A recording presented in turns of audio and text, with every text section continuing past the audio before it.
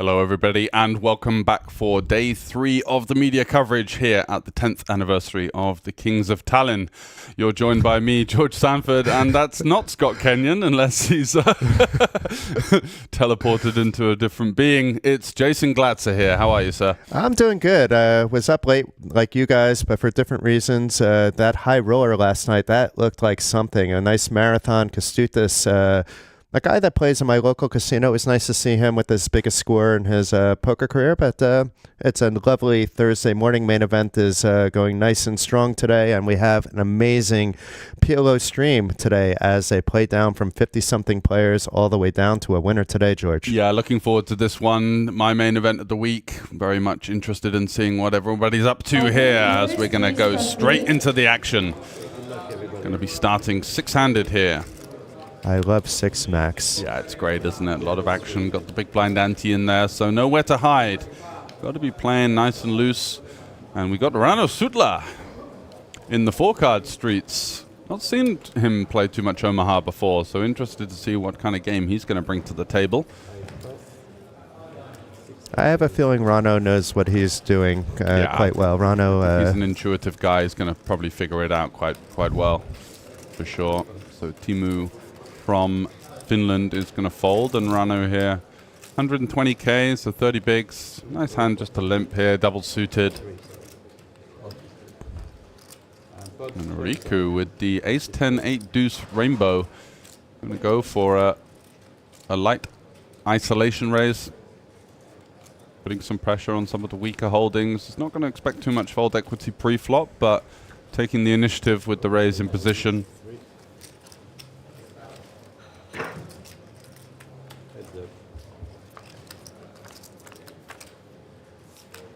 Kind of a concept that correlates with Hold'em, where you want to have some of these lighter ISOs in position to kind of pounce on that quite wide small blind completing range, although in PLO we're fenced by only being able to make it 3x, so the effectiveness of doing that does go down somewhat.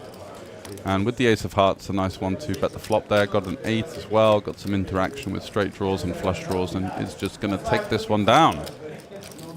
So Rico with the first strike there. Rano basically swing and a nothing miss. he could do there. Yeah, precisely.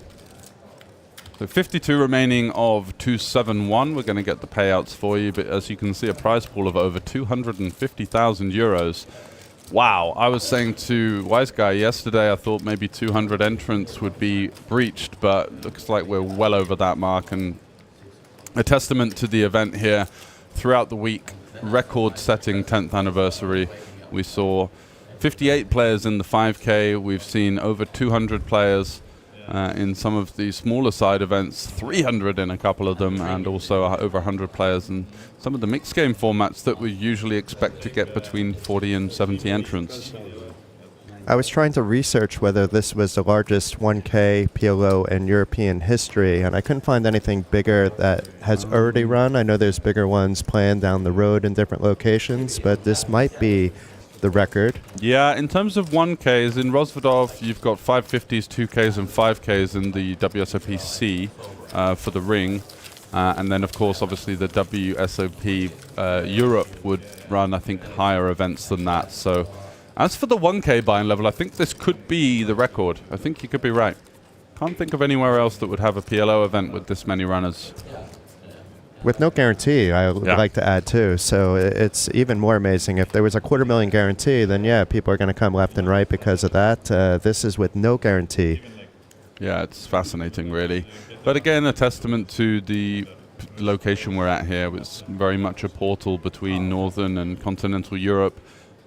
Pretty easy to get here on the flight. Not too much hassle getting from the airport either. So very much accessible for these guys, as we see Timu Toikkanen with the aces. Very good player, Timo, and very good hand at this point. Yeah, very studious guy. Goes for the pot size open to 14, standard play here. Those of you tuning in from yesterday when we were watching No Limit Hold'em, you're seeing a lot of min-raising, 2.2xing from time to time, the occasional 2.5 into the short big blind. But in PLO, often choosing this pot-sized open as the equities run closer, so it means that we're looking to seek value from our stronger holdings like aces and get a bit more fold equity with some of the weaker hands that are in our opening range. What a flop here. Yeah, this is getting in. Wow. I mean, Timo has like 0.3 SPR, so it was getting in regardless with his aces, but now he should be quite happy. Overpair, flush draw. His opponent has a weaker flush draw, so happy days even on that. Yeah, what's going on? So Timo's open to 14, right? And the big blind's called. So we should be looking at a pot of 32K? Or no, 30K? So 14, 14, Was there a 2. 3-bet somewhere that we missed? I don't think so, because Timo would have been all in with the aces, right? So we're going to pot the flop here. 34. Raise all in.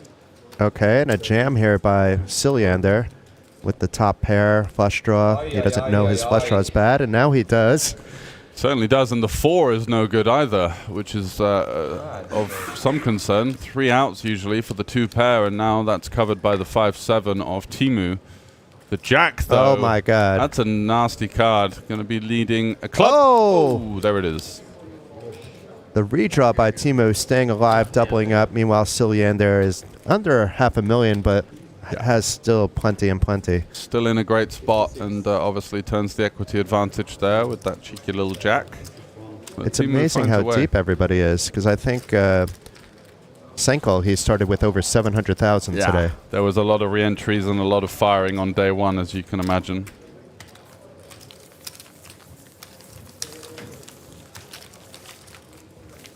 It's a nice field. I saw one fun table with just all short stacks. I think you saw that table too, where Scott has like 30K, Vivi has like 70-something thousand, maybe 80-something thousand. So the tables quite vary. And then there's this one has some chips, but there's another table with even more chips on it.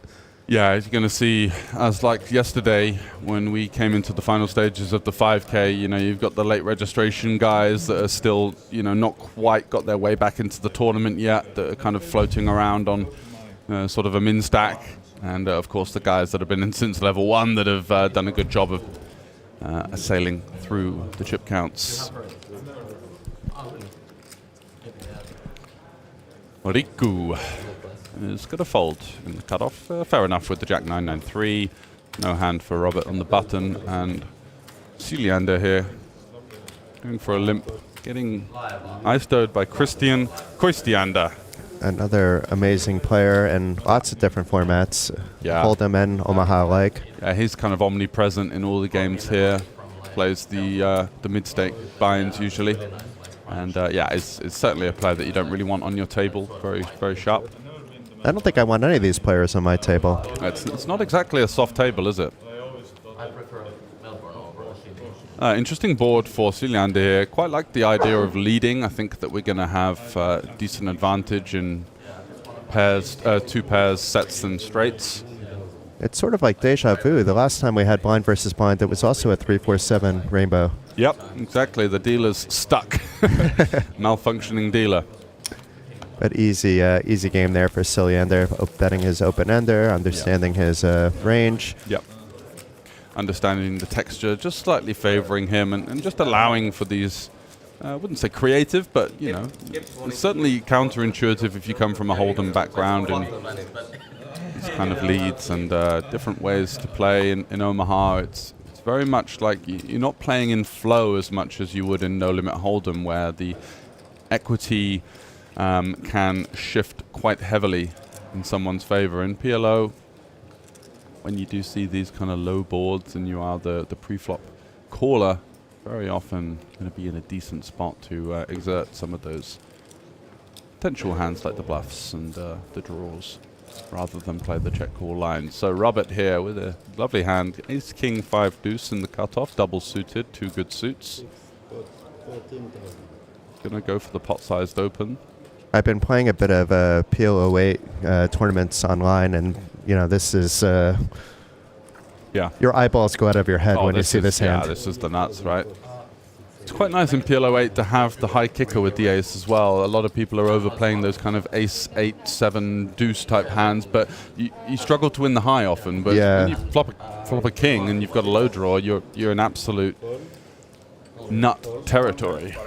So we have an all-in and call here. Ace, king, 5 deuce, and we have a cylinder with the ace, jack, 10-10. So Robert, who's gone deep in a few events this festival, really a coin flip at this stage. Yeah, I recognize Robert from one of the PLO streams in editions gone by. I think he got a top 4 berth. Great flop for Cylinder here, and it's going to be tough for Robert to find something. He's going to need a 5, a deuce. Although the 5 wasn't even live there. Wasn't any left in the deck potentially, and that's going to be the end of the run.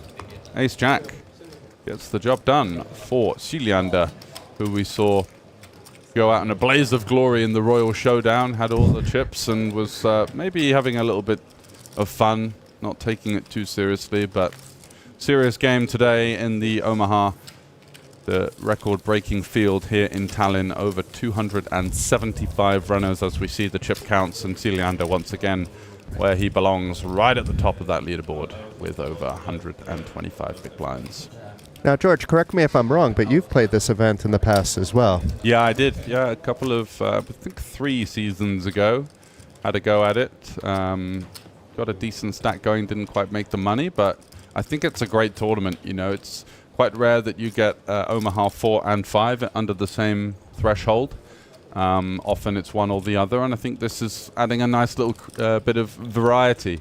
We did a post-analysis win with Riku, the winner of the WSOP-C event, and he was breaking down a really interesting difference in the strategy to 4-card and 5-card when he had the chip lead on the final table. He was often limping in 5-card because obviously you can't push too much of an equity advantage, and even raising pre-flop as the chip leader, you're still going to get a lot of calls. So what he was doing was just keeping the pot small in 5-card, where the variance is higher and obviously the equities run closer. And then in 4-card, he was really going ballistic. So it was cool to talk to him about his own theory on these games, because 4 and especially 5-card tournaments, you're going to struggle to find much top-level content of PLO5 MTTs.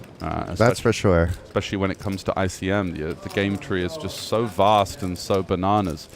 Very difficult for a computer even at this stage to figure that out. I'm sure it will at some stage, and we're all going to be put out of a job, and AI is going to be doing the commentating for us and all that pizzazz. But for now, you're stuck with us, and we're going to do our best job of calling the action here. Enrico is actually in this event. He's not on this table, obviously, but we may see him competing for a back-to-back title. Yeah, not surprised. Very strong player. And then I think it was Tero that won the last event at the Kings of Tallinn, and he's also in the field. Tero Lauter? Is it yes, yeah, yes. Yeah. But you look down that list, it didn't really matter which table we had. It's going to be a good table. Absolutely. So Matthias here, limping with these queens. It's a hand that he feels like he wants to V-pip, but again, a hand that plays quite poorly versus a 3-bet. So it does make some sense to limp some of these kind of queen-queen, jack-jack, even king-king combos from early position when you've got uncapped ranges behind and you don't hold that all-important ace blocker. Does manage to maneuver his way into a flop as we go 3 ways. Limped to ace-9-3. It's a great start for Toikkonen here on the button. Enrico's going to have a decision to make when somebody bets into him. He got a free look and now has that flush draw. It's not a very good one, though. Certainly quite awkward. In the tank a little bit here. Don't think our hand quite has the qualities to look to lead the flop. Just with 6 high clubs and not really much interaction with the straight draws out there. If you had a 5-5, you could consider it. Clear out a bit of equity, start to put some pressure on those kings, queens, and jacks in Celiander's range, but Timo betting his top 2 pair, needs to protect the hand. He's not going to be upset if everybody folds, but even though it doesn't look like a scary board, there is that flush draw. There is definitely higher aces people can draw to. Yeah.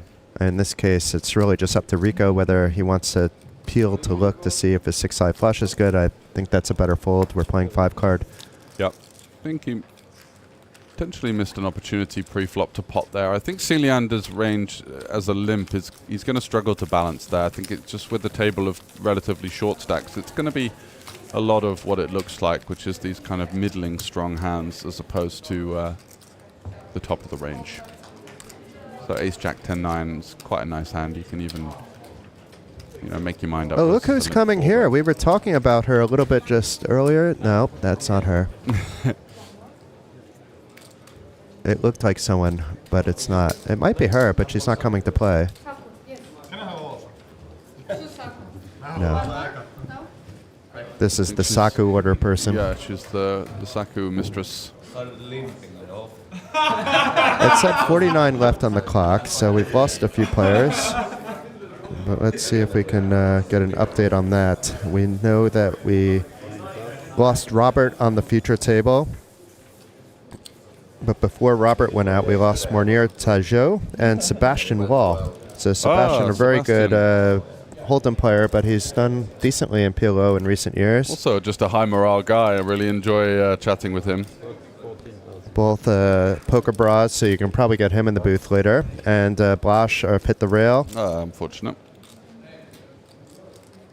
And Roberto Olsen is the last name that we need there.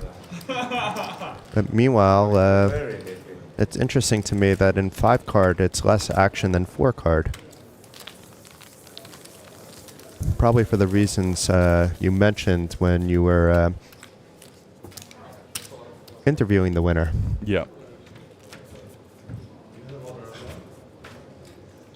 I've only done 5-card Omaha in live tournaments, actually, not in online tournaments. And really, that's where you get a lot of the practice in, at least I do. So I feel comfortable, but not comfortable against this kind of field in a 4-card PLO. But in a 5-card PLO, I would be slightly lost. I would need to talk to one of the baller friends. Yeah. I'm thinking of the guy you're thinking of. He's the 5-card guy for sure. Jesper, if you're watching, good morning. I think Jesper probably went to sleep 2-3 hours ago. Yeah, I was trying. That's why I said good morning. Maybe it's still good evening for him. He might come in later. I'm going to still try to get him for you. I'd really appreciate that. Yeah, he's a good guy to chat to. I feel like he's a bit more inclined to want to play on the stream than commentate. But he hasn't been playing this week. So Yeah. he's like coming as a poker tourist, oddly enough. Wow. Yeah. He's enjoying the vibe. That's when you know you've done really well out of the game, right? Yeah. Just come to Hang out with poker players. Exactly. I mean, don't get me wrong. He'll probably play the the highest stakes Omaha game that's available one of the nights. But Yeah. thus far, he's enjoying the other aspects of the poker tournament, Yeah. poker festival. So, float here from Kostiander. And I think this is quite an interesting card for us with the 5s, with the 3 club blockers as well. And of course the nut gut shot to fire in another bet. You're going to see a lot of hands like 10s, 9s, 8s, jacks continuing the flop that are going to be under a lot of pressure here. And does do a really nice job there of clearing out that overpair. So liking what I see from Celiander so far. He's such a tricky player, actually. Like in Hold'em anyway. In Omaha, it's a little harder to be tricky, but he always understands, I feel, where he is within reason. Everybody makes mistakes, but more so than just about any other player I think I've seen. I like his style. It's very loose aggressive, but also quite fluid. He will make the big folds when he needs to, and he very much understands I think one of his best attributes is he's quite in flow with the dynamics of the game and feeling some of those less strategical kind of energies around the table. Plays well, for sure. And has the results to back that up. He won the last Kings of Tallinn, but that's not the only thing he's won over the years here. And also in Finland, where he lives, he's done quite well, both online and live. Yeah, just under $1 million on the Hendon Mob, and to get to that kind of level, you've got to have put 1 decent volume and 2 be a pretty tough player. And if you look at his volume, it's very centralized to these kind of festivals. So it's not that he's playing live all the time to get that 1 million. Yeah, exactly. A couple of 100K scores in some big events. big field events. Yeah, exactly. This is the thing with big fields. It very much comes down to the people that have got the minerals to really fire it through on the late stages in day 3, day 4. And Silyander always just goes with his reads quite well. Okay, I get it.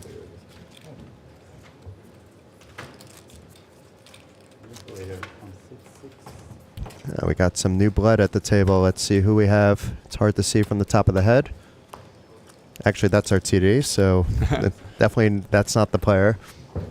Think not. It's still hard to see who it is, but we'll find out in a moment. Straight in the action.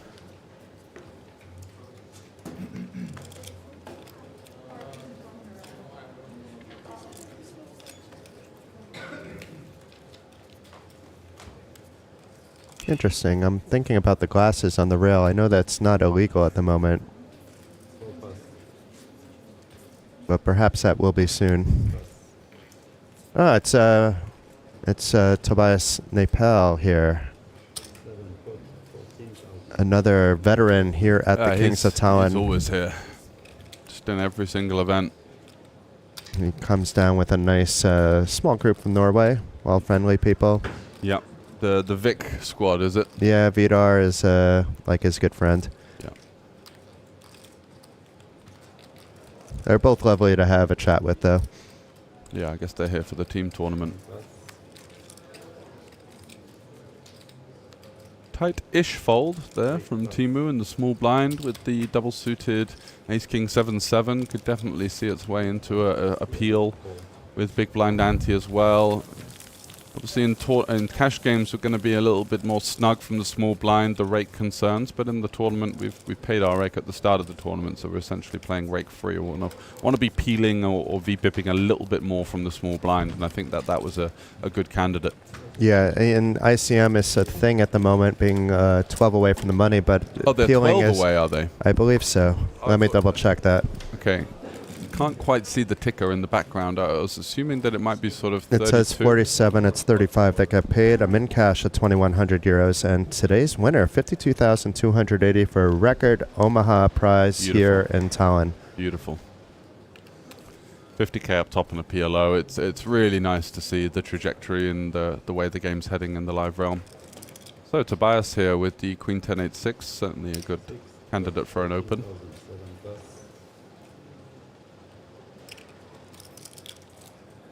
Nice hand in the sense that when we do face a 3-bet, yeah, it's going to be annoying, but it's a great hand to continue with. Not interacting with that kind of customary 3-betting range of, you know, your aces, your ace-king kings, some of the high connected double-suited ace-x. Did I just see something fold? I wish I could rewind, because I just think I saw this ridiculous double-suited hand. Oh, yeah? Maybe it came up too soon. Yeah, here it is. It was Teemu.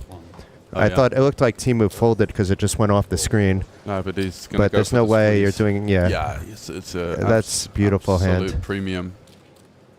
And we could be looking at things getting a little bit fancy here. Yeah, I think the issue is for Tobias is that if he was in a heads-up 3-bet pot, he would continue. But with Christian behind, who can still have a couple of hands like He's king and some hands that are going to be backjamming here. So Christian's got himself in a little bit of a pickle. He's going to be pretty heavily dominated with this King Jack 10-9 with just the Jack high suit out of position, and we're going to a very low SPR now. Yeah, 150,000 in the pot and less than 60 in his hand, but does flop that top pair. What does a flop. flop the flush draw. Yeah, that's the sickening thing of PLO. And Teemu may have to fold. I mean, he has a backdoor to the flush. He has a backdoor to Broadway, but what else? Yeah, I think we've... He's getting maybe the right odds. I think it's a call, but you're ahead of some just naked nut flush draws, you know, like an ace-x of hearts and the backdoor diamonds, the backdoor wrap. He's going to call. It's for not most ideal. of his stack. That's the problem. If he's got this hand with ace-king of spades, I think you can definitely fold, but I think this one is just going to be enough at SPR 0.5. He does call. Yeah. I think he could go either way there, being close to the money, actually, but your analysis seems like the way to go. Yeah, I think I'd have just folded Christian's hand to the end of the gun pot pre-flop, considering, as you mentioned, we are 12 off the money. It's something I missed, so thanks for bringing that to our attention. And there it is, on the check turn. mark. Yeah, 5 of hearts rears its ugly head for Timu, and Christian there took his chances with a little bit of a loose play pre, but gets the job done. And meanwhile, Timo now has his work cut out for him. Let's see if he goes into a mode to make the money or if he's going to try to spin. Yeah. Because you don't want to be after the money bubble. I mean, Omaha plays differently, where if you have like 6, 7 big blinds, it's like playing a 15 big blind stack more or less and hold them. Yeah. But even so, you don't want to be down to 2, 3 big blinds. And even though we're close to the money, we're not. You know, it's going to be a good another 40 minutes, maybe longer. Yeah, possibly an hour from here, I would say, to get towards the bubble, and then the bubble itself will likely take a fair bit of time. It's going to be a lot of short stacks and a lot of people tiptoeing around.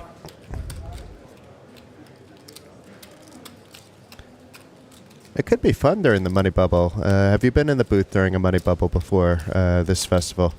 Yeah, on the 5K. On the 5K, Yeah, the but 5K. that was just one table. So now we have so many tables around the TV yeah, I see table. what you mean. Yeah, It could be a lot of fun, actually. that certainly adds to it. I'll ask the guys and see if we can get some outer table coverage during the bubble. That'd be good. So Cylinder with a pretty hand this time. Ace, Queen, 10-9, double suited. Nice rundown, nice suited. Be better if the Queen was a spade, but you can't ask for everything. And the 10 of diamond. And Rano with the quick fold. We're not sure. Rico looked at his cards, but they went into the muck quickly, and no reason not to defend here with the ace, queen, jack, 6. No reason to 3-bet, no reason to fold.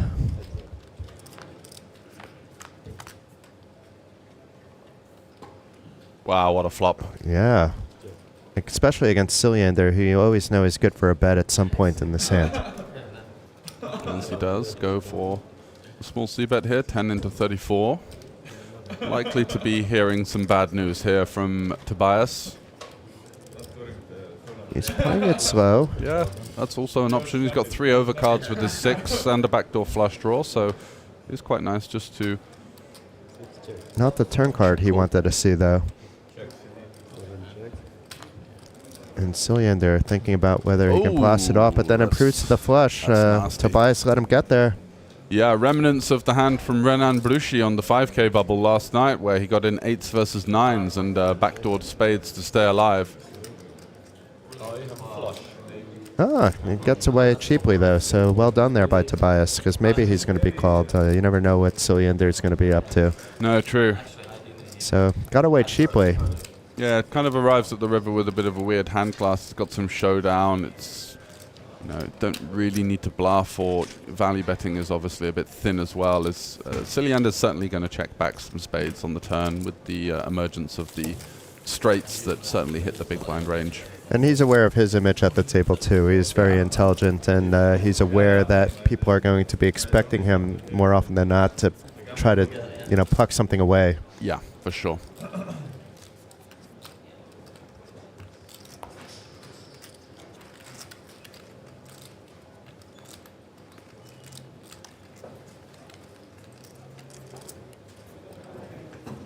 I love this overhead angle.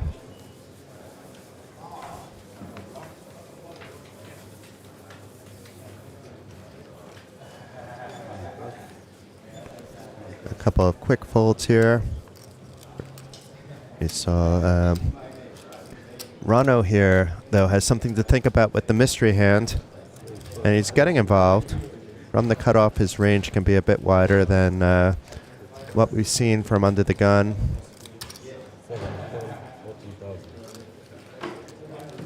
And a raise to 15,000. Riku with the quick fold. And Cylinder making the call. We don't know what Rano has, so this could be fun. We do know this isn't the flop that Cylinder is going to do anything with, and it's likely going to go check, bet, fold. And now we see Rano with the aces. Rano is concerned about whether his opponent has a jack, but should be betting this flop, and does bet the flop. Yeah, always tricky with this kind of hand class on a board like Jack 5 versus the big blind. Aces with the backdoor flush draw, it's going to be a hand that's really hurting versus a check raise, and certainly a player that's capable of finding it. I wouldn't mind maneuvering to a turn there, just playing a check back, just employing some early pot control with the ICM factors that you mentioned, Jason. It's not like that we're too worried about any emergence of overcards when we've got the best overpair. And yeah, hands like queens are a little bit more effective as a bet there. But Rana just taking it down with the small size.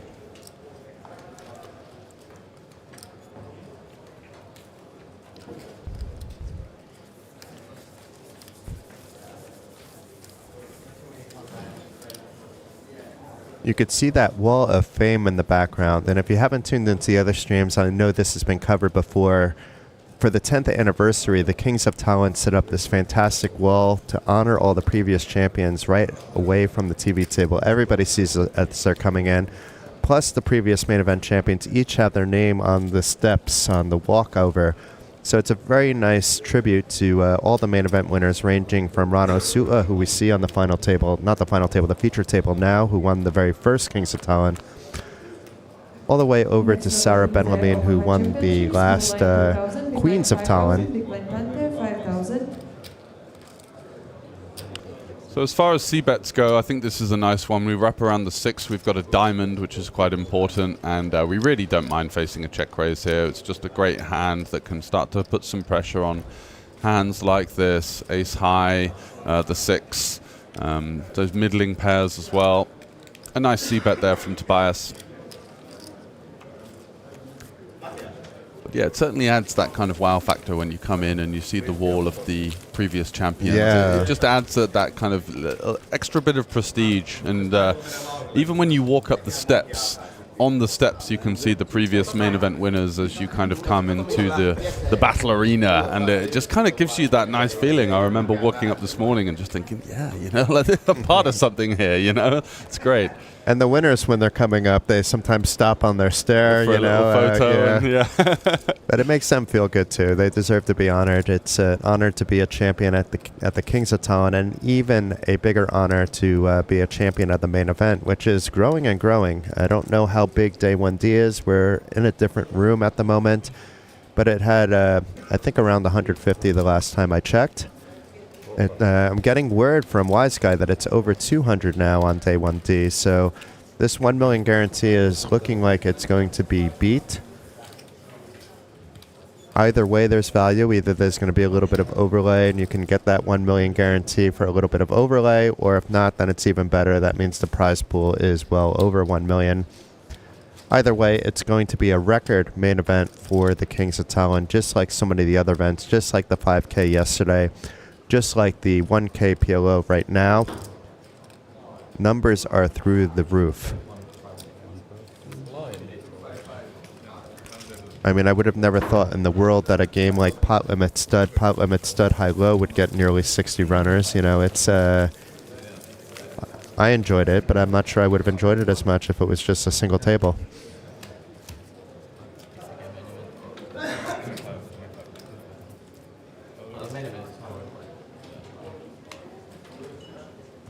I'm not sure whether Cylinder went to sleep or if he's still continuing from last night.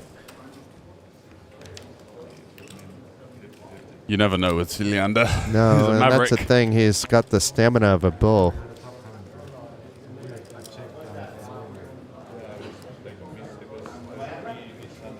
Because he plays quite seriously online, and then when it comes to this event, it's also a social affair for him. He's definitely competing to the best of his abilities, but he's going to have as much fun as possible along the way. He's one of those guys, he doesn't need a min cash to stay afloat, you know. He's going to just be doing his best job and getting in the thick of things, and that's what we've seen so far. The Royal Showdown was good advertising for him, maybe to get into a couple of extra private games at home, potentially. Yeah, maybe that's why. And maybe that's why Rano, what did he do? 4-bet shove his ace-10, or he called off, I think, with ace-10. It was even worse. Yeah, it was like a 4-bet call-off with ace-10. It was just wild stuff early on into that one. And Cylinder had ace-king there, so... Yeah. Maybe he thought Cylinder's being a little silly. I'm going to maybe my ace-10's ahead of his silliness range. Yeah. neither player with an ace here, but the 7-10 connecting with Cylinder. Not really. In Hold'em, this is a lot prettier than it is in Omaha, but being that Rano is in the big blind, he can rep the ace pretty easily.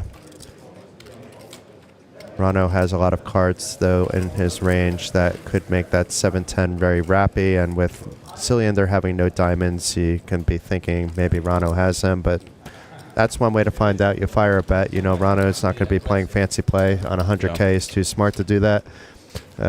Although if he's not playing ICM, as you said, that Cylinder might not be, then you never know. Rano's capable of moves. He may try to also use this period of time to use this image of maybe not needing the chips to actually get those chips. Yeah, and bottom two, a great candidate for a c-bet there, just clearing out a lot of equity. It's going to be all sorts of straight draws in the form of gut shots and backdoor flush draws that actually retain decent equity on the flop that are just going to have to fold in this specific scenario. So yeah, Cylinder, I think his game plan is, with his stack, is going to be to force the other guys to be ICM aware, basically, flipping the switch.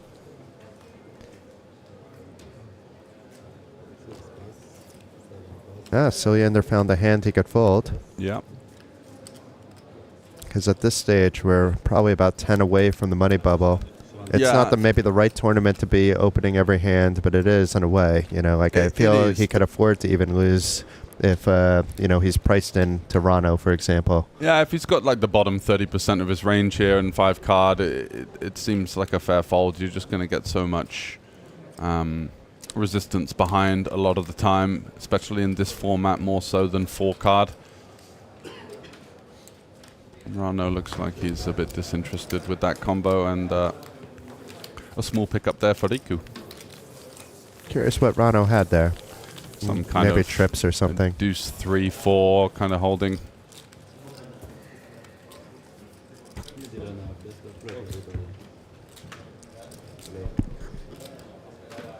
Okay, we have a dealer change. That last dealer was quite good.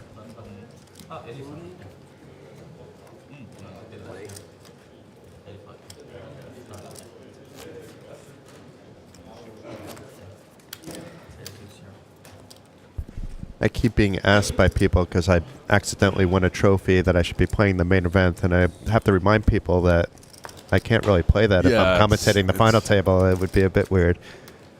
It's too much of a risk. No, but I didn't come here to play multi-day events. I came here to have some fun, support my team that's doing a good job. So shout out to Frank. Shout out to the people at home. Luca especially, the social media team with Deborah, Juliana, Lorena. They're doing fantastic jobs with the clips as well. And Juhani with the finish reporting. He arrived yesterday, so you can find all that on poker.pro. And it looks like you may have one of the people that busted out not so long ago. You're going to get the real one. I mean, I was Poker Bras, right, for a little while there in the end beginning, because it said up on the Poker ticker. Bras on the ticker. But I think you're going to get the real deal soon. I have that feeling based on the fact that he might be in the room right now. Yeah.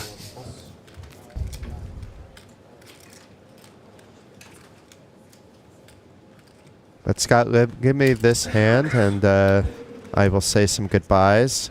Maybe not goodbyes forever. I might come back a little bit later today. But it's been a pleasure, George, these little guest stints with you. Yeah, we've done it where we've both been like lead at the same time, you know, understanding each other quite well. Absolutely. And it's an honor to be your guest here. Appreciate it, man, and glad to have you in as always. Looking forward to a bit more commentary throughout the night, as I'm sure we're going to be going for at least another 3 to 5 hours here in the PLO1K. I think that's being kind. That's a conservative estimate. Maybe 5 hours of gameplay, but in terms of total time with the breaks and things like that, get yourself propped up and ready for a long PLO stream. Aces versus kings, and the queen paired scaring both players off at the moment. Yeah. We lost the graphics temporarily. I forgot who had the aces and who had the kings. So Cylinder's got the kings, having opened. Didn't face the 3-bet from the weaker combination of aces, with players behind as well. Maybe we see because the rest of the board didn't really connect it well. It's apparent nobody has the queen. Maybe the aces try to get value, and if not, maybe even the kings try to get like really thin value. Oh wow! And Sealand actually rivers a boat here with his. No, I didn't notice that. His backup. Yeah. Set draw. So the kings get there with the sixes. Absolutely, and looks like he's going to be firing a fairly meaty bet here, facing all of these checks. You likely have heard from hands like pocket tens and queen 10, especially on the flop, but. Maybe Cylinder has something. Costander has something, but no, this is he's priced in. That's the problem. But is it that or something else? You never know with Cylinder. You have to call there, I feel, against Cylinder, though. There's no flush on the board. The queen would have been better ready. It's just an unfortunate river because maybe Cylinder is going to bet the kings, actually. Exactly, and Naples thinking, well, you're really only repping pocket sixes here, and lo and behold, that's exactly what he's got. He's hoping for some hands like 10-6 that are trying to maybe fold out some two-pair type holdings, but not to be on this occasion. He's got exactly what he was representing, which is an interesting kind of mental conundrum in PLO. You're like, the six arrives on the river, this guy's betting multi-way, but the way he's played the hand, he can only really have sixes, and lo and behold, that's exactly what he's got. So I think this is a good time to say goodbye. I want to thank you, George, for the amazing job that you're doing, and you're going to be in amazing hands, perhaps even better hands with professional streamer Scott Pokerbras Kenyon, a friend of mine, a friend of George's. Thank you, everybody, for listening to me, and maybe I'll be back later. If not, I will be back on Sunday. George has to go home, so I will be hosting the commentating for the main event, and we'll have guests. Maybe Pokerbras will be back for that as well. That would be an honor and a pleasure. But for now, I will see you all later. Have fun, everybody, watching along the action with George and Scott. Thank you very much. Jason Glatzer joining us in the booth for the early stages here of the 4-5 card PLO 1K with a record-breaking 271 entrants. And I can see the steam coming out of the ears of Scott here. Luckily, he's got the headphones covering it now. How are you feeling, sir? I saw that you just bust out, unfortunately. Yeah, a little bit disappointed. I did come in very short, though. I came in with a starting stack. I somehow managed to bag starting stack. Yep. Yeah, a bit disappointed. It's obviously such a huge field. I mean, that was the draw for me. I stone bubbled the deuce to 7 triple draw yesterday. I saw you in the room next to Barry, right? Yeah, Barry actually busted me. Oh, nasty. So I saw the clock and saw this like 260 player field in a 1K, and I'm thinking, oh my goodness, this is insane. So I was like, this has to be my main event now. I have to jump into this. So gave it a bash, started off a little bit short, went down to 20K, then got it up to like 75, was doing quite okay at one point, but then bled off a bit towards the end. And then, yeah, unfortunately just couldn't quite get it going today, but like very happy to get the chance to play such an event. I mean, how was the action? How was your table? How did you feel? I had a great draw today. It was a table full of other short stacks. Yep. So I think of the draws that I could have got, it was quite favourable. Yeah, really favourable draw, but yeah, lost a flip as sometimes we do. As is custom. 5 or 4 card? 5 card flipperments. Yeah. Everything's a flipperment in 5 cards, right? That's the issue. Yeah. Especially in the short stack realm of 5 card, it can be quite difficult. You really got to, you've really got to get a bit lucky at the start in some ways, right? Yeah. And we just lost 3 players there, by the way. Flying that out. Just went from 46 to 43, so they're absolutely flying out the door. Yeah. How's the action been on the feature table so far? We've obviously got a couple of very, very good established players here. Yeah, we've got Rano Sutla, more known for his hold'em abilities, but showing some prowess in the 4 card and 5 card streets. And Matthias Sealander there, the Finn, is certainly a feared opponent in just about any aspect of the game, and he's got a huge stack, and I think he's just starting to go through the motions, opening up the ranges a little bit and applying pressure to some of these shorter stacks here. So Toikkonen, who's been quite unfortunate, lost a big pot earlier on. I had Toikkonen on my table yesterday, actually, first day table. Tough player, very solid, doesn't really make too many mistakes. One of those guys that is just quite difficult to shake out sometimes. Got a nice hand here with the ace, queen, queen, jack 10. Yeah, going to see a defend here from the king, jack 10, 3 deuce. And the benefit of that is that even though we've only got 8K behind, we do get to play at least a little bit of post-flop. cheeky little stop and go just in case Exactly, he yeah. folds And for the we can rest. fold on like a super bad board. This one's not too bad. We've got a double gut shot and a king. So going to be going in, Yeah. and Toikkanen with a big equity advantage. But as you can see, it looks like he's got the board locked up. However, 25%. Going to need to fade a king, a 3, a deuce. Surprising he's got as much as 25%. I mean, this ace, queen, queen, jack 10 looks like also almost a lock on the hand, but... And a backdoor flush draw now as well. wow. So spades emerge on the turn. What's it to be? It's a 9. Nice and safe there for Toikkanen, who can wipe the sweat off of his brow. it's never easy, is it? Never easy in 5 card, that's for sure. You've always got to be grateful on the situations like this where you just hold it up and give yourself a shot. 57k on the 5k big blind level. And just perfect timing for him. He was under the gun there. He was just about to pay the big blind and the ante. So nice little pickup. I mean, I think with him being as short as he was, off 5 big blinds, would you be tempted to almost go with anything under the gun at that point? Because Pretty wide in 5 Yeah. card. Yeah, I mean, I'm folding like, you know, the Bottom sort of the 10, uber 15% trash, of the range, Yeah, but yeah. then there's also an argument for limping because you're so incentivized to VPIP when you've got 2.5 big blinds dead in there with your 5. So there's many routes to go, limping or potting. Certainly makes sense, because if you limp and then you can get away on bad boards where you don't want to overcommit yourself. Yeah. You've got 5 uncapped rangers behind, so it does make some sense, I think, to employ some of these kind of trickier little sneaky plays.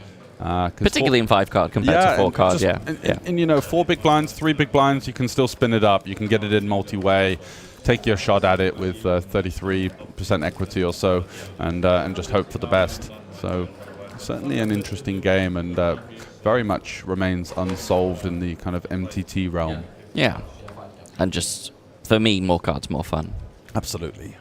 We But actually I have draw a- the line at 5. I'm not playing all this 6 card crap. Well, today, funny enough you say that, we have in a little bit of PLO456 progressive bounty hello. tournament, so Really? I'll be jumping into that later time's today. 5 p.m. Ooh, don't think I'm going to be able to Tempting, make maybe? the max late reg. You and it's a might, I PKO.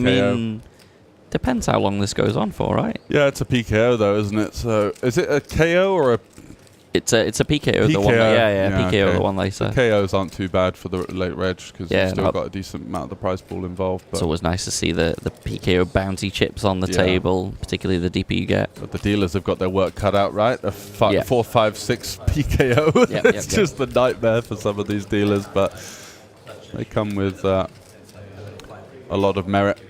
I have news from the floor, by the way. Okay. So Tobias Lekness at the moment is the chip leader, I believe. Yeah. Absolutely crushing it. Yeah. No surprises there. No, I mean, just a very good player all round. I think he's more known for his mixed games, of course, but Yeah. fearless competitor regardless. Back to the action. I think we just want to shove here with the ace, king, queen, 5, 4. Going to get it in pretty good. Going to be dominating a lot of the hands that open. Looks like he's just opting. Like you say, though, sometimes, we can see a flop, we can miss the board, That's true. get away and still have a bit left over. Yeah, I think the options become a little bit more limited. But having flopped a pair, I assume that's enough to just go with this. Equally, it's probably not smashing the ideal, raiser's is it? range. Just the lone diamond, no backdoor flush draw and bottom pair. It's not great, but do we think our opponent's going to flop much here? And Sealander just with the gut shot, 6-3, checking it back. 7 of diamonds on the turn. Quite a nice card for Toikkanen, although he is going to lead jam a lot of his hands like 9-7, 7-4, pocket 4s here. So he's not going to have so many boats, but he can definitely have a lot of flushes. And I think a nice sizing of sort of 10k here would be a good way of going about business. Just with the 4, really quite limited showdown. Still going to see a lot of better hands checking back. So a nice small probe here could be quite creative. He doesn't find it, but still options open on the river. 3 of diamonds. His 4 is somehow good, although he might perceive himself to have a little less showdown value than we can see. Yeah, I think he'll be surprised when he finds this is good at showdown, if it gets to showdown. Yeah, I think we've. But I think it does. I think we're just going to shove here with the queen of diamonds and even the 5 as well, blocking some of the 5-6 that arrives with the river with the straight. Yeah, looks like he's thinking about the same thing.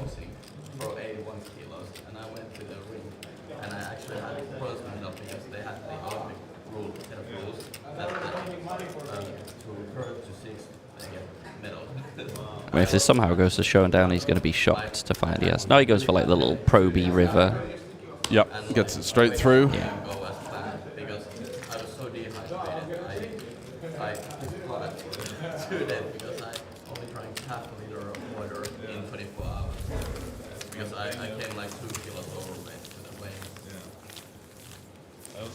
Can tell you there's quite a few short stacks out there in the other tables as well.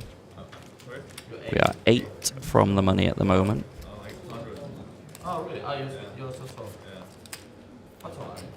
I also have one of my teammates still in, hoping he can spin it up. Who's that? Riku. Riku, okay, yeah. That's this is his bread and butter main event, right? Yeah, won the 1K45 mix in the summer, the ring event.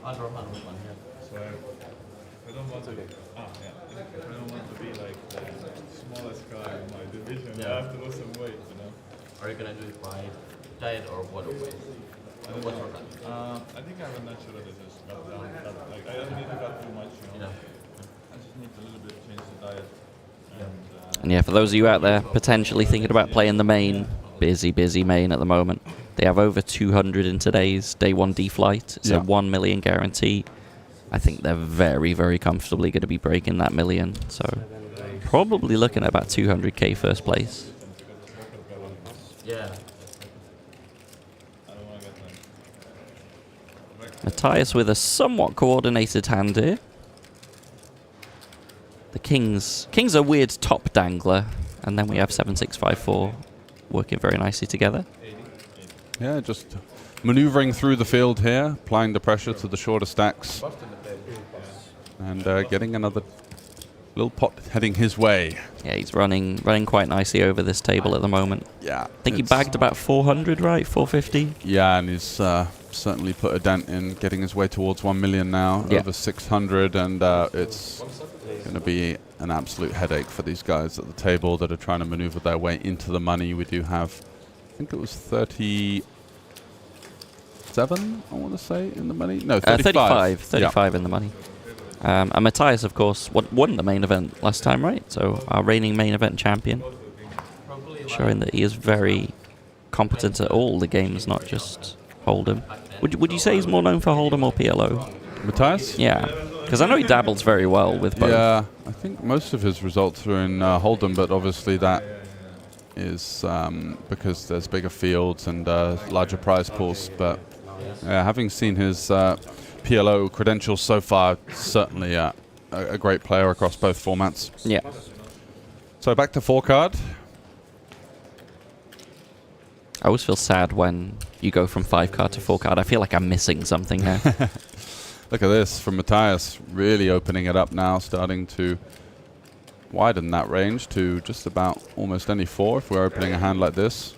It's a pretty nice table for him, though. I don't think there's any other huge stacks, so when we're this close to the bubble, just 7 off the money. 15 and 20 big Yeah, blinds, he's really, got a perfect that are table. already fairly prisoned versus this open, you know. It's going to become less attractive to find flats at this stage unless we're considering defending the big blind. Yeah. So we've got 7 to go from the money. We've got this double suited King Queen 7-4. I think we do want to see a flop here. I definitely would not be wanting to fold this pre, that's for sure. But it's not fun. 7 from the money, you've got a quite short stack. Yeah. He's definitely not loving. You got so many single-suited, rainbow, tri-suit, disconnected hands to fold, and by no means guaranteed to make the money if he folds. He's only got 1.5 starting stacks. He does find the fold. Disciplined. Matthias is running over this table. It was funny, I was watching him playing last night. He was on the table next to me. He'd had a few beers, a few cheeky brewskis. Yeah, as is customary. As is customary, and was using them quite well to his advantage, but was flopping pretty well as well. Just top set, middle set, flush, just nuts. Yeah, nuts. Yeah, it's a nice spot to be in. Seems like he's on the brewskis as well today. I can see an empty glass next to him. A fresh one. Fresh brewski, lovely. Yeah. I think that one lasted barely an orbit, so the pace is strong. The PLO juice. Yeah. PLO juice is strong with this one. Drinks like a Jedi. Yes. That wasn't bad. Yeah. You got a little bit of voiceover work on the side? The Force is strong with this one. Yes. Yes. He will definitely be opening this one as well. I think we should just put one button in front of Matthias. It's what we call the pot button. Yes. Yeah. I do have a Chewbacca impression, but I don't think it's particularly... Oh, please, no, please. I can't. Please. No. You can. Come on, George. No, it's YouTube, really, YouTube. Really type one for a Chewbacca impression. Come on. Type one for a George Sanford Chewbacca impression. If we get 10 ones in the chat, we'll get. We're not getting 10 ones, guys. Come on, don't Quick let me two. down, chat. 10 ones in the chat for a Chewbacca Save my impression. job, guys. I think someone on the side here might be typing a 1 here, potentially. Come on, we need 9 more. Come on. The chat's not exactly going wild, so I think my roll is safe.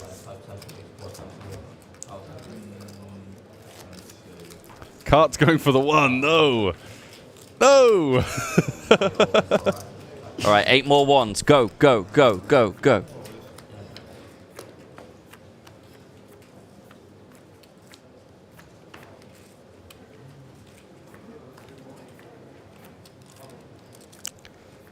Jesus Christ, they're flying in. Hello.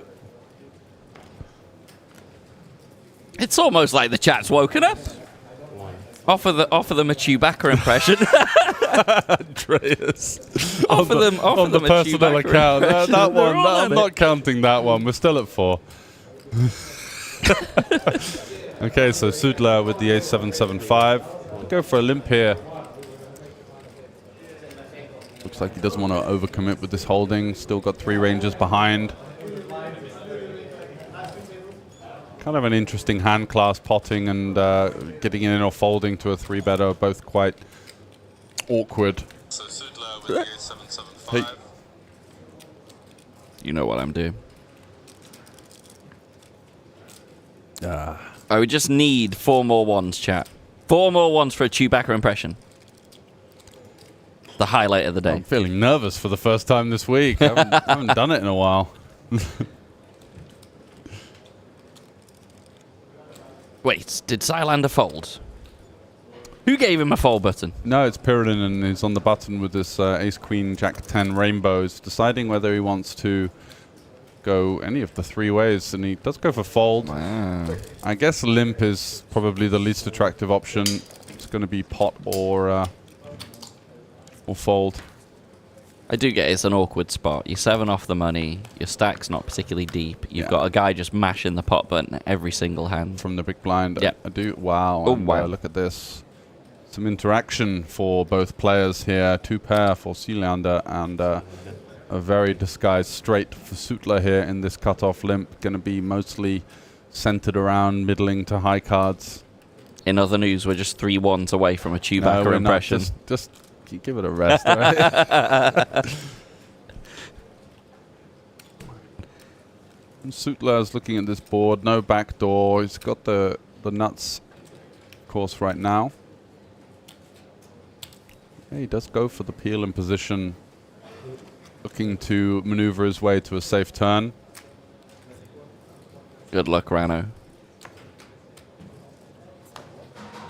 Ooh, that is a very, very non-desirable turn for Mr. Sutler.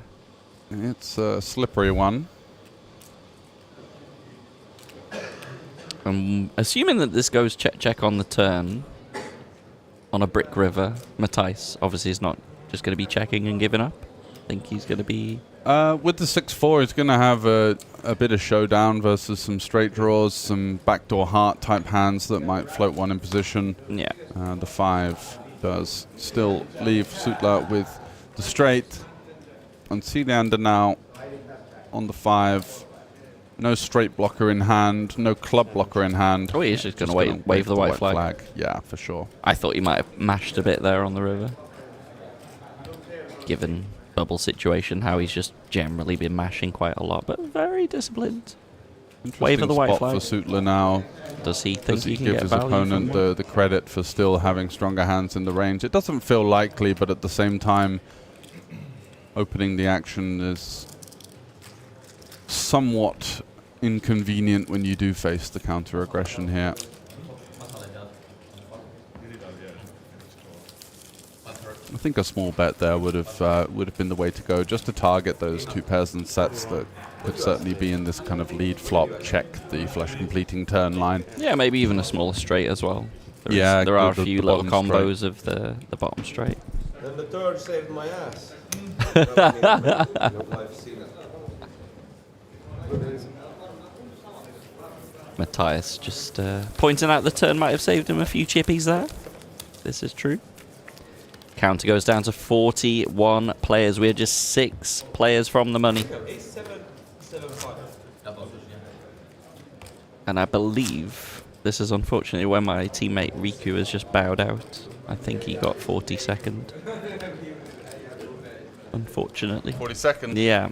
Bad news. Yeah. Unfortunately, I was looking forward to potentially commentating on him. He's got one of those styles which is so engaging and fun to watch. Yeah, he had a very good stack. Got so many gears. Very good stack yesterday. At one point it was up to 200k, a little bit above 200k.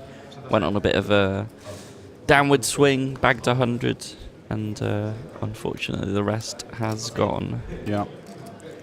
Timu there folding the Jack 10-9-8 single. Seems fair enough considering that they are 6 from the money and no ace blocker in hand. Yeah, it's just an awkward table to be on if you're one of these. The only reason I like limping potentially would be because we've got Sealander in the small blind there. We're just going to see very few ISOs out of position from Sealander versus the end of the gun limp, where we can certainly still have some strong-ish hands in our range. So I might have just come in for a limp, but I think the table. Oh, 39 now. So we're table actually fears the table fears Xylander, and understandably.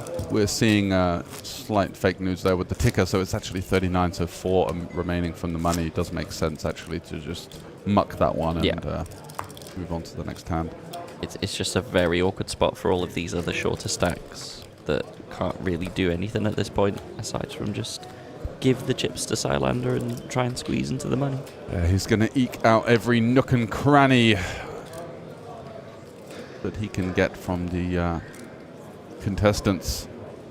Very much his world, and we're all living and observing it right now with this stack, in this situation, with this stack distribution more importantly as well. Just no one really that can put a major dent into his stack and no reason for him to slow down. Yeah. So Tuikkanen here with the ace-king 9-6 try. What you really want to know now is, so much easier online. You can pull up the lobby and see what the other shorter stacks are looking like. What position are we in out of 39 here? Are we 32nd? Okay, then we might want to lean towards a fold. If we're 38th, then possibly V-pipping a hand like this versus the button range is going to be favorable. Yeah.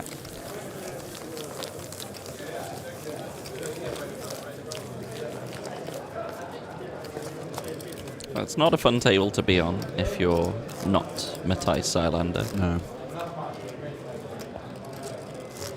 But the players are busting fast. Yeah, we just lost one. another one there. Wow. Yeah. So 3 to go. And it's just a waiting game for 83% of our feature table. But certainly not for Matthias Xylander there, with all the chips and all the momentum very much in his sails. Yeah, this is just his wheelhouse, right? Standard sailing stuff. through towards the sunset here. Let's see how tight Riku wants to play. We've seen him fold some pretty nice combos. He's going to choose not to fold this one, though. I like this pot size open. Yeah. If we do face a 3-bet from one of the short stacks, it's going to be a pretty face-up range of hands that almost exclusively dominate us. But our hand has great qualities for the open raise. We block a lot of strong hands behind. We retain good equity versus the big blind defense. Who gave Xylander the fold button, though? Outrageous. Well, that's the thing. He's going to realize that once these guys are potting, especially from early position, that the range that he's up against is going to be even tighter. They're not messing around, of course. Yeah, precisely. So no need to be charitable here and get too out of line. It's pretty easy for him, right? Folded round to him, he mashes pot. If someone pots in front, sure, let them have it. They're not going to be doing this too often. Yeah. Rano thinking about it with the one gappers.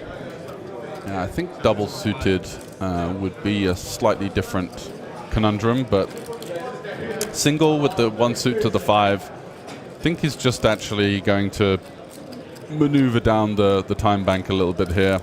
Yeah. He's in quite a good spot. We can see at least 3 shorter stacks on the table than him. So in terms of the greater landscape of the tournament, he's going to be probably in around about 25th to 30th position right now. So very much disincentivized to continue, especially versus that strong range, as I mentioned, opening the pot under the gun off of the shorter stack.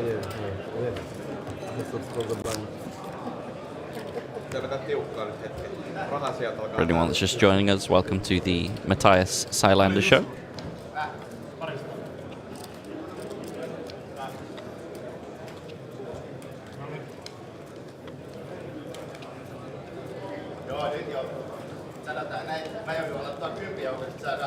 You know what would be a great feature? So you know they have these QR codes on the tables where you can scan it and order drinks. Yep. Imagine if we had the QR code on the screen and our viewers could order drinks at the table for the players.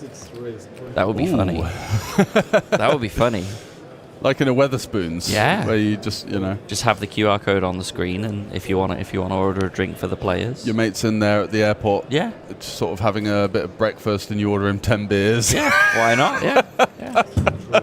Bit of viewer participation, you know. If they want to order a round of shots for the table, boom, they just arrive. Like, yeah. Yeah. Yeah. That's what we call interactive stream, right there. The shots showdown. Yeah. I mean, equally for the cash games, that would be great, right? You have the big boy PLO 2550 cash games on the stream. Just Yeah. have This guy in seat 7's looking a bit sober. Let's Yeah. get him in the mix. Exactly, yeah. Couple of baby Guinnesses over there for seat 7.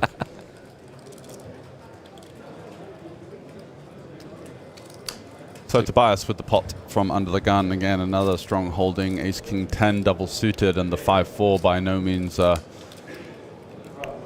weak side cards. But I like Riku- Riku's middle of the deck kind of hand.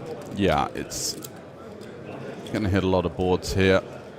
We do have our opponent covered as well, so he would be able to still pay the small blind and potentially stay alive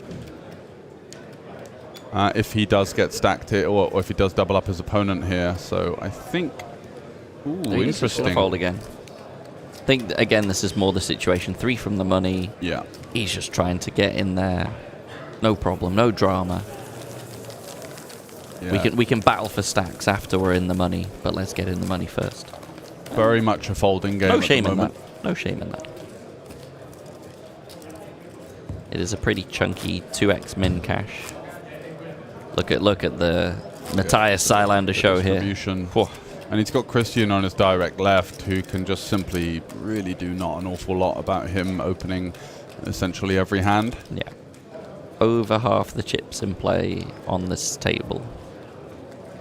Pretty dominant performance from Mr. Seilander.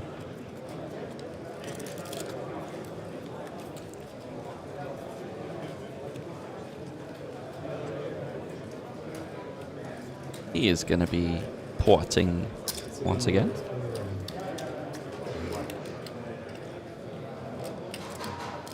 He's almost got a flush in his hand, George. Jack 6 5 3 3 4 hearts. I shall That's pot. interesting. Is he going to... He may face some resistance, I suspect, this time from Christian, though. Oh, I suspect wrong. just muck it? Yeah, yeah. They just don't want to play with him. Yeah. Oh, I love the look of this hand, but again, just can't do anything. Matthias has all the chips. 3 from the money. Oh, hello. Tobias Napple can, however, do something with his double-suited kings. 7 deuce also, never loses. Fire it in and pray for a fold, but if he gets called, he's going to have decent equity. I suspect Matthias is not raise folding anything. I think he's going to fold this hand, yeah. The quad suit, pocket threes.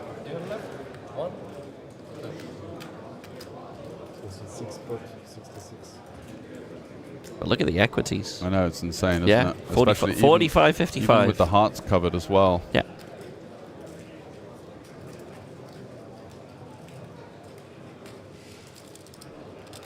He's having a good think about it. Do I fancy Gamba? Okay, I will respect him, he says. Just Yeah, knows. insane that trash bag has 45% equity. Yeah, the bag of spanners. Yeah.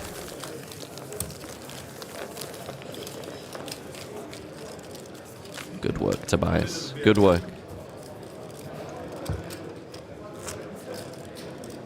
So yeah, we've been hanging around this 38 mark for a while. It's 3 places from the min cash. Pretty chunky 2x min cash. That's why all of these good hands that you see in people folding, just, you know, they're so close to the money. So close to the beefy min cash.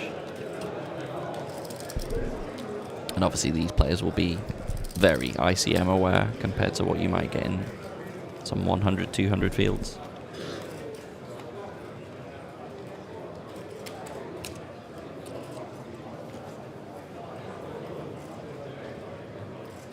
Later position, not too bad a hand there, but under the gun is just going to opt to fold that. Timu just opened Muck's aces. Yeah. Again. Really thinks he must think he's absolutely nailed on to make the cash. He might Yeah. have some information that there being some super short stacks on the outer table. But I think strategically he's thinking that I've got Celiander in the big blind here, and I'm going to be forced to collide in almost every situation. But he's going to fold some hands. Yeah, King 10, Riku's just 6 going to raise and deuce. take it on the button there. Yeah, as is customary in these 5-card PLO bubbles, just seeing extremely tight play. So for you guys at home, stick with us. 3 more players to go, and then we're going to start to see the action open up a little bit. I think we're going to see a bit of a bust-out bonanza once that bubble bursts. Oh yeah, there's going to be some people hanging around with dust, that's for sure. I mean, most of this table is Yeah. hanging around with dust at the moment. Yeah, no one in critical situation.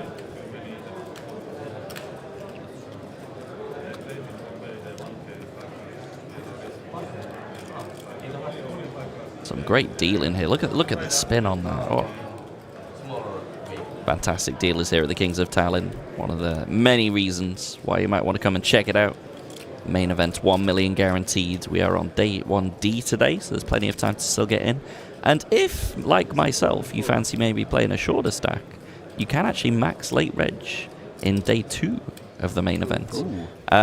Some foolish person has actually free-rolled me into the main event. I wasn't going to play it, but someone's buying me in. So Yeah. I will be max late reg You in got a day good 2. deal? Yeah, I mean, he's buying me in for the whole thing. I'm taking 20%. Fair enough. I think that's a pretty fair deal Fair enough. as a one-off. So I will be jumping in for the max late reg myself. But yeah, if you're one of those guys that doesn't want to play 100 bigs, 150 bigs deep, you just want to come in with 10, 15 bigs, get yourself in for the max late reg. I believe you can register the first 4 levels on day 2, so up until 4:30. Nice. Plenty of time for some rebuys. Yeah.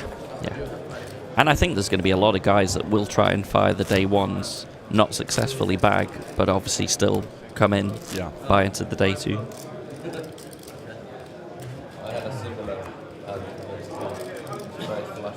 But yeah, we're sticking at 38 for quite a while here.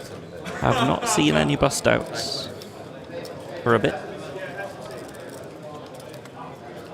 And understandably, we've seen how tight everyone's been at this table. That's probably going to be just how it is across the board. Everyone really trying to survive and just squeeze into the money at this point.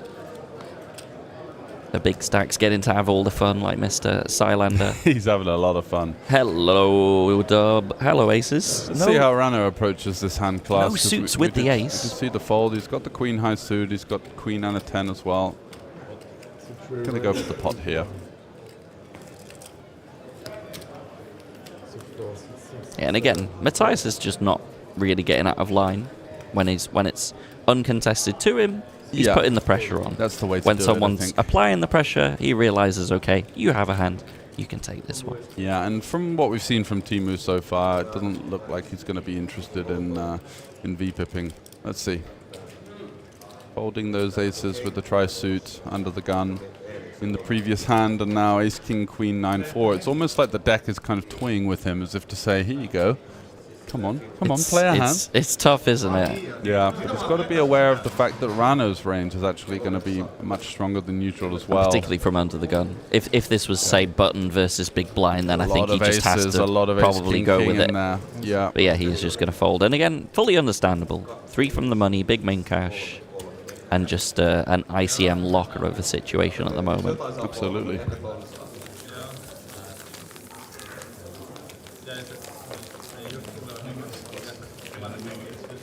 Tense stuff on the soft bubble of the 1K. 35 will get in the money. 38 left. And it really has frozen on this 38 for quite a while.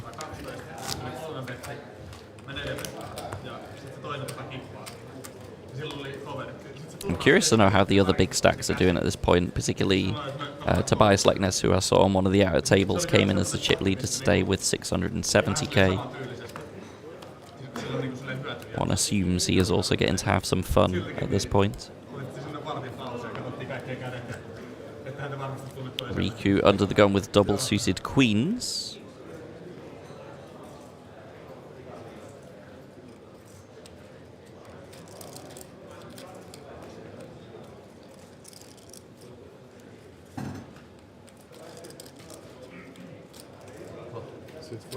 He is going to pot it.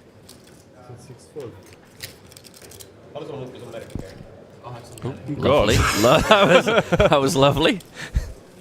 Oh, this could be trouble for Riku. Yeah, under the gun and under here with the ace king king. Some faint concerns of aces, and he does fold. Wow. Hero fold. That was not on my radar. I didn't think he was going to fold, although his ace king king combo wasn't the best. Try suit. 5-3 was a bit dangly. And Timu again just getting dealt the top of the deck. It's amazing how many like super strong hands he's had. Yeah, it's almost like when you just want to fold some trash and make the money and, you know, not have to face the wrath of your friends back home being like, ace is folded, mate. Unbelievable. Like, I think in the last 2 rounds he's had so many like really juicy playable hands, and like you say, it's just like the sort of poker gods toying with him. Go on, get it in. You know you want to. Oh, I see we're down to 37 now, so we're getting closer to the money. We're getting in there. We're on the hand-for-hand play now. Yeah, incredible amount of strong hands that he's picked up the last 2 rounds. So they're just having a little look around at the other tables, see if there's anything going on. I mean, I'm all for the ICM folding and trying to make the money, but the issue is that you really kill your chances to win the tournament where all the money is up top. So I'm in favor of some of the folds, but I just think some of them are just so tight that it's like, how are you ever going to have a chance? That these tournaments by nature are top heavy. And of course, making into the money is super important, but I think ICM-wise, isn't the min cash more important than the final table, right? The pay jump is larger than some of the pay jumps towards sort of, I think, between like 12th and 9th, for example. So yeah, very much so. But if it's a pot, I know what you mean. If it's a pot that's unopened, right? I think it's slightly different than when you're facing aggression. For sure. Because you know that you're forced to collide, and there's some. Like, I'm really shocked that he open folded the aces. For example. I would. That for me, like, yes, you just have to kind of go with that. Yeah. But I understand if it's potted in front of him, he has one of those sort of attractive hands that he could see a flop with. Yeah. It's a different situation. That's where it becomes a little bit more. But I think unopened, got to go for some of those situations. Yeah, people aren't peeling here. You know, these kind of hands like Jack 10, 9, 7, 6 double, they're just hitting the muck. So it's not like you're going to face too much resistance. The first in these situations has an overwhelming advantage in fold equity at this point. Yeah. So for anyone wondering why we have no cards in front of us, it's we're in a hand-for-hand situation. Because we are on the bubble, it means that all the other tables play at the same pace. That's to make sure that there's no stalling going on, because particularly if you're a very short stack, it would benefit you hugely to stall at this point. So it's to prevent that stalling, make sure that everyone's playing at the same pace here. So every table in the field currently play the same hand.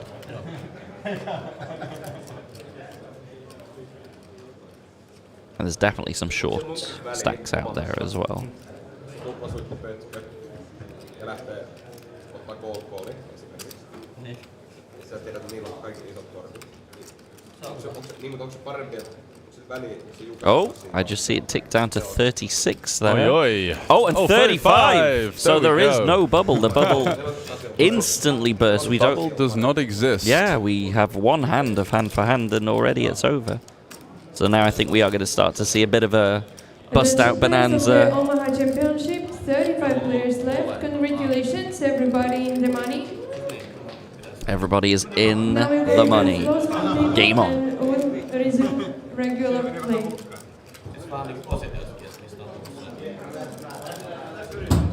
That was a nice quick hand for hand. It was. Enjoy that. Seamless. Yeah. And we might retain more than 5 viewers now, as they were fed up with just every hand being folded.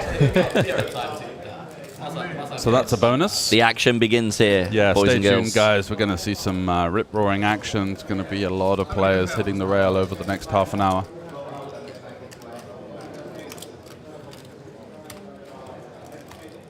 Leander looks a bit gutted, doesn't he, with that chip stack? He was hoping to eke out a couple more hands of hand for hand. I think he'll still get to eke out some tight play, but not quite as tight as what we've just seen. Yeah, we're likely to see him tighten up ever so slightly, just because there's less of an onus on him just being able to raise and take every hand, and it's going to kind of be a little bit more snug now. So let's see how he reacts. It's going to be an interesting storyline over the next couple of orbits.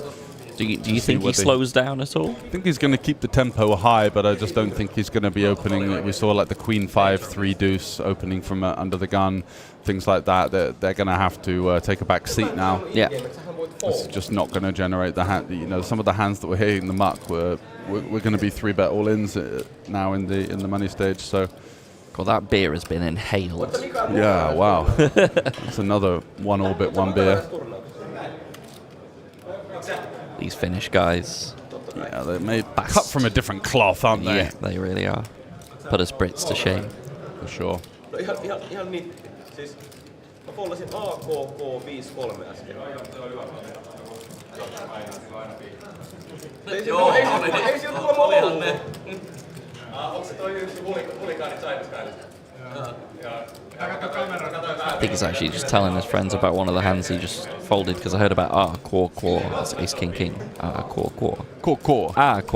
It's ace king king. Okie dokie. I think he's mentioning the one that he just folded, ace king king Small 5-3. blind 3,000, big blind 6,000, big blind 6,000. And the sick thing is, most of the time it is aces, but we did see him have the ace queen queen Yeah. type holding, which is also in there. But he did have a couple of players behind as well, which is of some relevance.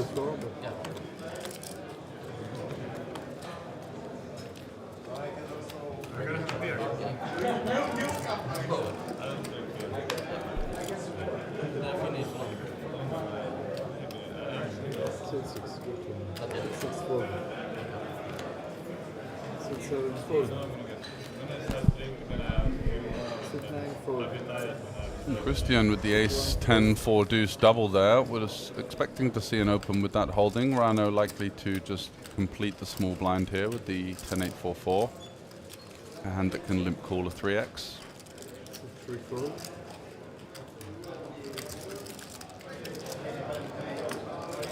Ooh, and a nice double suited combo for Riku. Yeah, we've seen him be quite active in these situations so far versus Rano. Yeah.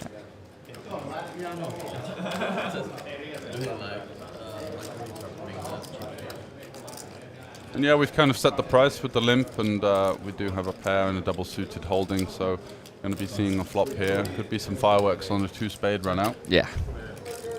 Rano does definitely not want to see a black pointy flop.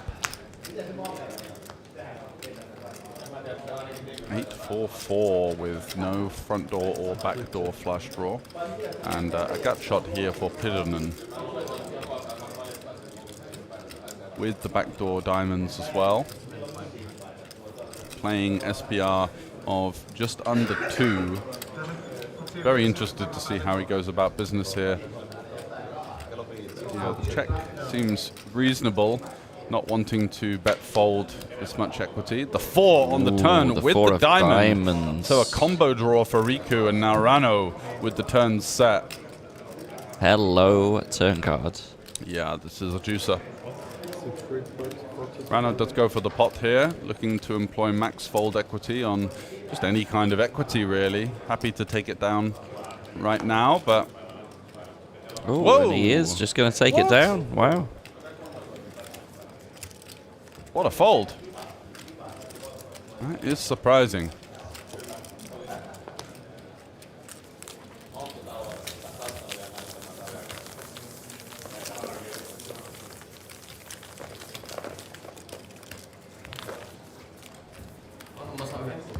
Huh.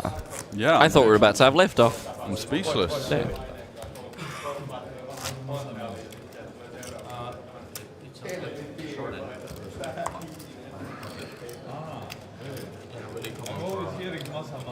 Don't worry, guys. There'll be plenty of liftoff on this table shortly.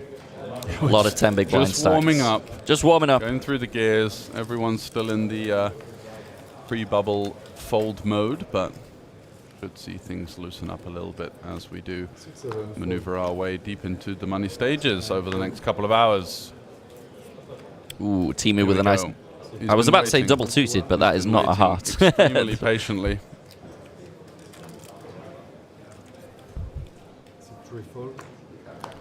Riku out the way with the Jack 775, so it's over to Naple in the big blind. Just gonna muck the tri-suit there. Mm-hmm.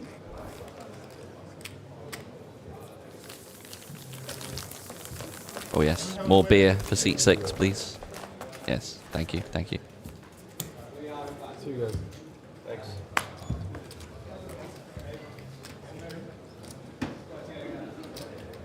So 34, we lose 1. Get some information on the payouts, so you know what we're gearing up towards here. I think it was 52k for the win, if I remember correctly. Yeah, 52.3k for the win. The next pay jump is going to be at 29, where there's a 250 euro jump. So, you know, we go from a very... It's an interesting point of the tournament as we go from this extremely tight, extremely high ICM situation to now a situation where you're going to be playing somewhere near to chips because the pay jumps are so... not irrelevant, but rather small in comparison to the buy-in. So you just want to really be opening up and trying to amass a stack that can contend going towards the final table here. Rano is definitely going to be opening this one up. Ace, Yeah. Queen, Jack 7 with the suited ace. Looks good for Pretty nice 21k, hand. doesn't it? Yep, yep. Oh, he's going to limp it. Yeah, surprising. Probably because Matthijs is in the big blind. I suspect if anyone else was in the big blind, But that in gets potted. terms of a hand that's going to be playing well in a bloated pot, it's going to be high cards with a nut suit, right? For sure, for sure. Doesn't look like he's going to get any action here as well. Rano with the top 2 pair, but Matthijs with absolute dust. Yeah, top 2. And the Queen of Hearts as well, so some interaction. Yeah. See the flush draw presented. Takes it down. But do you see the fear that Mr. Silander commands there? Yeah, he does. I think anyone else's big blind, he's opening pot there. Exactly. But because it's Matthijs' big blind, limps into his yeah. big blind, Yeah. just 'cause they're worried about colliding. But I think that the worry is less of a concern now. it should be. Just looking to gain value from the defending range for the most part. Potting there would seem to be the natural way to go. It should be. I just don't think it is, though. They're all scared of him, George. Melkoinen kuiva kausi kieltämättä. Ota se lähtee. Päästään se lähtee.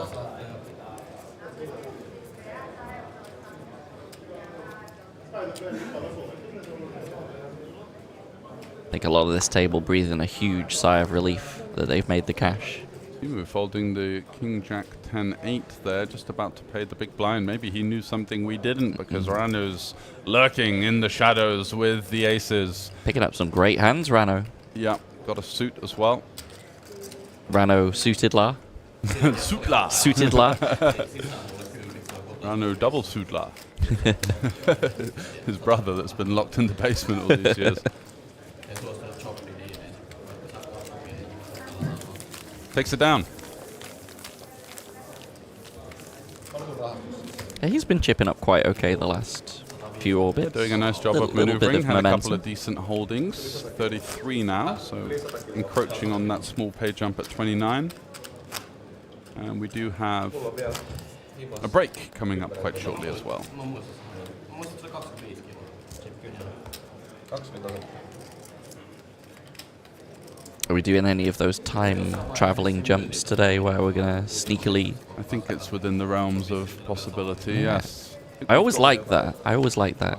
Chop off some of the breaks. Yep, Make people not have to wait as long. exactly. Maneuver a little bit. Yeah, it's very, very clever.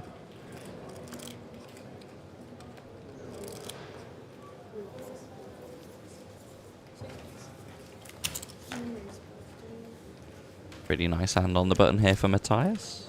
King Jack 10-7 with a suit. Yeah, over to Timu. Who unfortunately has a bag of spanners. Yeah, not looking to VPIP this one. You.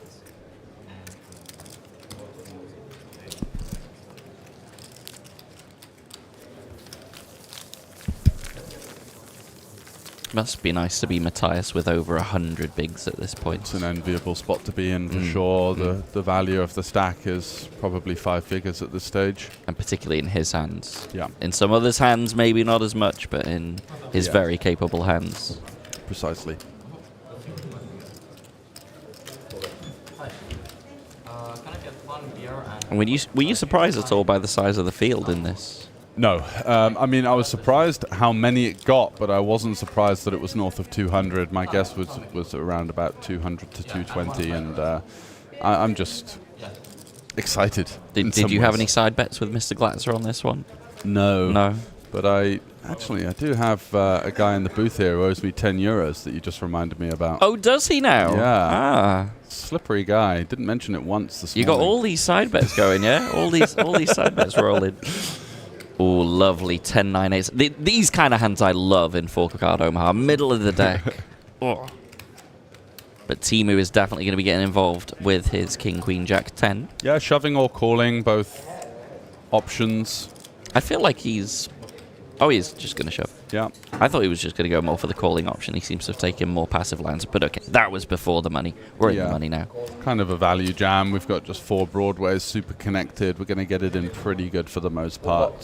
Not many hands that have us in rough shape, so just going to push it. How good do you run against Matthias Seilander is the question, Timu. 58-42 pre-flop. Yeah, let's see. Oh, that is not the flop you want No, to that's see. okay. He's got the flush draw. Oh, And the club only. oh, he gets there. Finds a way out of jail. We could see that there are Having only seen that flop and turn, I did not remaining think he's clubs getting there. Wow. in the deck for Timu Toikkanen. Well done, Timu. It's a hellish run out. He sees his opponent flops top pair with the wrap. He's left with just the flush draw and finds a way out of jail after the worst card in the deck arriving on the turn. Unbelievable run out. It does happen live, guys. It does happen live. It's not just online where you see It's these not run outs. rigged. It's not rigged. Keep playing, put in a bit more volume. Exactly. I'm talking to myself there as well. Club GG. The RNG is not legit. But it is, chat. It happens live as well. It could be.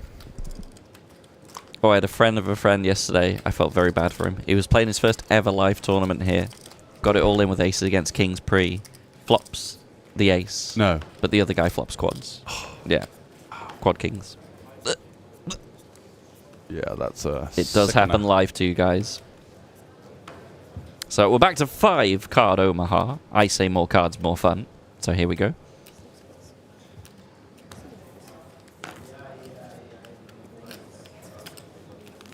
We see a lot of folding around to the small blinds. Sutla with the King 10-8-4-3. Again, just probably likely to VPIP. Yeah. 3k into a pot of 18. Seems like a pretty good price. Yeah. Love this hand for Riku again, the middle of the deck. Yeah, Oh. you're a big fan of the middle, huh? Yeah. You like your straight draws. Just think they're good. They're good hands to crack the strong hands. Nice flop for Rano in some ways. He's got some interaction. The king, the 10 blocks the straight. The 10 of clubs blocks some of the stronger flush draws in the range. They both have a little nut blocker in the 10 as well. Yeah, we're going to see a stab from PLO here. Rano with the pair and the gut shot and the 10 of clubs that could come into play later on. I don't think we're going to be going anywhere just yet for the one big blind stab. Getting a good price here.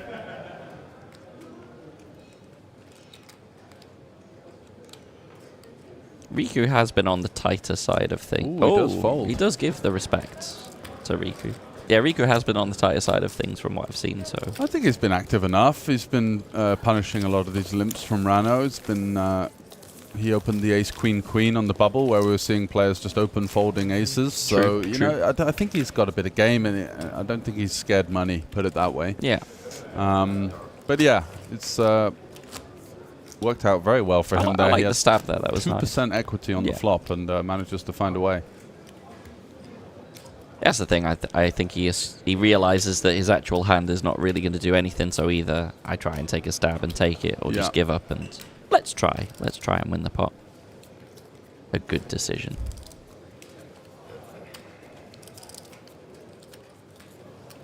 Bet you wish you were in this, George? It's a great tournament. Yeah. It's definitely a tough field. As you imagine now, we're getting into the business end of things. Decent enough structure. So the cream will naturally rise to the top as Christian finds himself with a lovely hand here from the hijack, double suited ace king 997. Top of the pecking order for an open. Timu looks interested, and yes, very much. I could see that little glint in his eye as he looked up at him. Seen a very solid type of hand selection from him, so no surprise as to see the boots coming in for the 3-bet here, and Kostiander an annoying situation.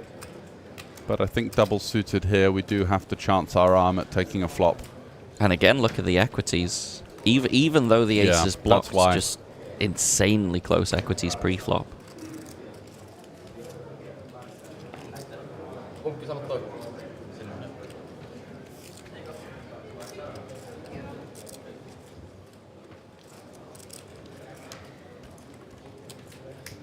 Wow, he does fold.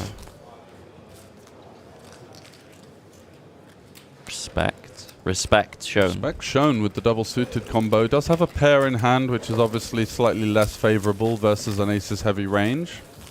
And both Finns, so we'll certainly know each other's game quite well. But as you said, we can just see on the ticker, 45% equity there. We are playing somewhat more aligned with a chip EV kind of strategy at this point.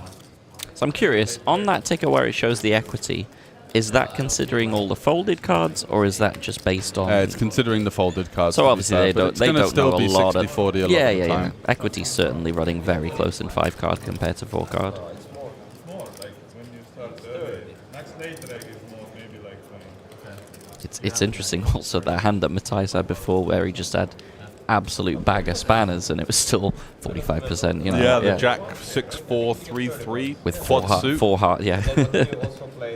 Christian this time with the pocket aces. Sadly no suited ace, but he does have the suited 10 to a diamonds in there. Got an upgrade. Yeah.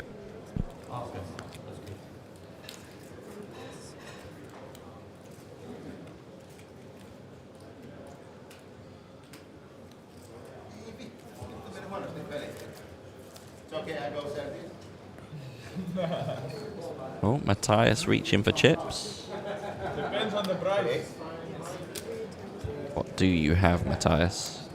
Graphics are just catching up a little bit here. We'll see in a second. Oh, yeah. King, Queen, Jack, Jack 8. Gonna peel.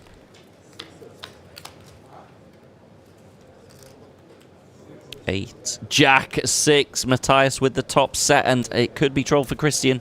Christian with the up and down straight draw as well as his pocket aces. Yeah, this is nasty. I think we're just going to be potting it in here with the open ender and the aces. Yeah. Bad news for Christian Kostiander, leaving himself with the ace, the 7, or the queen only. We can see, unfortunately for him, 4 of those remaining outs have been mucked. So 5 outs twice. Still good for 36%. Oh! There it is.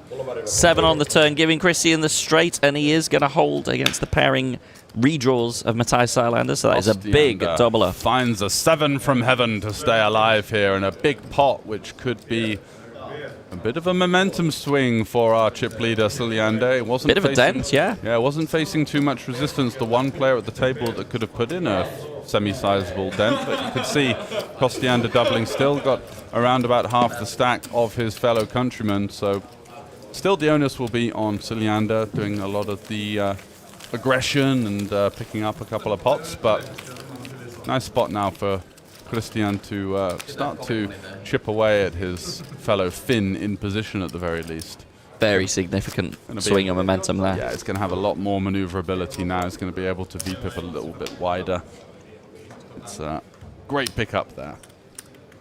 Sick flop. Yeah, absolutely. One of those ones where our job as commentators is kind of automatic. Yeah. It's like, right, money's going in. Yep, this Who's is gonna going win? in. Off to the races. Absolutely.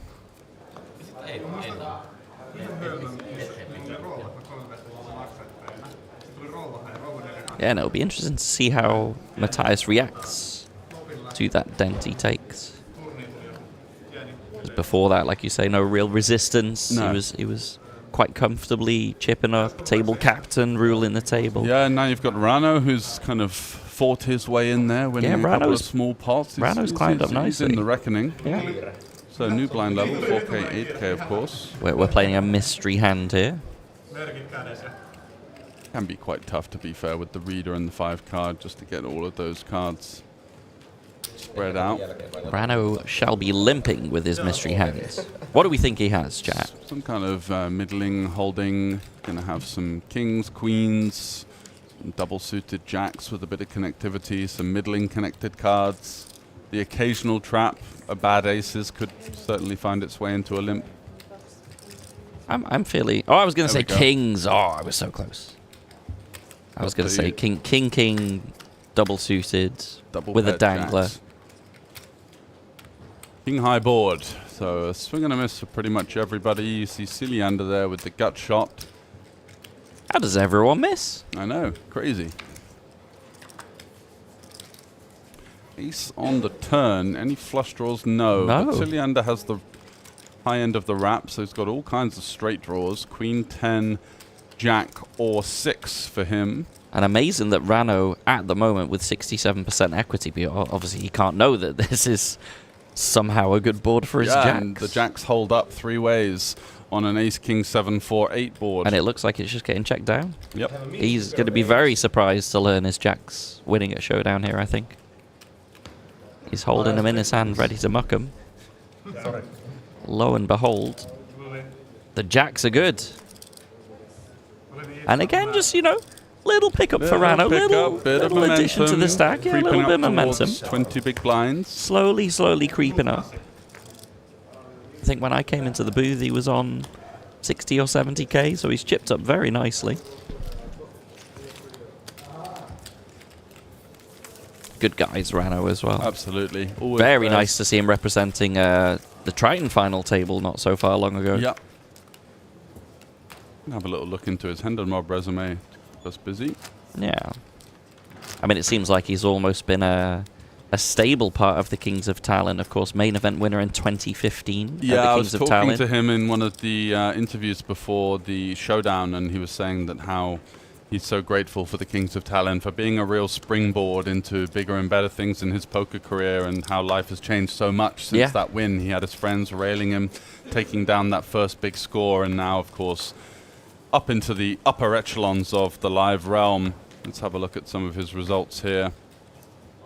Yeah, so he did get 8th in the 25k in the Triton Monte Carlo for a score of over 100k, $115,000 there.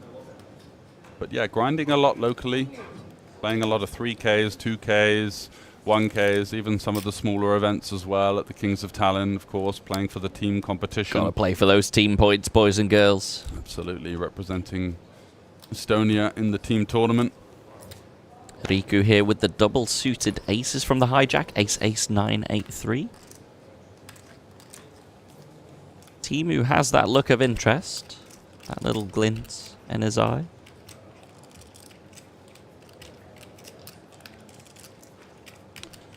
Yeah, he won the $400 Colossus during COVID online wow. for $600,000. Wow. Yeah. Wow. I assume that's his biggest score then. Yeah, online score. Huge. 600k for a 400 buy-in. Yeah. Very See if nice. there are any big names on that final table. What's Rano's total cashes? Yoni Yukamine, over $1 million. Oh, wow. Yoni Yukaminen on there as well. Jeez, what a Tallinn. final table. Yeah. Matthias Eibinger got 14th. Blimey. Insane. What a score.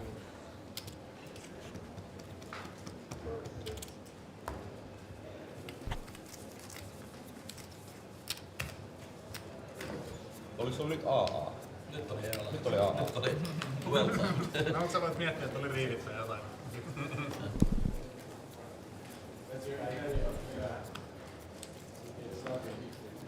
This is our last hand of 5-card Omaha before we go back to the 4. Nice high-low hand there for Riku. Yeah. Sad that we're not playing high-low. Matthias with a nice hand here. Double suited jacks, double paired, connected. What? Yes. What?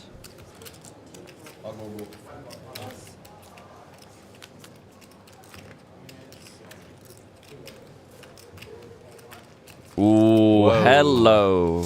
Yeah, this is going to be a big one. Speaking of momentum for Not Rano Sutla. Seeing Matthias getting away from this one pre-flop, just going to take a flop in position with such a strong hand.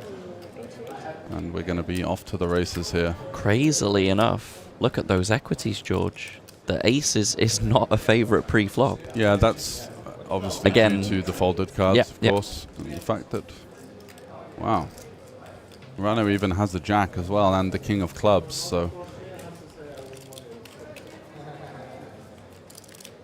You feeling lucky?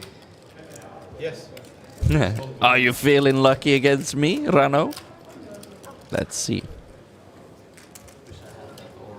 Big flop for both players here. Siljander.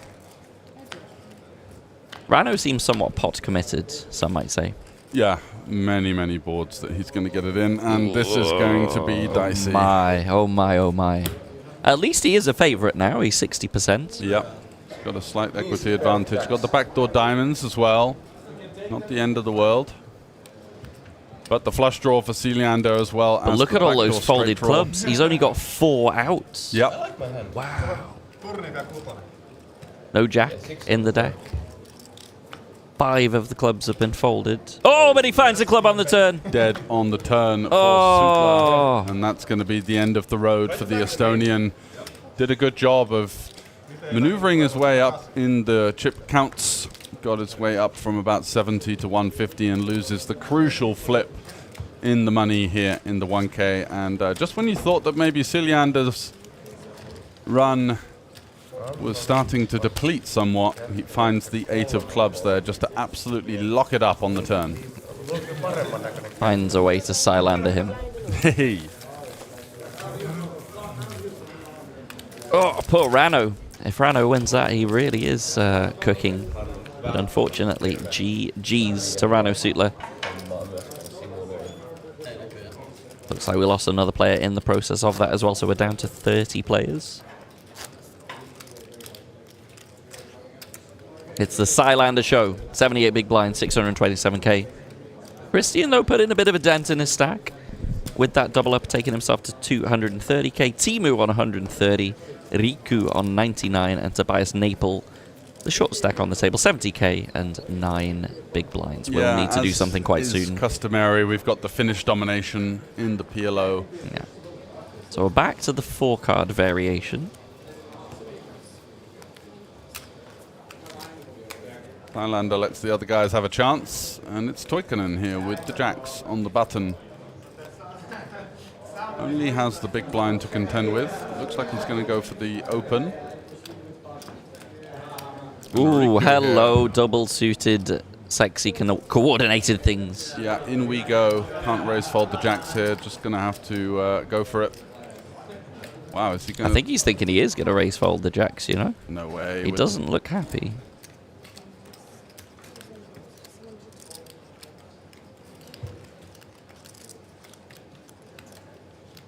Should have thought about this before our Yeah. opponent jammed He is when he's gonna got go for 10 it, though. bigs. Off to the races we go. 52% for the pocket jacks, 48% for the queen jack, 9-8, double suited. Not quite all in pre-flop, but I think we understand what is going to be occurring here. 19 into 152. It would have to be an awful flop for Teemu to consider getting out of the reckoning. Ace, deuce, deuce, or something like that. Ooh, ace, 9, 6. It's a good flop for Teemu. 64% now, slight favourite. Left with the backdoor flush draw. He's not going to like the flop, though. No, he's not going to be a huge fan, but again, still some. He'll like it more when he sees it. Yeah. And the slender advantage for Teemu here, 64-36. Deuce of hearts, Clean turn. great turn card for Teemu. Oh, but the queen on the river. On the river. Spells bad news, just as you thought that it looked like Teemu was really getting himself back in the reckoning here. The lady arrives. Big dent for Teemu there. Down to just 4 big blinds after that one. Painful. Ouch.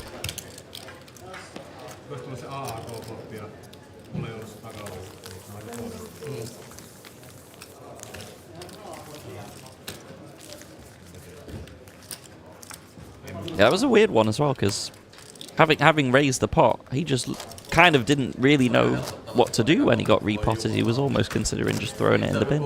But then maybe sizing-wise, instead of opening pot, maybe could have just min-raised, leave himself some leeway. Yeah, I think just with one player to go, just pot getting it in is going to be the way to go. Yeah. But, yeah, if you're really concerned as to facing a 3-bet, then limp calling is by no means out of the reckoning as well. Yeah. Yeah, Jacks is just such a hand that really likes to just take it down pre or face a defending range. You know, obviously, when you get 3-bets, not ideal. You're thinking, oh god, Queen's Plus is going to be having me in tough shape, but equities run close enough where you've put in 30% of the effective stack. Yeah, you just got to go with it at that point. And, you know, it's going to show you so many hands like Ace Queen 7-8 and Ace King 6-5, and you know these hands you have. Oh, we have a new player who I'm familiar with here. I've played with Tero in Barcelona. This is a very good player, by the way. If you're not familiar, check out Tero's Hendon Mob. He has got some quite juicy scores. I believe a winner of the Irish Open, if I remember correctly. That's right. Yeah. In 2024. Yeah. Like to see his profile picture. Yeah, won it for 293,000 euros. But yeah, I actually met him in Barcelona playing some 2-2 cash. Nice. 2-2 PLO cash. Yeah, and he got second in the freeze out at the EPT Barca for 61k as well. Yeah.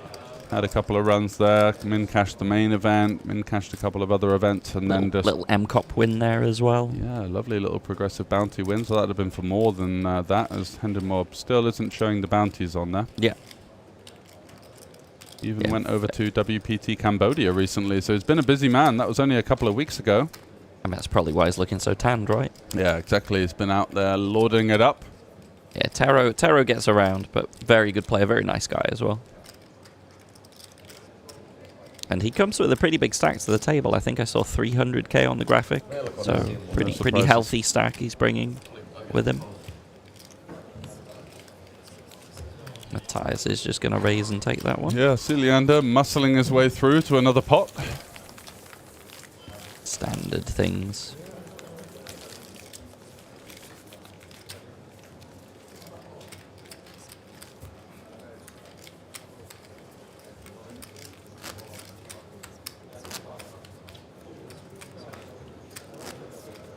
Seeing a lot of Finns in the chat. Welcome, guys. Thanks for tuning in, as we do see 5 of the 6 players on the feature table from Finland. one of the strongest Omaha nations, not only in Europe but the world. Very good Omaha Guys players. like, yeah. Jonni Ukkimainen. And Elis Parsonen as well, not to be forgotten. And a certain Ilari Sahamis might want you to remember who he is as well. In days gone by. In days absolutely. gone by. Kostiander here with the queens, double suited. He's going to go for the raise.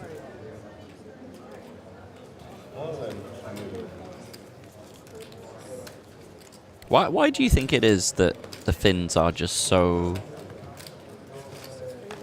good at PLO? What is it about the Finns that makes them a cut above the rest? Or is it just purely Kind volume? of innovators of the game of Omaha. They always had a strong presence from day one in Omaha online cash games. So a lot of these guys are living close together, working together, studying together. And you just do start to see a natural progression. Ooh, interesting flop here. So we've got Tobias all in. Christian with the call. It's 2 clubs on the flop with the jack, but kings are going to hold for the double up for Find a Tobias. way There. after a beautiful flop there, flopping himself a ton of equity. Yeah, The pair 6, and the flush jack, draw. the queen, the flush draw, but a nice hold Great hold for the for kings the there. Norwegian. Absolutely. Absolutely not what you wanted to see on the flop, but a clean turn and river sees Tobias get a full double up to 124k. Still just 15 bigs, but certainly more negotiable than the 7 he had.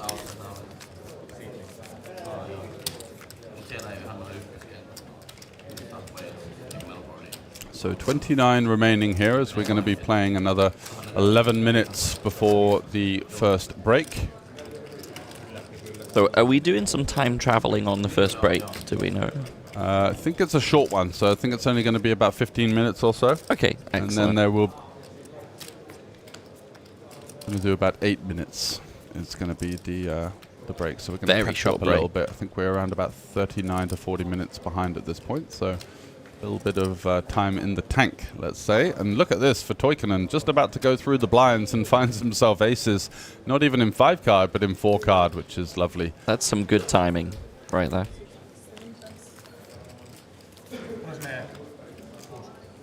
And Christian may well give him a spin with the ace-king. Yep.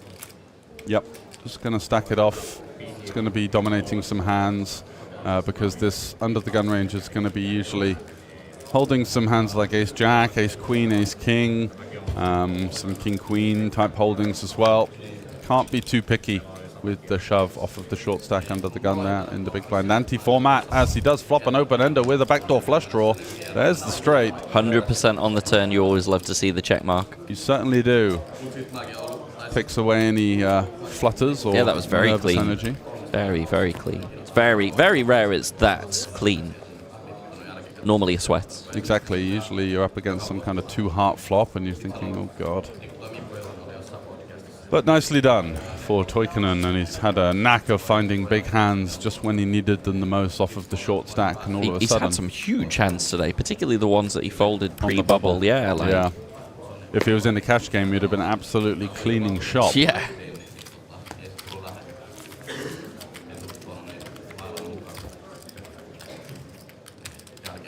Got some short stack ninjas on the table, finding some double ups. Do see the clock on the screen is counting down to 28 there, so we are slowly getting towards the final few tables.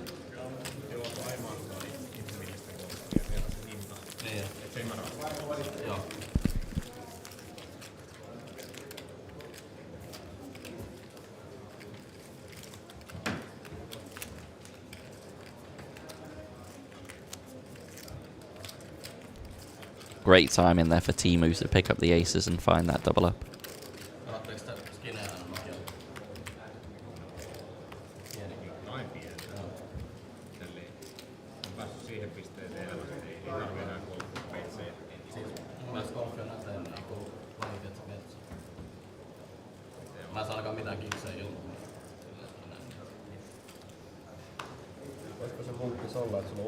Tero with a very nice hand under the gun. Queen Jack, Jack 9 double suited.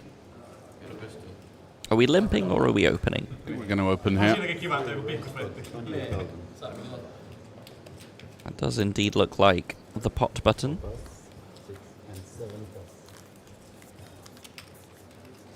Yeah, he's looking very dark for a Finn, isn't he? He's really been hitting the rooftops in Cambodia, maybe, getting a little bit of sun, a little cocktail on the go, why not? So I also know that, like, when I met him originally, I wouldn't say he was, like, per se out of shape, but Yeah. he's really worked, like, last 2-3 years, he's been sort of working more on himself. He goes to the gym. As you can see, he's sort of tanning himself. He Got a bit looks of a after himself. health upswing. Yeah. Oh, Teemu again with the pocket aces, double suited this time. Yeah, and Tero is going to rejam here, get rid of the small blind. Oh no, but Christian's going to stack it off. Oh, And wow. Go for a little we bit have of a spin himself. three-way all-in situation here. And Teemu's going to love what he's seeing because they're pretty much blocking each other's hands here. This is fantastic for the aces. It should be. It's never easy. And they're all the same suits. Look at all the clubs and hearts. It's all clubs and hearts. Oh, but the 10's a bit of a sweat. Ace, though, comes out, and it's top set for Teemu. He just needs to fade a king, and a king only. Oh, no, the 9-8! Oh, the 9-8! the disaster there. Oh, no! As Teemu hits the rail. I saw one gut shot, but I didn't see the other one. Sneakier of the two. The seven sneaky gut shot for arriving Christian. on Oh, the that river. is pain for Teemu. Flops top set, but unfortunately rivered by the straight of Christian Kostiander, and that's going to be GG's for Teemu, and a bit of a dent for Tero there as well. Christian had just over 100k, right? Yeah. So Tero's Huge swing going there. to lose the full stack. Oh, painful for Teemu, though. Two hands that pretty much block each other. Loving that. I think he would can have hardly liked to believe have- it. Would have liked to have held there versus the side pod at least and Yeah. claw a little bit back, but in fact he loses to the larger of the two shorties. And Oh, dear. a bit of a spin taken there by Christian and finds a way. I mean, understandably, he had a very nice coordinated hand. Yeah, it was getting a good price by the time the chips came round, hoping for both players to have aces or something like that. where Yeah, he's if gonna they have both have like aces, kings, and stuff, then we're was just kind of very- the worst case scenario, right? And he still had 22%, so and still found a way to get there. absolutely, that's the most important thing. Yeah. It's a skill that's tough to teach. Oh, what a river! Poor Teemu. It was looking so good with that ace high flop, Certainly was. toppest of sets. I thought it was just the king gut shot he needed to fade, but I missed that sneaky bottom I missed one. it too. Yeah. It all happened so fast, George. Especially in Omaha, yeah. Cards are flying, Yeah. chips are flying, and that's why we're here, as we do have 26 players remaining in the 1K. Have seen the first pay jump. That was at 29. Tero certainly will be playing this ace, queen, jack, jack. No suits, though. But I assume this, yeah, this is going to get repotted. We don't know what Christian's hand is at the moment. You spread your cards a bit for us, Christian.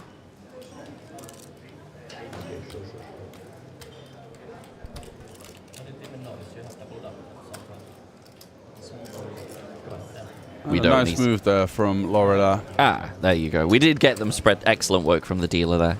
Yeah, going, Let's us see it. going for the 3-bet fold there. Going to have a lot of fold equity, and also the hand plays quite well at low SPR. If we do find continue from our opponent, we're going to dominate a lot of that range, whereas when we face a 4-bet, we can easily get away with the rainbow version. So Yeah. nice maneuver there. And we're off to 5-card Omaha, yes. Oh More boy. cards, more fun. Couple of hands before the break now. Let's see if we're going to see some fireworks. We saw the short stack bust out. Bonanza, as you predicted, has come into effect. We've lost 9 players since the bubble, which was only just over half an hour ago. We've really not seen much from Matthias after the break. I mean, obviously that one big double up into Christian, Yeah. and then it's like he's a bit wounded at the moment, trying to find a way back. Lick his wounds, but Yeah. I think he's going to... I think he will be back. I He's predict gonna be he will okay. be back. Maybe just needs another beer. Maybe. Yeah. The pace is strong with that one. Strong with that one. Yes, I knew that would get a nice little setup. But will I get a Chewbacca before I go? That's the question. No. No. Ah. See, we need more beers for George. Yeah, no, I'm off the beers. Oh, Yeah, yeah. very disciplined. That's it, yeah. I wish I could be so disciplined. I am weak. I've got a month in the sun, kind of study, can do some bit of work here and there. Where in the sun are you based at? Crete. Crete? Ooh. Well, it's not like I'm based there, but I don't really have an abode, so it's Yeah. kind of the flavor of the month. Okay. But yeah, You should check out Gibraltar at some point. It's very nice in Gibraltar. about 12 degrees there, isn't it, at the moment? Or what is No, it? it's like 20 most days. 20? Yeah. No way. Yeah. Really? Yeah, I am. Even Can I cancel this Airbnb booking? I've been playing five-a-side football all through the winter Topless. outdoors. I mean, you can if you want to, George.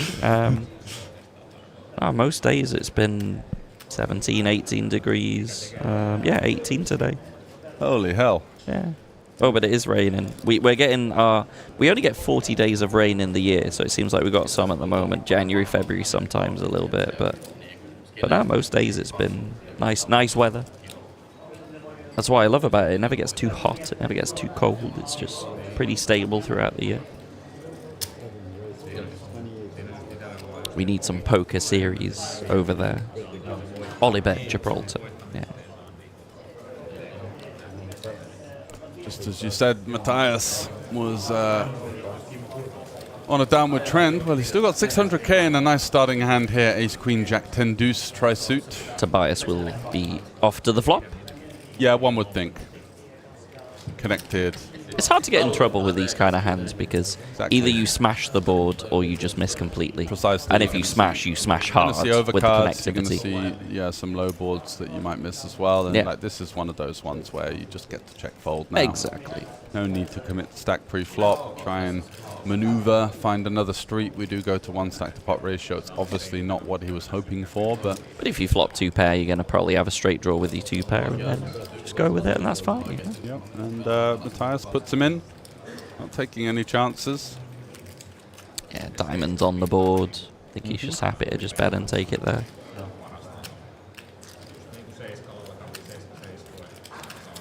I assume if he has two diamonds himself, he probably goes more Yeah, I half think pot with try that and lure him combo in. myself, with the high diamond and the gut shot and the top two, I might have gone for just a block size. You really want to put those like ace-x hands into a spot of indifference. Try 'em. When we shove and the guy's got like ace-7-7 or something, it's very easy for him to fold, right? When we bet like 1.5 big blinds, you just really force him to continue there, or at least potentially make some tight folds when we've got hands that completely whiff the board, Yeah. right? So I think there's always options open and options available that aren't immediately intuitive in tournament poker. Yeah, we don't always need to mash the pot button. There are Yeah. other sizings available, cash and game some there. of them might be better. In a cash game there, sure, just send it in, Yeah. you know, and Nice hand for Tobias here in the small blinds. Sneaky, limpy. yeah. And Let me see a flop, please, Matthias. I'm so weak. see, Lander's going to see the bad news. Yep, so we're off to the races, and this is going to be the last hand before the break between Norway and, of course, one of the many Finns sat around the feature table, and it's Queens double suited versus Aces single tri-suit. Can Norway survive? Yeah, it's an interested bystander here, looking to fade the Queen, first of all. But look Spicy at that. All flop. sorts of straight draws, double gutter, and a flush Oh, draw. There's the no. straight. Oh, Oh the my six of goodness. clubs as He's well. just hitting everything there. Couldn't miss. G to the G's for Tobias Napel. That is going to be 26th place. Yeah, maneuvered the hand nicely, got the action he was looking for, and unfortunately comes out second in the pivotal all-in before the break, which we're now going to go to. Thanks very much for joining, Scott. What have you got planned for the rest of the day? So I'm off to play the 456 card PLO. It's a 350 buy-in progressive bounty tournament, so we're going to have the bounty chips on the table. It's always really fun when you get deep in those because then you just see the massive bounty chips. Yeah. So yeah, hopefully a good run in that. If not, we've got some Soko later. Ooh. Soko low. Soko-low. I've never played Soko before. Why not? Yeah, so Can't be too I bad. will be the mixed games fish today. Thanks for joining, guys, and we'll see you shortly after this break. Thanks for having me.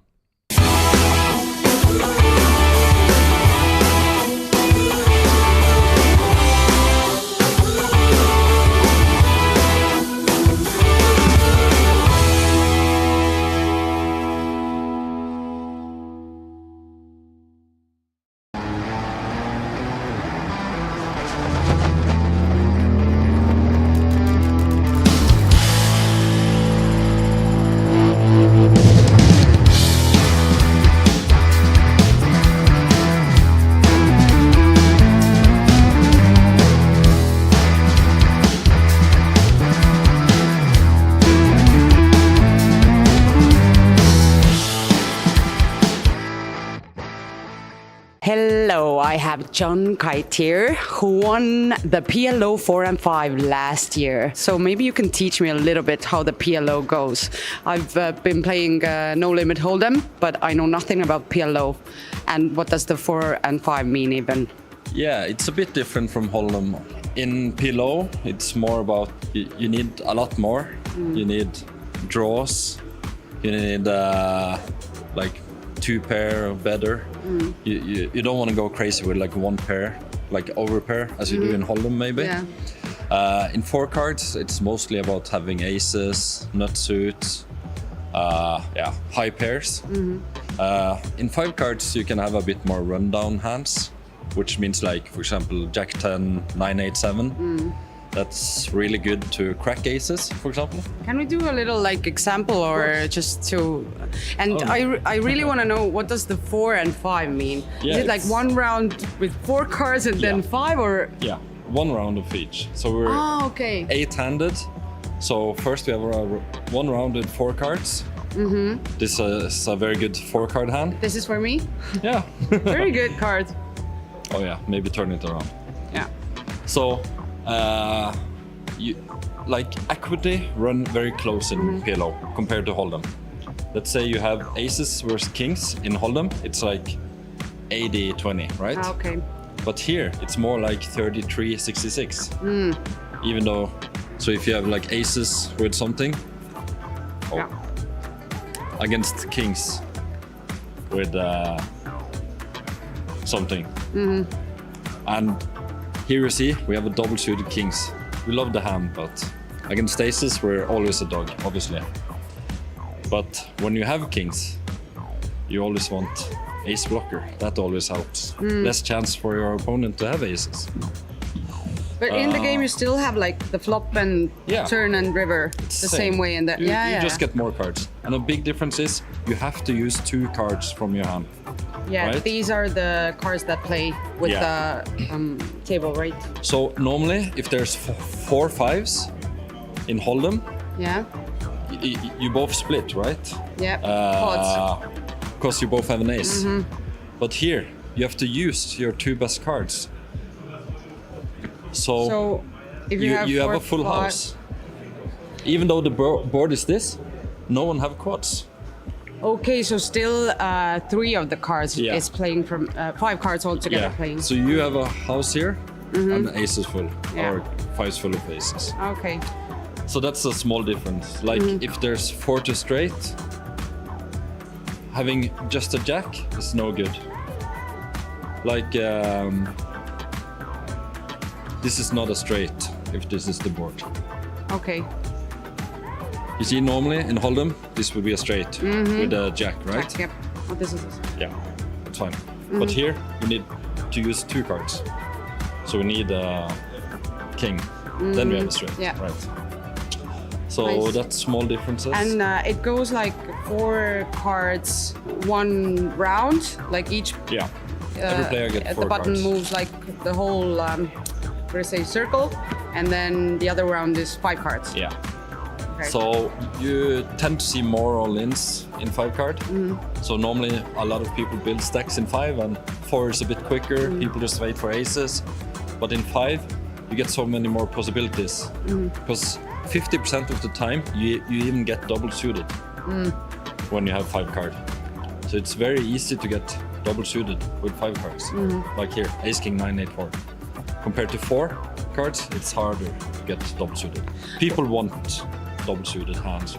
But what is the usual mistake that people do, like that you see in the tables? So normally it's not respecting your opponent or the board. Like if you have aces on this board, it's never gonna be good. Like people overplay over pairs, you know. I was all in with aces once, over pair. Guy had top set, so I was crushed. Yeah. But I still found an ace on turn. So, Oh, wow. So you that- have that lucky I'm lucky. charm. I'm lucky Yeah. today. Even though I just doubled up a guy with aces. But is PLO your like top 1 game, like your favorite of them all? Yeah, at least in cash game. That's what I prefer to play. Okay. But on every flop, we want like big draws. If the flop come Queen 10-6, even though the guy have aces with a queen. It's very strong, right? But let's see, you have this hand. You only have king high, right? Yeah. You have king high, but you have a full wrap. You can get straight with ace, a jack, a king, a 9, or even a 7. Yeah, So and that would be a nice. and an 8. Yeah. So this is monster flop. And we even have flush draw. So even against aces here, we have like over 60% equity. Yeah, it's so different from Hold'em. We have no pair. So it's about putting a lot of pressure. You know your opponent have aces, and like I have no showdown value. You can just go all in on this flop, and he kind of have to fold. It depends. Someone calls, but yeah, you know. Anything else that I should know before I enter my first PLO 4 and 5 tournament? I don't know. It's like in every poker game. You just have to pay attention to your opponents, see what they're doing, and I mean, some people like to look at every flop before they go all in. You know, see that you have something, and some others just, if they have a good starting hand, they just always try to push their equity. It depends. So you should be a little bit smart, and you should have luck as well, like in every poker game. Of course, yeah. Okay. Thank you, John, so much for joining us and explaining the PLO 4 and 5 to me.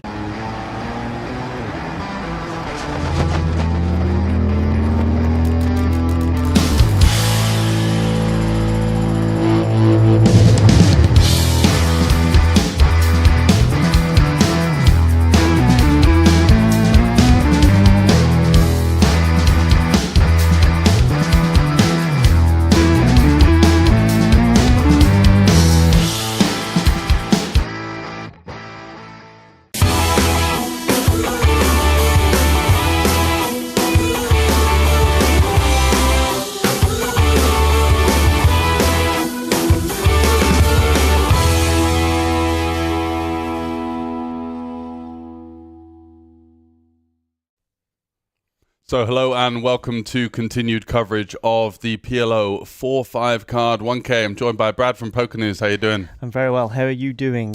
Yeah, all good, mate. And looking forward to Omaha as we continue here now with around about 23, 24 players left.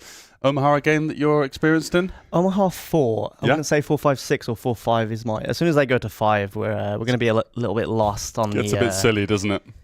Yeah, and a bit interesting, shall we say, but definitely one to be watching. Absolutely. So let's see what we've got in store.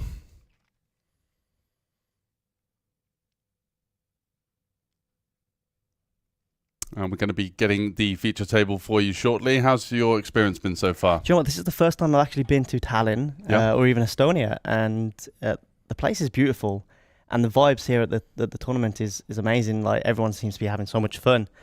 I've never seen an open face pineapple tournament before. That was the first one. With 100 runners. 100 runners, and then the top 10 was left with 10 different nationalities. Like, that's amazing. It's insane. Is that a first of its kind? There was some chat about maybe that being some kind of record, but I imagine so. It must be the first of its kind that I've seen, and I've been to a fair few events in the past few years. So yeah, where's your usual stomping ground? Where do you tend to find yourself? Play or to work? Both. Yeah.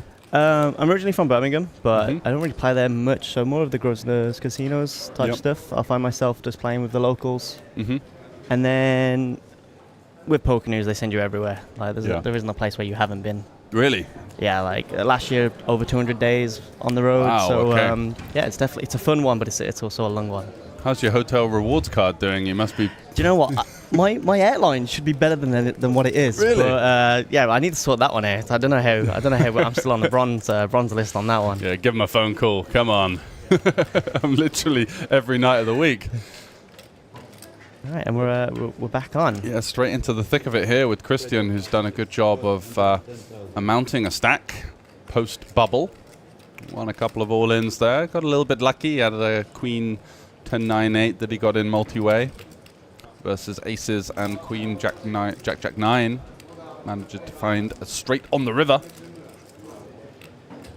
I do wonder when it comes to 23 players remaining, how ICM really takes a factor into 5-card PLO. Yeah, it's very tough and certainly unsolved. You know, it's Well, not for no Riku. one that can tell you the answer. But yeah, Riku's going to pump it in here. I mean, it is a nice hand looking at it.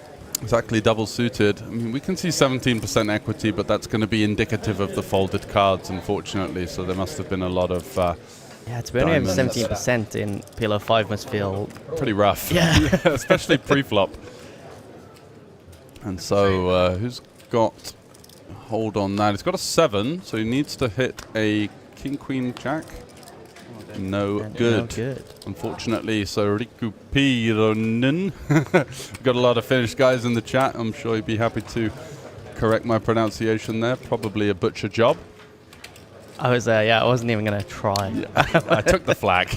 Someone has to. It's okay. So what's the most exotic location you've been to with poker news then? The Bahamas? Or? Yeah, I've been to the Bahamas 3 times in the past couple of years. I'm actually going to say it's overrated. But yeah. have you It's been not before? the 5-star service you're expecting, or? I don't know. It's I guess it's one of those resort type places. So as soon as you go to the resort, if you leave the resort and want to actually check out the local place, you kind of figure out how different the world really is. Yeah. Okay. I'm not really a fan of those type of places. Yeah, I know. So they're trying. It's kind of false marketing in some ways. 100%. Yeah. I know what you mean. I do get that feeling sometimes when I've been to these kind of resort type places, and obviously like even a place like King's Casino where, you know, everything's like chandeliers and gold everywhere, and then you go into Rozvadov, it's actually a town and it's just a village that's been kind of taken over by poker and people. I have been told the poker there is amazing. It's the one place I have never been, shockingly enough, as many events are happening over there. Yeah, so we've just got a little bit of a table rejig, so we're waiting for a couple of players. And so in terms of the Bahamas then, you go there, you get this kind of almost insincere experience where you're not really kind of connecting with the actual local culture. Yeah, pretty much. It's just one of those like locked-in situations. Like the Atlantis is beautiful, and we've also been to the Bahama, right? The 2 different events. But yeah, thinking about it, the events are amazing. Yeah. But the place outside, and it's not the cheapest place in the world, right? You want a beer, it's $10 minimum, right? And that's the bad beer, right? You want a good beer, it's 15. So the expenses are just going through the roof. Yeah. Right, we're back in. I can pronounce this one. See, Tony Westby. Tony Westby. From Norway, apparently. Got a little bit of feedback. The pronunciation is better than average non-Finnish speaking persons. We take those. I take those all day. Absolutely. So Christian Kostianda opening it up here with the King Jack 10-9-6. And also a playable holding, the Ace 10-9-9 deuce tri-suit, so slightly less favorable than single or double suited, but certainly going to be seeing a flop in position, and both players have some connectivity here at the top end of the wrap for Kostianda and Laurila with the overpair and the open-ender. Check. Goes to a turn card. Not much on the board, because Tiro still a pair of 9s and pair of 7s. Yeah, looks like he's going to go for the delayed stab here, and I guess what he was trying to do is get a feel for his opponent's range, where he feels like he's going to be checking back, maybe less 7x in there. He could still face some boats that are going to check back sometimes, but Laurila is going to keep his opponent honest here, looking him up on the turn. Floating with the overpair, the open-ender, has got the deuce, and of course the 9 of diamonds as well, somewhat interaction with the rivered flush now. It's such a wet board. Yeah, it is. There isn't much going on. Quite difficult to find bluffs on these kind of boards in these wide range scenarios. First thoughts are going to be some kind of diamond, of course, but Kostianda there, diamondless and essentially blockerless to the board, just with the king high. It's going to just muck that one.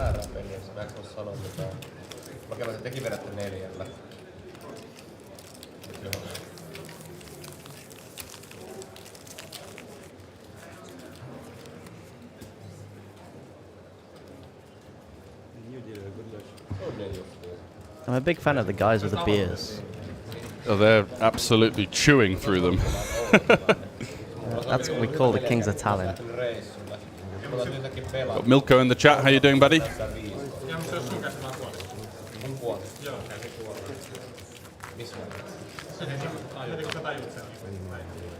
That's also part of the experience you get here. You start to see, you know, there is a fun and friendly vibe, and people are partaking, a couple of beers, a couple of shots. It's very much a party atmosphere. Yeah, as soon as I got here, actually, the first thing that was mentioned is, are you coming to the party on Sunday? Apparently you guys hold it up well, so we're looking forward to the players' party. Yeah, that's this time it's going to be in the OlyBet bar, as the capacity of the previous location, the Shamrock Karaoke Bar, was, let's say, oversubscribed last time. It was like sardines in there, a bit of a sweat pit. The one thing I did find very interesting when I got here was that there's a players like team tournament. Is it like a last That's longer? right. Yeah. Something I haven't really seen at any other event. It's an innovation. It's a points tournament where you've got a team of 4, and throughout the week they're going to get points based on not only entries but in the money finishes as well. And there's some kind of secret sauce, the formula, which is going to dictate, based on the size of the field, the buy-in, the prize pool, how much of a points allocation go for each individual event. So the main event, of course, with the 1K buy-in, the over 1 million prize pool, is going to get the lion's share of the points, but they've done it in a clever way so that if you win the main event, you don't automatically win the team tournament. So it certainly incentivizes people to play these 150 side events with the quicker structures and the mixed games as well. Yeah, sounds very, very good. See, I have some friends in the chat. Yeah, James and Carl, thanks for joining us, boys.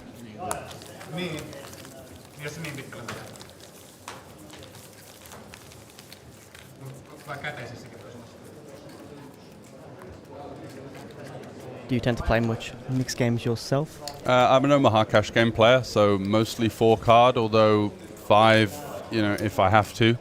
But yeah, so I've been traveling around playing a lot of Omaha, and I'm enjoying the tournament scene as well.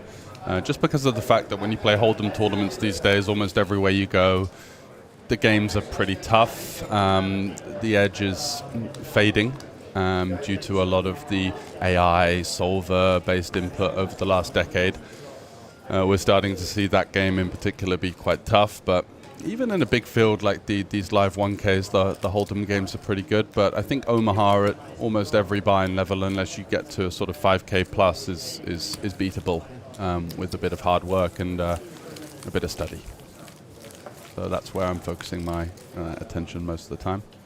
Well, good luck on that adventure. Speaking of your adventures, where is your favorite place that you've been so far? If it's with the team at OlyBet or in Yeah, and I'm not paid to say it, but I do really enjoy coming to Tallinn for the reasons you mentioned. I lived in Slovakia, so Bratislava. I was there for 4 years playing live cash games. The scene somewhat died. We used to get a 5-5-10 every night for a good couple of years, sort of during the COVID period and onwards. But where was I recently that I really enjoyed? I like playing in Austria. It's like you go to these casinos and it feels like you're in sort of a James Bond movie. You know, you've got people dressed really smartly. Everything's quite professional. And the cash games are pretty juicy as well. And people are sat with a bit of money. And you don't get those kind of... Sometimes when you play in countries where, let's say, the local economy isn't so strong, you can get a bit of tension or animosity at the table because the money means a lot more. But when you play in Austria, people get stacked for 2K, and it's like, right, just load up another one and we'll continue, shall we? Yeah, I mean, I have seen a lot of poker players move over to Austria, mainly in the Vienna area. Yeah. Absolutely, yeah. Vienna's a hotspot for online as well. You've got a lot of the German guys that are kind of trying to stay under the radar with their sort of tax regulations, and German poker as well. I think they can only play a maximum of 4 tables. 4 tables. Four right, tables, online, there's some tax, you know, it's a very tough place to be. We were talking yesterday on the stream about the Dutch and the UK regulations being quite strong. Many high-stakes players I know from the UK are struggling to even get deposits on major sites because of the UKGC, the UK Gambling Commission, for those of you out of the know. It's just very stringent, and there's essentially in the UK, gambling, just for the viewers, I'm sure you're aware, gambling is not taxed, but you will be hit with the rule book with a guy from the clipboard basically asking you a million questions on how did you get the money, and you'll say, well, I play poker, and they say, well, that's not a real job essentially. So it's sort of like, are you going to tax it, are you going to enforce it, or what's going on here? So it's you can't prove that the income is from poker. So if you don't have any other activities that are money making, then it's quite a struggle. Is it true that the Norwegian poker legend Senj will enter the stream soon? He does have the current chip lead, I believe. Oh, Senj, or am I Senkel? Am I getting the two mixed up? I think you might be talking about someone else.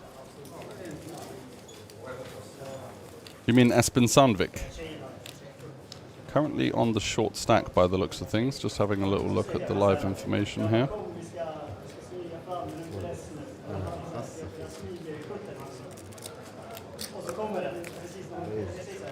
Amongst the chip leaders, we have Tobias, who's very, very known amongst the whole live event and online scene. Yeah, and has transitioned into more of like a global poker ambassador as well for the mixed games, for some of the tournaments that are running in and out of Scandinavia.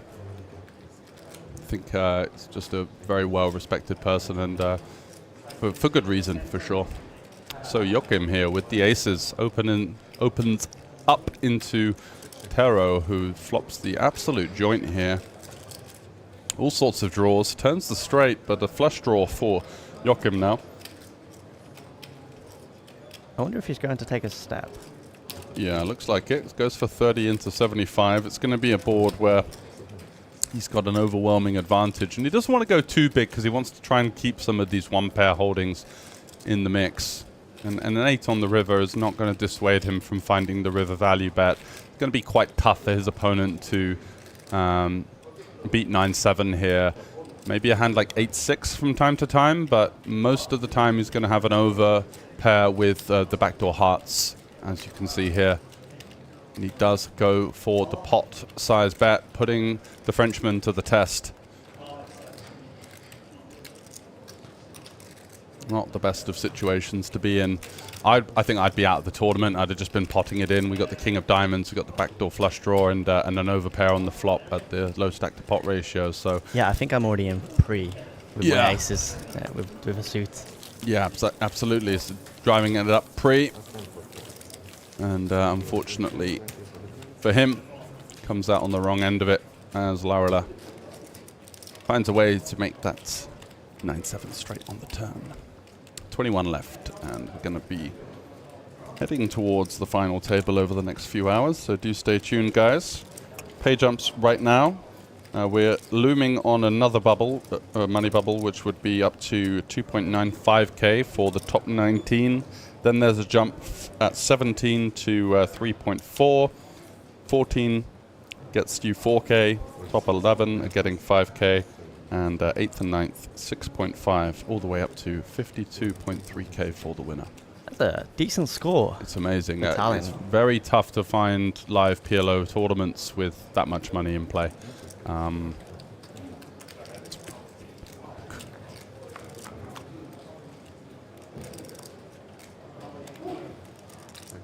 So limp pot, not an awful lot of connectivity for either player. Tero with the gut shot and the backdoor hearts. The 9 arriving on the turn. Doesn't hit either player in the form of the trips, but now on the river, the king, queen has a bit of showdown value. Tony checks his cards. Maybe they've changed. He's going to try and represent a small pair. Some kind of hand like 6s, 7s, 8s. Interesting size. 20 into 30, looking to put pressure on these kind of holdings. King highs, queen highs. Knows that he's not going to get a boat to fold. I wonder what Tero's thinking here. He's thinking that the story just doesn't really add up too much, but still the prominence of all of those pairs in our opponent's range, and it is quite difficult to find bluffs on these runouts. So fair play to Tony, just with 7 high, of course, no showdown. Maneuvering that hand nicely and holding out the winner.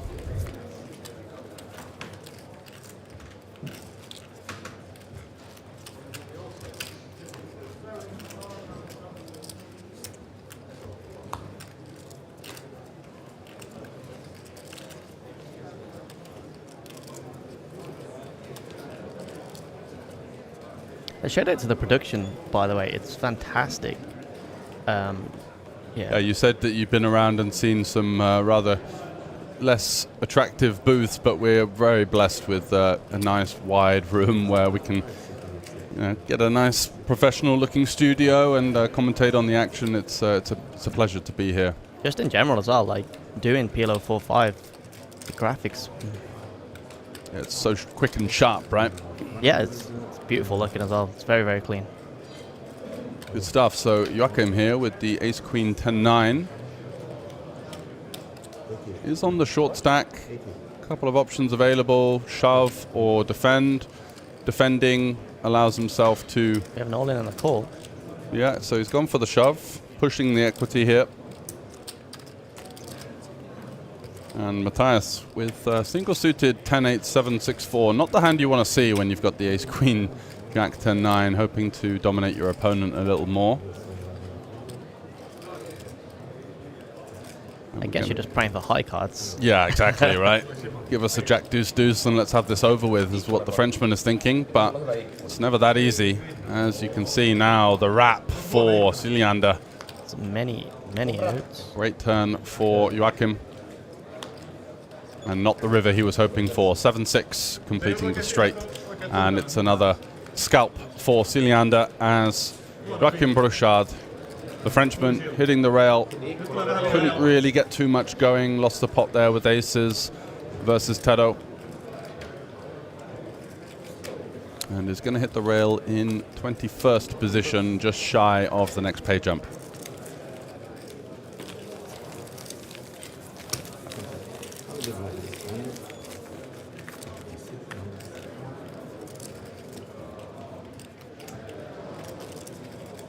So what was the moment that got you into poker, or the kind of series of events that led to your current position for Poker News? Interestingly enough, it was back at university. Well, I studied film production originally at college, and then moved into university and created a poker society. Yeah. On my 18th birthday, I went to a poker tournament rather than going out drinking. It was just something I always was interested in. Nice. My grandma taught me at 18, guys. No underage. Yeah, come on. No underage learning here. Nothing compromising. Yeah, and then since then, I basically did video editing for a bunch of streamers. Nice. And just found myself. Who have you worked with? Streamer-wise, it was Tonka. Was the first person I was editing for, and then I did stuff with like Kevin Martin, Egyptian, All in Pav. There's a lot. There's many that I haven't really worked with in the industry these days. Which is great, and I've got to meet them all at these live events, which is really nice. I met some of the ACR players today. They seem like a great bunch of guys to be playing with. Yeah, absolutely. Got a little bit of a ropey kind of reputation right now on their brand, but they're individually... just a little bit of one. Yeah, individually they're good people. They don't seem to help themselves, but let's not get into that one. It's been a bit of a house of cards over there at ACR. Hopefully they'll get their way back. I think it's kind of the pitchforks are out really in force at the moment on social media. But I'm not sure it's ACR you should be looking at exactly. in that aspect. Yeah. We don't want to get too much into the nitty-gritty of that kind of thing, but I know what you mean, and it's very much uncharted waters, and almost the fact that no one's got the balls to challenge. Exactly. Yeah, because it's such a massive corporation. So, huge flop here for Syliander from the small blind, opening it up and flopping 2-pair with the nut flush draw. Might get a little bit of action here. Constiander does have the open ender. Let's have a look at the sizing. So, about half pot. No backdoor, just with the naked straight draw, but deep enough to chance his arm at picking up a turn card. 10 or a 5, the obvious ones he's looking for. 3 is a complete brick. Likely to see a large bet here from Syliander. Not going to be too worried about having the second best hand at this point. So many draws that we completely unblock. So all of this kind of 10-8, 7-5 range, no interaction with that. And that's going to be the most likely kind of continuing range when we do have the board locked down as much as this 2-pair with the nut flush draw. Also some weaker flush draws to target. And 140 in there with 355 behind, so sizing of around about 2/3, so 100 here would leave 340 in there with 250 behind. Would be kind of a natural geometric sizing to get the money in by the river.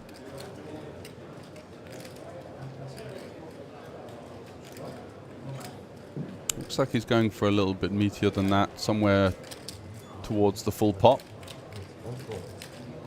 And he does. He pot size bet. Yep, fair enough. Fold.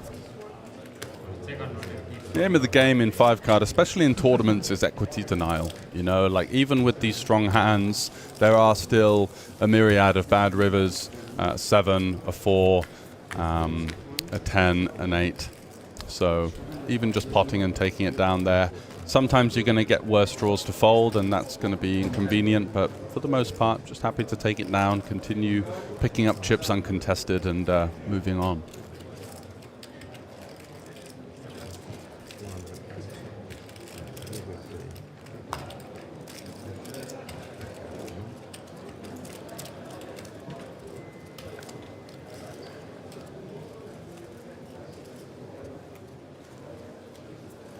And so going back to the university, so you're playing a little bit in the uni society? So yeah, I made a society, and it basically just became almost a red tooth type of pub poker style with just a bunch of £5 friends. rebuy? Yeah, exactly Yeah. that. You know, £5 shoves. Yeah. And did you go to the UK Student Poker Championships? Do you know what? I never went. Oh, I never wow. went. And considering I'm from Birmingham, you would think I'd have gone to Coventry Yeah. a few times, but Just around the corner, right? never found my way there. I was always busy at the time. That was a great event. They used to have, I think it was a £35 main event that got like 5, 6, 7K up top, and it was just like one guy. I went to Cardiff, and one guy from my uni won it, and we were just like, "Wow, this is the richest bloke in the world," you know. Like, and he was coming to the society with a couple of chicks and a Rolex. No, you know what I mean. But like, he was the talk of the town, and it's quite always through rose-tinted spectacles looking back at those days when, even just cashing in an online tournament for $100 meant so much, and it just, getting the goosebumps going. Actually, I remember winning a local tournament Oh, yeah? for around 700, and they paid you in 50s. Oh, yeah. And as a student, I then went to Aldi the next day to do my food shopping, and I'm there paying in my £50 notes, thinking, who am I right now? Like, what is going on here? I don't sell drugs. Yeah, especially in my tracksuit as well. Like, everything was just really not adding up for me. Yeah. People giving you those kind of like dismissive looks of disdain, like, ah. Yeah, it's nice when you get a nice wad of the UK salmons.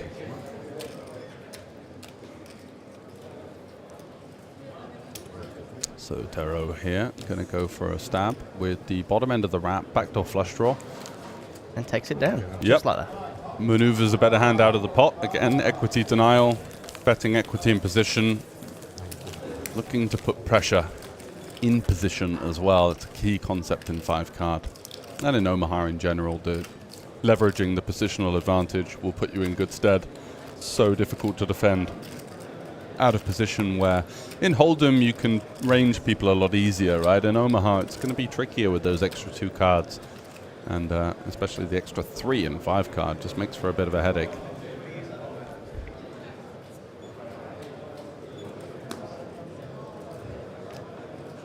So have you dabbled in much Omaha? Not as much as I'd like to. Mm-hmm. I feel if this was a no-limit stream, I'd probably 2 cards. Be a lot better at thinking about what I want to say, but there's so much going on. Yeah, it's You do hectic, isn't it?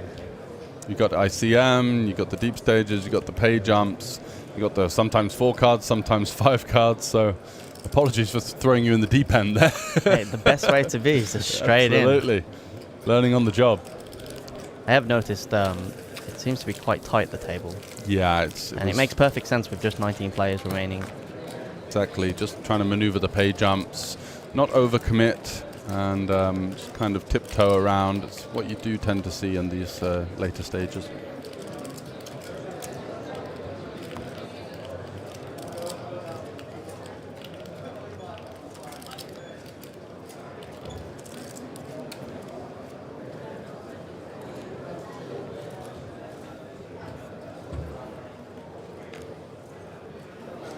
Christian getting out the way. And it's over to Gisle, who we saw go deep in the WSOP circuit here in Tallinn last year. I think he got second place to Riku in the Attention dealers of this the exact Omaha event. Championship, please stop dealing after the hand. Dealers, please finish your hand and stop dealing. So I think that's going to be for the final 3-table redraw. So we're going to get 3 tables of 6. With 19 left, we may have lost one on the outer table. And we're just going to shake things up a little bit. So back to us here in the booth as we're waiting for that one. So 0 Omaha experience. Have you played in some small games? I play like high-low online a little bit, but nothing that comes to this extent of knowledge that, we're talking maybe just with your friends, like the whole banana mix games. Would love to play them. Nice. And why high-low as opposed to the high? It's a split game. So it's a bit more fun. You can always claw something back. There's always a chance that you're going to get half back. Yeah. Maybe a quarter. And has that led into, because obviously we've got a jam-packed schedule of mixed games this week, has that led into more sort of an appetite for jumping into some other games? Yeah, definitely. I played the Deuce to 7 triple draw yesterday. Very, very good experience. And that's when I got the idea, well, not the idea, I found out about that team play situation, because one of the players that just bust the 5k instantly jumps into a $200 tournament. And you're thinking, what's going on here? Yeah, exactly. I'm like, hang on, why are you on my left? But yeah, it was genius. It's a genius way to get people more involved. And the Deuce to 7 was fun.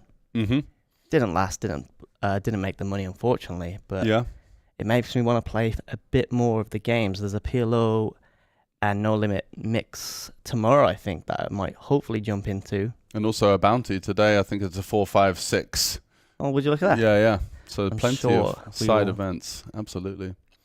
And we've got, I think, between 150 and 5k in buy-ins this week. So it's very much take it or leave it, get involved. If not, then happy days. Exactly. Have you managed to find yourself in any of the tournaments? I played the 200, so the phase. I got through to day 2, no luck, and lost a big one on cash. But apart from that, things are looking up as we're going to be moving on for the final stages of the Omaha after a short break.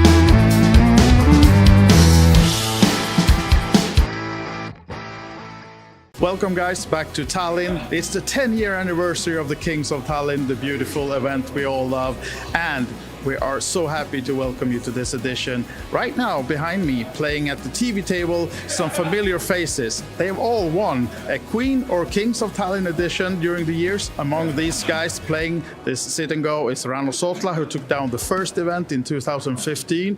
We also have Juha Helppi amongst the winners, Sarah Benjamin, who won the ladies edition last year.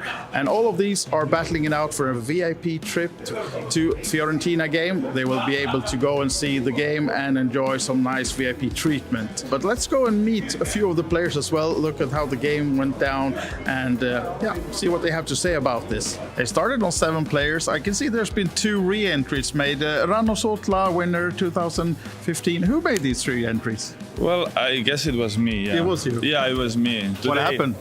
Well, I just decided, that today it's gonna be on me, Matias Siljander even said that they should change the name, that Royal Showdown sponsored by Ranno. Today is giving show for the fans and a little bit punting here and there. Yeah. It's really nice. Like, I was very nervous coming here, especially because Martha was supposed to come, so I would have had some female support, but she unfortunately couldn't make it. But the guys have made it very welcoming, and we're having fun. It's not too serious, but at the same time it's serious, but it's like also having fun and chit-chatting and stuff. So joined by Matias Siljander, the most recent winner of them all, all. Is that to your favor? Yes, I suppose so, yeah. You have old players like you and the guys, right? Yeah, and Ranno, he won in 2015, I think, and he hasn't updated his playbook since, so yeah. he's not doing great. No, of course. It's a really fun table to play. Aggressive playing. Who's the strongest one? Strongest. I like the way Matthias Seliander plays, and Rano as well. And unfortunately, I have both of them to my left. You do, yeah. So, yeah, I have to be cautious. Adjusted your tactics now? Yes, I have to.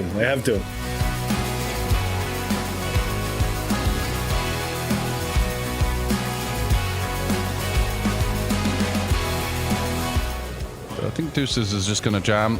Yep. And are we going to see a call? Yes. Oh. The ace-9. He's seen one. This one is... I don't want to expose my range. If it's amazing. Yeah, ace-9, a clear call here. Yeah, Heads up, absolutely. and you do feel as though... And this is for the title for Johan Karlsson, but as you can see, it's a flip, so... Yeah, it does say help you find the double 47%, up. but you do feel like the luck is in the side of the Swede here. Yeah. Going for the Phil Helmuth prey at the table. Oh, there's the ace. Maybe a backdoor diamond draw for Helpy? No, Will the he 5. find one of the 2 remaining ducks? No deuce. And that's going to be the end of it for Juha Helpy. A spirited fight, but just couldn't get the job done versus Johan Karlsson, who it was his day.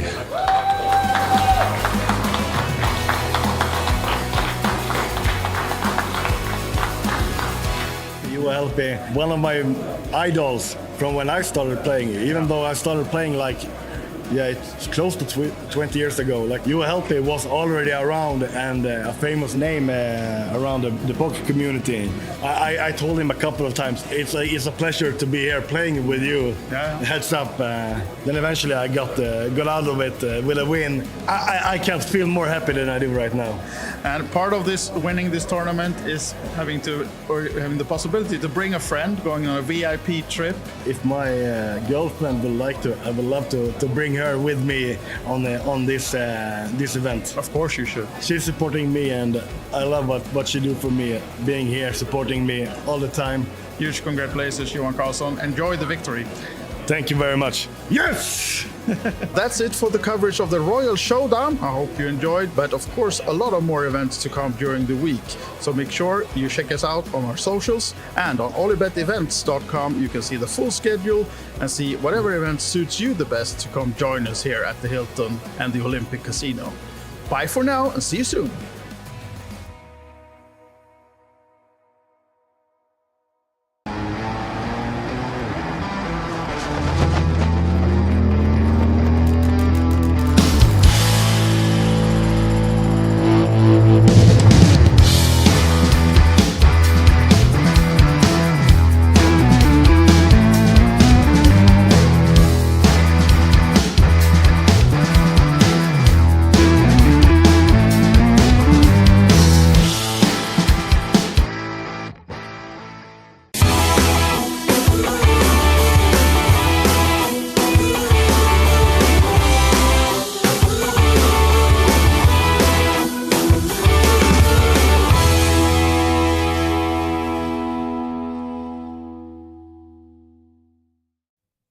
Hello and welcome back once again to Tallinn, where we have the Kings of Tallinn 10th Anniversary Edition. I'm joined by Brad from Poker News. Thanks very much for joining once again, as we're going to be having a little look and seeing the closing stages of the PLO 1K. And as we see, what a table that we have in store for us here. Espen Sandvik, Tobias Lenknes, alongside Gisle from the previous feature table, Christian Costiando. We've seen a lot from him. He's done a good job of coming through that kind of early day 2 stage with a short stack to now having a pretty decent go of it with 350k. And we're back to 4 cards, so... Yeah, a little bit more skill maybe. I'm sure it's all skill when you get to this level of poker. Yeah, absolutely. So many different players with different ideas, different strategic kind of tendencies, but it makes for a hell of a lot of fun to comment and watch what's going on. So Henrik Puya is going to be my best guess, with a big stack himself, 711k here at 10k big blind. Christian Costiander. There we go. Wakes up with the aces. Going to raise it to 30k. Espen with the kings here, likely to just peel. Don't want to be overcommitting, especially in a tournament format with these slightly weaker combinations of king-king. Let's see what his idea is.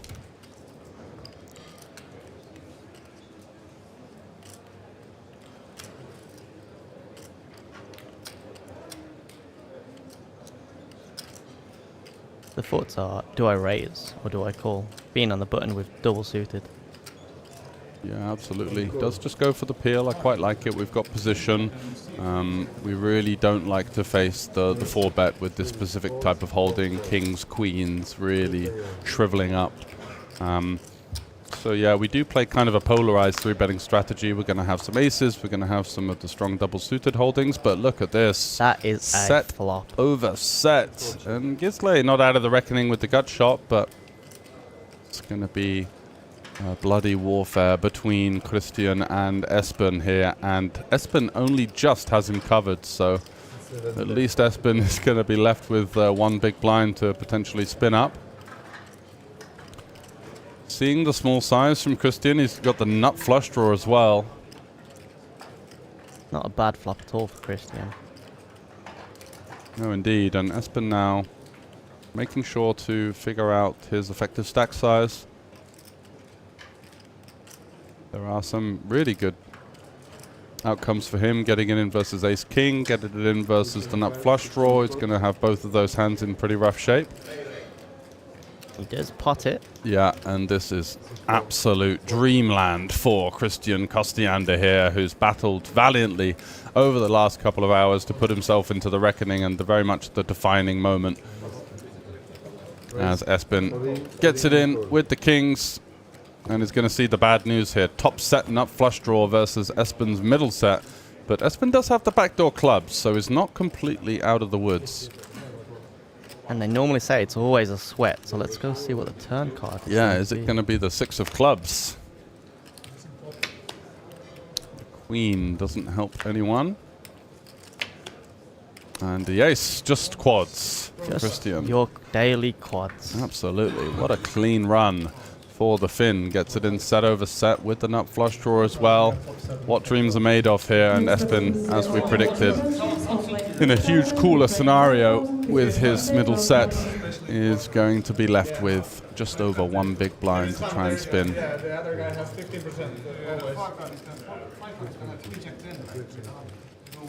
Yeah, king, reject. King with maybe king 5 3 do something. Yeah. Got shot on the bottom and got something. It's not all over for SVN. He does have a chip in a chair, remember. We've seen comebacks like this before. Absolutely have. And if there's any game to do it, it's Omaha. Hey, you've got 4 cards. What could go wrong? Exactly. Might get a bit more multi-way action. Might be able to move that one big blind into 5 big blinds after just one hand. So let's hope for Espen's sake it's been a short-lived feature table experience for him so far. 18 left. That was not a stat. Okay, blind 6-12, please. You were playing like 700? Sure, please. 711, yeah, sorry.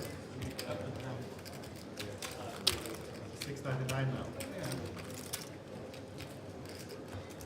That's ish 700. That was my first mistake. It's enough to lose. You don't really have to be scared yet. Even close that. I haven't yet to meet one scared player in this tournament. You're what? You're a scared player? I'm yet to meet a scared player in this tournament. I tried to pretend I was scary on the bubble, but I wasn't that scary to them. Tobias with his customary table commentary there.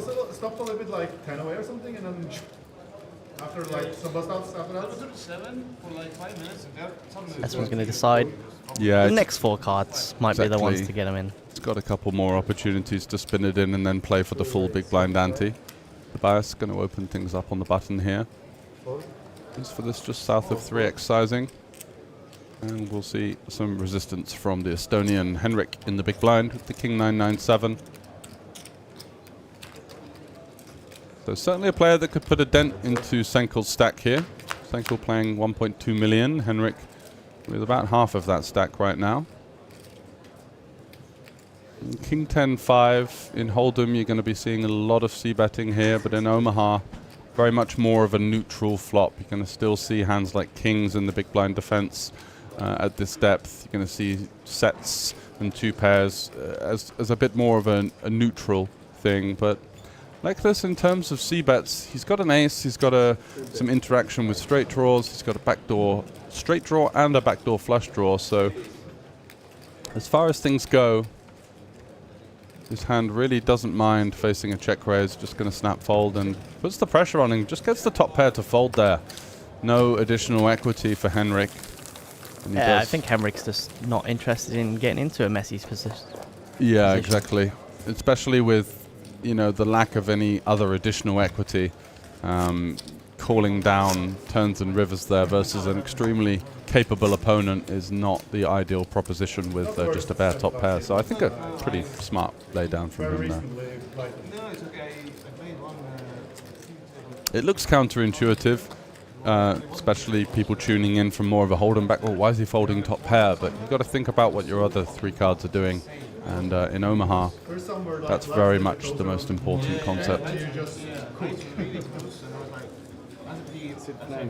In some ways, it's much better to defend a gut shot there, that at least you could make some kind of more nutted hand than just the lone top pair.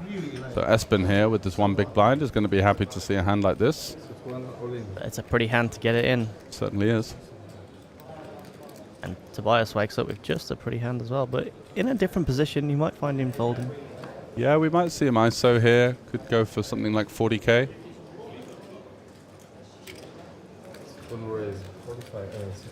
So close. So close yet so far. Lekner seeking a little extra 5k that I might have missed out on. And does isolate his buddy. So it's Norway on Norway. And Lekness with the equity advantage here. He's got his opponent slightly dominated, holding a better ace-8.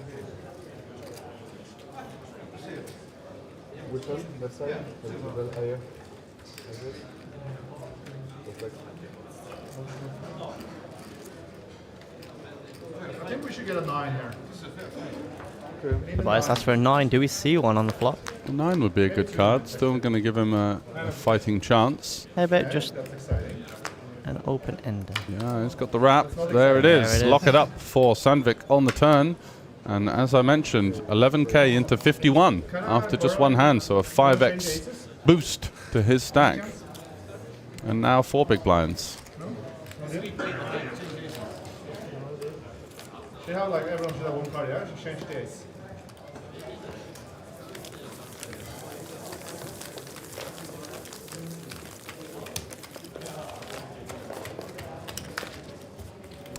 A lot of players looking for Tero, and unfortunately the choice of the stream table is outside of our hands, but he will be on the outer table and we may see him later on if he does indeed make the final table or the last 2 tables where we might get a redraw.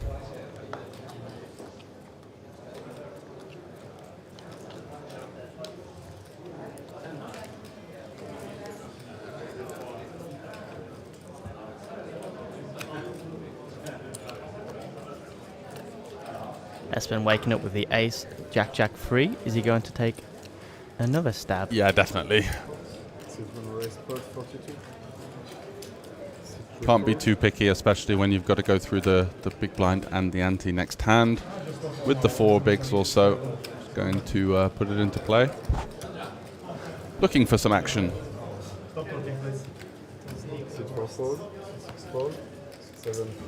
Goes all the way around to the big blind.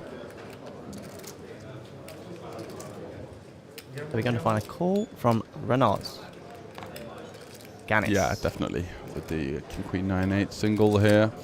Going to be ahead of some of the hands that are going to push it in.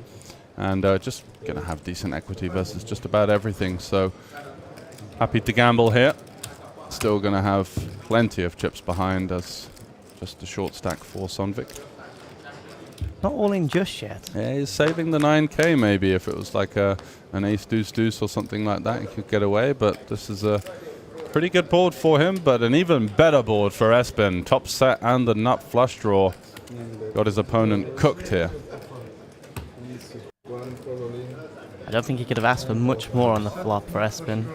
And just like that, he's going to find himself with just over 14 big blinds. That's not over yet, but are we going to see an offsuit 10? That would be the only card that could, right now, dent Espen's double up adventure. Nope, that's going to be a flush.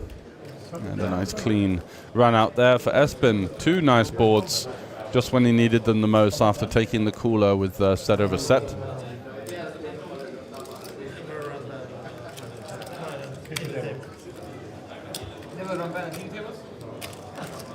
Don't jinx yourself. I'm good for TV. TV wants him. High stakes poker. Can you hear me? Get this guy on telly. Come on. Create innovation.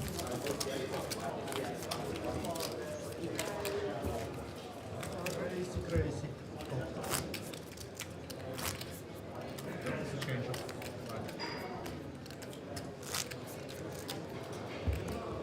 So you can't fault the late stages here for having action. We're seeing an all-in just about every hand at the moment. There we go. A couple of short stacks still that are going to be trying to maneuver their way into a chance of the bigger prizes. Just over 50,000 euros for the top prize. And it's certainly Tobias Leknes that is in the driving seat right now. Going to find himself opening to 40,000. 4, 6, 4, 6, 7, 4. And over to Sandvik here, who's done a decent job of getting back into the reckoning over the last couple of hands, but ace-9, 4-3, no nut suit, not going to be looking to defend versus his fellow countryman, and it's going to be a raise and take for Senkel.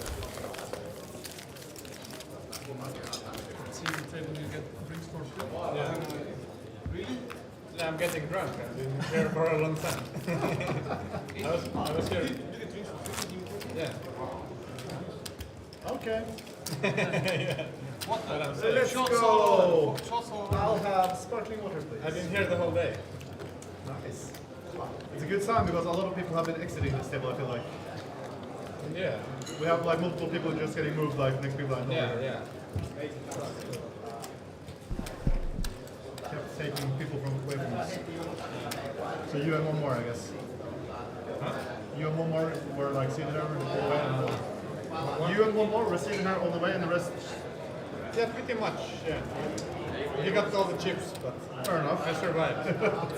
So it's only forward. Olsen gets out of the way. Christian gonna take a raise. Absolutely, with his Queen 10-8. Going to see some resistance from Renars here. Double suited hand, playable. Very playable. Yeah, could also 3-bet this holding. Button versus cutoff, one of the nicer positions to start to maneuver a little bit more of an aggressive strategy, although peeling, of course, cannot be a mistake.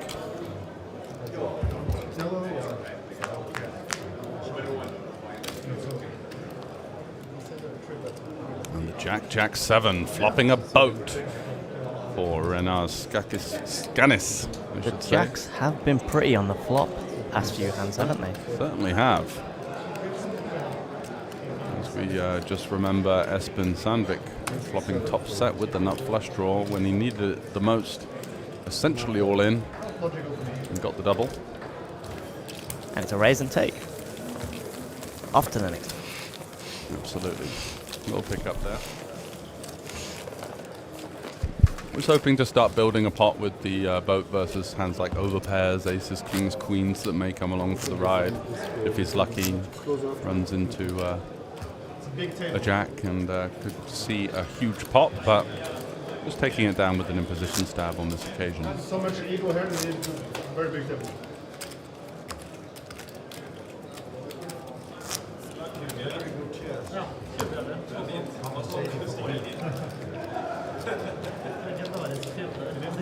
Bring your swimsuit, like or shorts.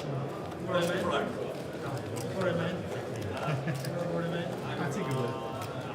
I think it might like you fits everything.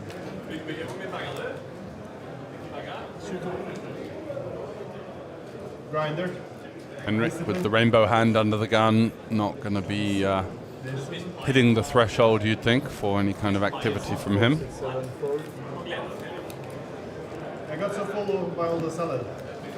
I had a big salad. Renars in the cutoff looks interested. We can't quite see what he's holding, but looks to be raising chips, finding their way over the line. Finds a raise to 40. Yep, exactly right.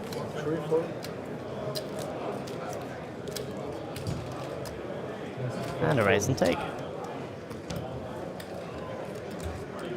Suppose it's a bet and take. My mistake. Raise and take, yeah.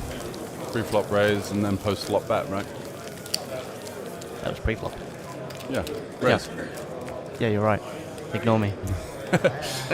Yeah, a little bit of a tight fold there from Gisle. Could have certainly considered calling with the double-suited holding.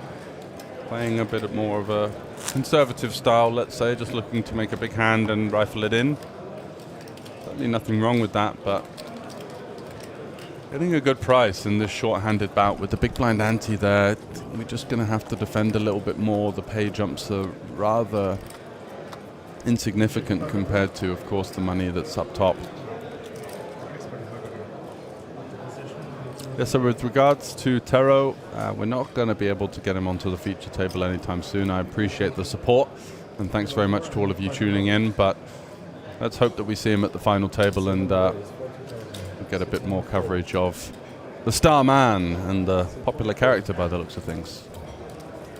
Kostiander opening it up here. Beautiful hand. King, queen, jack, 10, 7, double suited.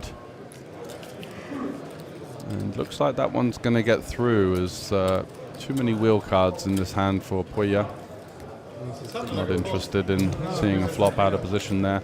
Even flopping a 3 can be quite troublesome in 5 card because you face the risk at this stack depth of being up against the better set or the better flush draws, straight draws, and all that kind of thing. So, yeah, what cards are you actually looking for in 5 cards? Connected, double suited, and high pairs. Those are like the most important, like the 3 pillars of PLO, I'd call them. The 3 pillars. The connected, suited, and high pairs.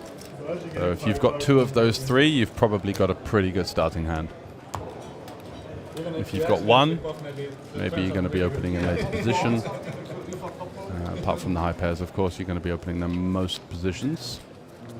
But then even a hand like King, King, 7 deuce rainbow is just a fold under the gun, you know. So it's a hand that looks kind of pretty, you know, coming from Hold'em. I've got a pair of kings, but the actual playability is extremely limited.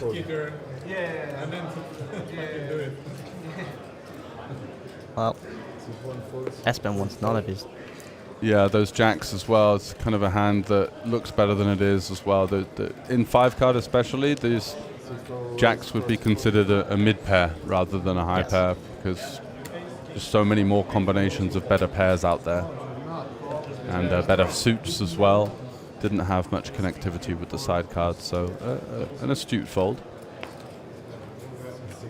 So Gisle is going to try and commit himself here with the ace, queen, 10, 7, 7, and looks to be getting some action from Kostiander with the queens double. Equity's running very close. Gisle looking for some diamonds, or the 7, or an ace, of course. And there is an ace. And 3-3 as well. Kostiander with the trips. Gisle with top pair.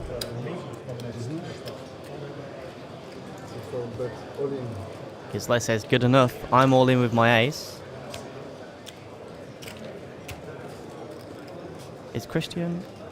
Kind of slow rolling him here. Oh, I He's don't double think checked. he realized Double that he had the checked. 3, yeah.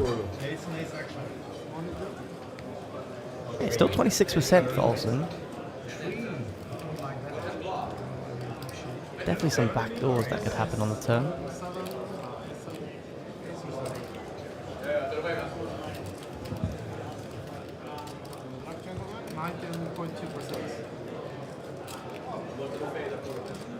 Back 13 jack. Only 3 outs. An ace or a 7. Oh, There it is. wow, what a find for Gisley, getting it in pretty far behind on the flop with just the 2 pair versus the trips. Sit back down, sir. You are still in. 6 on the turn, changing absolutely nothing, but a River Barry for the Danes, staying alive. Kostiander takes a small dent to his stack, although he's been building really nicely. He was the benefactor of the set over set, so he's not going to be too disheartened with that. He's had a pretty decent card distribution and flop run good as well. Yeah, we take the bad beats on the smaller sizes, of course. You don't mind, do you? Even if you get it in 80-20 there, it's not going to ruin his day. And he's got a fresh beer. What Absolutely. could go wrong? How many orbits do you reckon that lasts? I think he's more of a sipper, though, than we had Siljander, who was going through a beer and orbit, and that was quite the pace. Impressive. Yeah. Is the word I'm looking for. I remember a couple of series ago, you go and drinking with the Finns on like the last night where everyone's in party mode, and you kind of sit with them, have a couple of drinks, they're coming, and all of a sudden you stand up to go to the toilet and your legs feel like jelly and you don't know what's going on. And these guys are just like chattering away as if nothing's happening, and I'm like, don't look as drunk as I feel. It's my internal dialogue. But yeah, the one thing I spotted is that the Jägermeister that they've got going on in the tournament area. Oh yeah? Very popular amongst the players.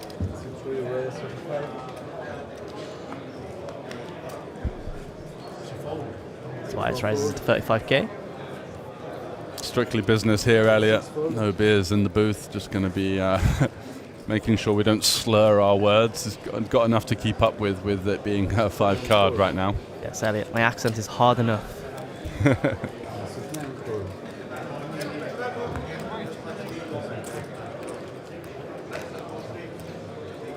So Kostiander facing the hijack open.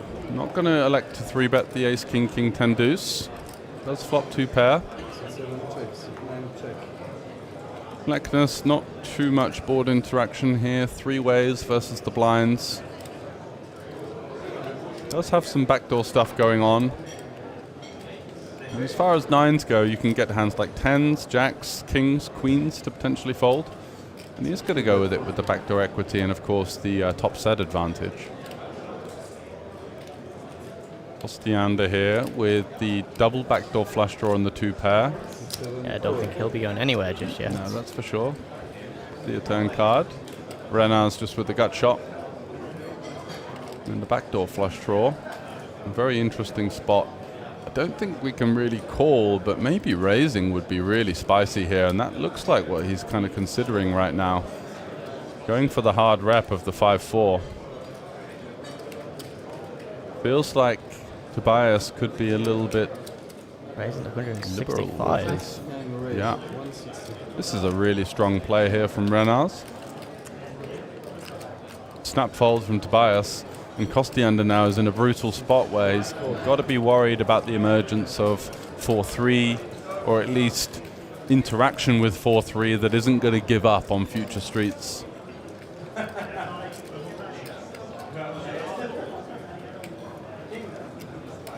Does find the call. And this is going to get murky on the turn. So 477 in there. Kostiander playing just under 1 stack to pot ratio now. Looking for a deuce or an ace. Oh, but it's the 3. Renars. That's why you bluff with equity, chaps, because he's found his way into the miracle gut shot on the turn. What a perfect turn card for Renars. Couldn't be any better. He's going to check it back as well. What a boss. The 5 on the river. And he's even got the 5 himself, so not going to be too worried about hands like ace-5. Christian, though, flatting the small blind versus Senko pre-flop. He could still have hands like aces here from time to time, bad combinations of aces, but it does go check-check.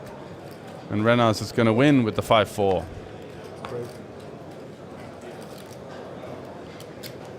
There's been some spicy cards in the past few hands for that's sure. That's a hell of a run out there for the Latvian. Another dent to Christian's newly acquired stack, but still in the reckoning, of course, with round about 30 big blinds. It's not over for the Finn.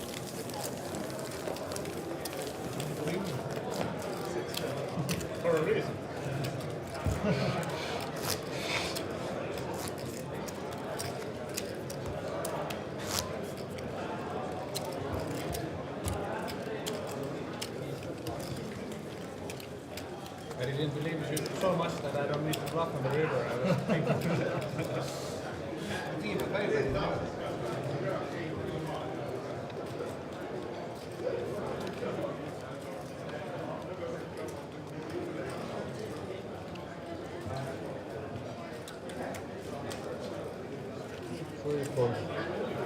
Lekness out the way. It's about as bad as it gets in 5 card. Jack 10-7 deuce-deuce with just one suit. Same for Gisele. The low pair, the 3 of the same suit. Not ideal, although Henrik certainly opened things up here with the ace queen queen. Just goes for the limp. 7-4. Renars in the small blind is going to continue with a really speculative holding here. 10-5-4-3 deuce. And we've got the short stack. Espen Sandvik is going to pot out of the big blind. No limps here. No. Punishing the limpers. And for good reason. Ace King 9-8-7 double. Henrik's going nowhere. Yeah, I guess his pre-flop play was designed to just try and keep the size of the pot small. He's out of position to 2 fairly reasonable stacks. Doesn't mind giving the big blind a spin. Jack 6, not the board that Sandvik was looking for here. He is going to shove though. He says it's good enough for me. And there's the call from Henrik, and it's bad news for Sandvik. He's going to need an ace or a king, quick time, or maybe a backdoor straight.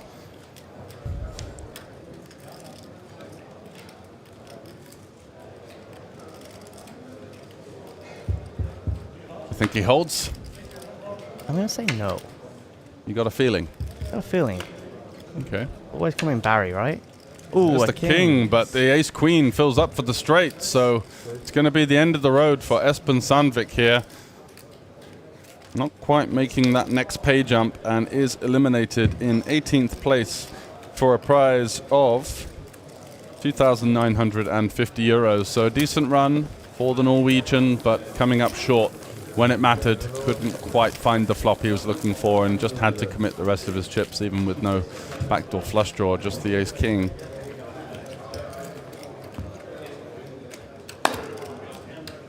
So we do remain with 18 left here. The next pay jump is immediately at 17 left to 3,350 euros. And the stacks are starting to get a lot deeper. You're seeing a lot of these short stacks hit the rail, as is customary as we move on through the in the money stage. 35 made the money here for the min cash of 2,100 euros. And the tournament average certainly catching up after a long bubble period where we were kind of tiptoeing towards the money. We saw some extremely tight play on the feature table, as is fair with Omaha being such a high variance game, equities running close, people not wanting to bust or collide with the bigger stacks.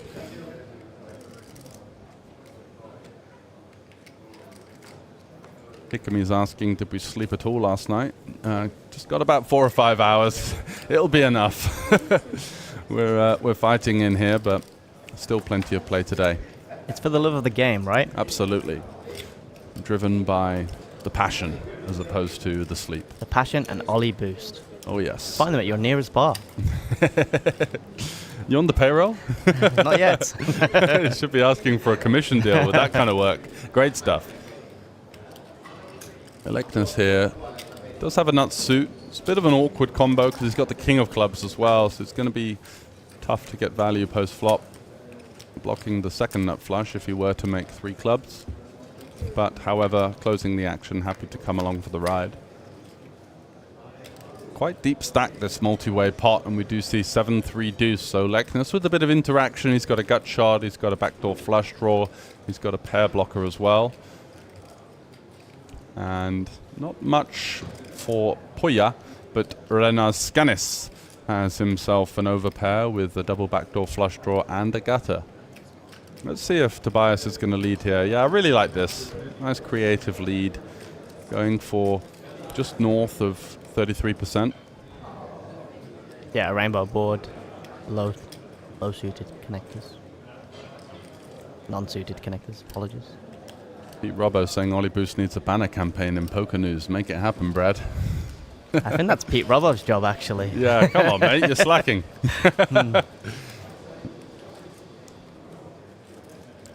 65k lead and Skanis here with options later down the streets. The 10 is, of course, a nut out, as well as 2 backdoor flush draws and an immediate gut shot. 3 on the turn does give a flush draw to Skanis, but a good card for Tobias's leading range is going to have hands like pocket deuces, pocket sevens, 7-3. He's going to be aware that Skanis' range is going to look exactly like this. It's going to have a lot of overpairs. It's going to have a lot of straight draws himself. But he does wave the white flag. And Renis is going to slow down as well as we go to a river. Yeah, and it is the jack of clubs. So the 10s remain the best hand at the moment. But Leknes may have other ideas here. Can still conceivably check some strong hands on the turn, like pocket 3s, like pocket 7s.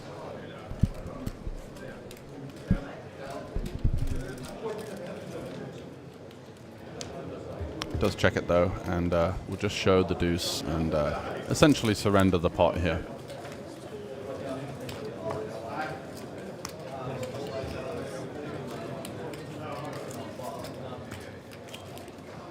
That leads Renis to be the chip leader at the current table with just over 1.3 million chips. Yeah, it's been a nice start for the Latvian on the stream table. Just when you want a bit of run good, isn't it? 16 left. The best time to have the run good. Absolutely. The other way around is really sickening. If you've had a couple of happened a couple of times to me last year, got into the deep stages of a tournament and then just got dealt the absolute bottom 10% for 2 hours and was out, and you're just like, come on, There's nothing. give me something to work with, but just the way anything, it goes. please. Just begging on all fours. Blinds are about to go up to, I think that's 10,000, 15,000. Yeah, that's right. So I think we're going to lose the 1k chips shortly as well. Is Omaha Championship, small blind 10,000, big blind 15,000, big blind 15,000. It's Renas Skanis in the driving seat, having won a couple of pots.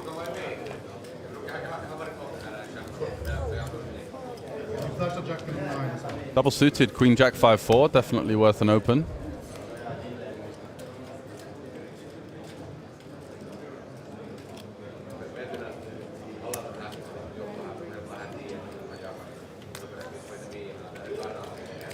Goes for this 30k sizing into a short-ish stack.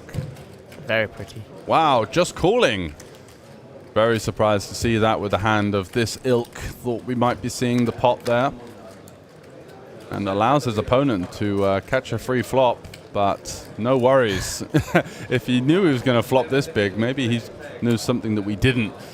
Got himself top pair, the nut flush draw, and the full wrap. It's just what dreams are made of. And Renas with the double gut shot here. I think he just said pot. Yeah, interesting on ace 10-8. Not conventionally a board that we're going to be leading all that often. And Renard's a little bit perplexed as to what's going on over there, but imagining that he was probably running up against a strong hand, and as we can see, Gisley had the absolute board locked.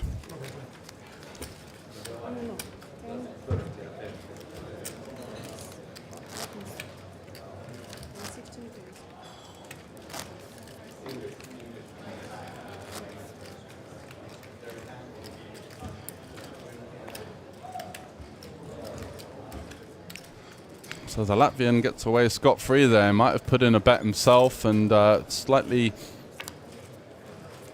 haphazard kind of approach from Gisle there. Missing the 3-bet pre and then kind of lead potting when he's got the board on lock. Just missing out on a potential bit of value there. Not allowing his opponent to represent the stronger hands on the ace-high board.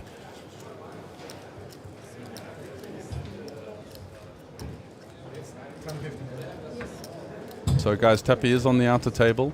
We do change the feature tables, and we may see more from him later on. So Gisle, gonna just call here. And a check, and we're going to see the flop. Certainly are. Ace, 9, 6, rainbow.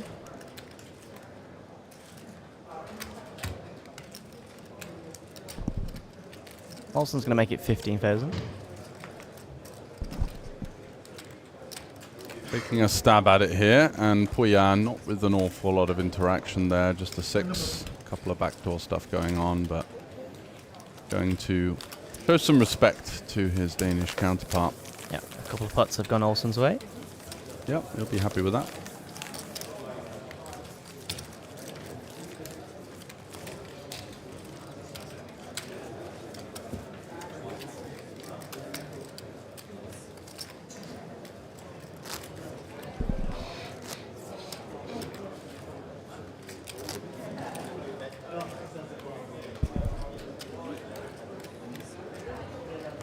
So moving through the field here, 3 tables remain. Got 2 tables of 5 and 1 table of 6. Our feature table has 5 players.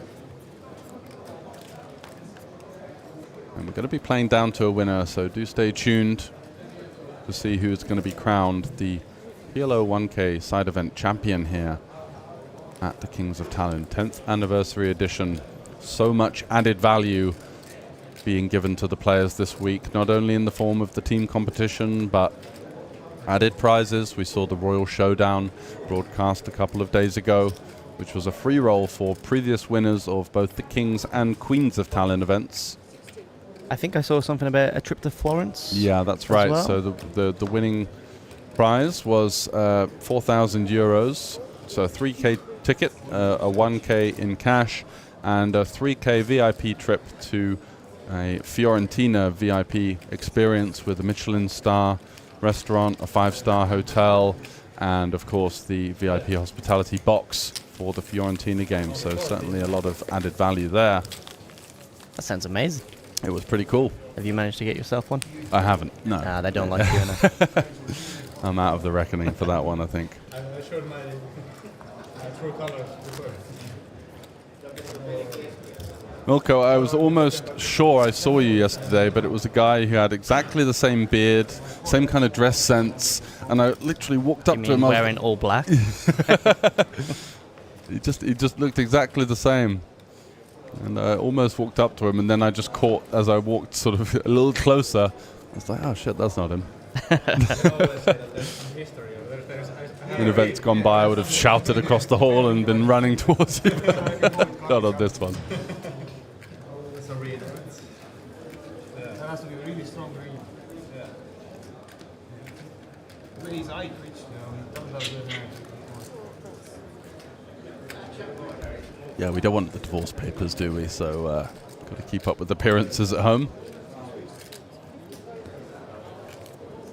Puya opening it up here with the Jack 10-9-4 into Renars, current table chip leader, with Ace King 10 Deuce. Can take a look.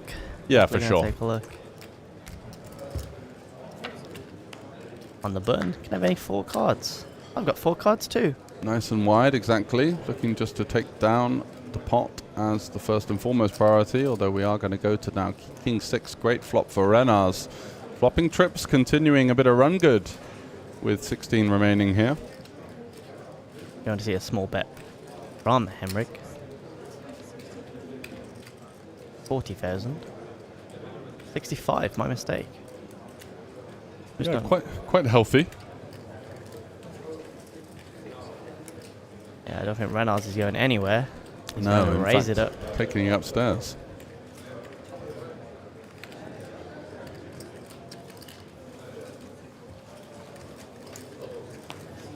And that's going to get the job done. Just the 1% equity as his backdoor wasn't even in play. The clubs were covered. Renar's just had the board on full lockdown there. Looking to seek the value from the worst King X. Potentially put hands like aces, queens, jacks into a tough spot there. And unfortunately on this occasion, no value for him.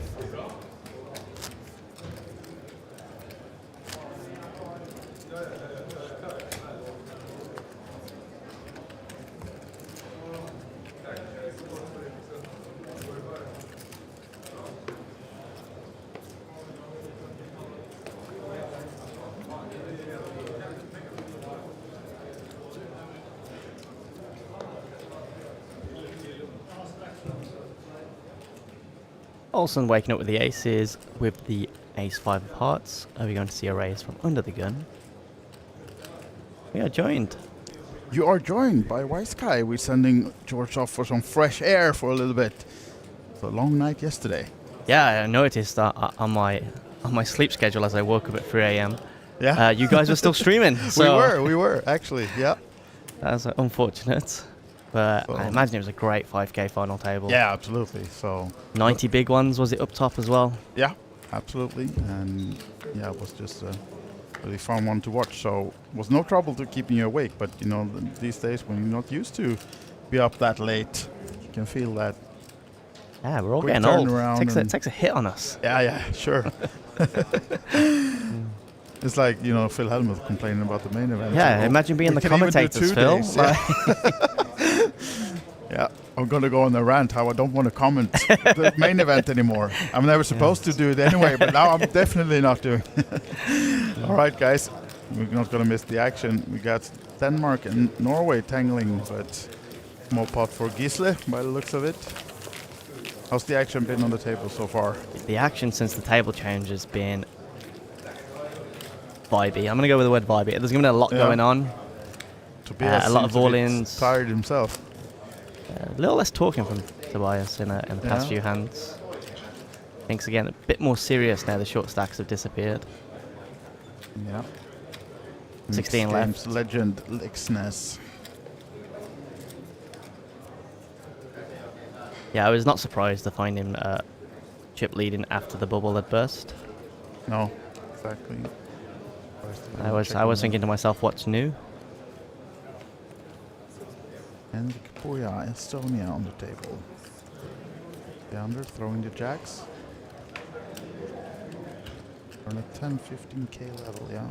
1.3 million. Nice stack for Benaskanis.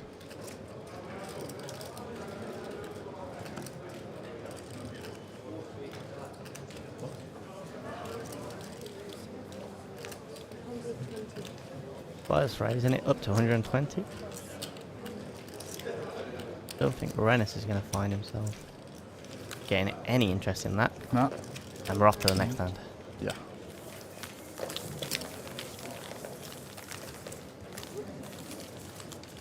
Any word from your colleague Cal in the main event? The last I saw was the words, "I've been scammed out of a triple." And he found himself down to 14,000. But he's doubled up since, so... Yeah, we had Callum in the booth here yesterday, and he was commentating on how he was a bit nervous playing his, like, the biggest tournament so far, I think. His first ever 1,100. Yeah. He's been enjoying it, though. Said his table's fun. Okay. The vibe in there, he's feeling it. Said after the first few levels, he's more himself, which is great. Yeah. Anyone who ever played a 1K for the first time knows exactly what he's going through. Yeah, exactly the feeling when maybe you play like 100, 200 tournaments normally, and then you go into a big ballroom and there's cameras and reporters. I know he isn't one himself, but still, this time the eyes are on him, right? So yeah, fingers crossed he'll spin it back. I was doing some B-roll stuff, and I think I induced him to do a terrible bluff on the river that got snap called. But I left him alone after that one. Okay, you're on your own. That's a true friend, right? As Kostiander made it 50.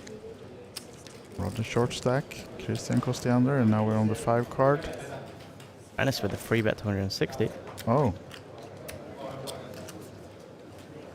Well, they're wide open without the suited ace. Ace, king, 5, 3, 2, deuce. Bastiander with the call. Wow. Committing. Big parts of his stack now, Kostiander. Yeah, just going to be left with 245,000. 2/3 of the pot. We might be seeing an all-in. Depends how bad the flop is. Yeah, might be a bit of for both players here now. Spades for both. Yeah, flush draw, although low for both, of course, but not much else. Yeah, and Kostiander looks like he's about to put all his chips in the middle, which he did. And it's only 245, and Scani's got a low flush draw and a deuce. Let's it go, though. Yeah, there's not much in those hands. Nah. I don't think the 5 of 3 of spades would be good for him, even if the spade did come on the turn. So we saw some routes in the chat for various players, and we can confirm that it will be a redraw when we reach 12. So then we'll have some new faces on the TV table as well. Yep, just 4 more. Yeah. I think they will be going on a shorter dinner break in like 30 minutes or so. Just a 30-minute quick grab a bite and back to action.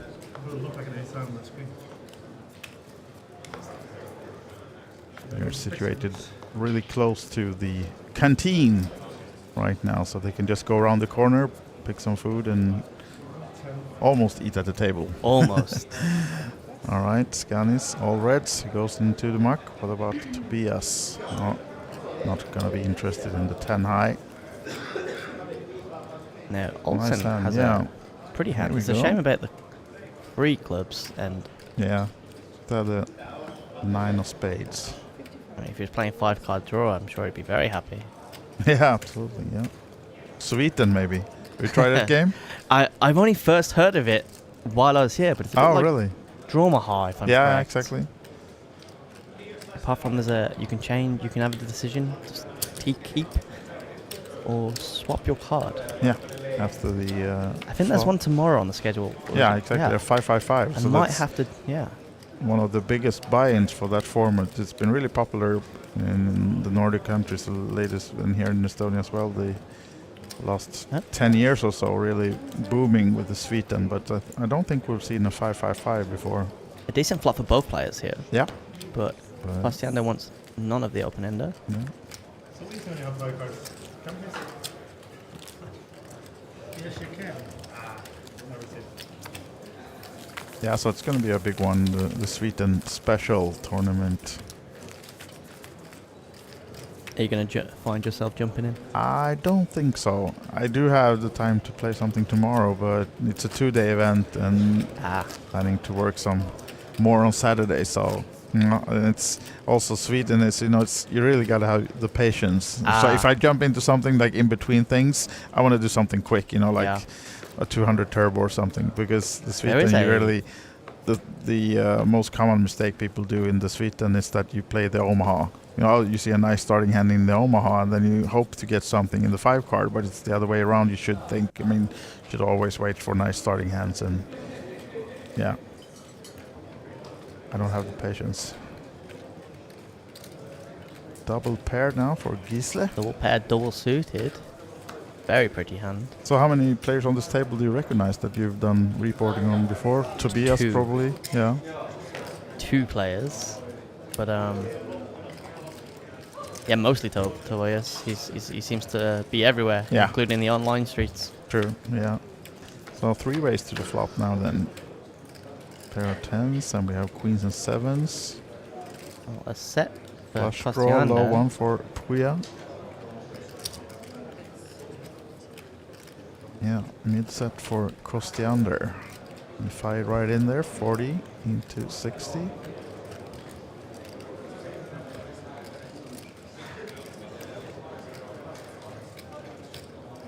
Magnus doesn't seem like he wants to about fold, it. yeah. Yeah. Don't know why we haven't folded yet. Maybe he's deciding on being tricky.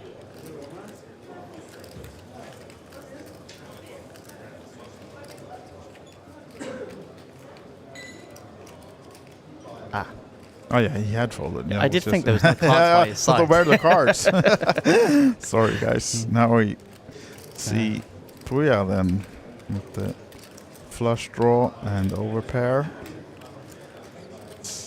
Not Raise much it up. else, though. I mean, yeah, he blocks the queens, the queen 9, but No hearts on Costianda, apart from the 1-5. He's gonna make a call. We're gonna go see a turn card. yeah. Standard, just hoping for another 8. Hey, why not the 10? I mean, we know we can't Yeah, get that, but he doesn't. That's a good card as well, though. Yeah, 3 of diamonds does absolutely nothing on this board. And the question is whether Puya with the queens will keep repping that nut straight. Should be if he's going to be able to win this one. Of course, so often 5 card that your opponent now already has the straight Emmeric's here. But really taking a stab here. Yeah. With a 150,000 bet.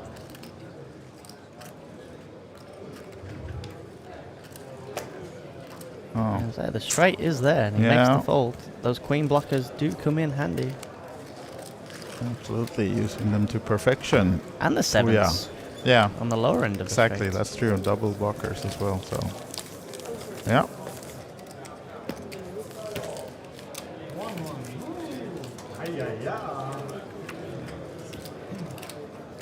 See more screens for Tepi in the chat here now on the YouTube, and hopefully you'll get to see him on the redraw when we're down to 12. If he's still in, there's at least a 50% chance, and even you guys rooting for him in the chat might bring it up to more than 50%, because if we can, we're gonna take the table that Tepi's on, I think, once we get down to 2 tables. But for now, we're sticking with these guys, at least until the break coming up soon. Just like the different dots, or that's what he does, for example. Yeah, that's true, actually. Yeah, so, You know, like the set with the white dots, the set with the yellow dots. Yeah, red is still 5,000, but it's just a bit different with the... Four spades rolls, and I don't think he's going to be getting too much involved under the gun here. Yeah. I am incorrect. Yeah. Puts in a limp. I did say when he gets the 5 cards, a little less knowledge on my behalf. Just 5 more for Scanis, so he stays in. Oh, now then gonna be smash point for Tobias. Pumps it up. Maybe there's a slight chance the cards are incorrect here. Because Olsen's going nowhere. Yeah, absolutely likes the hand. He doesn't care about that it's 4 black ones, maybe. He just, I like the hand. King, Queen, Jack, 10-8, but a lot of spades. And Scani stayed in as well. A board doesn't hit many of the players. It doesn't, no. Tobias could find himself just checking, and we check all the way around to a turn card. Clubs completing, but no flush for neither player here, so now it's up to who has the bravery to take a stab at it. Pretend they have the flush at least. It's not going to be Olsen. Neither player, and the pair of the board locks it up for Tobias, as far as no one else can get him off his hand. Yes, it checks all the way around. Yeah. Tobias shows the aces, and the aces are hold good. up.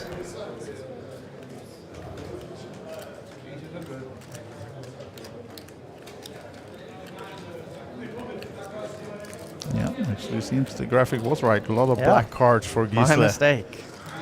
I will never date you again, graphics team.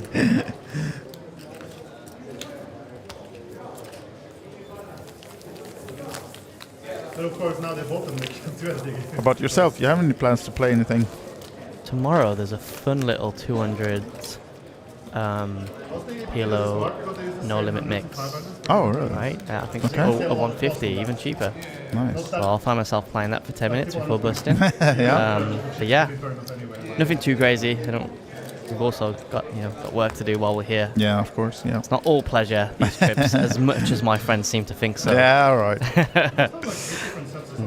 And now they can even see you work live on TV. Look at that. Yeah, working hard or hardly working. Tobias Lexness up front on this table, 1.2 million. Scan is second in the chip count for this feature table with $1 million. there's some sharp. chips that are very similar, but And I still think Tobias is at different least color schemes. top 3 in the tournament with that 1.2 million. We had a few bigger stacks on the outer table as well, but there were a few really short stacked as well.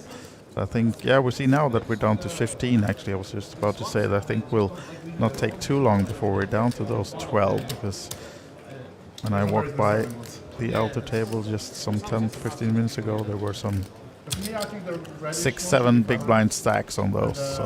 5K could be this one 500. Costiander though, at least building back a little bit, up to 440 now.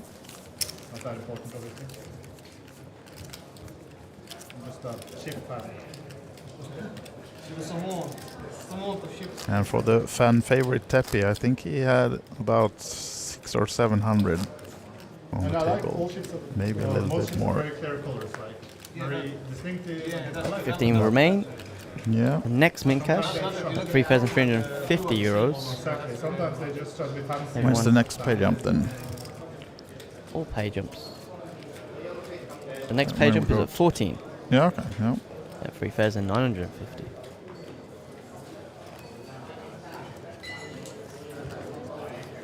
And we're back onto 4 cards. We are. Tobias folding the 4s. Gisla seems to be liking these kind of hands. Makes the limp. Yeah. And we will be happy to just check this one. To a flop we go. Just be moved always to the 5-card table. 10-8 king for action? No. No. 6-3-5. The poker gods say close, but a bit lower. Yeah. Oh, not much for Gisle on this board. The back We are goes. with the overpair. Check. A second free on the turn. 3 of clubs. Quick check by Olsen. Both of them. And there we go. Over to Olsen's favor instead with the jack. So, yeah. And Olsen takes it down. Yeah. Jack is good enough, sir. Okay, so let's have a pair bet. 7 sets and more, and you have 6 and under. You will A pair. Sure. High stakes. The high stakes. Here, I say 6 and under, and you say 7 or more. I think we're 5 minutes away from that break then. Thank you. Yep, 5 minutes and 24 seconds to go until the next break. And we'll be coming back to 10,000, 20,000 on the big blinds. I'm just gonna ask one of the other ones. So much. It is, but they have like these couple new series. 271 runners, is that a record for you guys in the Yeah, I 1,000? would say that over here. I've been to the most of these, and for an 1100 PLO, it must be the biggest one. I think last year's was in the same tournament a year ago was 126 or something like that. Wow, so I can't absolutely say- crushed Yeah, it. it's on double. And then in the summer on the WSOP circuit events, the same tournament had 215. Oh wow! Something. Even So- beating the WSOPC. Yeah. So yeah, well, this is absolutely the biggest 1100 PLO that's been held on in the Baltics, I think. That's a nice record, and really, people everywhere when you walk around, you know, there's always some tournament on a break, and hard to get to that toilet door. Yeah, yeah. I was speaking to some of the guys, and the venue's getting a bit small for the Yeah, size it of the is, crowds. Might have to be looking somewhere new, somewhere bigger. Yeah. Which is always a positive. Absolutely.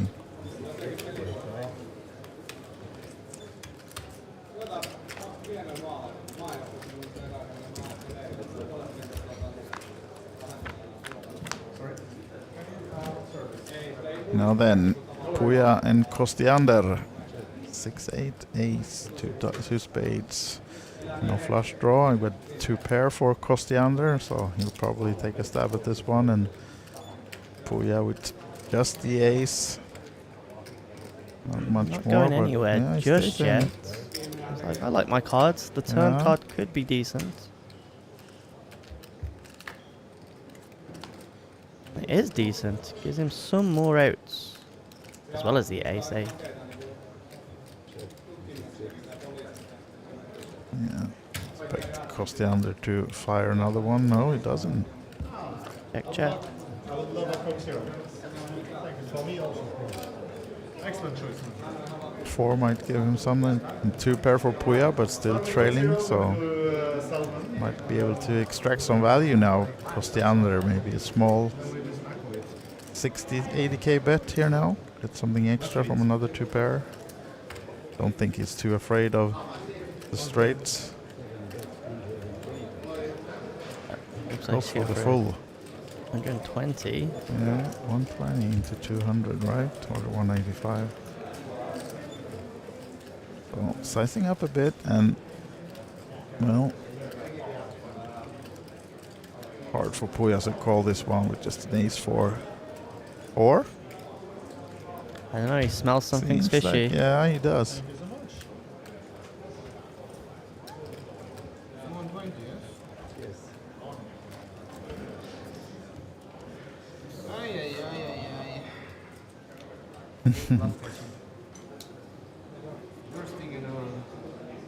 He might manage to find a fault here. He's definitely questioning his fault.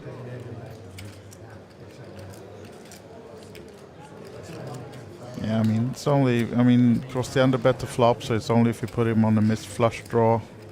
There are a few straights completing on the turn. When he comes for the call, will be not happy though to see the ace-8 of Christian Kostiander. So, switching positions in the chip count then, these two. Kostiander now up to 650, Puya on the lower side, 467. But good for some 30 big blinds, so not any immediate stress for him. A lot of chips on this table, right? A lot of chips.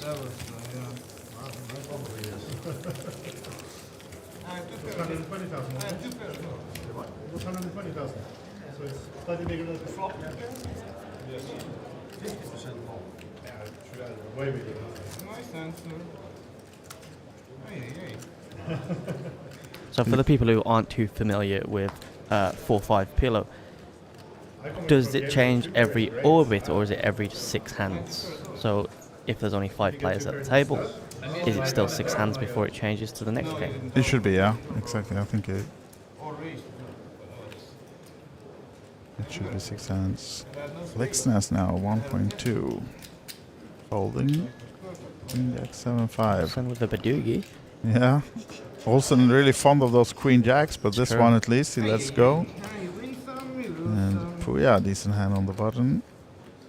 Ace king H7. Open it up. Yeah. 55. But just losing that previous pot. Want some chips back from Skanis, and this is I don't think you can be anything one of with the us. worst hands you can find, right? 8-7-3 deuce. No diamonds. Goes quickly into the muck, so he just gets a little bit back. Puya.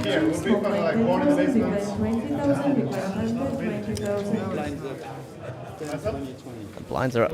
All right, okay, so we have one more level before the break then. Cool. We are getting another 30 minutes before we go on that shorter dinner break then. So then we'll see whether we get down to those 12 before the break, then maybe have a redraw just before the little dinner break. I would guess at least it's possible, since we on this table is a lot of chips, but on the outer tables there are some short stacks. We'll have to get it in. This is our shortest guy on this table. Now then, he had 20 bigs, but with the blinds up, he's down to 16. Emmerich on the cut off with pocket kings, queen 5, 2 spades. Yeah, Looks like he wants to open it up. I think he does.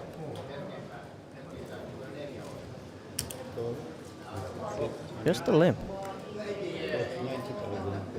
Bastiander's going nowhere. Yeah. We're limping, we're pimping. Makes it 90 to go. You can see. How much? 90,000. All right then, heads up to the flop. Estonia and Finland. And good position for Puya, of course, with the kings, but can he find the ace or the diamonds? Oh, diamonds. This is tough one for Puya to get away from, and chips probably going to get flying, right? Kostiander will surely continue on this one since he was the aggressor. 230 in the pot right now. 100,000 raise. Yeah, with the backdoor flush as well.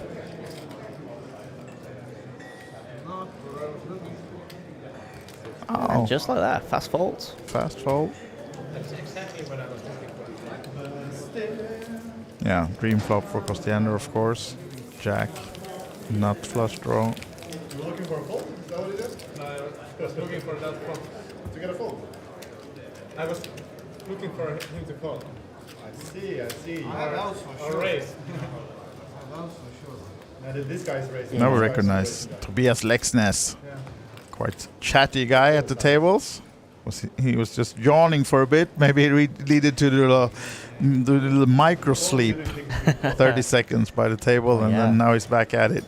Yeah, I think it's a late one for the commentators. It's just as late for the players. Yeah. Apart from they need to be back with their brain fully functioning. Exactly.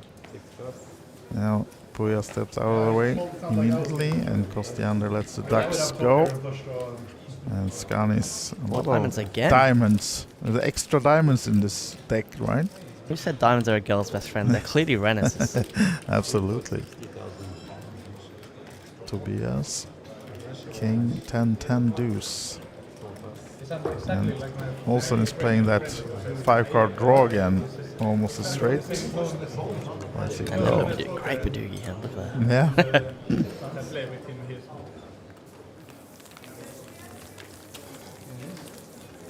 Now, does it exist in tournament format in Europe at all? I don't think so in Europe. I WSOP, right? think I've only ever seen it in WSOP. Yeah.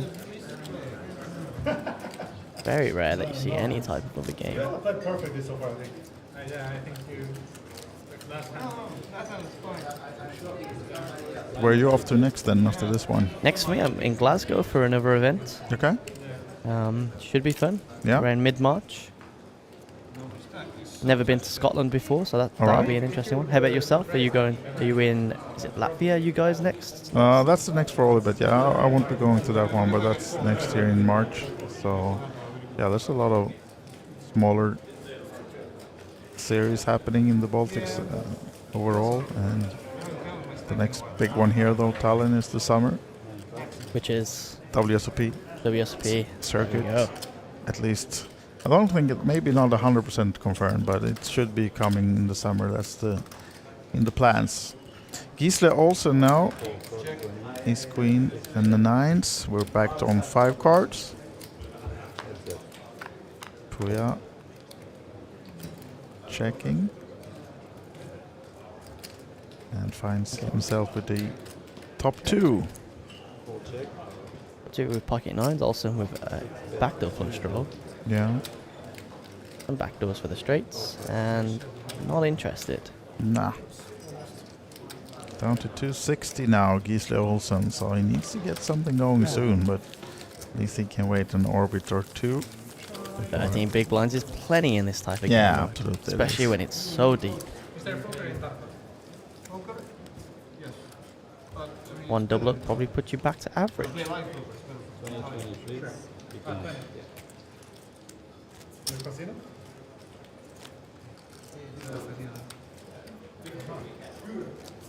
There were 2 small salmon plants out there 10 years ago that I was visiting in charge.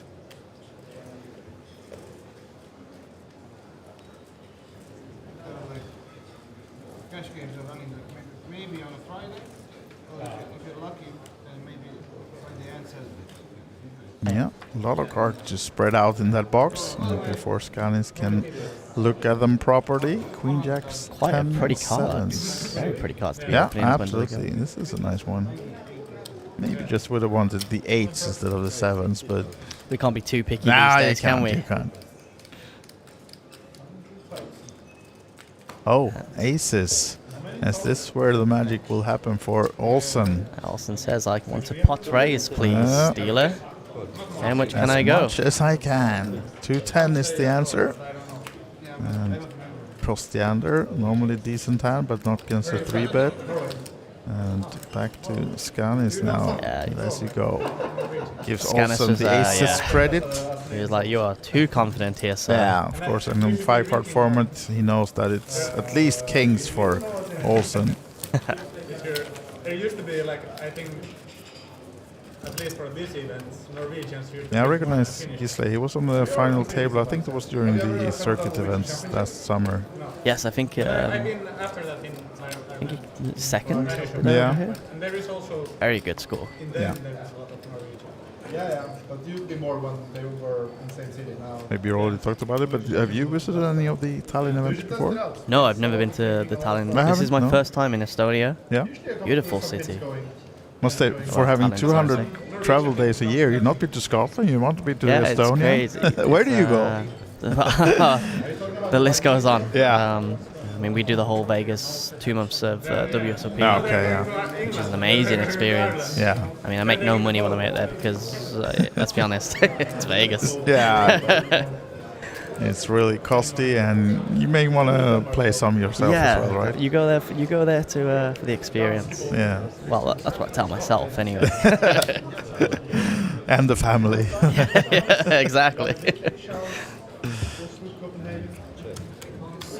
Right. Nice limp. Scan is going to check it back. Flop, 5-4 jack, 2 clubs. Not getting rewarded for the check in the dark. Costiano with his flush draw. Wait, hearts changes nothing for both players. So most likely taking it down already here. Not much for Skanis to stay in this one.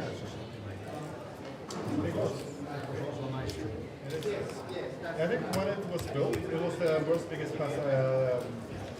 So what's your view on the changes for the WSOP Vegas then from Rio to Well, I Valais didn't and go Paris, to Vegas until it was at Horseshoe. Oh, you haven't? Okay. No, I never went to the Rio. Okay. I've never even been in the Rio. Okay. Surprisingly enough, I've gone to most of the casinos. Yeah. I do like it in Paris and Horseshoe. I get my steps in. Yeah.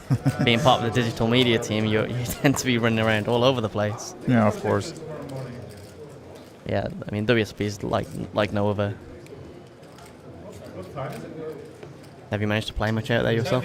I was actually doing what you're doing right now. Like 15 years ago, I was in Vegas each summer working with different things around the WSOP. One of the things was, back in the days when as soon as you got on the TV table, you were able to be patched up and get some money for it. So we ran around with different patches, like full tilt patches and stuff. Like, hey, when you're in the corridor, you got to find the people who's going to the TV table and stop them. And do you want to play with this logo on your? Yeah, I used to watch ESPN all the time as a kid growing up, and every player had a patch. Yep. So yeah, and that's why that was us and other people, just catching them in the corridor and patching them up. They got like 10K. Yeah, it's just for crazy, man. wearing Right, the patch for a few hours, and so I know what you mean about you're there for a long time and it's exhausting, really fun, and not so rewarding in your wallet, maybe. I think, I love every part of it, apart from when I come home and I think I die for about 2 weeks. Yeah.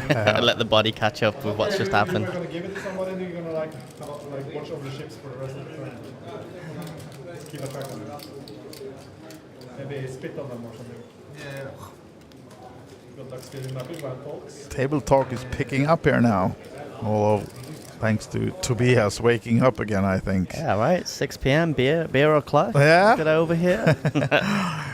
And Costiander, look at this one. Aces, jacks.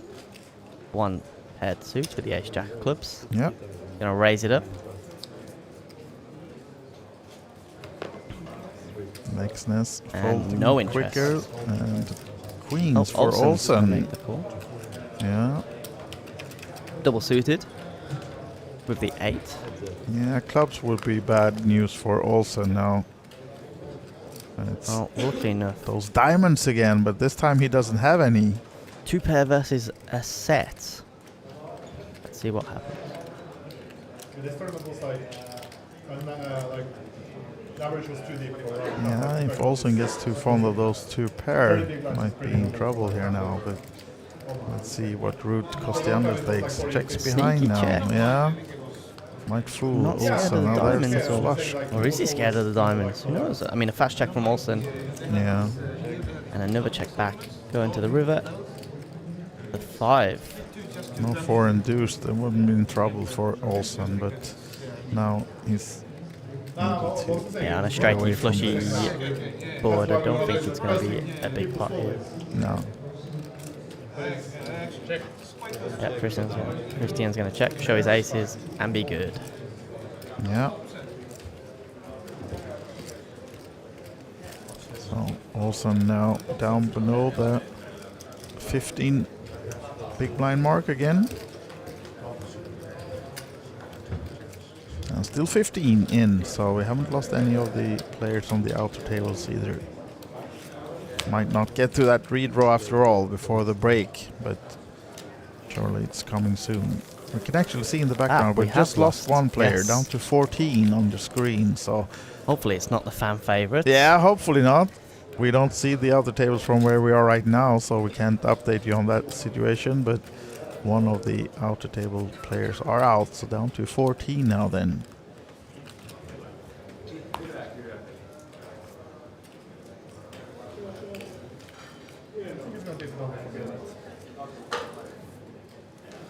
I think it's, before midnight.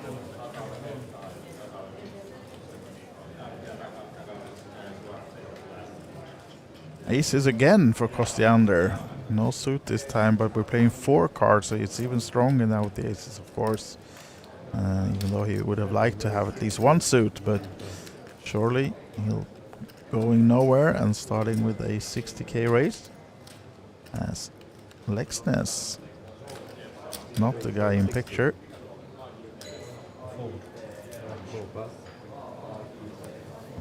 Olsen, but Tobias has called with the king 8-7-6. One suit.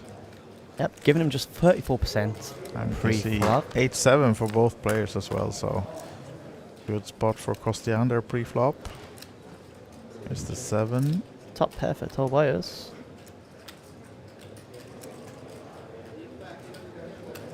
Of course, not including any overpairs that maybe had.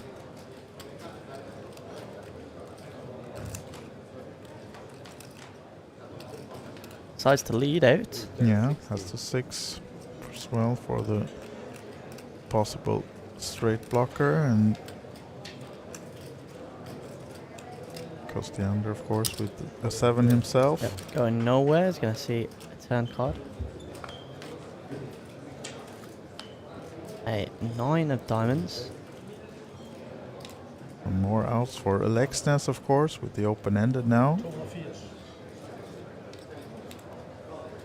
So not a bad card for him to continue on here now. And then, of course, it'll be tough for Kostiander to stay in, but just the naked aces on this type of board. Aces 2. Good, 180. Yes, 180.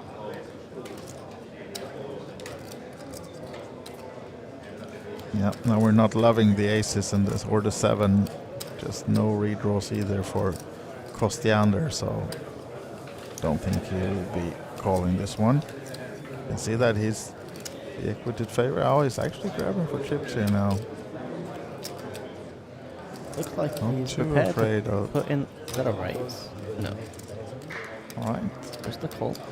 Big pot brewing then, 650 in the middle. Will it hold with just the aces for Kostiander, or can no? Lexness doesn't hit any of his outs. Will he try to represent, or will he give up now as Kostiander looked him up on the turn? Nothing much changed. Of course, small straights getting there on the river, but not likely that Lexness is on that part of the hand that he would need a and he deuce. gives it up. Yeah, gives it up. So will be a nice pot then for Kostiander, and yet again players trading places in the chip count. Now it's Kostiander has 1.2 and Lexness almost 900. Yep, that'll lead him be the chip leader of the table. Yeah. He's happy to take that down. Very happy with his turn call. Yeah, absolutely. had his own back. I think you've earned yourself another beer there, Costienda. Don't seem to be any on the table though. They've slowed down. Yeah, it was the previous table. I suppose it's getting a bit more serious. Yeah. With all the pay jumps coming in. 7 was bad. Just 2 away from the redraw. Rest balls was good.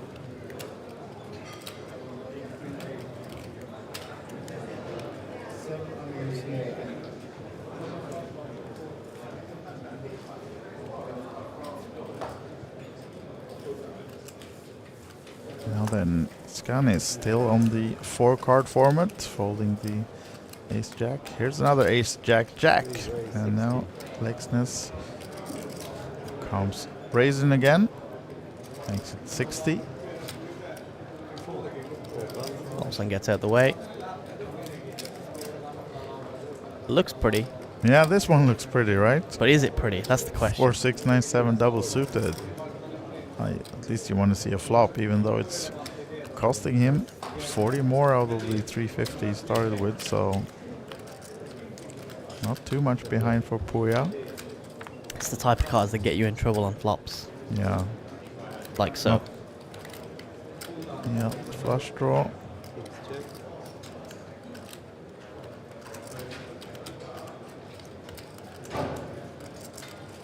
Interesting to see now what Tobias makes of this. It's 160 in the middle, there's a queen on the board. Does come for the check. Allowing another overcard. That gives him straight potential. Yeah, gut shot gets there for or comes for Tobias, but probably the brave one now. Smell the weakness of Tobias. No, doesn't come for any bet. Just 4 outs for Hemrick. Yeah. Is yeah. Many hearts folded. And 4 of diamonds isn't one of Puya's outs, so check mark for Lexness. Yes. Does he think about taking a stab here? No, he does not. He checks it, and it will check it down. Yeah. Otherwise, takes the pot, jacks and 5s.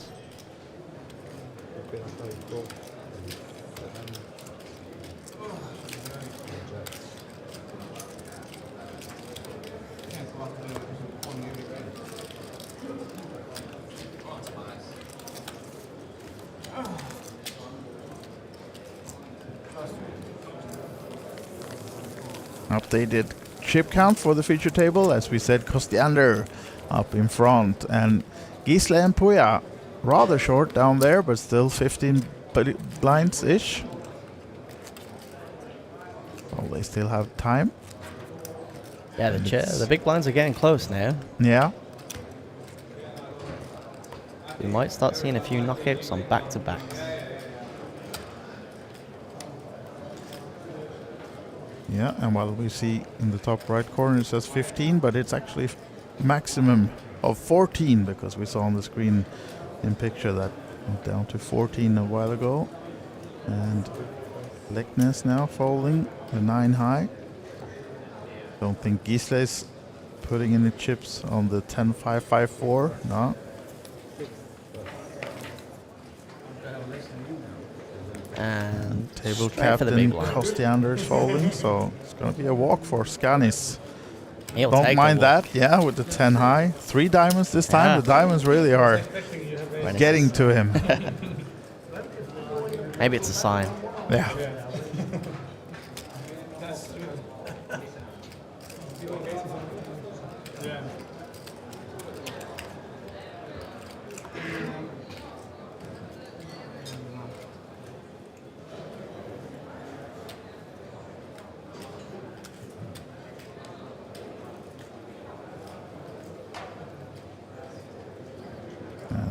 Now then, Gisle first to act. Not a hand he'll like once he takes a look at them one by one.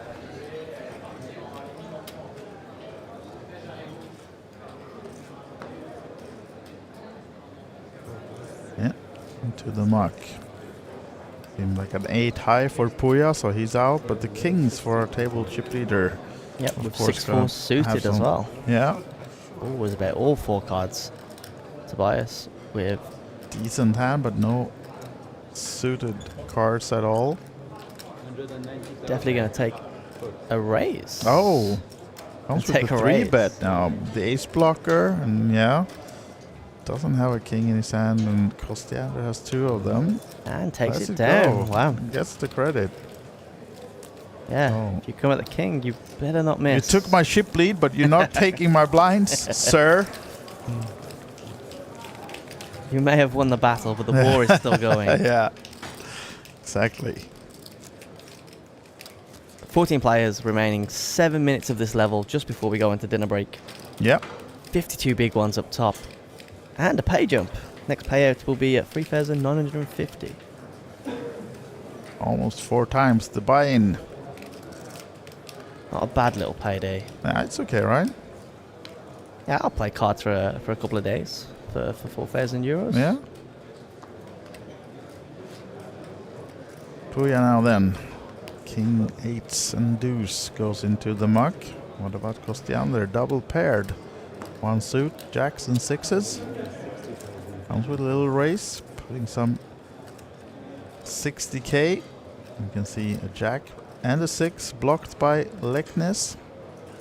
So if he needs it, he will have a hard time to flop a set. Kostiander. Oh, another jack and 6. So wow, they're all. No more jacks and 6s left in this deck. Yeah.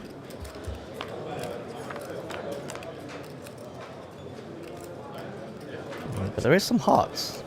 There is some hearts. So check on Tobias. And then check back. Just with the gut shot, not doesn't get there on the turn. So. And does he think about leading on this turn card?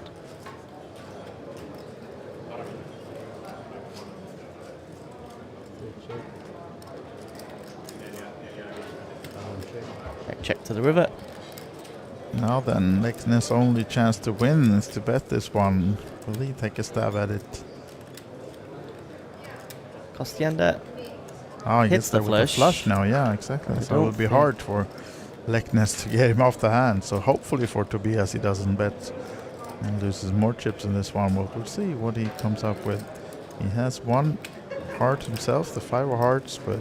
Going to take a little bit of a stab, a small bet. Will be quickly called by 30 Kostiander.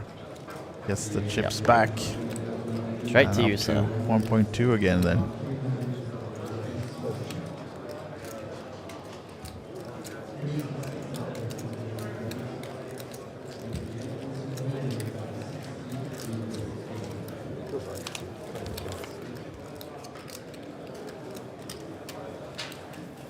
And nice few orbits for Christian.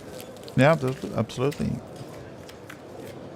Amassed a lot of chips the last 30 minutes or so.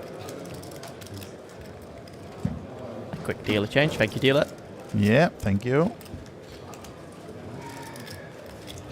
Right back into the mix.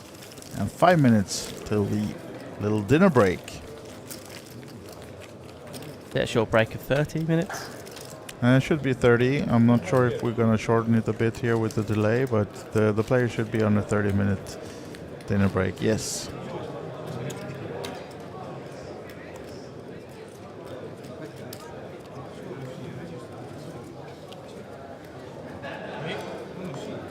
And changing it back to 5 cards. An orbit has been complete. Yep.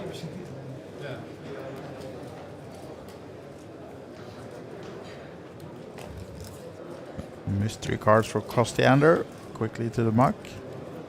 Giannis. Just 1 diamond this time. Folding as well. Oh. No. Tobias, wish he was playing Sweden right now. As he opens with the all hearts, ace jack 9 7 6. He's just queens are in the muck. What about Puya and the big blind defending with the 10s, are we? Tens, two hearts, 2 clips. Yeah. Should be Can't see coming why for- not. No, exactly. He comes along.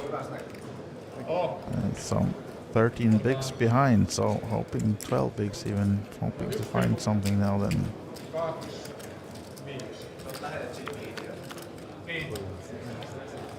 There's the 10.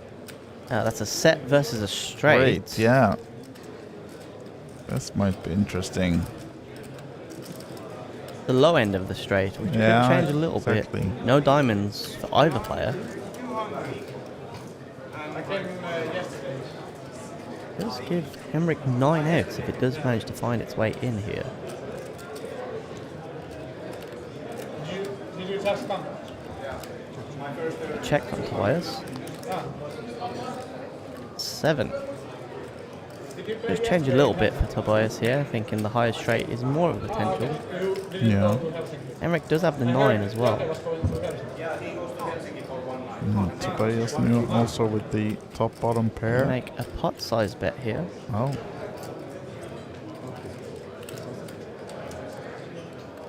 Makes the call, the raise. Oh, here we And go. a call. Money go in. And Puya then needing some help. Puya needing some help, but with 61%, win the hand.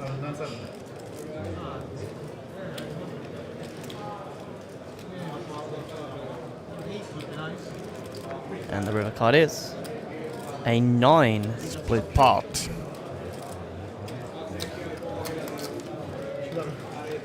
Taking it back. And yep, we are both still players in. with the straight. Jack 9 for Tobias, 10-9.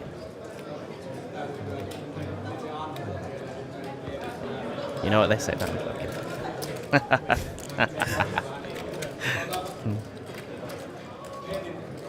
Oh, still 14 players in, and just a couple of minutes until we go on that little break. A chop pot in 5 card PLO. Is that rare? No. Pretty, right? Yeah, I imagine so.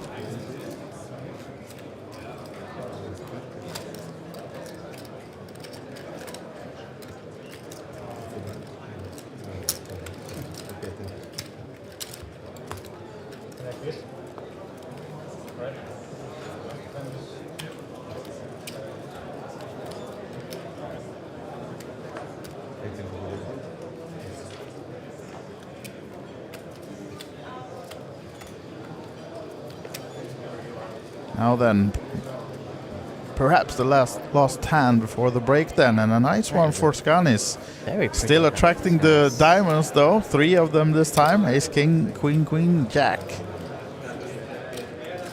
Makes it 60 to go. He wants to get some extra chips before the break. Maybe we'll have time for one more in case Cross the Under is folding quickly here now. Or does he want to see the flop with the ace, 9, 8, 5, 3? Looks like he's going spades. Yeah, going for the call. Flop is ace, jack 4, 2 clubs, the ace clubs and the jack of clubs. That gives 2 pair for runners.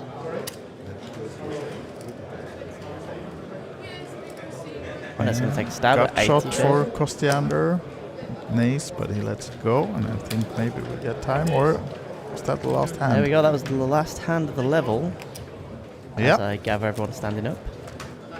Seems so by the looks of it. 30 minutes lunch break. And we're going with just 13 players remaining, so Yeah, one we away just from the lost redraw. one on the outer table, guys, but the redraw is with 12, so it's gonna be just a little dinner break then. We're back in the studio as well, and are you going back to your normal duties now? I guess so. It's been a lot of fun. It's been a lot of fun doing the 4-5 PLO. Definitely an experience, something I would recommend everybody giving a go. Playing or commentary. Yeah, absolutely. Yeah, come in the booth, everyone. You're more than welcome, guys. Thank you for joining us so far, but now just a short, just 28 minutes dinner break left, and we'll be back for all the action. We're going to follow this all the way to the end, the 1100 PLO 4-5 cards. So stay tuned, and let's see how we get on the who we get on the TV table once we get back. See you soon. Thank you, Brad. Thank you. Thank you.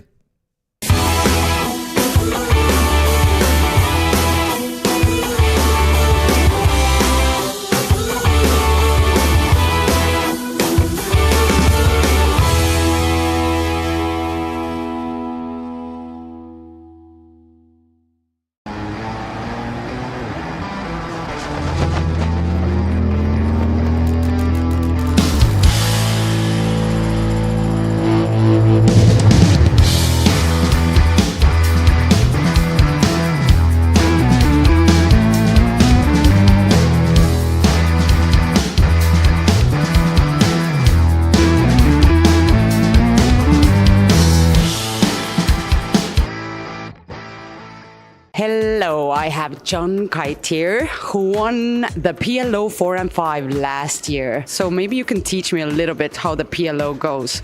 I've been playing No Limit Hold'em, but I know nothing about PLO. And what does the 4 and 5 mean even? Yeah, it's a bit different from Hold'em.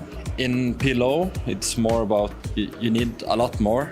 You need draws.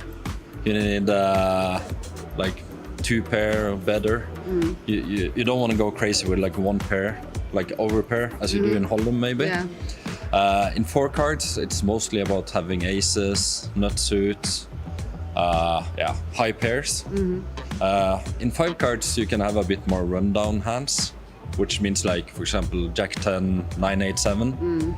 That's really good to crack aces, for example. Can we do a little like example or just to... And I really want to know, what does the 4 and 5 mean? Yeah, Is it like 1 round with 4 cards and then 5 or...? Yeah, 1 round of each. So we're 8-handed. So first we have 1 round with 4 cards. This is a very good 4-card hand. This is for me? Yeah. Very good card. Oh yeah, maybe turn it around. Yeah. So, you like equity run very close in PLO compared to Hold'em. Let's say you have aces versus kings in Hold'em, it's like 80-20, right? Okay. But here it's more like 33-66. Even though, so if you have like aces with something, against kings with something. And here you see we have a double suited kings. We love the hand, but against aces we're always a dog, obviously. But when you have kings, you always want ace blocker. That always helps. Less chance for your opponent to have aces. But in the game you still have like the flop and turn and river the same way in that. You just get more cards. And a big difference is you have to use 2 cards from your hand. Yeah, right? These are the cards that play with the table, right? So normally, if there's 4 5s in Hold'em, you both split, right? Yeah, pods. Because you both have an ace. But here, you have to use your 2 best cards. So if you have a full house. Even though the board is this, no one have quads. Okay, so still 3 of the cards is playing from 5 cards altogether playing. So you have a house here and ace is full, or 5 is full of aces. Okay. So that's a small difference. Like if there's 4 to straight, having just a jack is no good. Like this is not a straight if this is the board. Okay. You see, normally in Hold'em, this would be a straight with a jack, right? Jack, yep. Oh, this is this. Yeah, that's fine. But here, you need to use 2 cards. So we need a king. Then we have a straight, right? So that's small differences. And it goes like 4 cards, 1 round, like each. Yeah. Every player gets 4 cards. The button moves like the whole, circle, and then the other round is 5 cards. Yeah. Okay. So you tend to see more all-ins in 5 card. So normally a lot of people build stacks in 5, and 4 is a bit quicker. People just wait for aces. But in 5, you get so many more possibilities. Because 50% of the time, you even get double suited when you have 5 card. So it's very easy to get double suited with 5 cards. Like here, ace, king, 9, 8, 4. Compared to 4 cards, it's harder to get double suited. People want double suited hands.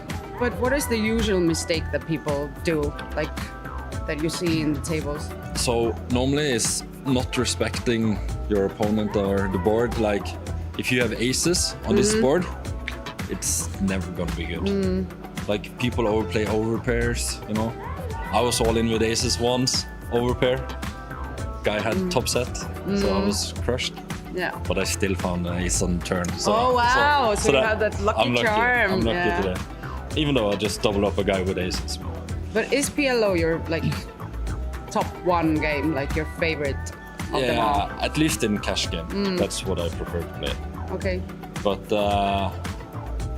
on every flop, we want like big draws. If the flop come Queen 10-6, even though the guy have aces with a queen. It's very strong, right? But let's see, you have this hand. You only have king high, right? Yeah. You have king high, but you have a full wrap.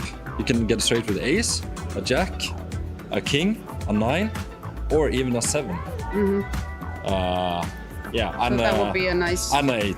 Yeah. So this is monster flop. And we even have flush draw. So even against aces here, we have like over 60% equity. Yeah, it's so different from Hold'em. We have no pair. So it's about putting a lot of pressure. You know your opponent have aces, and like I have no showdown value. You can just go all in on this flop, and he kind of have to fold. It depends. Someone calls, but yeah, you know. Anything else that I should know before I enter my first PLO4 and 5 tournament? I don't know. It's like in every poker game. You just have to pay attention to your opponents, see what they're doing, and I mean, some people like to look at every flop before they go all in. You know, see that you have something, and some others just, if they have a good starting hand, they just always try to push their equity. It depends. So you should be a little bit smart, and you should have luck as well, like in every poker game. Of course, yeah. Okay. Thank you, John, so much for joining us and explaining the PLO4 and 5 to me. Welcome, guys, back to Tallinn. It's the 10-year anniversary of the Kings of Tallinn, the beautiful event we all love. And we are so happy to welcome you to this edition. Right now, behind me, playing at the TV table, some familiar faces. They have all won a Queen or Kings of Tallinn edition during the years. Among these guys playing this sit and go is Rano Sotla, who took down the first event in 2015. We also have Juha Helppi amongst the winners, Sarah Benjamin, who won the ladies edition last year. And all of these are battling it out for a VIP trip to Fiorentina game. They will be able to go and see the game and enjoy some nice VIP treatment. But let's go and meet a few of the players as well, look at how the game went down, and see what they have to say about this. They started on 7 players. I can see there's been 2 re-entries made. Rano Sotla, winner 2015. Who made these 3 entries? Well, I guess it was me. Yeah. It was you? Yeah, it was me. Today, what happened? Well, I just decided, you know, that today is it's gonna be on me, you know. Matthias Sillander even said that they should change the name, that Royal Showdown sponsored by Ranno. Today is giving show for the fans and a little bit punting here and there. Yeah. It's really nice. Like, I was very nervous coming here, especially because Martha was supposed to come, so I would have had some female support, but she unfortunately couldn't make it. But the guys have made it very welcoming, and you know, we're having fun. It's not too serious, but at the same time it's serious, but it's like also having fun and chit-chatting and stuff. So joined by Matthias Sillander, the most recent winner of them all. Is that to your favor? Yes, I suppose so, yeah. You have old players like you and the guys, right? Yeah, and Ranno, he won in 2015, I think, and he hasn't updated his playbook since, so yeah. he's not doing greatly. No, of course. It's a really fun table to play. Aggressive playing. Who's the strongest one? Strongest. I like the way Matthias Sillander plays, and Rano as well. And unfortunately, I have both of them to my left. You do, yeah. So, yeah, I have to be Have you cautious. adjusted your tactics now? Yes, I have to. I have to.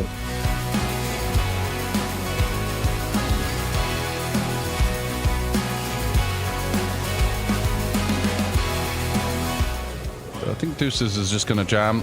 Yep. And are we going to see a call? Yes. Oh. The ace-9. He's seen one. That was pretty good. If this one is... I don't want to expose my range. If it's amazing. Yeah, ace-9, a clear call here. Yeah, Heads up, absolutely. and you do feel as though... And this is for the title for Johan Carlson, but as you can see, it's a flip, so... Yeah, it does say Helpy find the double 47%, up. but you do feel like the luck is in the side of the Swede here. Yeah. Going for the Phil Helmuth prey at the table. Oh, there's the ace. Maybe a backdoor diamond draw for Helpy? No, Will the he 5. find one of the 2 remaining ducks? No deuce. And that's going to be the end of it for Juha Helppi. A spirited fight, but just couldn't get the job done versus Johan Karlsson, who it was his day.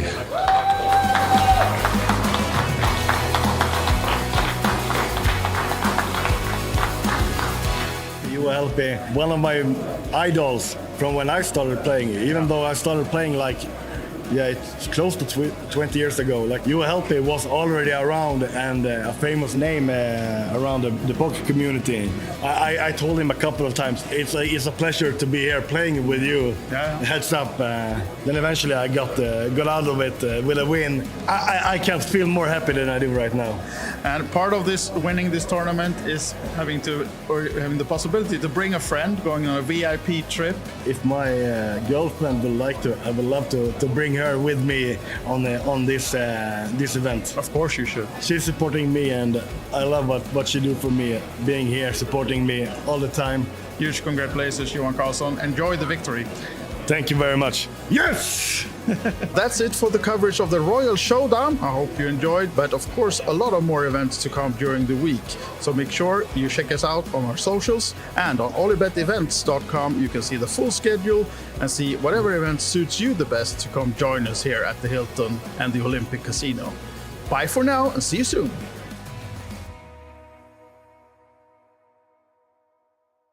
Hey everybody, it is Jason Glatzer, and I'm absolutely thrilled to be here at the Kings of Tallinn. It is the 10th anniversary of this iconic event here at the Hilton Tallinn Park and OlyBet's flagship home, Olympic Park Casino. Behind us, we have the lovely Kings of Tallinn merch shop. That will be open starting tomorrow, where you can get your Kings of Tallinn gear. As you head up the stairs, you will notice that there is something special. Each previous Kings of Tallinn and Queens of Tallinn winner is honored with their name on the stairs, so you can walk through history as you enter into the tournament arena.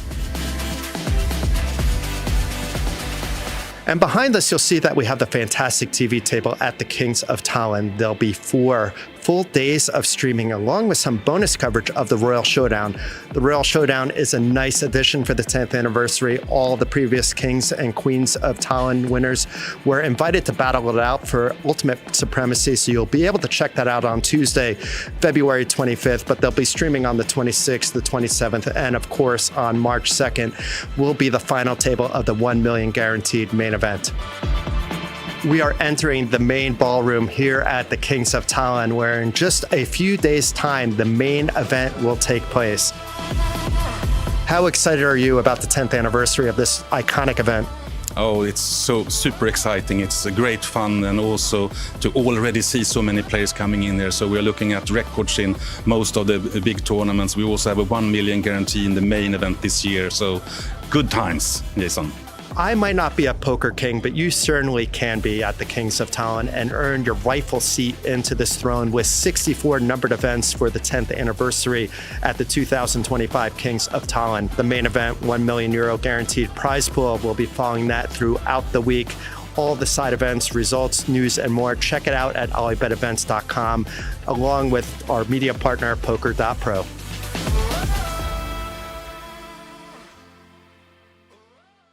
Teresa, we have a new game this time in the festival, and it's called 5-card stud. And in Finnish, I also learned it. It's sökö or sökö nullo. Yeah. Getting good at Finnish with the new games. But can you tell us about the game? Yeah, so this is a 5-card stud game. It's a traditional Finnish game, but it's actually originated from Canada, I think, North America. So some people call it Canadian stud, but in Finland it's called sökö. And we've had the sökö before in the schedule, but now we have also introduced sökö nullo. And for the very first time, we have sökö nullo also in the Kings of Tallinn schedule included. And it's sökö low. So basically what we're doing is we have a tournament that has 1 round of each, sökö high and sökö low. Can you maybe show us how the game works, how it goes? Yeah, so first of all, people usually ask like, what's the nuts? What's the best hand? So the nuts in sökö nullo, which is the low version of sökö, that would be, there you go, 2, 3, 4, 6, 7. So it can't be a straight. Yeah. So in Sucker, in the traditional Sucker, you have also a 4-card straight and 4-card flush. In this low version, you got to watch out for any straights, any flushes, any pairs, or anything. So basically, you're looking for the lowest possible hand. Ace is considered a bad card, a high card. So you're looking for the lowest possible hand, but you can't make even a 4-card straight. So therefore, the nuts would be 2, 3, 4, 6, 7. Yeah. And because it's a 5-card stud game, the initial deal is 1 card down and 1 up. And eventually, the players would get this. So this is the final Sucker. It's 1 card down and 4 up. And that goes for both high and low. Okay. And how many draws then? How many times? Or can you see that one as well? Yeah, I mean, the initial deal is would be yeah. So this would be the initial deal, and after that, the dealer would place 1 more. You got a betting round, 1 more betting round, and then 1 final betting round, and then that's it. And so it's a very straightforward game because you have quite a lot of information there, but still. It seems to be quite tricky with this low version. So it's going to be interesting to see how players do on this one. I have one question. You said it's a traditional Finnish game, but is it popular as well? It used to be back in the days before Texas Hold'em was introduced and came more into Europe overall. So like let's say 70 to 100 years ago, Sucker was the game that they played in Finland a lot. But nowadays, it's not so played anymore because Texas Hold'em is the most popular. Yeah, but we are bringing Sucker back. We're bringing, yes. Yeah, we're bringing it back. Definitely bringing Sucker back.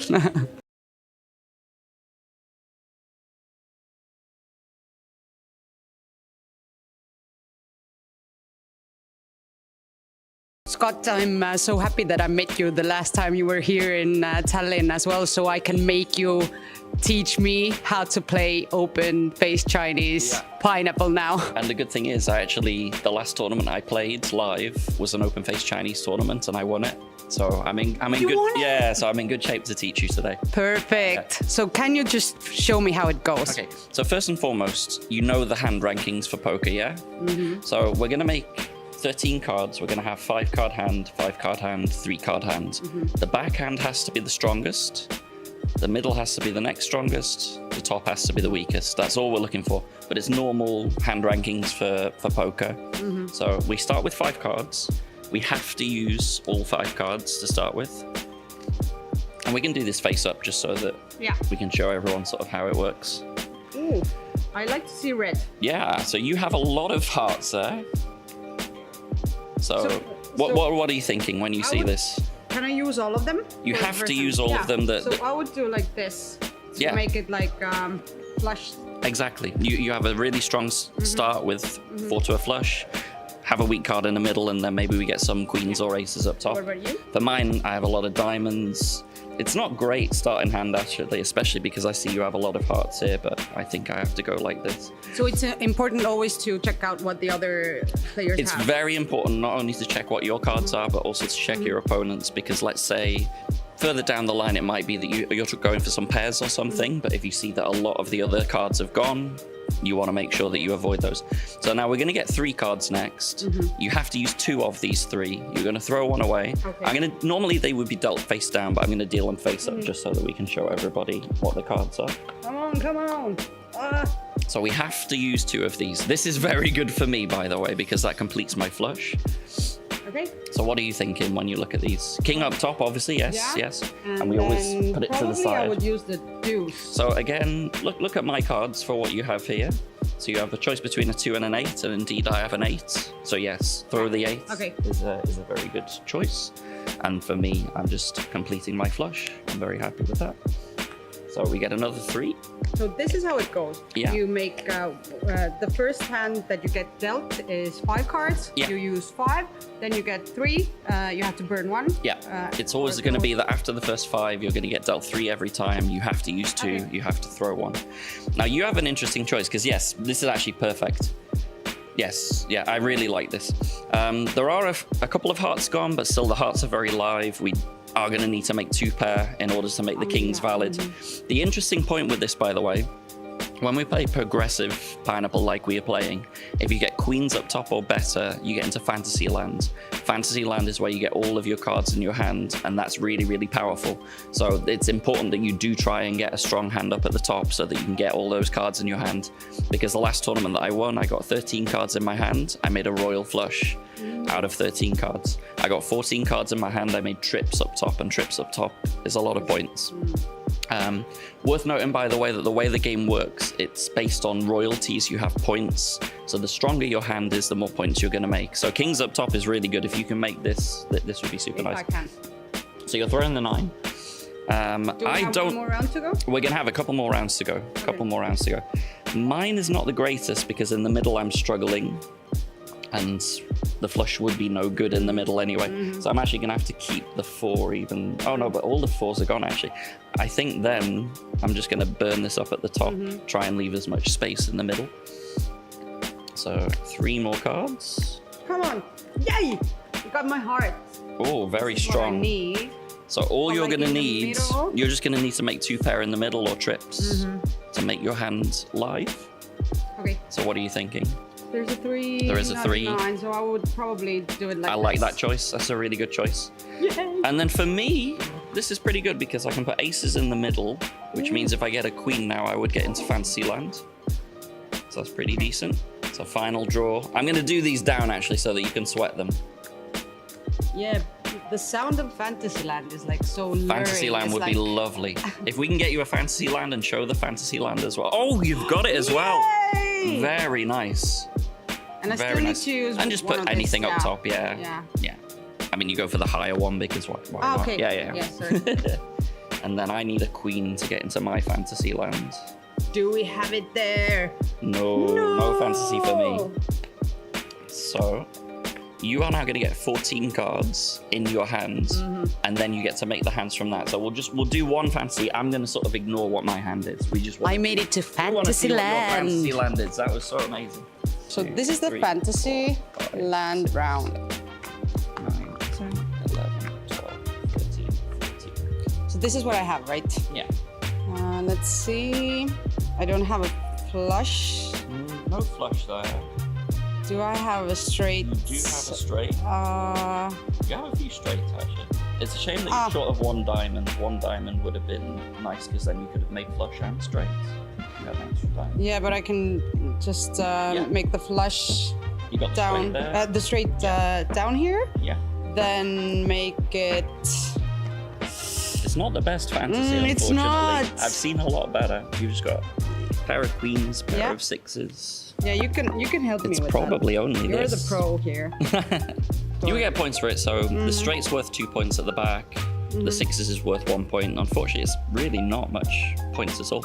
I'm wondering, is there anything better we can do? But you're missing 1 diamond. If you had 1 diamond, you could They make can- flush straights, then you're getting a lot more points. I have one question. Yeah. During the tournament, do I have to keep my own score, or the dealer helps me? The dealer or does how- it for you. I mean, as always, the dealer is there to help you out. So the dealer does everything for you. They'll calculate the scores. Obviously, it's good to check it just in case you're not sure. But yeah, the dealers are really helpful. Oh. And I have to say, so I played this in February here, Yeah. and the dealers are very, very good. They know what they're doing. And they So support you. anyone that's not sure what they're doing, you can always trust in the dealer to look after you. And if you need help, then you can always call Scott. Yeah. Peter, I remember when I met you the last time, and I know you're the Sweden master in Sweden. And now I would like you to teach me how to play. Well, Sweden is a game where you play 5-card Omaha on the board and 5-card draw in the hand. So if you focus on the 5-card draw hand, you will be successful. That's it. Now we know how to play. Pretty much. But there are a lot of numbers to consider and a lot of cards to consider. and of course you have to be Franke lucky. Oh, that's a good way to be lucky. Yeah. Can you show me like one example or something? We get 5 cards Yeah. each. 5 cards each, like this. And of course, when you have chips, you decide if you want to play this hand or not. And let's say everybody plays the hand. So we have a flop. Let's do it openly, right? Okay. So we can, because I don't know anything. Yeah. And I don't know what And to do. usually you want to have like pair, 2 pair, flush I draw, have one. straight draw. You have a pair and you're in the lead. I will still pot you here because I want you out of the hand. Yeah, surely. Okay, but you are going to be in. So now you see a pair and you have a straight draw. Could be okay, unless I have like a full, but I don't. So you want to change like the 10. Mm-hmm. You take it away. You just like burn it. Yeah. And I'm gonna change 2 cards because So how many can I change? you can change from 0 to 5. Ah, okay. And if you change 1 card, you get 1 open. Mm-hmm. Do you like it? Does it fit your hand or does it fit the board? No. Nope. Away, and you get a new one. Ah, the same. And I get 2 cards, so I don't get the face up. Mm-hmm. How do you like it? No. But still, here's the turn. Yeah. And you're probably gonna check, I'm gonna check. And then the river. And that's a split pot. Because you Okay. see, I got the straight. Yeah. And you have the best hand. So I win this time. Eights, yeah. No, you win half the pot and I win half the pot here. Okay, we split. Yeah. Quite easy, guys. Seems really easy. Quite easy. Now I. Come and play. And I will show you, not that easy.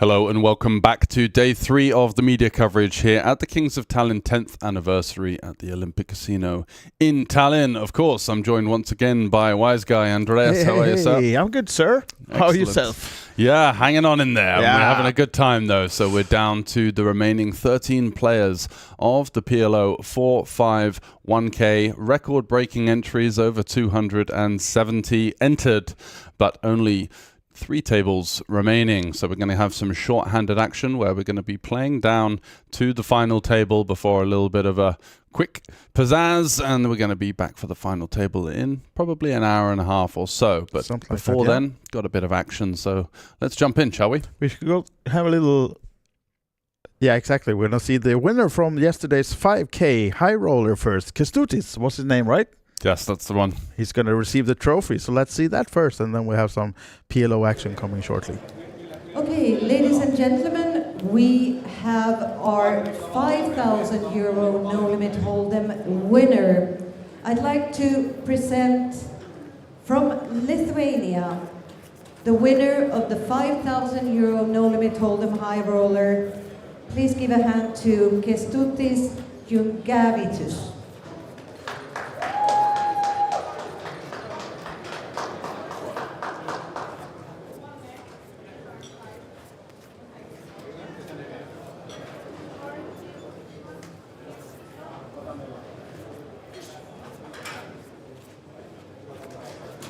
An impeccable final table performance from Kestutis yesterday, taking down the 5K for over 90,000 euros, and came in as very much the underdog to that did. one, and managed to really gain the scalp of a couple of well-known high-stakes players. So great job from him. Let's jump into the PLO4-5. We are remaining with 13 players of the 271 up top. 52,000 euros and change, I believe. Yes, you are correct, George. And do we have some new faces at the table now after the break? No, it's the same table, right? Yes, Tobias we've got Leknes Tobias to the Leknes. left. recognize him as well, and we'll have a redraw once we get down to 12. So we'll see how long that will take, but then we'll get some new faces on this TV table as well. So I guess it's one table of 5 and 2 tables of 4, and we've got the 5-handed action for you as we continue play here. Players have just come off of a 30-minute dinner break.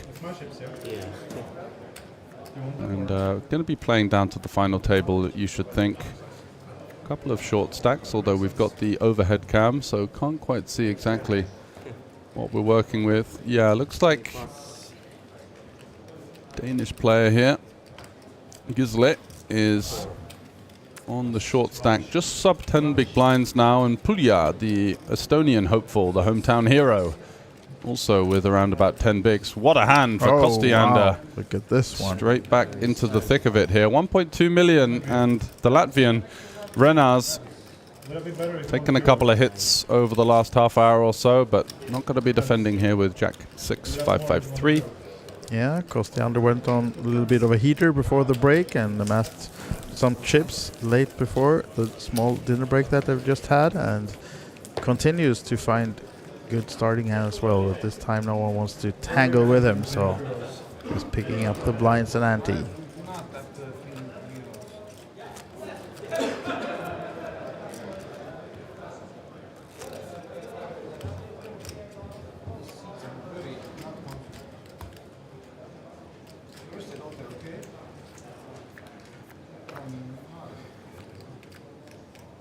Oh, next hand then. Still 5 cards coming.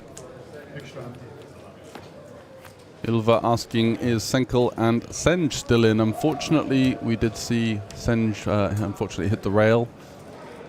Got a set over set situation. His pocket kings running into the aces on an ace-king 4 board, and couldn't find the miracle one outer.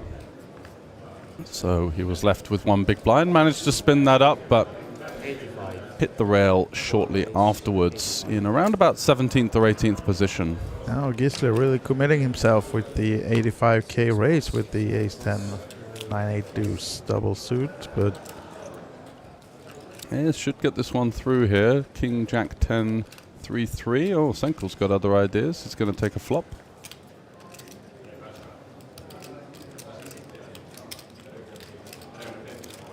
Let's see if Gisle can find the double up maybe, or if he'll be in trouble on this board now then. 5-7. 5-3. Not really any interaction for Tobias. And his opponent has flopped a deuce with a gut shot and a backdoor flush draw, so expecting Gisle just to send this one in. He does. Happy. Not much for Tobias to do with this one. Yeah, happy not to get snapped off, that's for sure. Yeah. Nice pick up there for the Dane.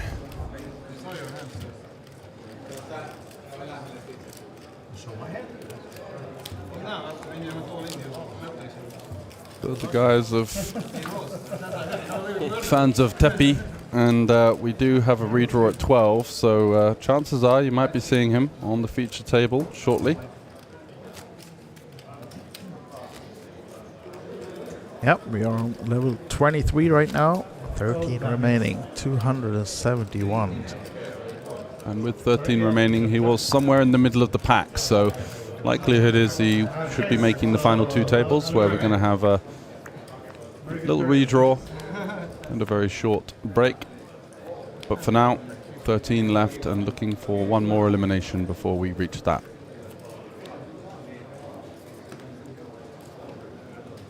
Puja, the Estonian, shouts pot. So he must like his Here's hand. why, yeah. There it is. Aces. Aces with the Jack 10. Tobias here. An annoying hand, 5-handed, 4 diamonds in hand. He's going to take a flop. There's the Dane coming along as well. Got a suited ace, but not much more. Let's it go. So all the aces already out.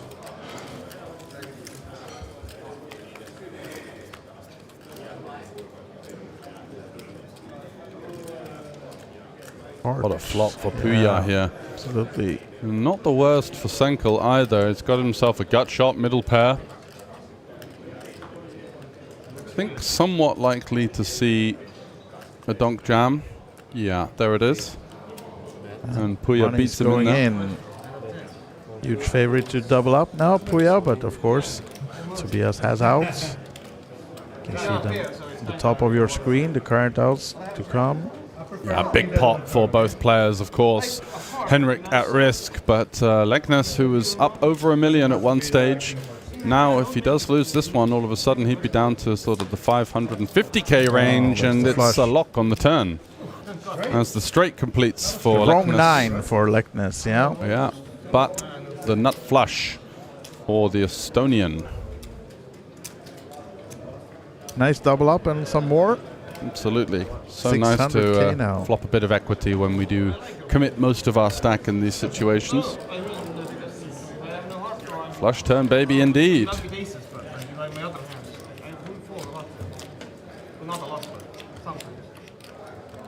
And here's the last remaining Estonian in the field. It's just a sea of Finland and, of course, other Scandinavian nations that are always so well equipped for the PLO region. Yeah, so this is the current chip count for our feature table, and with 1.2 million, Kostiander is the chip lead on this table, and at least in the top 3 in the entire field of 13. So nice situation for him right now, but as we've seen a lot of changes during the few last hours, it's just a pot or two and you can be rocketeering up these charts as well with your chip count, and Scani's on 36 bigs. Here he is, Kostiander. Did you have anything on him from previously? Have you seen him before? Yeah, I've seen him around. Definitely a player that is well versed to the live events here in Tallinn. As to his resume, not sure, but we can have a little look. Yeah. Over on the mob. We can see that Tobias Leknes now with the kings towards the opening of Scanis. We're on 4 cards now, so of course kings are really good to start with. Yeah, for sure. Just the issue being the side cards, the 7-3, maybe favoring the peel. If he had a hand like King 10-9 single suited or King 8-6 double, these kind of hands might be more incentivized to pot, especially versus the cutoff. But instead he flops top set, and it's a flush for Puya here. Small flush for Puya, yes. Nothing for Scanis except the 9, but he won't be in this pot for long, whilst these guys might be firing some chips.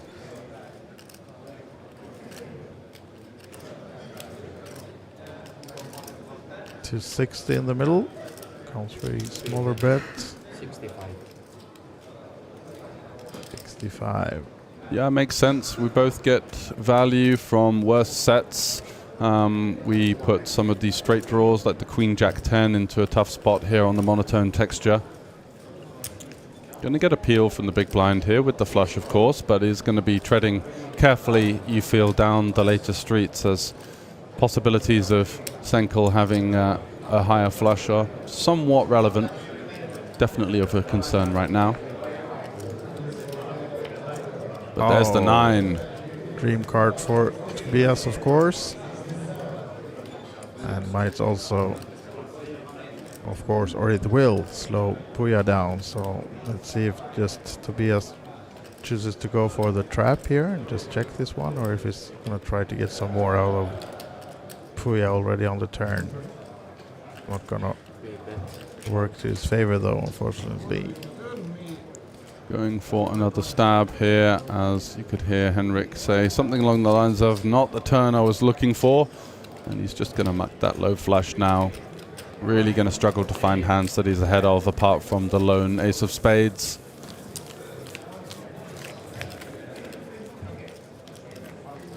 So Kostiander's biggest score came in 2022 at the Patrick Antonius Poker Challenge here in Tallinn. Won the main event there for 70,000 euros. Has had some success in Helsinki as well, winning the 330 at the Helsinki Freeze-Out in 2017 for 21k, and a couple of other scores, but not much on the mob. Nothing for Hold'em, just Hold'em, or just Hold'em. I mean, I nothing. think there's 1, 2. Yeah, it's very much dominated by PLO. Okay, yeah. And a couple of Hold'em scores along the way as well. Quite interesting to find a player on the mob that only has PLO caches. It's going to be quite tough to find, right? Most people end up finding their way into a Hold'em tournament or two over the years. Yeah, exactly. We were looking at this other Finn before. I'm not remembering the name now, but he has like 25 caches. 6 of them were wins. Yeah. And out of the 25, I think 23 was in Hold'em. Wow, okay. 22, 23. So it was one of the Finns that was... Let's see if I can recall.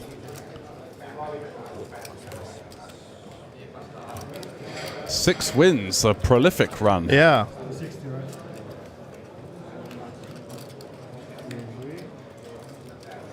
So the open from Senkel here, and the 3-bet from Gisele. And they're going to run it here.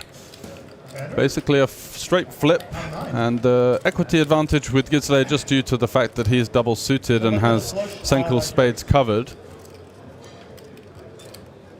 So Senkel looking for a 9 or a 5, and Gisele looking for a 7, hearts or spades, or a 4. Open ender for Senkel now. A king or an 8 would seal the deal. A king would be a chop, sorry. So a 9, 5, or 8. It's a 6. So they're going to chop it up with the ace queen high.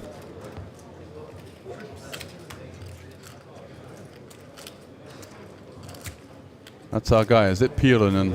Yeah, exactly. He has 25 caches total, and you can see 6 of them are wins. Wow, so all many in big Hold'em. scores as well. The 10K DPT Barcelona. And all wins in Hold'em, and then most of the other caches are in Omaha as well. Yeah. You Hold'em, of course, but impressive. mostly PLO.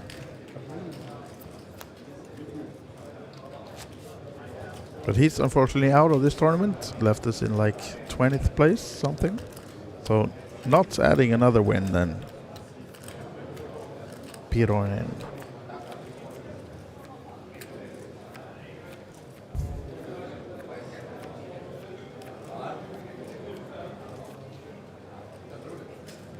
So just looking at who is actually these 13 players still in.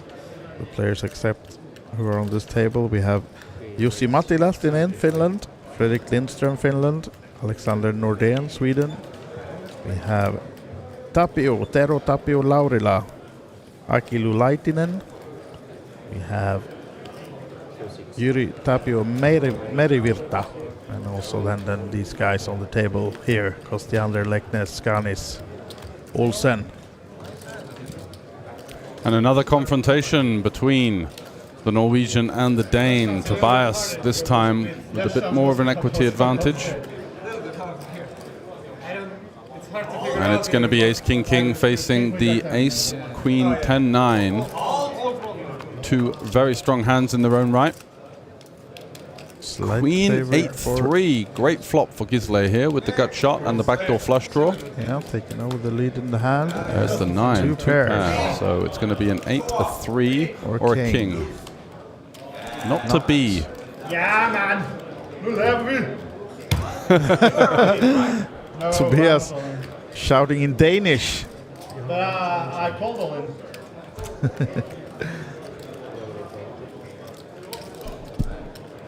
Pay the man. Pay the man. Yeah. Pay that man his money. Nice little pickup there for the Dane. What was he shouting in Danish? Something like, hey, come on, or something. Yeah, some just chant. Like, it sounded like he won the hand, but it was... They like their chants in Yeah, Denmark, they do, yeah. don't they? 525. Olsen doesn't seem to be the chantist guy on the table, though. No. Very much a more subdued character, just quietly going about business. Yep, and now doubling up. Yeah, I believe he got second to Riku last time around. Yeah, exactly. We had him on the final table. It was in the circuit event, right? Yeah, should have been, right? Was that the 1100 as well then? Yeah, It was, so yeah, it was the 4-5. over 200 Same runners tournament. in that one, so Nice score for him there as well. And now chance to go even better than 700k in front of him. So absolutely put a shot. Yeah, he's got 465k in live earnings. And did quite well at the EPT Prague. Had a couple of big scores there in the Omaha High-Low. Got second in the Hyper Turbo, fourth in a 2K Hold'em.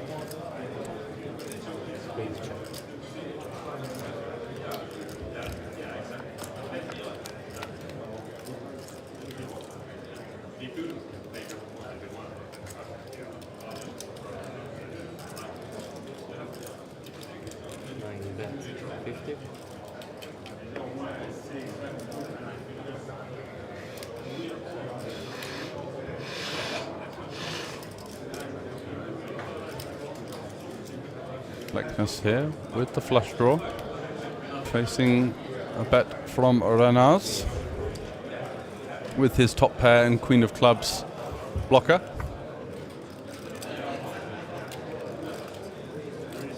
And the turn is not so favorable for Renaz, but does open some potential straights that could be maybe more aligned to the range of Tobias here. Yeah, a lot of outs for him.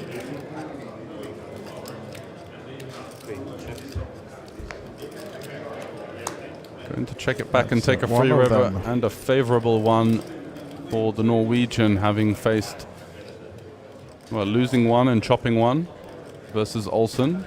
And now Renaz is going to turn his hand into a bluff here. And snap call from Tobias. Yep. That queen blocker for the flush doesn't work for Skanis. No. High flush for Leknes, of course, calling immediately and getting some chips back. Over 700k now again.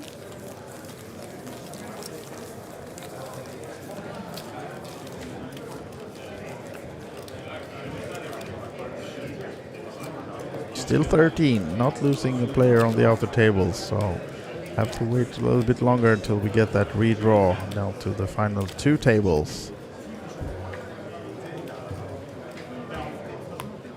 Playing this six-handed, so it's 4 players on the 2 outer tables and 5 on this one. And 1 more out, and we're down to the 2 final 6-handed tables then.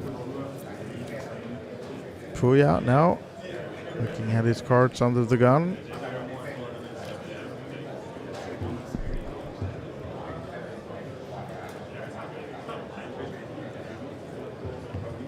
What do you think of the... Oh, actually just limping, but it's non-suit. No suit here. Still 4 players remaining and quite deep in this tournament. I think I might have just mucked this one. Yeah, one would think, right? Now Tobias, of course, racing it up with the aces, as you can see, 1 suit. Olsen folds quicker than we get to see the cards, and now Puya now. Did he really invest 100k with this hand? He does. Comes for the call.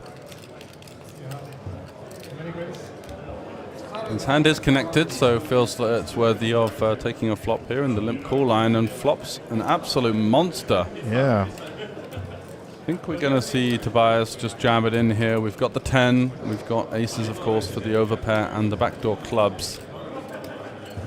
Although it is a board that is going to hit our opponent quite hard. He's going to have a lot of middling to high connected holdings in this limp call. Also going to have some hands like kings and queens that we could stack off in pretty good shape. Here we go. We're all in and call. And Tobias will see that he's trailing now with the aces, needing some help. Yeah, and he's only got 35% equity versus the full wrap here with the pair. So Henrik looking for a king, queen, jack, 8, 7. Oh, 9 is a great card for Tobias. Adds a flush draw. 10 outs for Puya now. Otherwise, it'll be the 13th place. Oh, there's the ace. A clean run out for Tobias Leknes. Wow. Gets the job done, and a huge pot here with an average stack of 625k. Leknes now almost double average again. He was the crusher It's of on the roller coaster, right? Yeah, absolutely annihilated the day one. Got through with the clear chip lead and faced a little bit of turbulence there. Saw his stack dwindling somewhat, but now finds his way back into the driving seat with a huge hold there with the aces getting it in versus the wrap, and it's an unfortunate one for the Estonian hitting the rail in 13th place. They play at least like 50% more hands. All right, so that means that we'll have just a little short break here. We come back into the studio. We're not going to leave you, but the players will have like a 2-minute break, and then we'll be down ready to go with the new tables. And anyone particularly hoping to see on the feature table that we haven't seen? I'm always enjoying to commentate on Senkel. It's been such a up and down ride. You know, you can see the way that we saw when we were going through the money bubble. We saw this extremely tight brand of poker from just about everyone on the table apart from Siljander. And Senkel had come to the table, and we start to see this, you know, what I'd call it, that kind of high level of poker ways, making the defense, making the leads, finding the aggression in the certain spots. So it's natural that his stack's going to go up and down, but cream rises to the top. And if you can find a way of holding the aces there, then you're doing something right. Yeah, absolutely. Yeah, mixed games legend, the Norwegian, Tobias Leknes, Senkel. And absolutely one of the favorites to take this one down now that he got some chips back as well, right? I should think so, yeah. With that double average stack with 12 left, that's going to be tough for his opponents. Let's see how he develops on through the field, and Let's we do see have who we got here. Fresh table. See some recognizable faces here, and Jussi Mattila is on the table, right? Yeah, and is that number Tepi 4. in seat 1 that everybody's been asking for? Is it? Could be. Has the prayers been asked?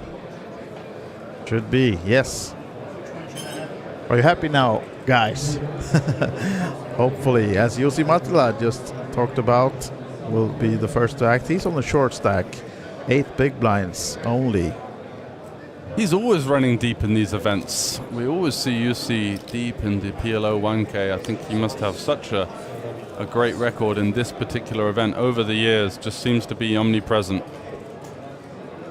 Here we got another Finn, Jyri Merivirta. And here is Tero Laurila. And this is actually Dennis Holst. Holst is probably the middle name, but I know him as Dennis. Swede, plays a lot of Omaha cash game online, mostly live as well. But I don't know when he gets time to sleep. His nickname is just always online. Yeah, the guy's an absolute grinder. Absolutely, yes. Yeah, we talked about another Swede yesterday that we had on the table, Erik Friberg, and that he played long sessions like 10-15 years ago, and this maybe is his counterpart in today's games instead. Absolutely.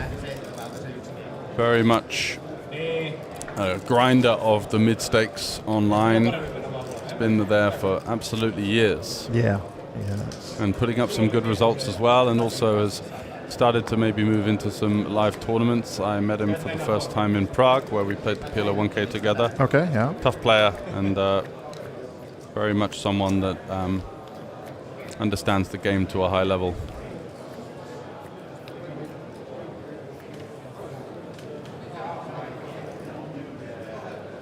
Kostiander with the big stack, 1.2 million now to start the final 2 tables. Meri Virta sat on about 500k, and Laurila he folded so quickly, didn't catch exactly how much he had, but Dennis Holst just shy of a 400k, and Skanis on 650. With a nice king-queen, jack-8 double suited here now. Yeah, gonna see Jussi likely defend this one. Decent connected hand, Queen 10-9 with a suit. Don't see any reason to shove. No fold equity. Got some maneuverability, although small post flop.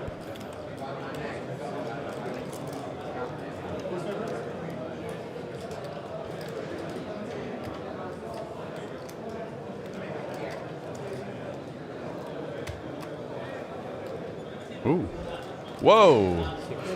Wow, okay, just lets it go. Respect shown to Renas there, as you see, just gets away from the Queen 10-9-3. Thought we were going to see some fireworks there. Yeah, wasn't to be.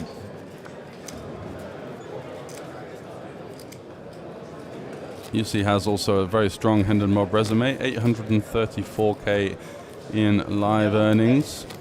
Recent scores include the PLO4 5 ring event, this very event in the WSOP-C Tallinn edition, 15.4k for fourth there. Yeah.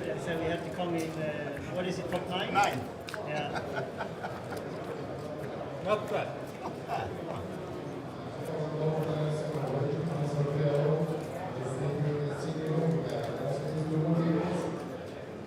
Do you know anything about Yeri here? I've seen him a lot here before in Tallinn, but not sure about his biggest scores and stuff like that. But I know he plays a lot, and I think he's a fan of the mixed games. Maybe looking forward to play the soccer tonight as well if he's got time. What percentage of the field do you think will be finished in that one? The over-under must be 80. Yeah, I would say 75, Yeah. You got guys like Barry, Scott that are going to be in that. Yeah. At least they're going to be in for a few hands, right? So, yeah, okay. How many Finns are going to be on the final top table. 20? Yeah, I'd 19 say, yeah. probably. Someone else with a fake passport. Finnish residency. Yeah.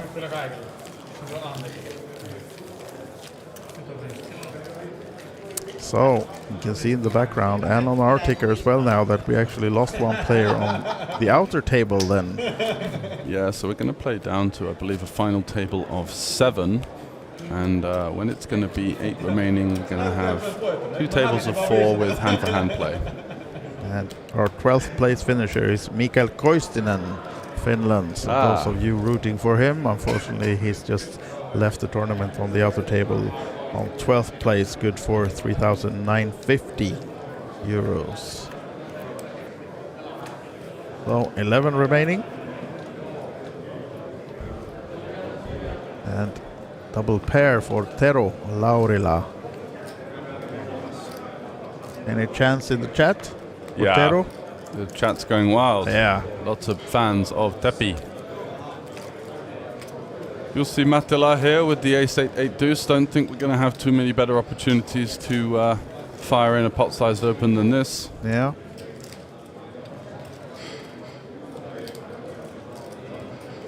Folds again. Folding. What's going on? I remember him as such a loose, aggressive player. So decides to. And also, he just made the pay jump, so not even that he has to. Not even the extra little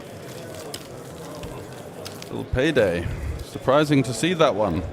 So with 11 left, we are now up to a payout of 5,000 euros. The next pay jump is at 9, which will be to 6.6. And the final tablists will get a minimum of 8.7k.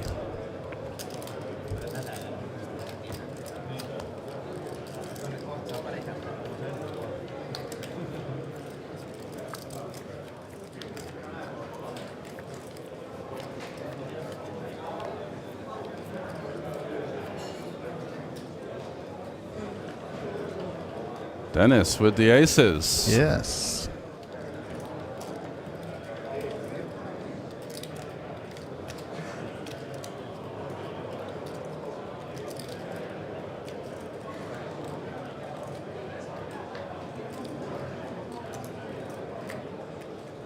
Really doing a good Hollywood job there, selling it. Well, I need to know how much the big blind has got. Yeah. And he goes for 85k.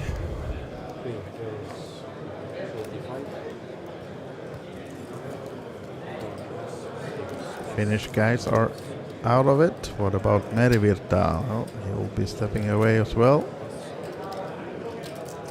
Fan favorite then. Ooh. Oh, he won't be going anywhere with this one. This is a bit of a cooler. Just going to call. Is aware that the end of the gun range is going to be somewhat strong here, and elects not to shove his hand. Feels like he's not going to be pushing all that much equity versus a range that is going to be having a lot of flop. wow flops a boat with a royal flush draw. Hello. Yeah, couldn't have asked for a better board. Yeah, the only question he has now is how can I only be 93% equity here? Yeah, come on, give me a chance. One out for Dennis. Yeah. Here. Queen, Jack, Jack versus the big blind, who's going to be somewhat concentrated around high, middling cards. It's by no means the best flop that Dennis was hoping for. Could see a check back or a small sizing here. I don't think potting would be the way to go. Although maybe if he pots, he could get some weaker flush draws just to fold. He is going to send it in. Bad news for Dennis then. One out. Yeah, not what he was hoping for. But he's still going to have chips behind at the very least. Can he find a miracle one-outer here, having been cooled on the flop? Dennis Hans Holst now risking to get down below the 5 big blind mark. Well, it's not quite a straight flush, so the ace of spades still alive. Yeah, not anymore. It's going to be a huge double for Teppi, with the fans going wild in the chat. Yeah. You finally got your guy on the feature table. We had so many requests saying, hey, get this guy on there. Where is he? And a couple of people said that they were going to start a riot, actually, if we didn't get him on there. So I'm sure that the aggression has subsided, having seen him find a huge double. Yep.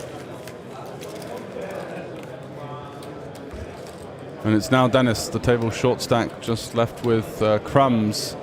A couple of big blinds. He's just paid the big blind ante as well. I think we're just on a nice new blind level as well. Looked like that in the background. Have it confirmed shortly. And Dennis in the big blind now as well, so he's really committed right away. 30K. Instantly crippled, essentially. And 30K big blind ante as well, of course, so he won't be folding this one. Yeah, just over 40K behind, and it's going to be hard. Maybe if he gets dealt quads, he could find a way out. Yeah, maybe, yeah. Ganis looking interested, and this is why, but folding the queens. You see, will not be interacting with this pot.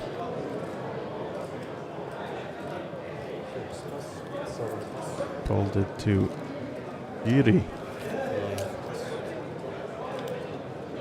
Laurida. Will he finish Holst off with the ace-7? The 1-2 knockout punch. Here we go, all in and a call.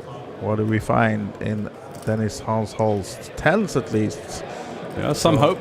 Just a flip, but just ahead for Holst. Looking to fade the 4 first and foremost, and the ace, of course, and then avoid some spicy heart boards. Oh, there's the ace. Got a gut shot though, but unfortunately both of the 4s, or 2 of them, are blocked. 9 No on help the turn. on the turn, It's going to be a 10 or a 4 or a 5 is the required outs. Not to be on this occasion, as Teppi finds the knockout blow, crippling Dennis in the previous holding, flopping a boat. Yep, and that's our 11th place finisher then, Dennis Holst of Sweden. 5K is the cash for him. And I'm sure we're going to see him back in some other mixed games event as well. Yeah, more than likely. So 10 left now, 2 tables of 5, and we're getting towards the true business end of the 1K. Jussi Mattila has been very patient so far. Absolutely, yeah, I'm surprised.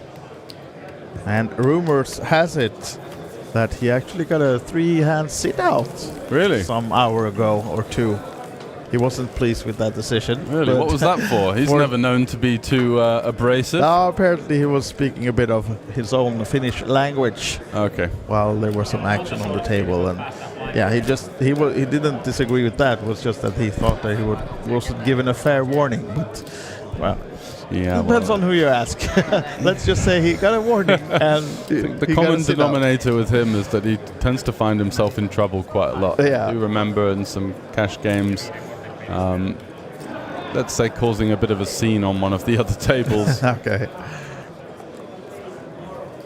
Yeah, but on this feature table, he's surely behaved almost too good since he's not even playing a hand. Yeah, absolutely. He's been. What about now? Maybe he was just waiting for the 5 card. Fancied a spin. Yeah. And he's going to go with it now when he had the opportunity with the ace 8-8 deuce double on the button to get one through. Didn't go for it. Yeah. Kostiander wants to give it a try to eliminate his fellow countryman. Queens folded quickly there by Jussi. As far as hands go for Jussi to be up against, this isn't a bad one. He does have him dominated, the spades and the ace king jack versus the king queen jack. Yeah. Ooh, queen 5-4. Final queen is there, so open ender for Jussi. Yeah. Deuce or 7 would be lovely for him. Yeah, or an ace.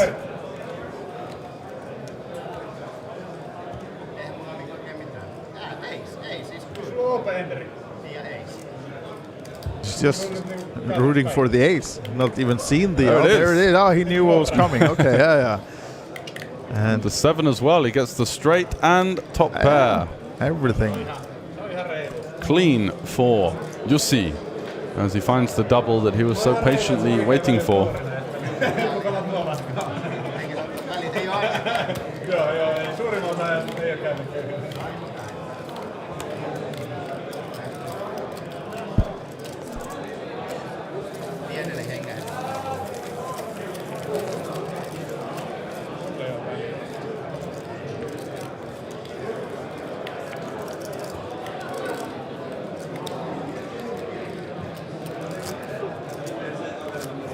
So 10 players remaining then. This is the 1100 PLO4 5 cards championship. Big one, 271 runners. What's even bigger is, not you, George, the main event. Oh, yes. Yes. And let's see how many still, or not still, but we just have a new flight as well, I think, started in the main event. So it's, it's already a 1 million guarantee. So they hit it already?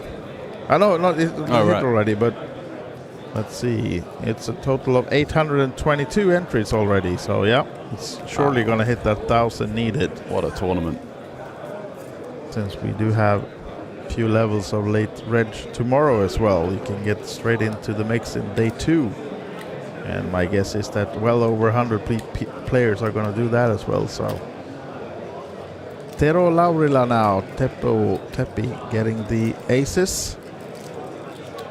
Double suit as well, lovely hand. Jussi Mattila just doubling up. He will not be tangling his countryman. And Laurila has to settle with just the blinds and ante.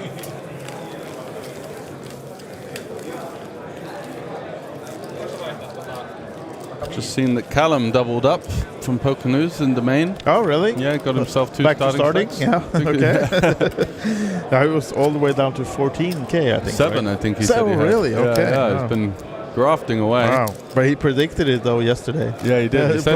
He said he's better when he's up against it. Yeah. Making life difficult for himself. Exactly.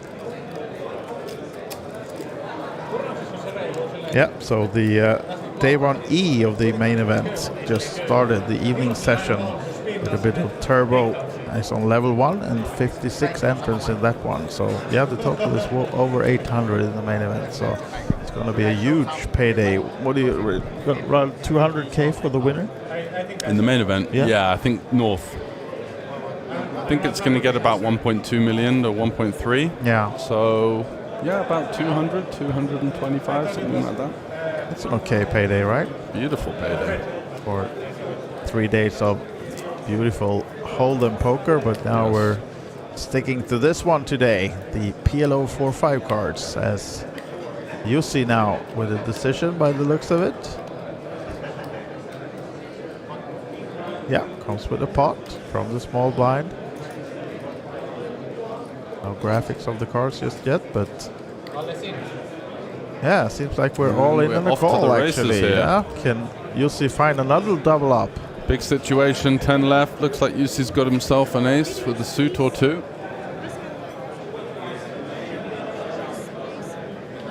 Yeah, they just asked to put them back for us to read them. Let's see if we can get the graphics. Otherwise, we'll at least see the cards in the bird view soon. Here we go. Kings for Kostiander. Ace 7755. Mattila. Complete flip. Yes, 50-50. Is it gonna be Jussi with another double up? Sure looks good with that 7. Oh, hello. There's the ace as well. So Yeah, not much hope for Kostiander just now. the 2 kings. A deuce. And an 8. Oh no, the deuce is no good, is it? Well, an 8 would have saved him as well, but not to be. And it's the full double up for Jussi Mattila. It was down to 100 something and now sits on 530. Yeah. So Looks like patience is the way. it's the virtue, right? It paid off. He knew it. And Finnish live reporter Juhani steps up. Yeah. See who's better of the Finns in this pot. Got his work cut out in this tournament. Yeah. Dominated by the Finns. Exactly. He's running and soon he has the Sokko as well, right? Absolutely. Gonna be a tough night for him.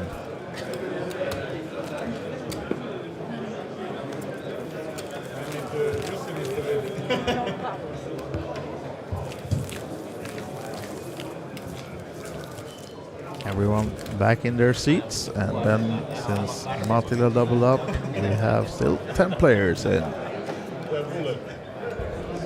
And George, you predicted the full tournament to be over in 50 minutes. You still stand by that? I gave you some action. I didn't want to take the tenner off. Nah, of you. exactly. You know I've been having a rough time. Yeah, I'm with sure. slots. I'm sure. What, downstairs? No, I haven't touched it. Good man. Just kidding. We haven't had time. No, exactly.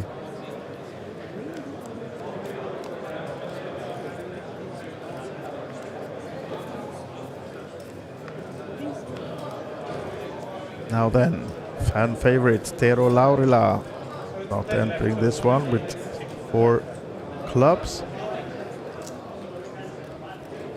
Decent hand, but no big suit for Skanis. Jack 10s are suited. But certainly an open though for sure. It's going to be folding versus a 3-bet if it comes. And it will. Here it does come. Aces, not the best combination, but can't be too picky. Button versus small, cutoff. It's just going to rifle it in. On a heater. Yeah, this Mattila. is all looking good for Jussi so far. From almost 0 to 800k in just an orbit or so. Yeah, does find the fault. I like Renard's game so far. He's played really well theoretically. He's found some bets where other people might have been checking. And during this bubble situation, he was certainly finding a bit of play where others were just simply folding into the money.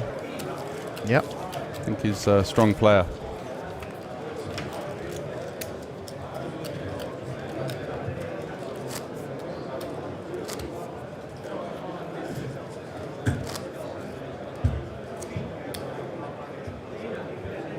So it looks like that he's an online professional based on the fact that his Hender mob only has 2 live scores alongside a load of online COVID scores during lockdown. Yeah. And did come 3rd in the Merit 3.3K in January for $50,500. Okay, cool.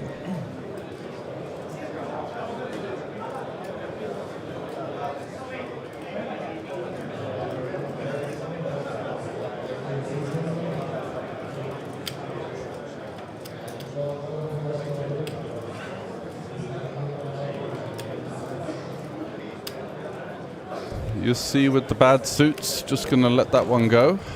Yeah. He's covered. Christian lets it go as well, whatever it was. Yuri Merivirta hasn't played that many hands on this feature table yet. Yeah, and potentially unlikely to play this one. Might find a limp, but don't think we're going to be seeing him raise, that's for sure.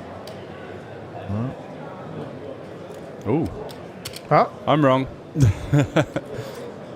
Goes for a... And he's like, what? Is there a guy in seat 9? Yeah, what? Who's that guy? And he's just going to fold with ace queen 7-4 deuce there. Yeah. Might be giving a lot of credit to his opponent, who makes a move with pretty speculative holding, and on this occasion it works. Poor Skanis, trapped in this Finn fest. Yeah, absolutely. Surrounded by hungry Finns, as is often the case in the deeper stages of the PLO 1K.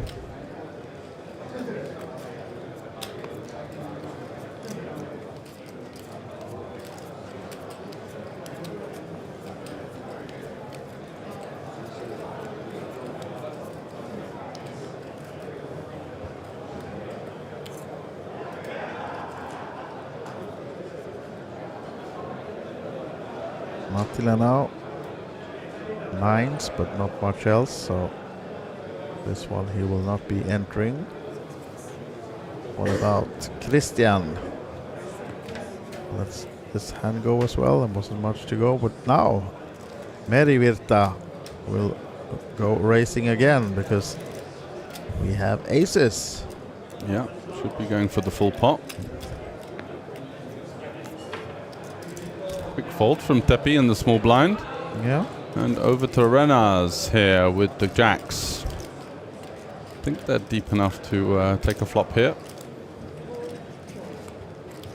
Jacks for him. Yeah, gonna find the defend. Looking for a jack first and foremost, but the clubs wouldn't be a bad fallback plan. Top set though for Yiri. And absolutely nothing for Skanis. Just gonna pot it in, not wanting to take any chances with any kind of potential straight draws or flush draws in his opponent's range, and does indeed take it down. So Skanis now down to 395, 13 bigs. Yeah, unfortunately not been the best of runs for him in the continuation of coverage here on our feature table. Had a really nice stack earlier, about 1.1 million I think was his peak. Yeah. Just hasn't found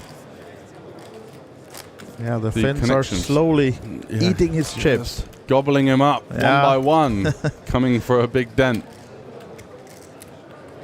Just a question of who will take the last bite, maybe.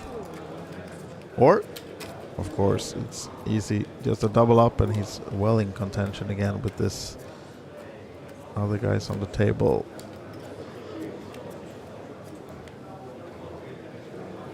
But for now, goes the under first. Back to the 4-card format. And another nice hand for the Merivirta. Oh, let's go. The King Jack, Jack 10. What do you say about that, George? Interesting. I wouldn't have folded that myself. Laurila instead with a worst hand, I'd say. And Rena's going for the move here with the A7-6-4. Feels like his opponent is going to be wide enough to find some raised folds. And is going to have decent equity versus pretty much everything apart from aces. Let's see if Laurila finds the stack off here. Don't think so for just over 10 bigs. Ace, King, Queen, 6, button versus small blind. I think we're going to run this one here. We'll be leaning towards the fold, right? I think it's going to get it in actually for 10 bigs. You think? Yeah. Yeah, versus the short stack. Then I trust you. Some confusion about how much you can hear you see.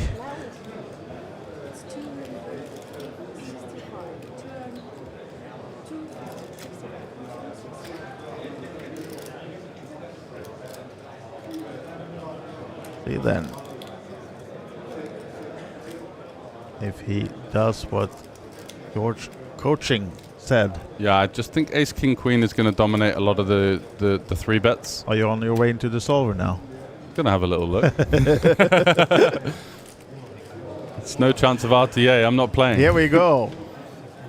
At least it's an all-in and a call, and Skanis in good shape with the Ace 7-6-4 spade suit against Laurila, but it's Skanis who's risking his seat in the tournament, so he needs to stay ahead, and he does trail now with The ace-king is good for Laurila. There's the check mark. We'll so take it down, and the guys in the chat are going to be delighted. Yeah, they are. And actually, the Finns got him. Yep. He was an underdog, surrounded by hungry Finns, and is actually eliminated from the tournament. But we'll see only Finnish spoken by the table now. I think you still have to keep it in English, guys, right? Not between the hands. That's okay, but it's needed for the dealer to understand what they're talking about during the hands. And here we have it, the all Finnish lineup at the feature table right now. We do have 5 other players on the outer table though. And this is the total remaining payouts. And Scan is just exiting then in 10th place. He will receive 5k. But the next payout will be 6,550. And now we'll continue to play. The final table will consist of 7 players, so take 2 more out before we have a one-table situation only in the tournament. And the Finns, we did it, guys! We eliminated them all. Finland conquered, at least for this feature table. I'm not sure on the outer table how many Finns are in the tournament totally. I'm going to check that. We have 3. We have 1 Swede, 1 Dane, and 1 Norwegian, and 2 Finns then on the outer table. So, yeah, 6 Finns total in this tournament, and 4 of them are on the feature table.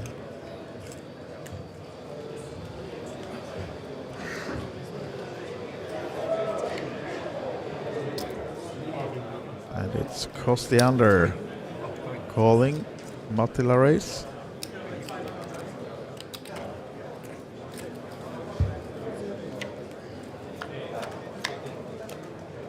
Taking a flop with the double-suited 10s in position. Not the best of boards for him. Just the bare overpair now with the backdoor flush draw. UC has the overpair advantage with the nut flush draw. And he's just going to pot it.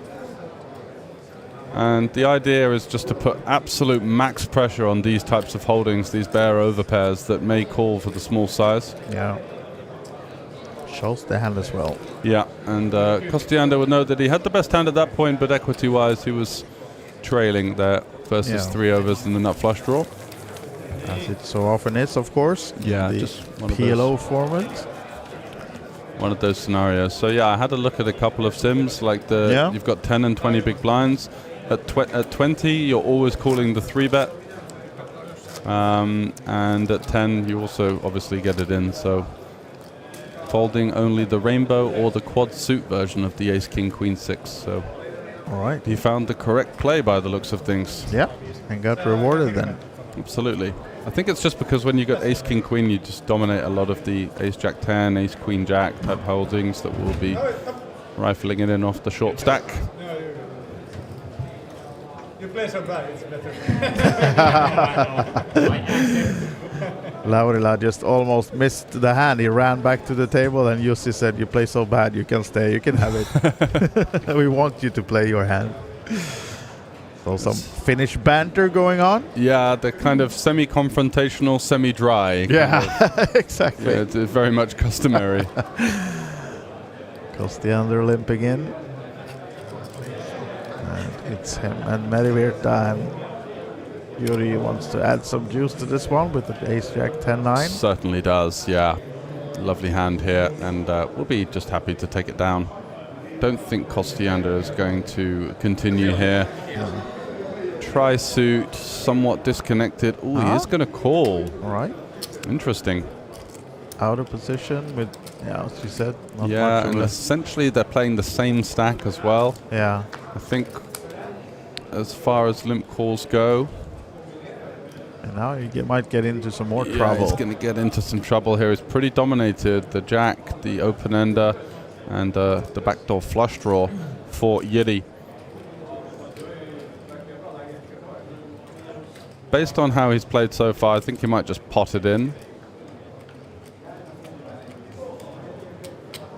Yes, I think you're correct, right? Or a little, now it was a little bit less. Yeah, 150. Yeah.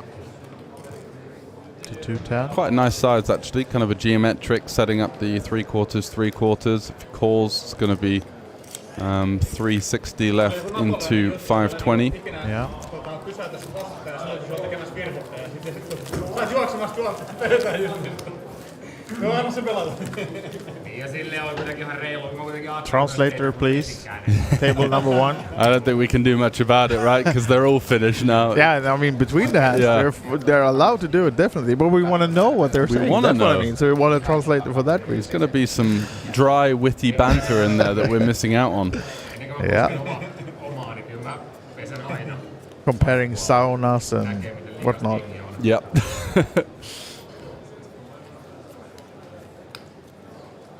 In Finland, they're doing everything in saunas, right? Yeah, Business absolutely. meetings. Definitely. The lot.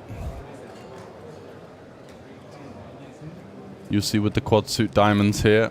Just going to let this one go more than likely. And now, they're even intriguing into this, the Eurovision Song Contest.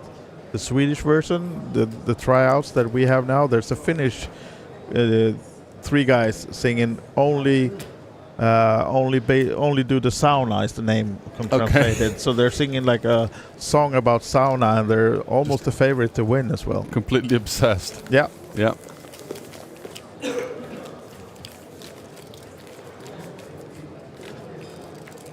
Oh, so the chat isn't quite hearing the table audio. I'm just going to see if we can get you guys, because we've got so many Finns watching that I'm sure you want to hear what these guys are saying. So leave that one with me.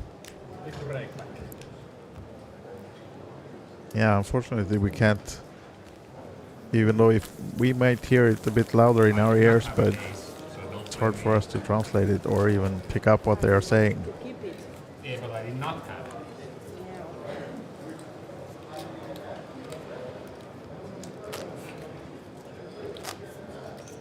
Where are you on the sauna chart though, George? Big fan. Big fan? Yeah, big fan. And degrees? Degrees, 90 to 100. Oh, you would fit in Finland then. Yeah, maybe. Yeah. I thought, are they not the 110 guys, or? Yeah, but 100 is fine. I mean, you're welcome. If you go below 90, you can't come into Finland. Yeah, for sure. These guys say, I like to take a sauna, 75 degrees. Then you're kicked out. You lose your passport. That's called a steam room, isn't it? Yeah, exactly. King 10-10-8 for Merivirta goes into the muck. No, I'm a little bit of a masochist. I enjoy the pain. Just kind of going in there and sweating it out. Yeah. There's one at the hotel, but we've been, obviously, with such a busy schedule that it's tough to get back in time. I think we might get a little window today. It's open till midnight. All right. Yeah, true. But in the UK, it's not so common that you have a sauna back home. No, I live on the Isle of Wight, and we have one on the island. Really? Yeah, wow. one. And I got access to it. I got like a temporary membership, and then I went traveling, playing poker for a while, came back, and they said that I'm off the list, basically. I was like, oh, shit. So you're blaming that you were away, but did you misbehave maybe when you were No, there? I just forgot to like top up the membership or whatever. Okay. Kind of frozen it, and then there wasn't any space left. All right. And it's like the world's bad worst sauna. No, it's okay. You travel the world and get pipped by every card room, exactly. and then you come home, you can't even take a sauna. Yeah, come home with 50 cents in my pocket, just like, please let me into the sauna. I got a lot of tilt I got to sweat off here. No, sir. Come back in a year or two.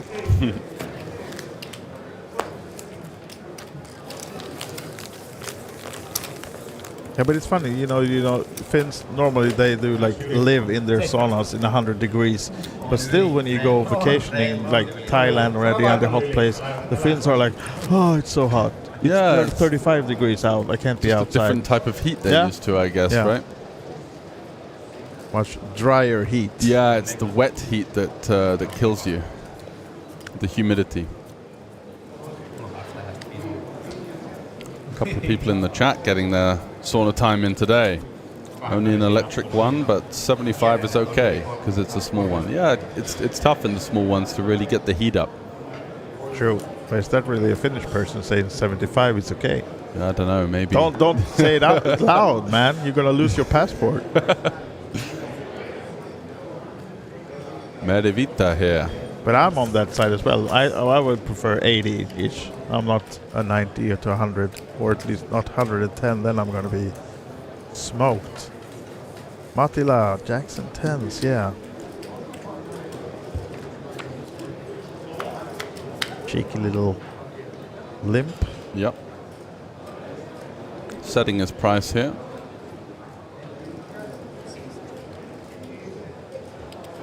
Quick check back from his opponent. It's going to be quite comfortable with his hand.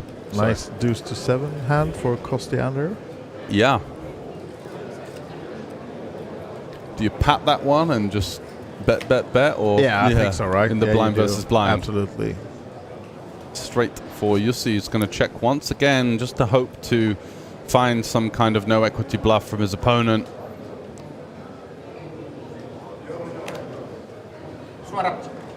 And Christian That's the Finnish word for straight. Yeah, I guess that.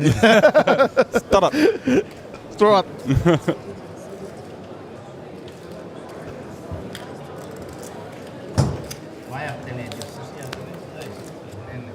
Electric 60 to 70 is enough. It's too dry and hot after that. Is that because of the electric one, or? Oh, I don't know, really. I don't know, yeah. Surely heat's the same. But still, like in electric one, you still have those stones that you can throw some water on and stuff, right? Yeah. I think that might be the one we've got in the hotel, actually. Yeah, okay. Yeah.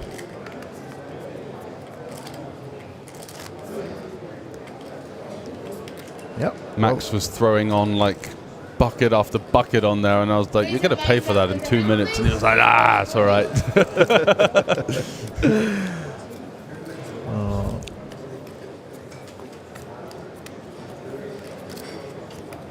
Back to the 5 cards now then. Almost as painful as taking a hot sauna. 10 high for Laurila. Some suited connectors in there, and he comes racing to 100. Kings now for Mattila. 1 suit for them. What do you think of this then, George?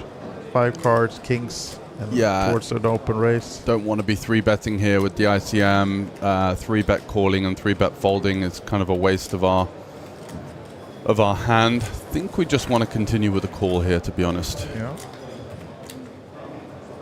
And Mattila agrees. Yeah, especially versus a stack that can really do him a lot of harm here. Laurila is one of the only players on the table, the only player, I should say, that covers him. And also, you know, kings, we don't mind playing multi-way. We've got some connectivity, a good suit. Keeps our options open. We get to play in position post-flop as well. Yeah. I think we want to have an ace in our hand to consider 3-betting. Oh, heads up then. Laurila Mattila. 275 in the middle. Not the flop he was hoping for, although does have, of course, the nut blockers with the kings and the flush draw. Yeah, the flush draw as well. Interesting board. So Laurila has the bottom end of the straight flush draw and a 10 blocker. It's probably quite a nice one to bet. Jussi's range is going to be somewhat condensed around this type of board, though. He's going to have a lot of high connected holdings. He's going to have a lot of queens, jacks, kings, sometimes with the 10, sometimes not. And I like Jussi's decision just to call here. Keep the options open, and again, he can navigate away from the hand on turns like this.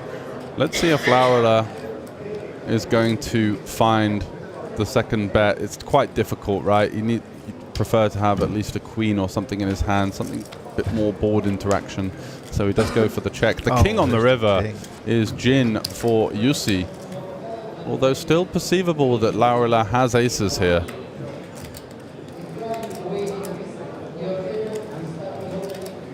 So do we see a bet? Do we see a hero check?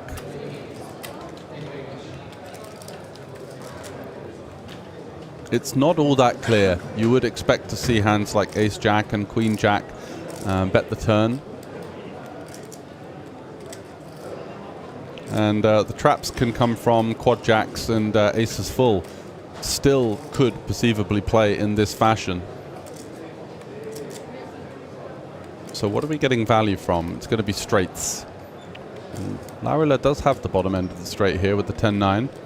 Yeah, Jussi's going to go for the small sizing. Don't think we're able to go too big here when we're just going to be stripped of the aces full. Yep. 150 was the bet, but quick fold from Laurila. Yeah, he knew his customer there. He knew he was going to be up against a lot of boats and a lot of strong holdings. And also the higher straight from time to time. So all finish final 4 here of the 9 remaining players.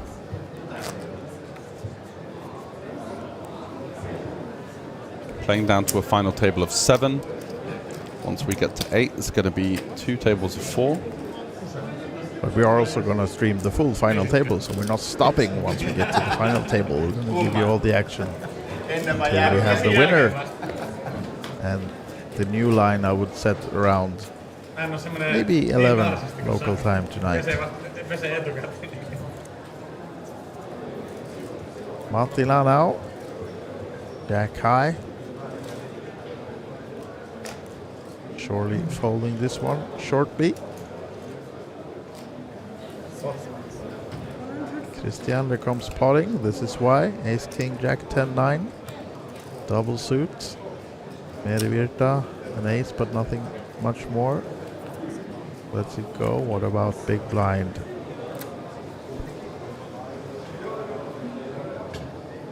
Kostiander essentially committing himself here. He's not going to be able to get away from this hand. And Laurila has got a good holding to take a flop. Yeah. Hand has so much equity, especially versus these top of range hands. You just get all these boards where you hit to yourself, apart from the fact when he's got the bottom end of the straight, but all of the middling boards he's going to be happy with. Interesting board here, the monotone texture. It's going to be middle pair and the wrap for Kostiander. Quick check back. Going to be up against a lot of double suited holdings from Laurila. And diamondless, not even 2 pair. A fair one to just wave the white flag with, I think. King 10, so the straight improves even for Kostiander. And I think as played, we'd like to see a small bet here. He's going to go for pot. Sending it in. Yeah. Brave man. Bit surprised though, only getting called by better. Yeah, I would think that, you know, some hands Laurila could still have maybe a 5-high flush or something like that from time to time.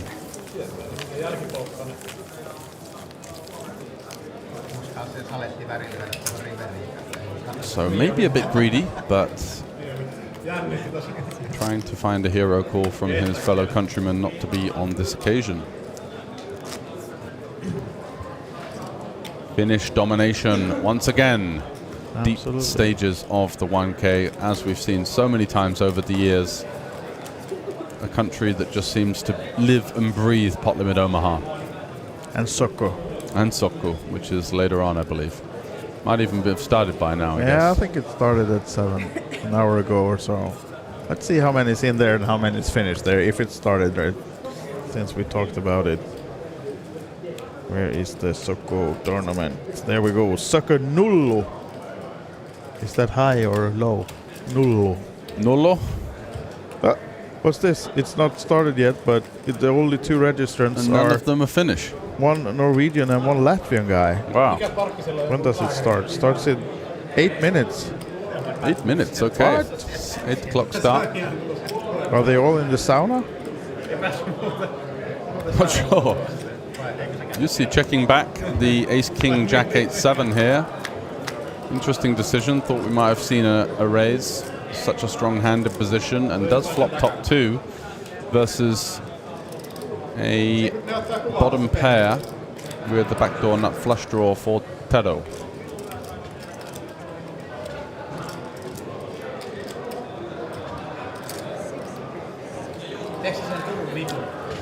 Quick fold, and Jussi picks up another pot.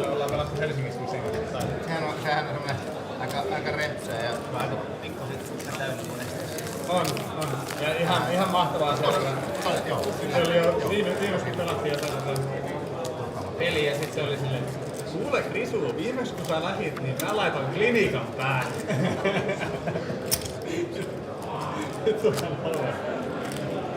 on mahtavaa, sillä on niinku voimakkaat murremit. Sen jälkeen kun sä lähit pois, niin mä laitoin klinikan päälle.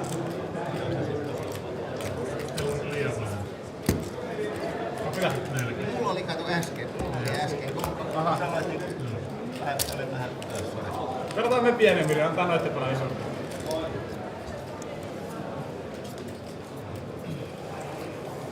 Oh, did the dealer stop at 2 cards now? I think that was one of those like dealer twitches when they're so used to dealing 2, and then they're like, oh yeah, it's the same Omaha tournament I've been dealing for 2 hours now. Or 12 hours. Yeah. All right. Still missed deal somehow. All smiles though, the finish. Armada.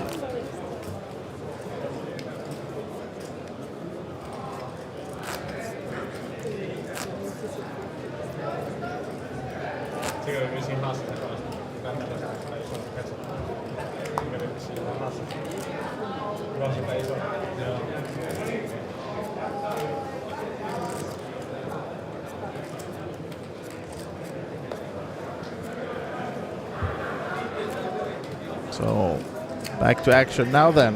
20k, 40k blinds, and Yuri Merivirta first out with the 4-card format. Folding.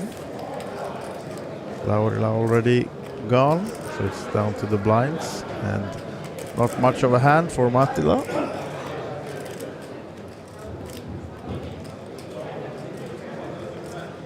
He's going to go for the cheeky limp, completing 4 ways with this big effective ante. Trips. Oh yeah, not ideal for Kostiander. Not at all.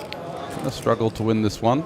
Sweden is tomorrow. Yeah, exactly. Wrong game set. And already with the 10-8-5, it's looking dicey for Kostiander. He's got himself the lower end of the gut shot, but with such a poor holding, expecting to see UC drag this one in. Now 4 pair for UC.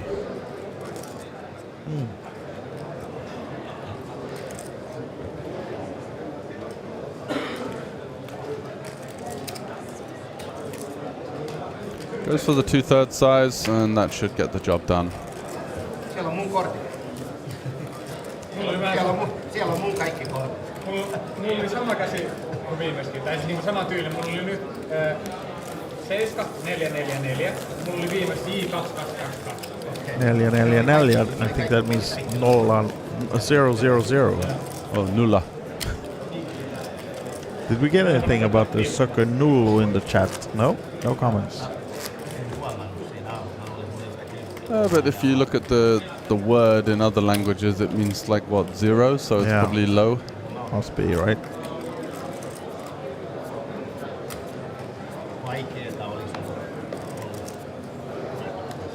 Niin. Siinä on tullut sitä riverikin. Oli sen verran heikko. Ei ollut suittaa yhtään. Nice hand in a 4-card format, 4-handed for Laurila. King, Queen, Queen, 7.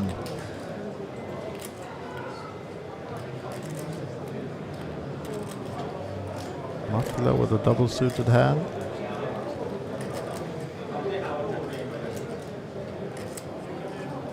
Up to 1.3 now, Mattila. Building and building. This one he's out. Kostiander as well. What about Merivirta? Not a favorite hand, but just costing him 80 more. Gives it up though.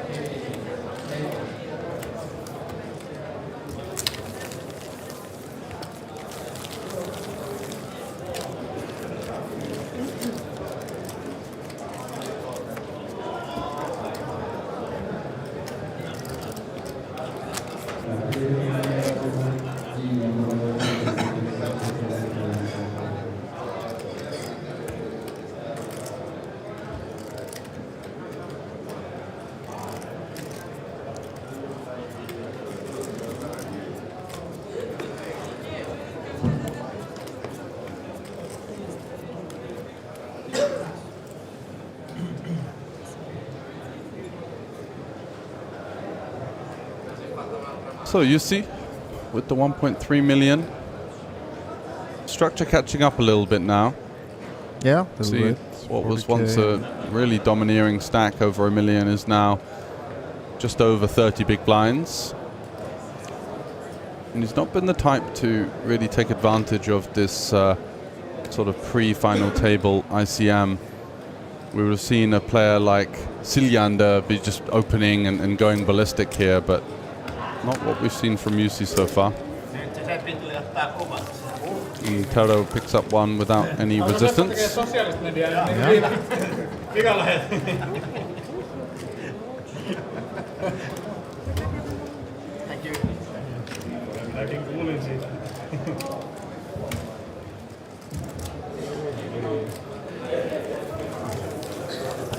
New dealer in place. 15 minutes remaining of this level, and then we'll be picking it up a notch to 25-50 blinds. So yeah, the structure is catching up a little bit. We're on a 30-minute clock, so yeah, average stack just 22.5 big blinds right now, and that's because we've got this rather bunching kind of phase where we're approaching the final table and the action's slowing down a little bit. We did see after the post-bubble sort of bonanza, let's call it, where everyone was busting out an average stack of closer to 40 big blinds, but it's been fairly thorny for the last hour or so. Most guys just kind of treading water and not looking to overcommit themselves. Yeah. And Tero folds as well, so you see the chip leader picks up one again without any resistance.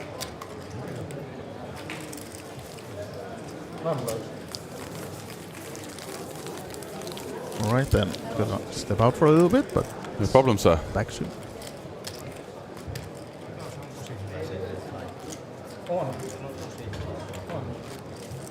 So still 9 remaining, a little bit of a stubborn phase in the tournament, as is to be expected here. Playing PLO. Lots of maneuvering and tiptoeing around, treading water, trying to stay alive, not looking to commit with dangerous holdings, although Merivete here picking up the aces off of 13 big blinds, likely to see a pot-sized open here to 140k.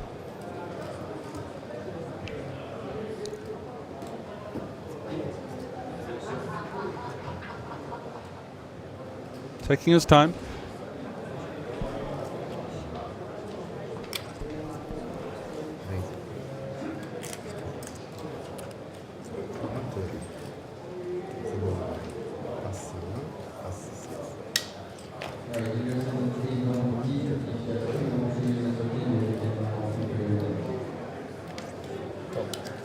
Kostiander is going to come for a rather sticky defend here with the Queen 9-7-4-4. Double try suit. And not flopping an awful lot, although Jiri with his aces has got a pretty poor flop himself. So yeah, going to go check, check. 3 on the turn. Doesn't change anything apart from the prominence now of backdoor clubs. And Christian Kostiander is going to go for the no equity stab here, taking advantage of what he feels to be a range that isn't going to include too many flushes at that low stack to pot ratio, recognizing that Jiri is going to commit himself. And if he's been observant of Jiri or watched some of the hands back when he's had the time outside of his duties on the feature table, we have seen kind of a pot or check strategy from Jiri in those situations, so I think identifying quite well that his opponent was rather weak in that specific scenario.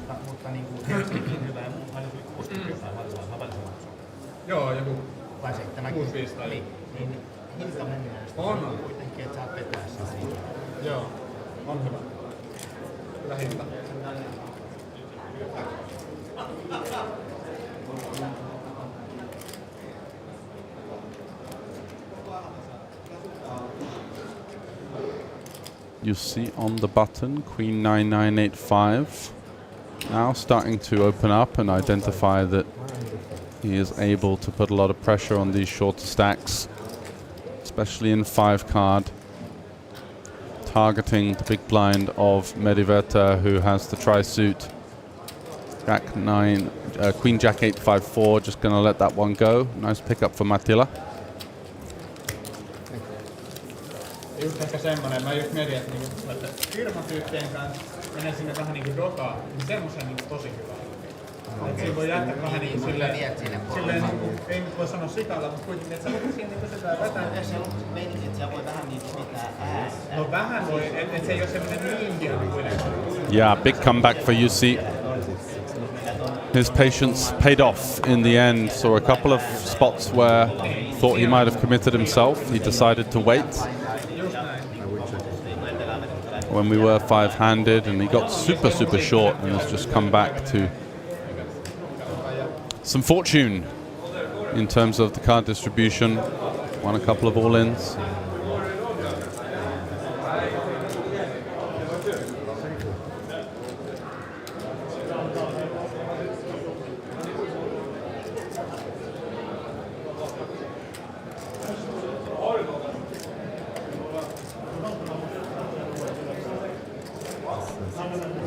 Kostiander getting out the way, and Medevita with the kings.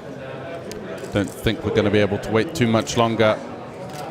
Likely to see him try and commit his stack here.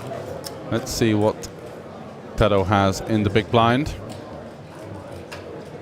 A playable holding, Queen Jack 7, 6, 5, double suited. So off to a flop. And the effective stack is about 2/3 pot remaining. So a key situation now for Medevita's chances. And he does flop top set.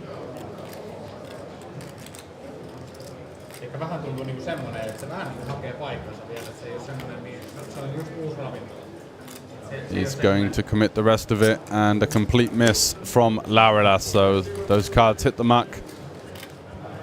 And another nice pickup there for Jiri, who's been quite patient off of the short stack. Is rewarded with a decent spot there, flopping top set at the low stack to pot ratio and picking up a vital pot.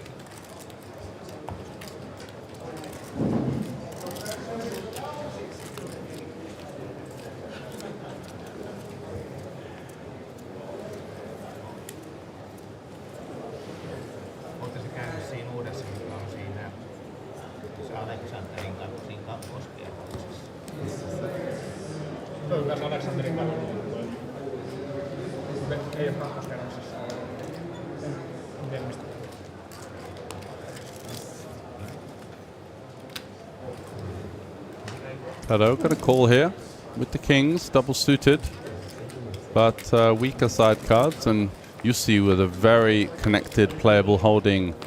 The full 10-6. Wow, what a flop for Laurila here. Just when he needed it the most. Even these small 3 big blind pots are crucial at this stage. Jussi checking back his straight draw. Turns a 6, so 2 pair now, and I think it's probably time for, no, another check for Laurila. Identifying his opponent to be potentially stripped of Jack X, giving him the opportunity to stab, and look at this, it's working out perfectly for Laurila.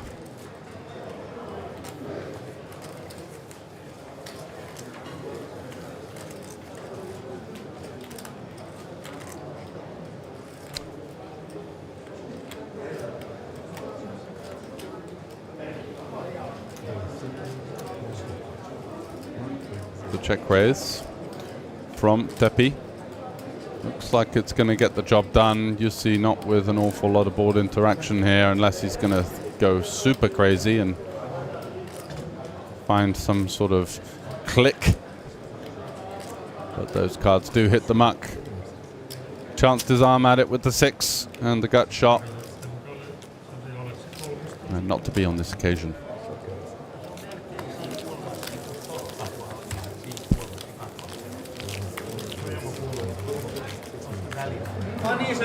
Joo, se mikä se on vaikea. Joo. Joo, no mä jos sä tiedät, jos sä tiedät. Oot sä käynyt siinä? Minkälainen oli? Mun mielestä oli ihan hyvä. So still 9 remaining, but the stacks and the effective stacks are getting awfully short here, especially on our feature table. We've only got one player at around about the 30 big blind mark, with the other 3 hopefuls somewhere between 10 and 20 big blinds. Siis ei nyt mitään misupätähteä, mutta niin kuin sanoin, niin ihan Medivita, as we do, change it up to 4 card with a huge holding here. Ace, King, Queen, Jack with 12 big blinds. Gonna go for the pot-sized open. Laurela's cards hit the muck. Over to Kostiander again. He mucks it. Thank you.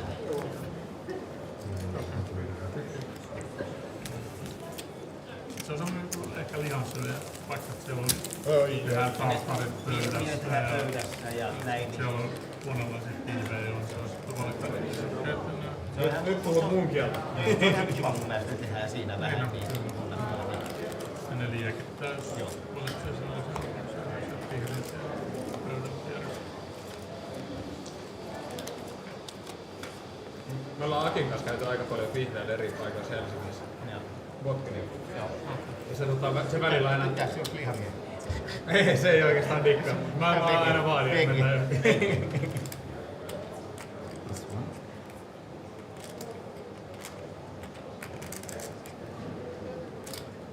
You see with the Jack 7-7-3, commanding lead, certainly incentivized to attack, and that's what he's going to do. Starting to move through the gears is Matilda now, understanding the position that he's in. Quick fold there from the Ace-Queen-Jack. Didn't see the 4th card. I'm imagining he had some kind of rainbow holding, and Medivita lets that one go. So Jussi just continuing to accumulate here on the final table bubble. 9 left. And the current payout is 6,600 euros for 8th and 9th, and then we move up to the 8.7k range for 7 left, all the way up to 52,300 for first. Se on vissiin aika standardi homma, mutta se oli vaan hauska, kun kävisin just viihdylle, ja sit se oli silleen, että se ei oikein ollut mun mieleen kyllä. Ensi viikolla me tuodaan niinku kunnon lihan, niin katsotaan äkkiä.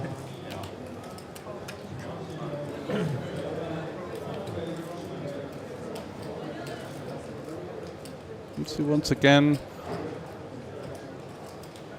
could open here with the Queen 8-7-4, considering the leverage he has over his opponents.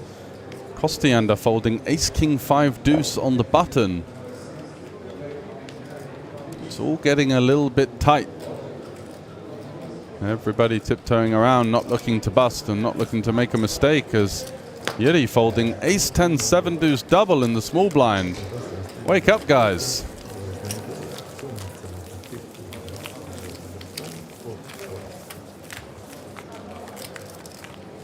Sort of a battle of who wants it the least at this stage. And this is going to play into the hands of Jussi. I'm sure his intuition is telling him, watching all of these tiny pots and snap folds going on, that it's there for the taking. And he's certainly in the position to take advantage of a rather timid population tendency at the table.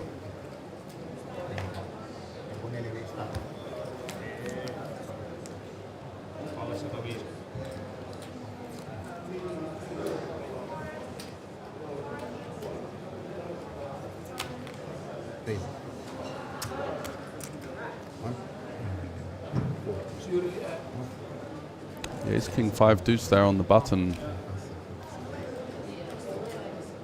Looking at some 6-max MTT ICM would just be an open even with the rainbow form. So to fold with the King-High suit is quite the adjustment.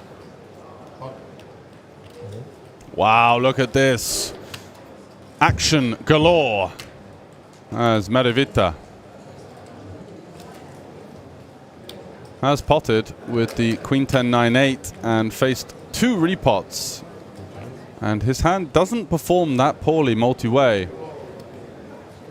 If he's up against aces and aces, he's going to have a boatload of equity. In this instance, he is up against King, King, Jack, and Ace, Ace, Jack. And the Jack is kind of a key card here, the little gap in between the Queen and the 10, but he's not to know that. As far as gambles go, if he were to win this stack off, he'd be up to a chip lead on the table. So the future game is brilliant, and it's quite unlikely, based on what we've seen, that his opponents are going to have him super crushed here.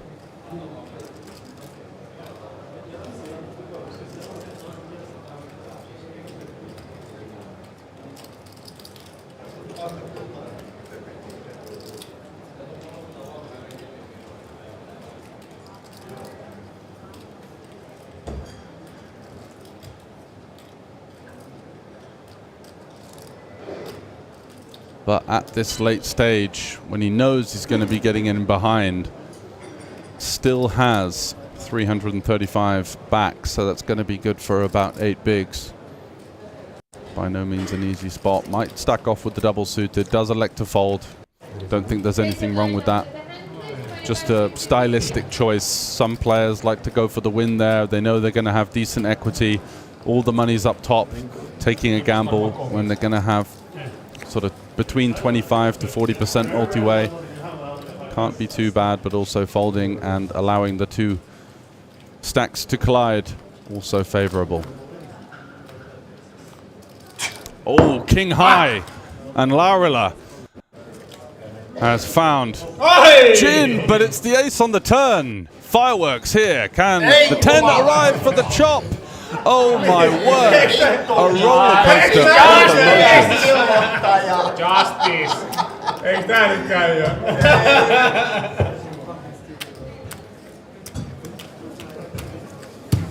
What on earth did we just witness there? A set for Laurila on the flop. The rebink for Jussi with the ace on the turn, and the 10 for both players to chop it up.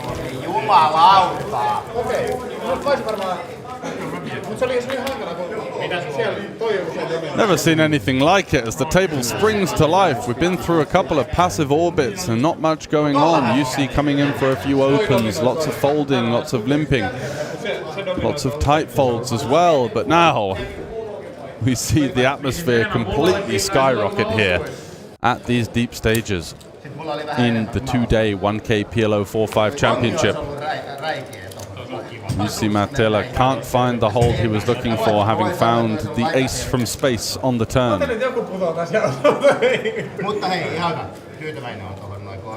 Sorry for everybody's eardrums there. That was quite a lot of noise from myself and basically everyone on the table with a run out like that. Feels like a scene from a James Bond movie.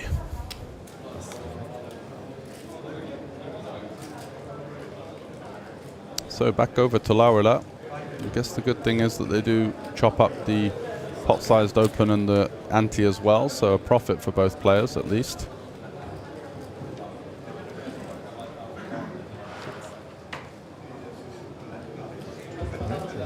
Marttila limping with the 10-7-6-5-4 quad suit and flops decently in the form of 2-pair and the wrap. It is a limp pot though. His opponent is going to have a lot of 3x in his range, of course, checking back.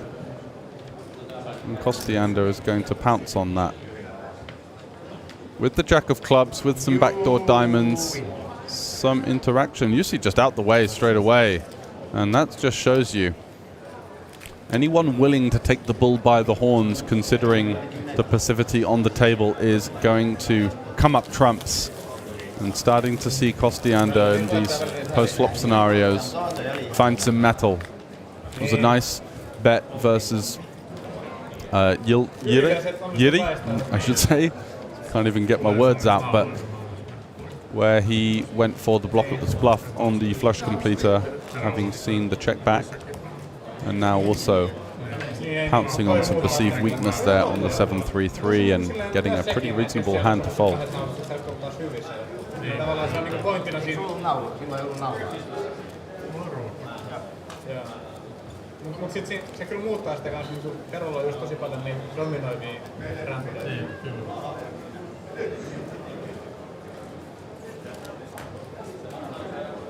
Terolla on sen verran huono pelaaja, että siellä on niin paljon niitä dominoivia. Ja kongejakin. Niin ja kurveja. Kurveellakin se on valmis tekemään mitä vaan. Totta. Annos? 15 minutes.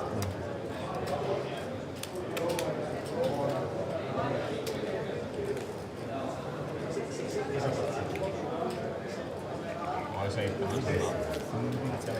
Niin, 1,4 plus. 1,6 oli kesken. Niin nyt on. 1,6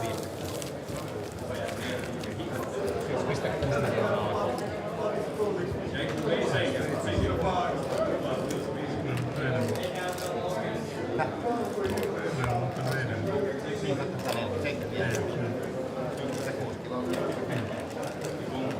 They're just taking a couple of moments to let it all sink in. What a run out that was at the business end. And Mattila now with the ace-jack 8-5-3. Still retains a fairly healthy chip lead at the table. Are we going to see him utilize that in the 5-card round? No. He folds.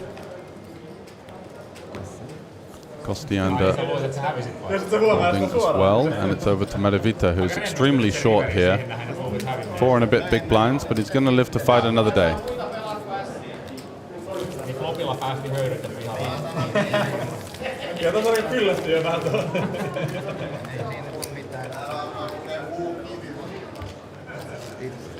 Eikö tää ikinä loppu?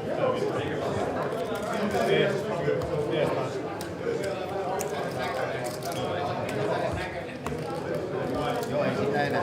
Se vituttaa kerran, että sä näet sen kongin siinä ja sitten eihän sille enää mitään.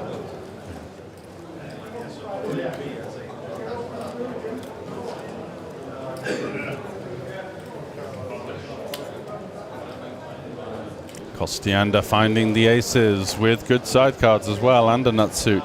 Happy days at this late stage.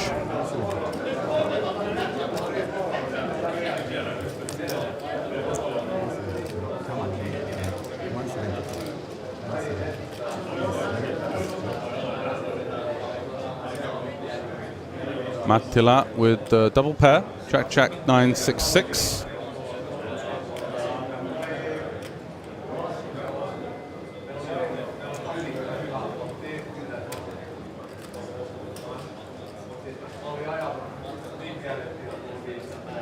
You feel somewhat likely to take a flop here, but has been erring on the side of caution in a lot of spots, especially facing aggression. Let's see what he goes with this time. The hand is more than connected enough, and he's just going to let it go once again.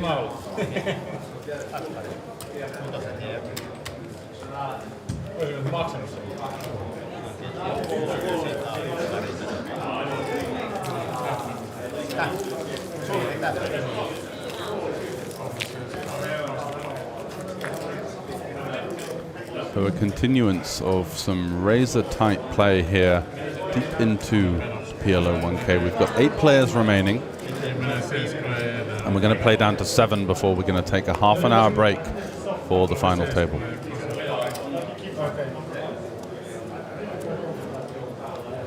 Niin sä näet 3-7 ekana ja sit sä näet 1-8. Sit sä olit kyllä, sit se tuli vielä se parikko siihen.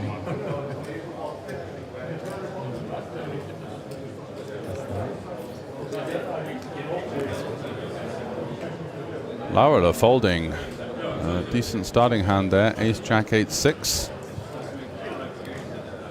Possibly due to the fact that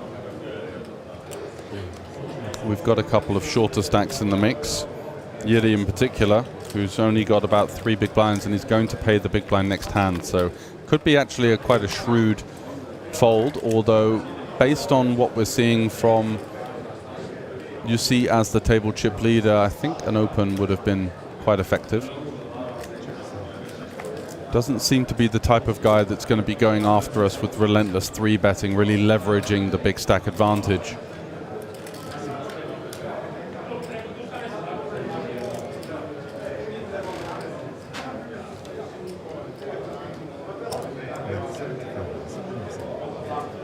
Kostiander once again going for a stab.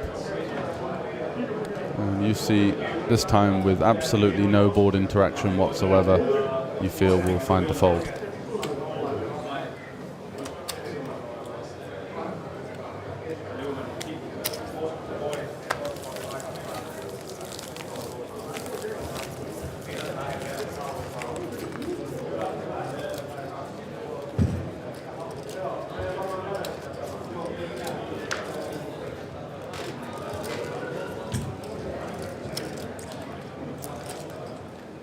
Laita sille kaverille nyt pikkuveto 8.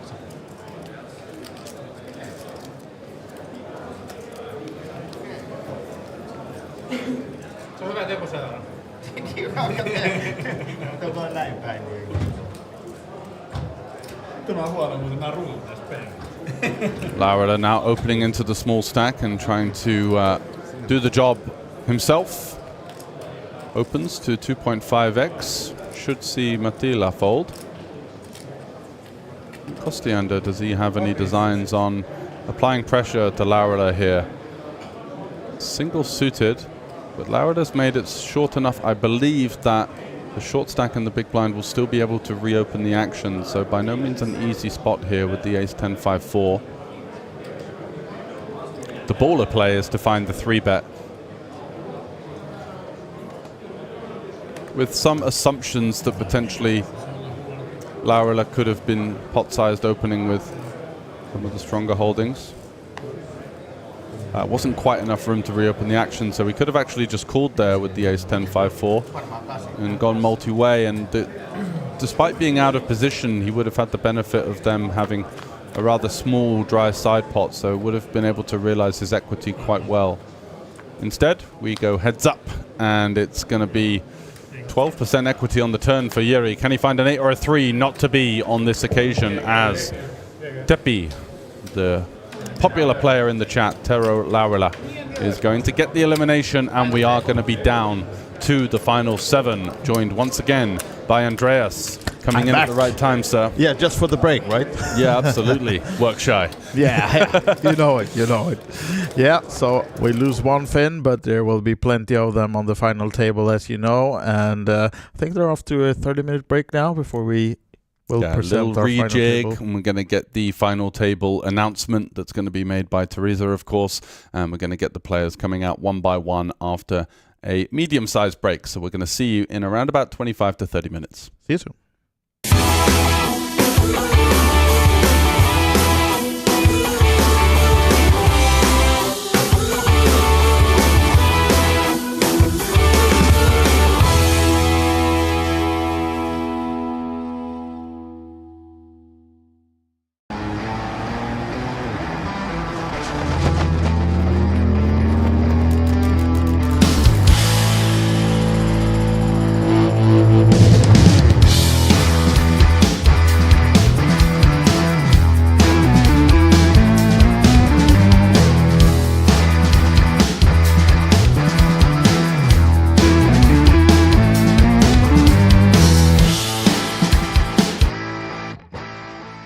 Hello, I have John Kite here, who won the PLO4 and 5 last year. So maybe you can teach me a little bit how the PLO goes.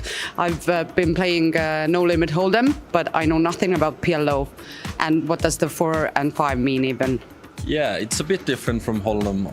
In PLO, it's more about you need a lot more. You need draws. You need like 2 pair or better. You don't want to go crazy with like 1 pair, like over pair, as you do in Hold'em maybe. Yeah. In 4 cards, it's mostly about having aces, nut suits, high pairs. In 5 cards, you can have a bit more rundown hands, which means like, for example, Jack 10, 9, 8, 7. That's really good to crack aces, for example. Can we do a little like example or just to... And I really want to know, what does the 4 and 5 mean? Yeah, is it like 1 round with 4 cards and then 5 or...? Yeah, 1 round of each. So we're 8-handed. So first we have 1 round with 4 cards. This is a very good 4-card hand. This is for me? Yeah. Very good card. Oh yeah, maybe turn it around. Yeah. So Like equity run very close in PLO compared to Hold'em. Let's say you have aces versus kings in Hold'em, it's like 80-20, right? Okay. But here it's more like 33-66. Even though, so if you have like aces with something, against kings with something. And here you see we have a double suited kings.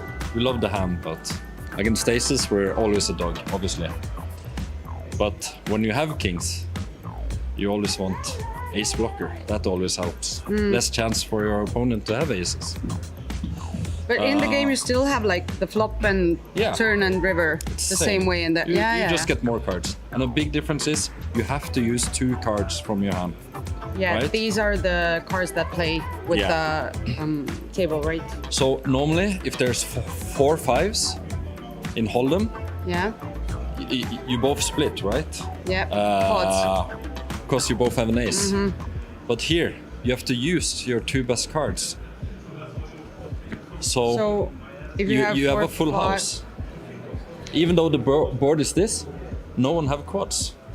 Okay, so still 3 of the cards is playing from 5 cards altogether playing. So you have a house here and the ace is full, or 5's full of aces. Okay. So that's a small difference. Like if there's 4 to straight, having just a jack is no good. Like this is not a straight if this is the board. Okay. You see, normally in Hold'em, this would be a straight with a jack, right? Jack, yep. Oh, this is this. Yeah, that's fine. But here, we need to use 2 cards. So we need a king. Then we have a straight, right? So that's small differences. And it goes like 4 cards, 1 round, like each. Yeah. Every player gets 4 the button cards. moves like the whole, what do I say, circle, and then the other round is 5 cards. Yeah.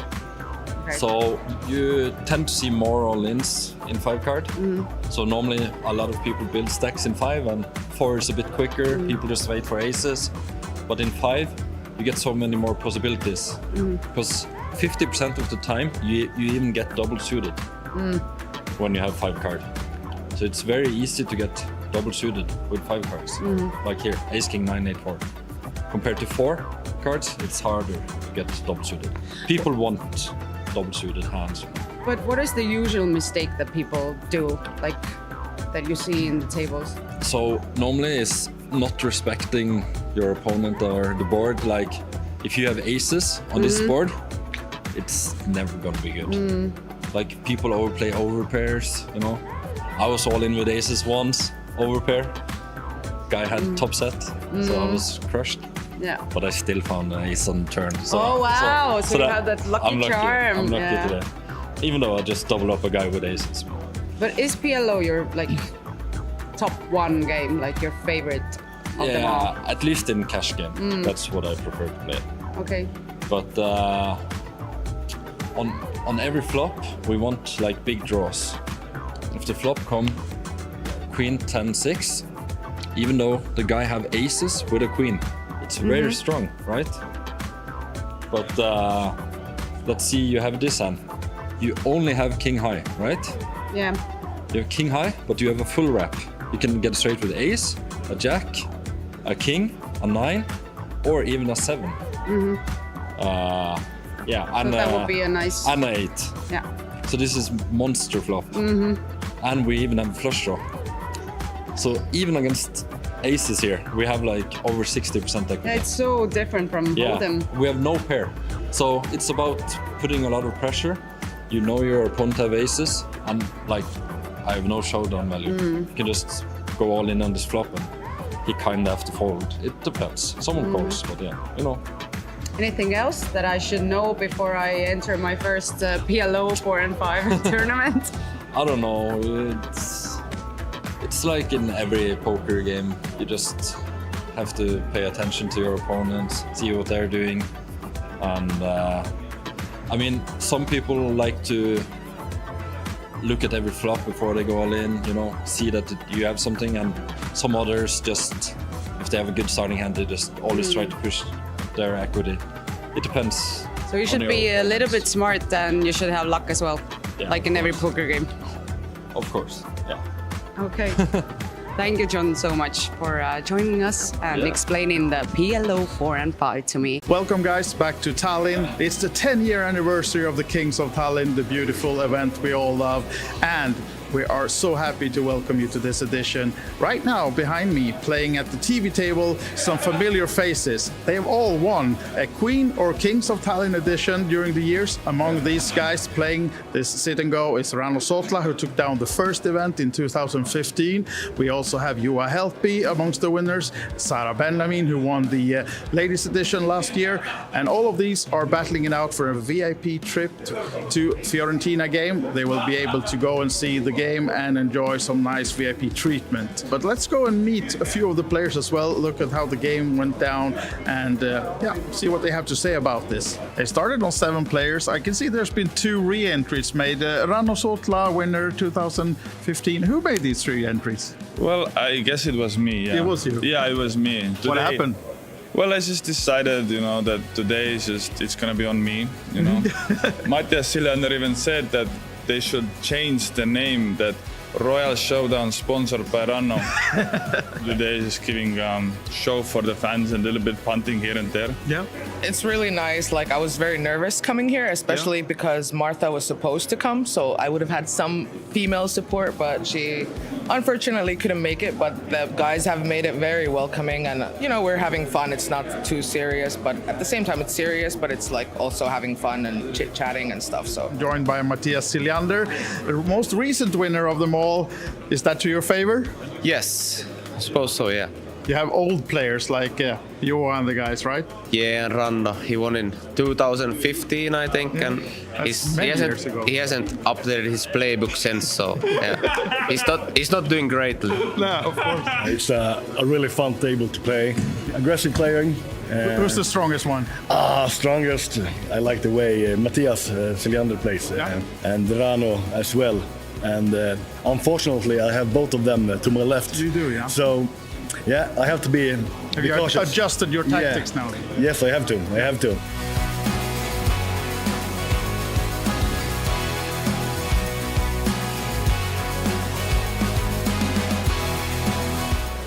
I think Deuces is just going to jam. Yep. And are we going to see a call? Yes. Oh. The ace-9. He's Here seen we one. are. If this one is... I don't want to expose my range. It's amazing. Yeah, ace-9, a clear call here. And Yeah, heads up, absolutely. and you do feel as though... And this is for the title for Johan Karlsson, but as you can see, it's a flip, so... Yeah, it does say help you find the 47%, double up. but you do feel like the luck is in the side of the Swede here. Yeah. Going for the Phil Helmuth prey at the table. Oh, there's the ace. Maybe a backdoor diamond draw for Helpy? No, Will the he 5. find one of the 2 remaining ducks? No deuce. And that's going to be the end of it for Juha Helpy. A spirited fight, but just couldn't get the job done versus Johan Karlsson, who it was his day.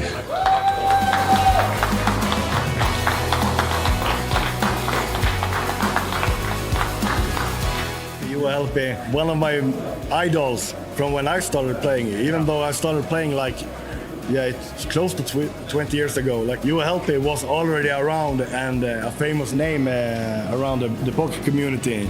I told him a couple of times, it's a pleasure to be here playing with you. Yeah. Heads up. Then eventually I got out of it with a win. I can't feel more happy than I do right now. And part of this winning this tournament is having the possibility to bring a friend, going on a VIP trip. If my girlfriend would like to, I would love to bring her with me on this event. Of course you should. She's supporting me, and I love what she do for me, being here, supporting me all the time.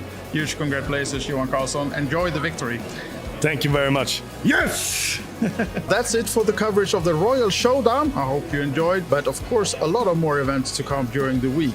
So make sure you check us out on our socials, and on OlyBetEvents.com you can see the full schedule and see whatever event suits you the best to come join us here at the Hilton and the Olympic Casino. Bye for now and see you soon.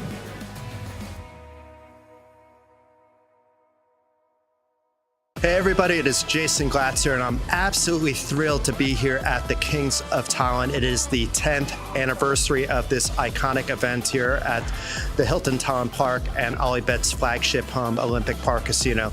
Behind us, we have the lovely Kings of Tallinn merch shop. That will be open starting tomorrow, where you can get your Kings of Tallinn gear. As you head up the stairs, you will notice that there is something special. Each previous Kings of Tallinn and Queens of Tallinn winner is honored with their name on the stairs, so you can walk through history as you enter into the tournament arena. And behind us, you'll see that we have the fantastic TV table at the Kings of Tallinn. There'll be 4 full days of streaming, along with some bonus coverage of the Royal Showdown.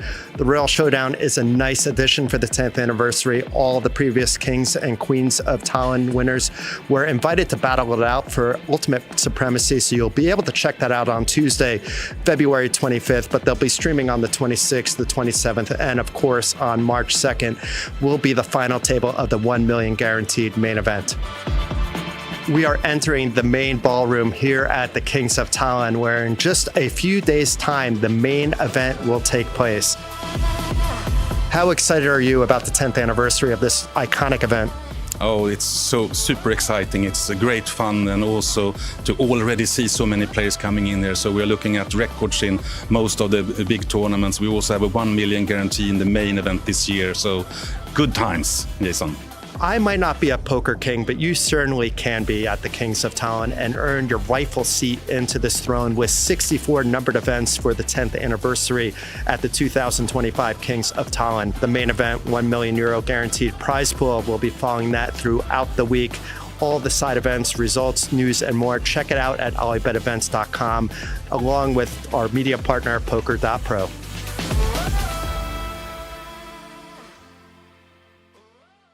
Teresa, we have a new game this time in the festival, and it's called 5-card stud. And in Finnish, I also learned it. It's sökö or sökö nullo. Yeah. Getting good at Finnish with the new games. But can you tell us about the game? Yeah, so this is a 5-card stud game. It's a traditional Finnish game, but it's actually originated from Canada, I think, North America. So some people call it Canadian stud, but in Finland it's called sökö. And we've had the sökö before in the schedule, but now we have also introduced sökö nullo. And for the very first time, we have sökö nullo also in the Kings of Tallinn schedule included. And it's sökö low. So basically what we're doing is we have a tournament that has 1 round of each, sökö high and sökö low. Can you maybe show us how the game works, how it goes? Yeah, so first of all, people usually ask like, what's the nuts?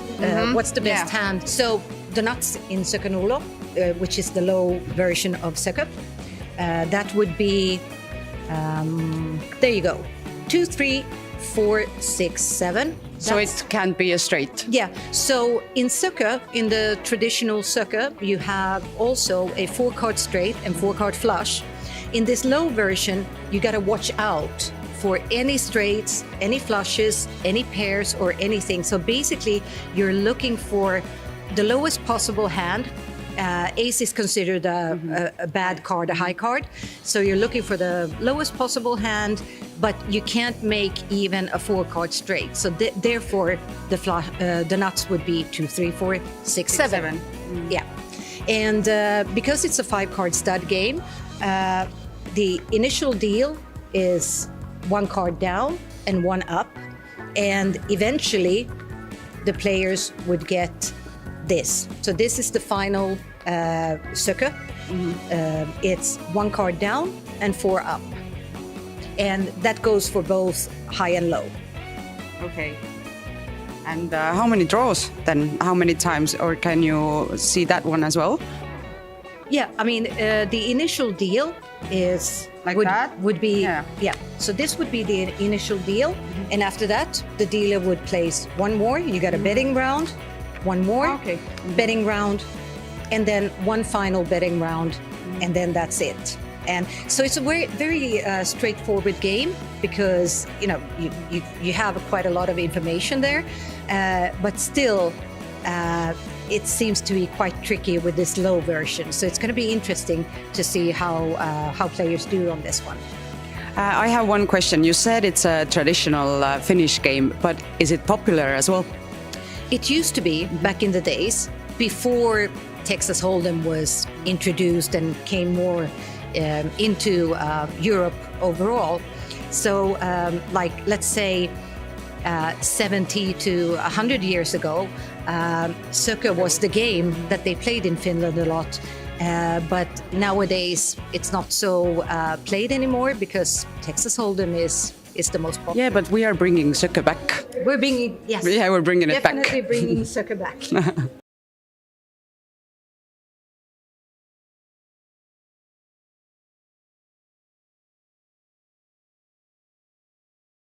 Scott, I'm so happy that I met you the last time you were here in Tallinn as well, so I can make you teach me how to play open-faced Chinese pineapple now. And the good thing is, the last tournament I played live was an open-faced Chinese tournament, and I won it.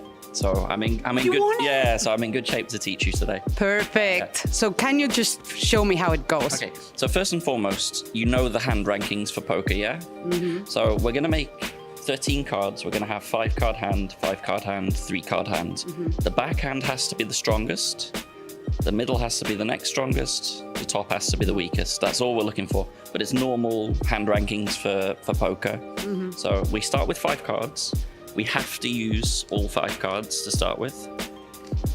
And we can do this face up just so that we can show everyone sort of how it works. Ooh, I like to see red. Yeah, so you have a lot of hearts there.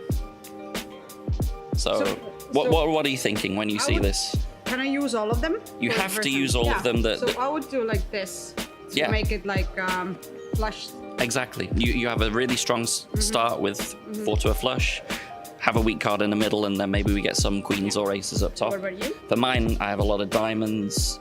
It's not great starting hand, actually, especially because I see you have a lot of hearts here, but I think I have to go like this. So it's important always to check out what the other players have. It's very important not only to check what your cards are, but also to check your opponents, because let's say further down the line, it might be that you're going for some pairs or something, but if you see that a lot of the other cards have gone, you want to make sure that you avoid those. So now we're going to get 3 cards next. You have to use 2 of these 3. You're going to throw one away. Okay. Normally they would be dealt face down, but I'm going to deal them face up just so that we can show everybody what the cards are. Come on. So we have to use 2 of these. This is very good for me, by the way, because that completes my flush. Okay. So what are you thinking when you look at these? King up top, obviously, yes. And we always put it to the side. I would use the deuce. So again, look at my cards for what you have here. So you have a choice between a 2 and an 8, and indeed I have an 8. So yes, throw the 8 is a very good choice. And for me, I'm just completing my flush. I'm very happy with that. So we get another 3. So this is how it goes. Yeah. You make the first hand that you get dealt is 5 cards. Yeah. You use 5, then you get 3. You have to burn 1. Yeah. It's always going to be that after the first 5, you're going to get dealt 3 every time. You have to use 2. You have to throw 1. Now you have an interesting choice because yes, this is actually perfect. Yes, yeah, I really like this. There are a couple of hearts gone, but still the hearts are very live. We are going to need to make 2 pair in order to make the kings valid. The interesting point with this, by the way, when we play progressive pineapple like we are playing, if you get queens up top or better, you get into fantasy land. Fantasy land is where you get all of your cards in your hand, and that's really, really powerful. So it's important that you do try and get a strong hand up at the top so that you can get all those cards in your hand. Because the last tournament that I won, I got 13 cards in my hand. I made a royal flush out of 13 cards. I got 14 cards in my hand. I made trips up top, and trips up top is a lot of points. Worth noting, by the way, that the way the game works, it's based on royalties. You have points. So the stronger your hand is, the more points you're going to make. So kings up top is really good. If you can make this, this would be super nice. I can. So you're throwing the 9. Do we have one more round to go? We're gonna have a couple more rounds to go. Mine is not the greatest because in the middle I'm struggling, and the flush would be no good in the middle anyway. So I'm actually gonna have to keep the 4 even. Oh no, but all the 4s are gone actually. I think then I'm just gonna burn this up at the top, try and leave as much space in the middle. So 3 more cards. Come on. Yay! You got my heart. Oh, very This is what I strong. need. So all you're like gonna in the need, middle? you're just gonna need to make 2 pair in the middle or trips to make your hand live. Okay. So what are you thinking? There's a 3. There is a not 3. 9, so I would probably do it like I like this. that choice. That's a really good choice. Yay! And then for me, this is pretty good because I can put aces in the middle, which means if I get a queen now, I would get into fantasy land. So that's pretty decent. So final draw. I'm gonna do these down actually so that you can sweat them. Yeah, the sound of Fantasyland is like so luring. Fantasyland It's would like, be lovely. If we can get you a Fantasyland and show the Fantasyland as well. Oh, you've got it as well. Yay! Very nice. And I Very still nice. need to use And just one put of anything this, up top, yeah. Yeah. I mean, you go for the higher one because why Ah, not? okay. Yeah. sorry. And then I need a queen to get into my Fantasyland. Do we have it there? No fantasy for me. So you are now going to get 14 cards in your hand, and then you get to make the hands from that. So we'll do one fantasy. I'm going to sort of ignore what my hand is. We just want, I made it to we want to see what your Fantasyland. Fantasyland is. That was so amazing.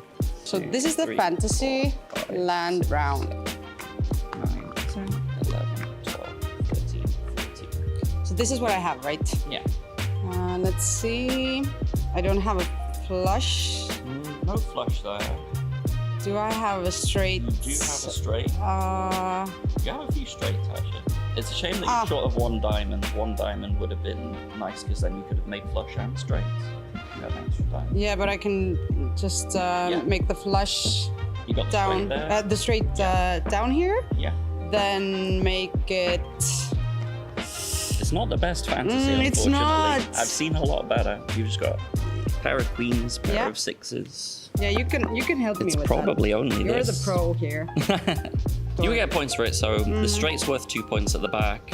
The 6s is worth 1 point. Unfortunately, it's really not much points at all. I'm wondering, is there anything better we can do? But you're missing 1 diamond. If you had 1 diamond, you could They make can- flush straights, then you're getting a lot more points. I have one question. Yeah. During the tournament, do I have to keep my own score, or the dealer helps me? The dealer or how? does it for you. I mean, as always, the dealer is there to help you out. So the dealer does everything for you. They'll calculate the scores. Obviously, it's good to check it just in case you're not sure. But yeah, the dealers are really helpful. Well- And I have to say, so I played this in February here, Yeah. and the dealers are very, very good. They know what they're doing. And they so support anyone, you. anyone that's not sure what they're doing, you can always trust in the dealer to look after you. And if you need help, then you can always call Scott. Yeah. Peter, I remember when I met you the last time, and I know you're the Sweden master in Sweden.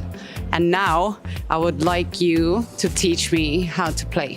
Well, Sweden is a game where you play 5-card Omaha on the board and 5-card draw in the hand.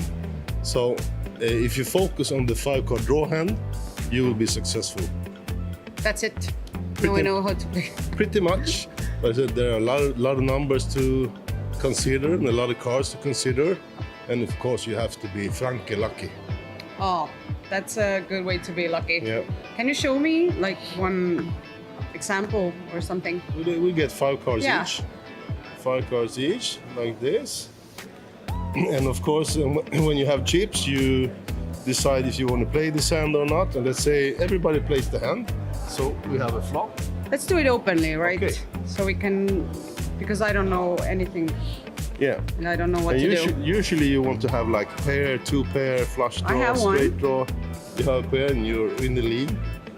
I will still pot you here because I want you out of the hand. Yeah, surely. Okay, but you are going to be in. So now you see a pair Yeah. and you have a straight draw. Could be okay, unless I have like a full, but I don't. So you want to change like the 10.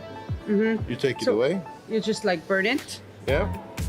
And I'm gonna change 2 cards because So how many can I change? you can change from 0 to 5. Ah, okay. And if you change 1 card, you get 1 open. Do you like it? Does it fit your hand or does it fit the board? No. Nope. Away, and you get a new one. exactly the same. And I get 2 cards, so I don't get the face up. How do you like it? No, but still, here's the turn. Yeah. And you're probably gonna check, I'm gonna check. And then the river. And that's a split pot, because you see, I got the straight. Yeah. And you have the best hand.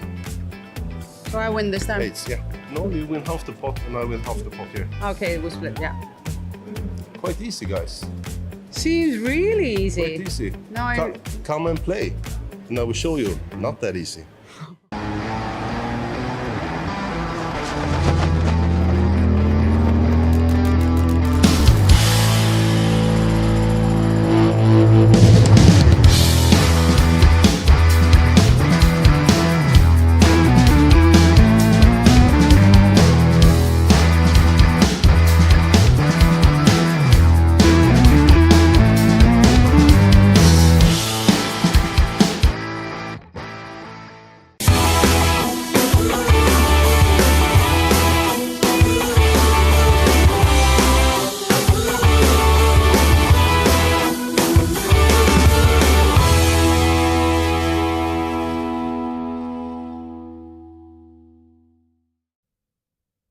So hello and welcome back for the final table of the 1.1k PLO 4/5 card Bonanza. We've got over 270 runners playing down to the final 7 right now, looking to crown our champion. Top prize of over 52,000 euros. Huge in a PLO event, right? Absolutely unreal. Been such a pleasure to commentate so far. And we've got a star-studded final table for you guys. So let's jump into the action, shall we? Absolutely. Let's go. Ladies and gentlemen, this is the Pot Limit Omaha Championship, event number 36. 1,100 euro Pot Limit Omaha 4 and 5 Championship.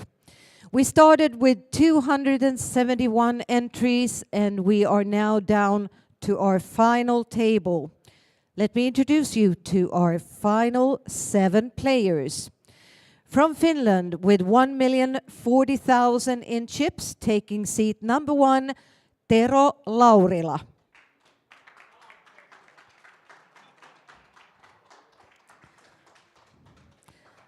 From Finland with 1,180,000 in chips, welcome Jussi Mattila.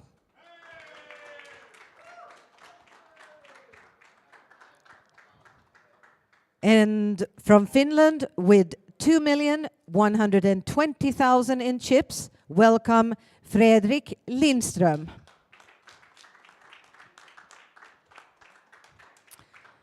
Seat number 4 with 435,000 in chips, from Norway, welcome Tobias Leknes. Seat number 5 from Sweden with 1,250,000 in chips, Alexander Holmberg. Taking seat 6 with 875,000 in chips, from Finland, welcome Christian Kostiander.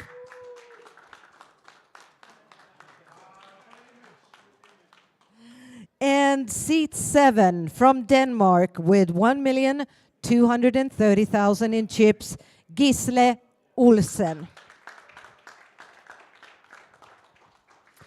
We're currently on level 26 with 19 minutes to go, 25,000, 50,000 blinds, and we're going to shuffle up and deal for the button.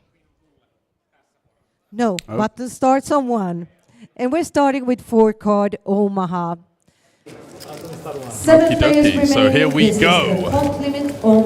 This is it for the PLO fans out there. It's time to crown the 4 and 5 card master, the champion of Kings of Tallinn. And as you can hear from Teresa's introductions, a lot of Finns on the table. Here we go. We're missing a Swedish flag for Alexander and a Norwegian for Tobias, but there were 4 Finns and then Norway, Sweden, Denmark. So Battle of the Nordics surely happening. As is customary here in Tallinn. Lot of Finnish presence, of course. Holmberg. I'm sure even without the flag, the viewers could have guessed that one, right? Yeah, pretty much. Likely to be a Swede. And Leknes starting things off here with the kings. Under the gun 7. Likely to just see a pot. Rather short, 9 bigs. Yeah, he's going to make it 175 to go. So we've got the new green chips in play for the final table. They are 100k each. The greys are 25 and the 5s are red. Jussi Mattila in the small blind with the ace 10, 10, 8. Certainly a formidable hand, but facing a pot-sized raise from under the gun. Given the way we've seen him approach the final 2 tables, likely just to muck it. And that's what he does. Yep. Ooh, Lidstrom here with the King Jack 10-9. Very connected. And knows that he's up against a player that's capable of taking this spot with not just hands like aces and kings. So I think definitely justified. Heads up then to the flop. Lindström and Leknes. And Tobias not much behind, but the 3 hearts is actually good for him, even though he also only had one himself. But Fredrik Lindström just with the king of hearts. And he's checked it over to Tobias and he's all in. Fredrik with jack only. Got a pair, a gut shot. Facing just north of half pot here.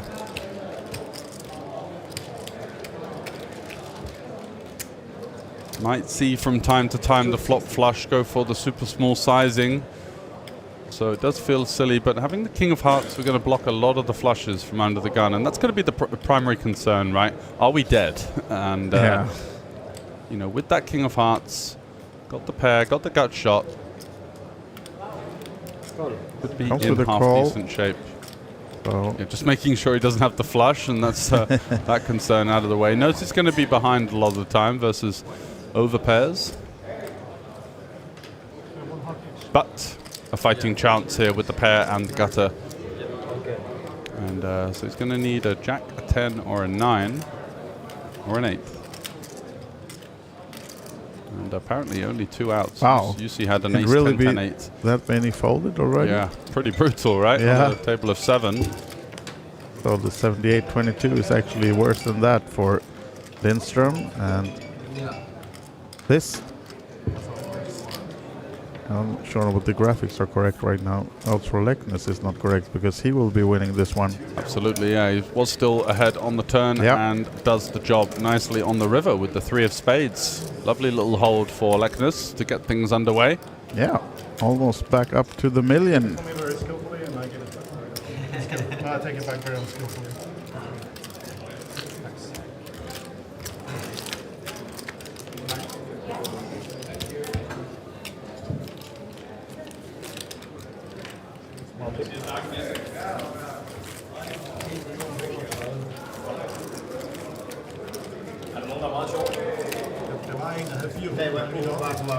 Det var Novans halvfjon.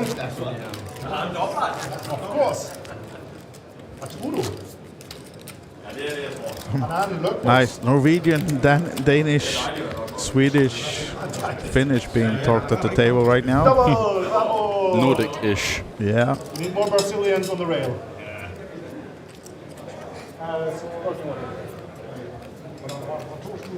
And Alexander, nicknamed Nodde, first to act with the Queen 7-6, double suited.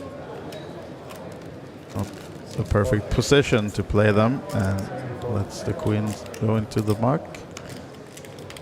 Because the unders folded already. This is our Danish friend Gisle Olsen, folding the jacks and 5s. A lot of pairs out there now. See Mattila with the ace queen 8-3.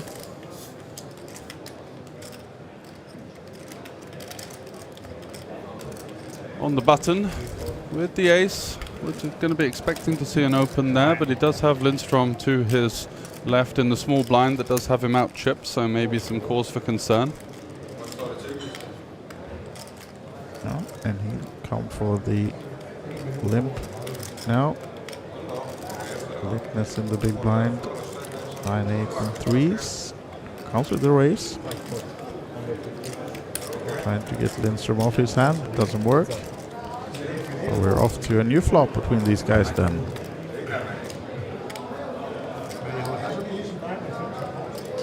Six, deuce, ace. 6 for Lindstrom.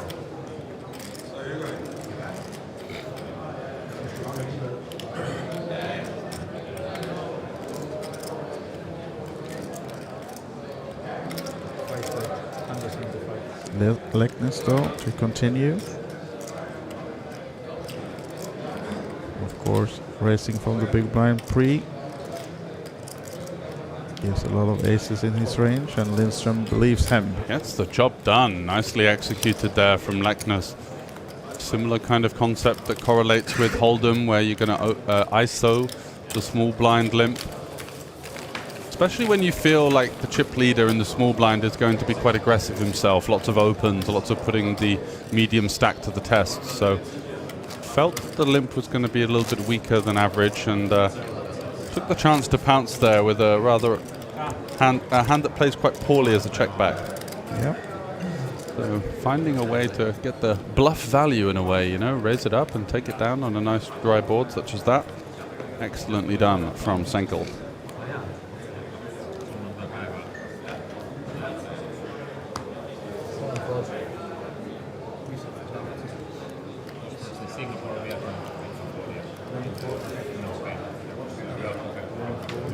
Laurila also folding. I think Matila is going to do the same very shortly. Did you play how was it? Our chip leader then losing 2 pots in a row, down to 1.5 now, but still biggest stack on the table. King, Queen, 10-5 double suited. I was surprised how many familiar faces there were. Falling from the button. And Alexander checking it down from the big blind. Ace 5 for deuce. Good flop for him. Yeah, advantage Alexander here with top and bottom, and wheel gut shot. And Lindstrom has middle pair with double backdoor flush draw and a gut shot of his own. So pretty neutral board as far as things go. Lindstrom with the positional advantage. He was so humble and then okay, I will. I would like that move. Let's tell that there was a good player and then I will. Yeah, really high quality players. Oh, it'll be a battle for the chip lead here now then, as Alexander comes along. People, it would be really hard to make it. Lindstrom finds another queen, takes over the lead. But for me, it was pretty easy.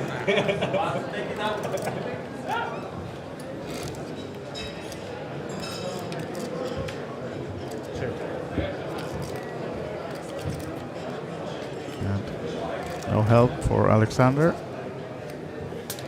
Check mark is with Lindstrom. It's the question of whether he's to get something more out of this pot. Check.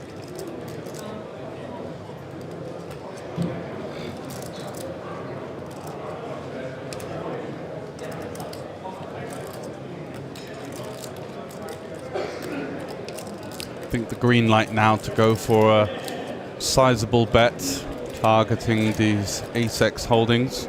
Yeah. We don't have an ace in hand, so much more likely that our opponent is going to be having one himself. What's he gone for here? North of 200? Yeah, 250 seems like a good size. Nice chunky bet here.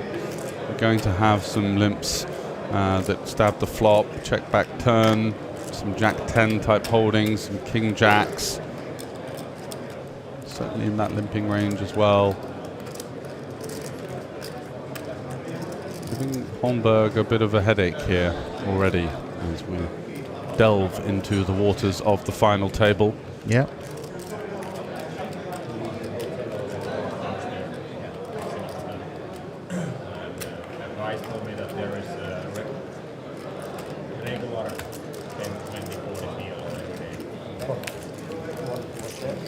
does find the fold. Yeah.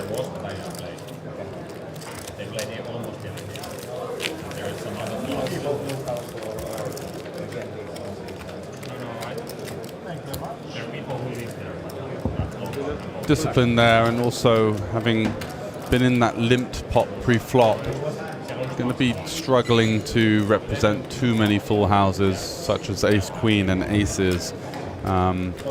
Just going to be stripped of those a lot of the time with the passive action pre-flop, so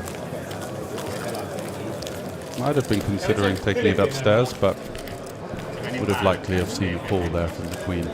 Yeah.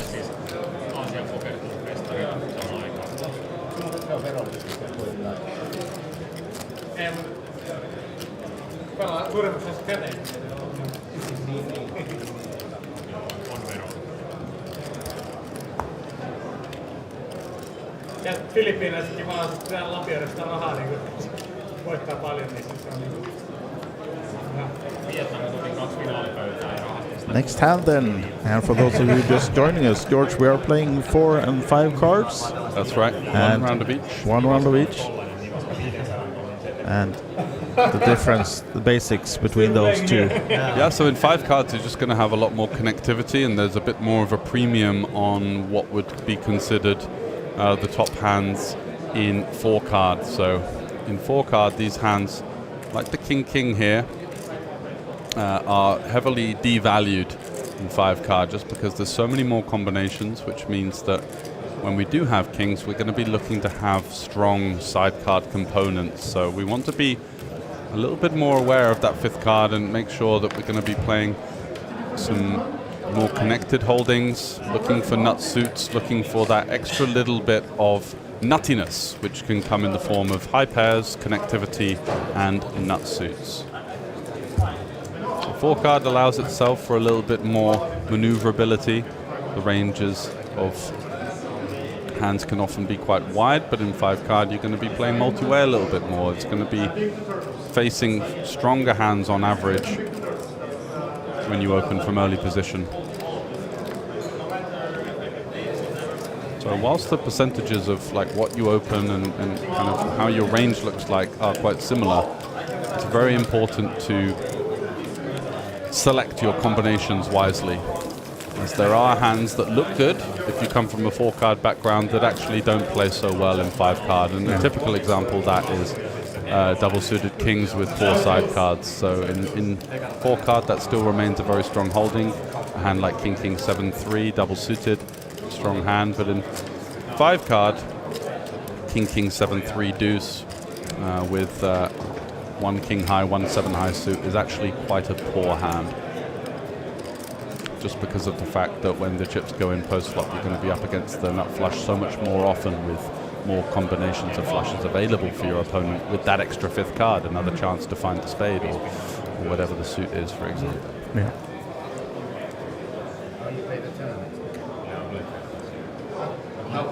Laurila under the gun, letting it go, as will Mattila shortly.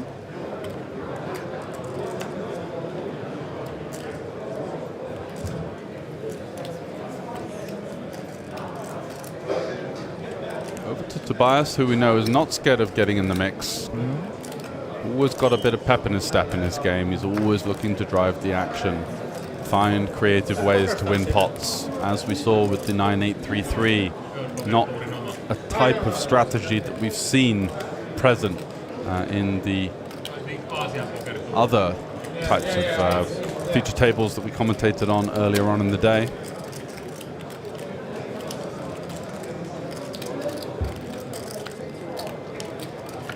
So king 10-9-7 facing ace jack 9-5, but with the positional advantage you always feel like Gisle is going to have to hit something to hang on in there, and he does. Top pair, although no additional equity.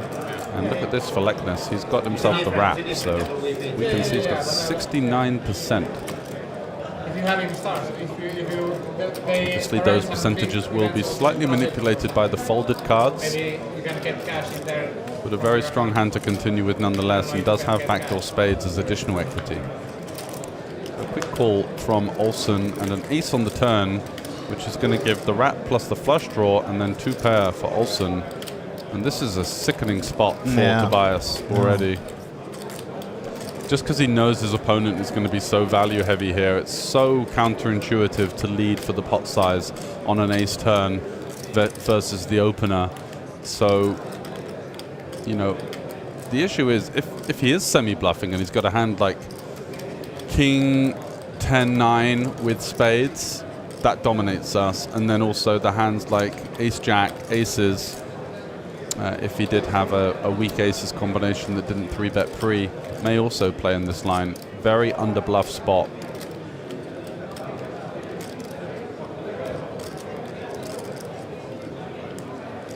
Yeah, tricky spot, and this is for almost the entire stack as well. For Tobias, 500 out of the 800 to call. Oh, comes with the call here now, building one of the biggest pots in the tournament. Absolutely right, wise guy. He's going to need a spade, a 10-9-7. Oh, 3 is a brutal card. And Olsen will be happy to put the rest in here, and Tobias just has to fold. Absolutely nothing. He had so many draws, and yeah, not to be for the Norwegian mixed games legend, Leknes. Yeah. Now he has a lot of fans in the Norwegian community, and also he's a guy who always helping people out, and you know, people wants to get as many people as possible getting in the mixed games, not only the PLO but the other rather more quirky mixed games as well. I know he plays them all. So maybe if he exits now, he's run towards the ballroom and just go into the Sokonullu. Yeah, let's hope for his sake that he remains with us for a while. It's always nice to see him play on the feature table. Yeah. Always bringing that creative style I mentioned, finding ways to win pots, plays loose aggressive, and yeah, just finding the defend there. He's getting a price of 33% equity required, and also some implied odds of when he does hit, he's going to get the rest of the stack in as well. I think Tobias would have known exactly what his opponent has, but he just had enough where he felt like he was justified in coming along. Yeah.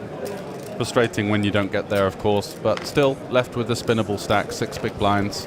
Got a couple more hands until he goes through the blinds, so looking to find something in the near future. Yeah. Laurila in the big blind, facing the 2.5x. Just going to let it go. Saving money. And Lindstrom gets through a nice little raise and take. Yeah.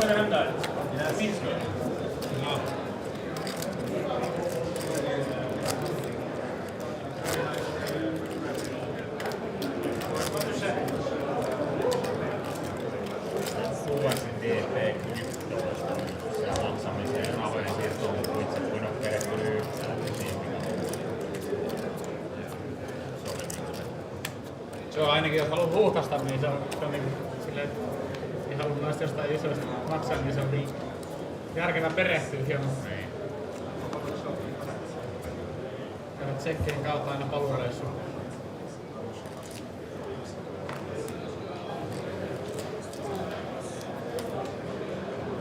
Leknes with the ace-jack 6-6 in the +1. One more hand before he does go through the blinds, and I think fold seems to be the reasonable option. And Gisle here on the button with the king, jack, deuce. Nice hand to open things up. He's going to go for the full pot, 175k.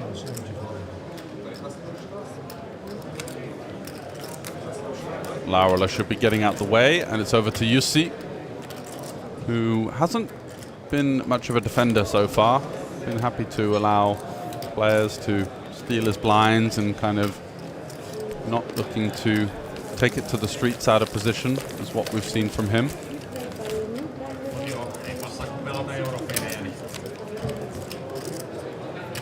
It's always fascinating to commentate on a final table where you've got such a differing styles across the board. The likes of Leknes finding the annoying continue there on the turn with all of the straight draws and his flush draw. as we've seen other players in somewhat similar spots just snap fold and look to play pots where they've got the initiative a little bit more often.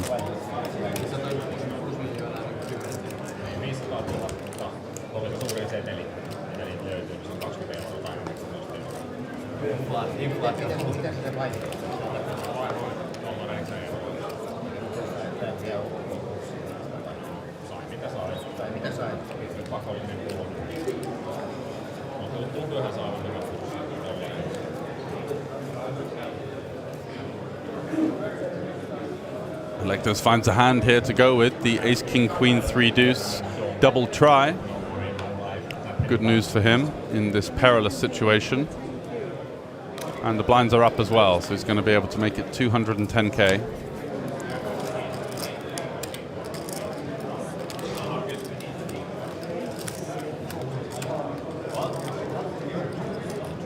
Mattila should get out the way. It's over to Lindstrom. And he's got a pretty weak holding here. Ace 10, 8, 5, 4. Try suit to the ace. We are up against a super short stack, and we don't need too much equity to consider calling here, especially with our stack.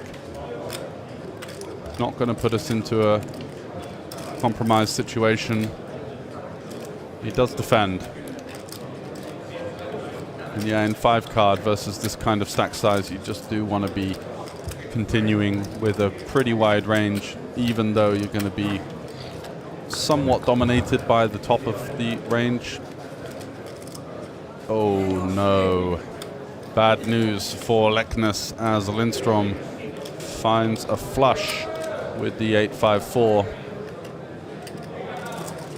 And Leknes has top 2 here at the super shallow stack to pot ratio. The money goes in, and yeah, he knows even when he does get called, he's going to be up against a straight or a flush the most of the time.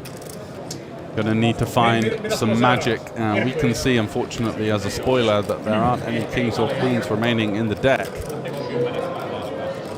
So it's actually the check mark for Lindstrom here, but Tobias feels like he's going to have a fighting chance because he can't see that himself, and the board just runs out all diamonds. How many are in this deck, he's thinking, as he hits the rail in 7th place for 8,650 euros. A spirited effort, as is customary from Senkel. GG indeed. Good news for the rest of the table as a very strong player hits the rail there.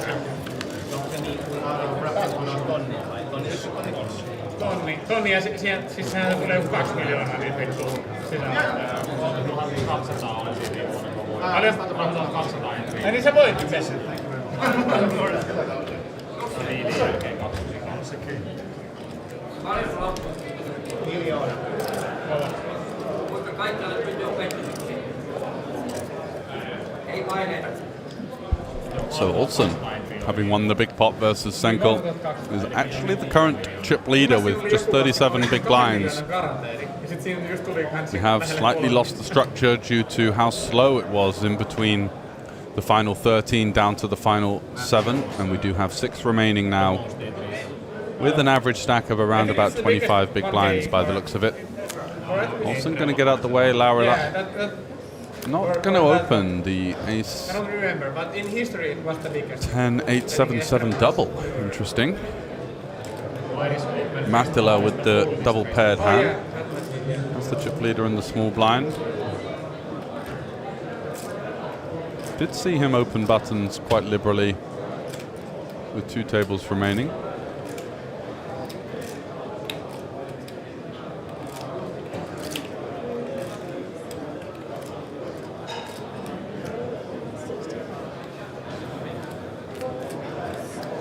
Goes for 165. Ooh, big hand here for Alexander Holmberg. Likely to be seeing the 3-bet.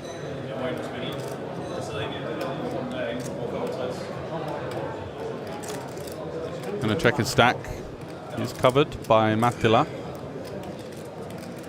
There are a fair few shorter stacks than him at the table. He's currently on around about 15 blinds. But as far as spots go, ace, queen, 10, 8, 7, double, pure. is going to be a beautiful hand to pump it up here, and that's what he does. The Swede not missing the spot there, and likely to take this one down, I think, versus Mattila.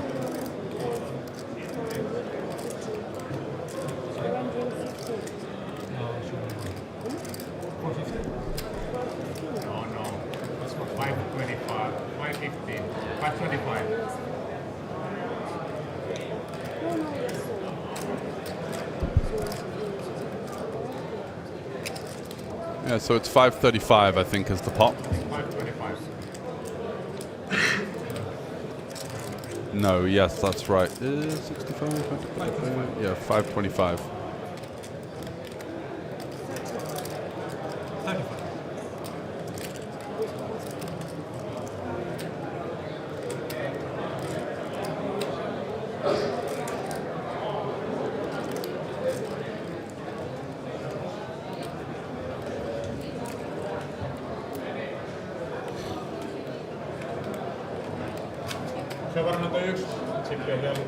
Mattila in the tank here.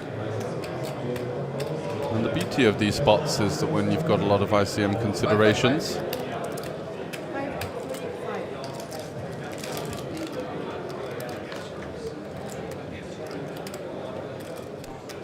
is that the 3-bets have so much more fold equity than you'd see in a regular cash game, where you'd find it difficult to get a 3-bet through big blind versus button. 100 big blinds effective, they're playing 15 effective, so the risk premium goes up, and also the out of position player has a huge advantage in being first into the pot post flop to generate some fold equity.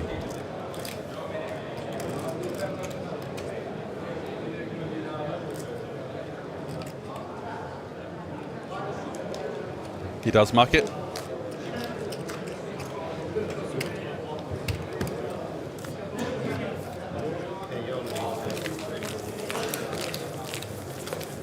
And a nice pickup there for the Swede. Just what the doctor ordered with 6 remaining, picking up some chips uncontested. Pre-flop in 5-card Omaha. Even with some of the stronger hands here, just not particularly concerned about seeing a fold from your opponent. Obviously, if you do go to a flop or get shoved on, going to be running with it, but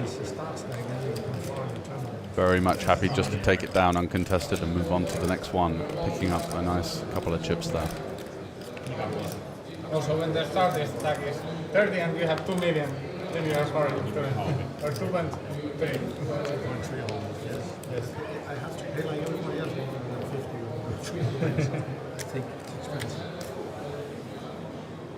Yeah, it's semantics over the 10K and the incorrect pot size.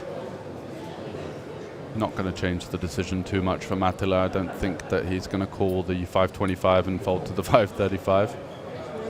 Olsen here with a beautiful hand. King, Queen, Queen, 9-9 with the chip lead.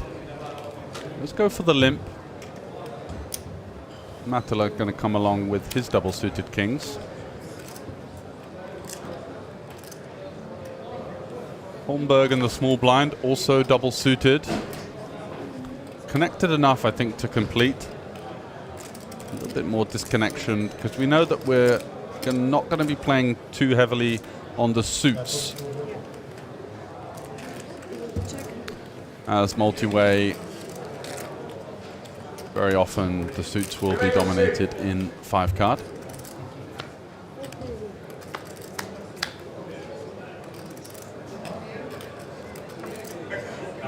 So what have we got here? We got 2 clubs. That's Holmberg's flush draw. Also one for Mattila.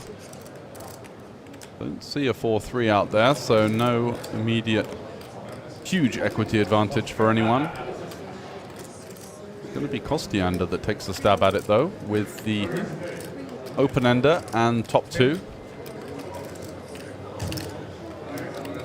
Goes for the full pot, looking to maximize fold equity versus non-nutted flush draws, essentially, and there's 2 players holding exactly that are going to struggle to connect with this board. Olsen with the double over pair, he's out. Mattila. He's going to be somewhat concerned about the big blind range as well.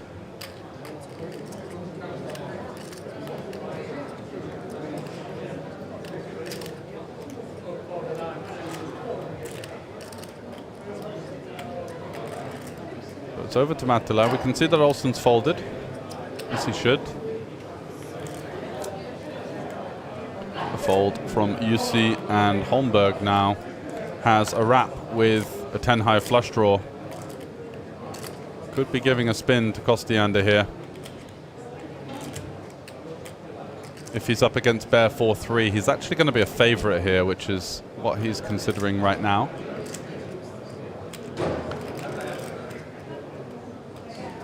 Yeah, he does go with it. Here we go. And it's going to be another huge all-in confrontation between Finland and Norway. Finland and Sweden. 1.6 million in the pot, so yeah, big one now. Massive one, average stack of 1.355. So another. Yeah. As you can see, despite Kostiander having the top two, Holmberg is slight favorite. And this is the 8 for Holmberg. The 8 of clubs arriving on the river, giving the Holmberg or the flush. Yeah, no, not the full house, just he had an 8, but yeah. Yeah, he had the wrap with the 10 high flush draw versus top two with one of the same straight draws, which they both hit on the turn, but not to be as the club arrives to send Christian Kostiander. He battled well, found a couple of really nice plays, bits of post-flop aggression that really put him in good stead and were the main reasons for him featuring at this final table. Didn't exactly get the best of the card distribution, but battled hard and will be, or should be, proud of his performance. Absolutely Spirited so. effort. Down to 5 now then. 1 Finn eliminated. 3 still standing though.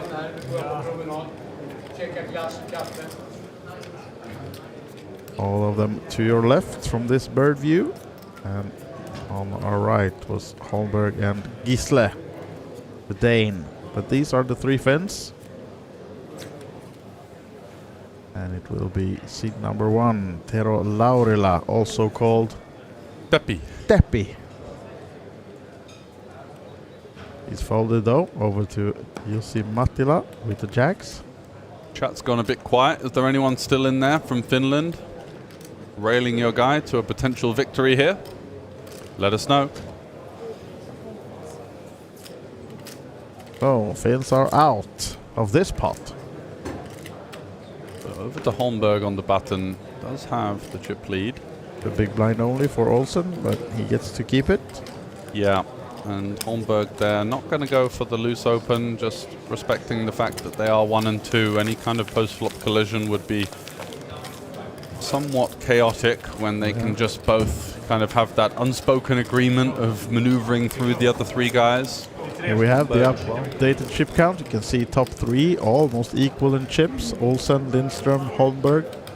Here we go. We do have the Teppi fans summoned. They're still awake. Yes. Laurila and Mattila trailing a bit with just under the million. But still 13 and 15 bigs, and this is the payouts. You can see that Kostiander receives 11,250 for his 6th place. Next payout is 14,000 and change.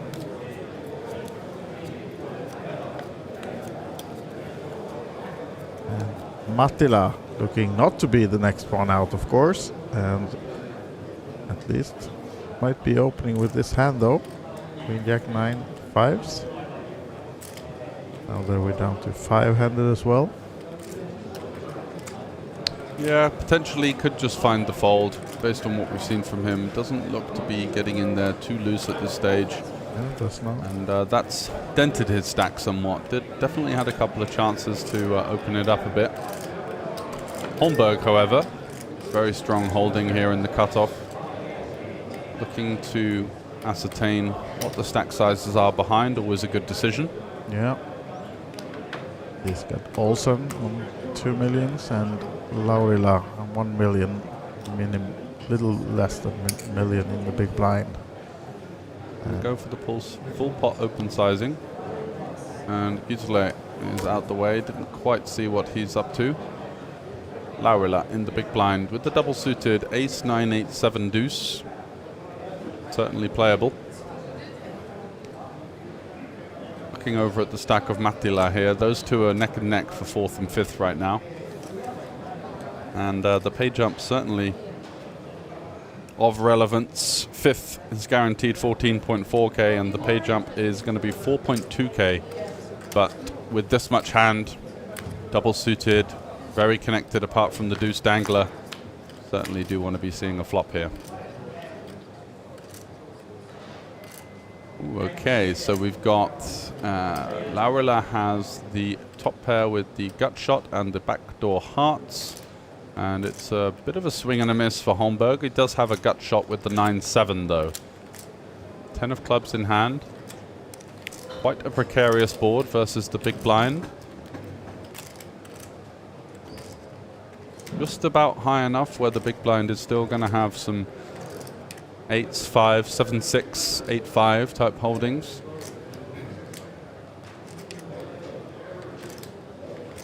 Just going to find a bet here. Goes for 100 into 5-10. Yeah. And this is designed to put max pressure on hands like over pairs, like jacks, 10s, queens, without clubs. Does have the 10 of clubs interacting with that as well. And also the benefit is to somewhat cap your opponent's range, where when they don't check raise, you're going to know that they're going to be slightly towards the weaker end of things, likely to see raises from sets, from straights, from strong flush draws and combo draws. Yeah, and a straight now for Laurila. And Laurila comes out firing with the pot-sized donk shove on the turn. What a move. Very well played. Fearless. Oh, he did turn the straight. Sorry, Yeah, I just saw that. Yeah, yeah. I thought he just was rifling it in with the pair gut shot, but you can still call him gutsy, but at least. But a great move nonetheless. Not scared of the 7-6. No. And firing it in here with 5 left, and every chance for the people's favorite Tepi. Yeah. Here we are in the studio as well. We are awake. Just barely, by the way, we're fighting. Yeah, I can't even read the board anymore. Just zombified, hanging on in there. Yeah, so still now 5 remaining, 3 Finns as we said, and Sweden and Denmark. So it's all a Nordic battle still. If you had to pick one, who's your favorite? So we've seen these two guys that have just joined, so it's Lindstrom and Holmberg, and I'm already just liking the vibe that I'm seeing from these guys, the hand selection, the sizings, so it's going to be one of those two, I think, and then Laurila also, I think, is a strong player too, so between those 3, I would say. All right. And I'm not going to... Jussi will be mad at you now. Maybe, but... yeah. Jussi's got a great record in this tournament, but judging by his style, very much aware of ICM and potentially even overfolding in some spots. Playing quite a conservative style so far, but I think the other 3 all have moves in their arsenal. Gisle's starting to open up now as well. Speak of the devil on the button here with the ace, king, queen, 4-4, double suited. And we'll get the job done, I think, versus Jussi here with the ace, king, 6-6-3, tri-suit. Not ideal.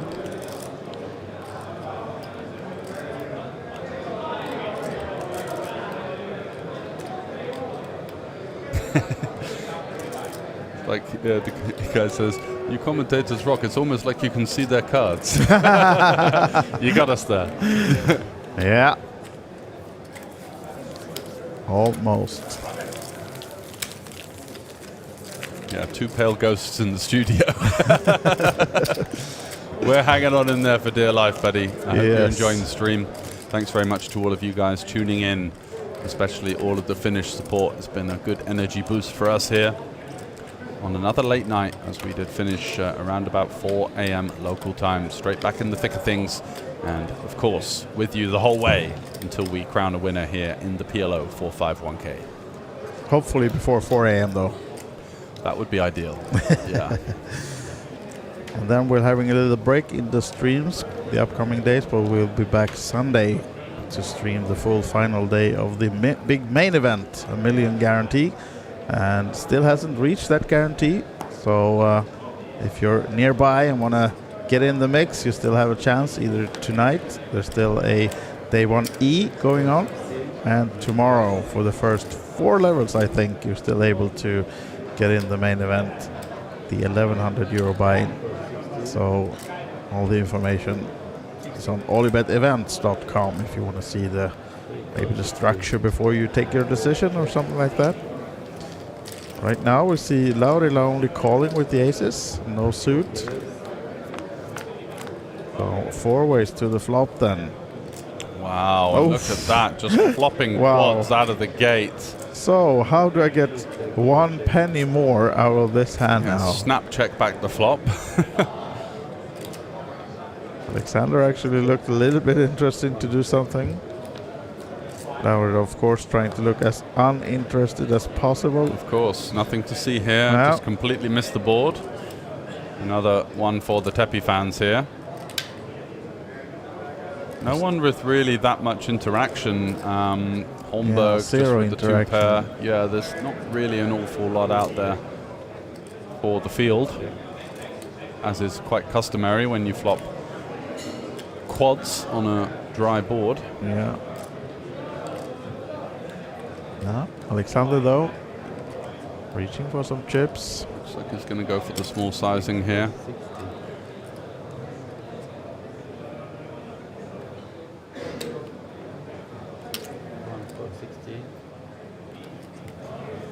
Believe it or not, Laurila is calling. Hoping for another bet, of course, from Alexander on the 10 river. And now he also has a lot of blockers for the straight with the jacks. But this time takes the check, and Laurila, of course, trying to get some more out of him. Yeah. 220 was it? And Holmberg doing a good job of defining his opponent's ranges on the turn there with the small sizing there. It can work, but also, you know, when you're going to get called on a board like that, there's not going to be many floats, especially holding Jack-Jack. Yeah. Some of the straight draws that could be available, less likely. It's going to be much more likely that you're getting trapped by some kind of ace-9. I don't think he would have expected to see aces there, as Laurila decided not to pot over his limp.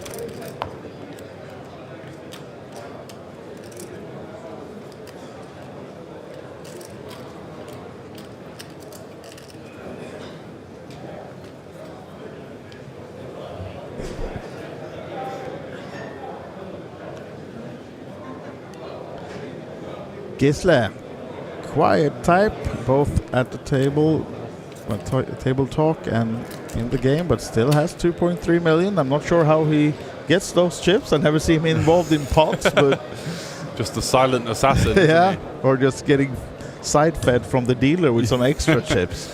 Yeah, he took down Senkel earlier on, so that was a big scalp for him. Yeah, sure. Lindstrom out of position to another big stack. We've got 3 big stacks and 2 shorties right now. Holmberg here with the double-suited King 9-7-7. Looks interested in taking this one upstairs. Does check back. It's a hand that does suffer versus a limp 3-bet if it would be in the strategy of Lindstrom.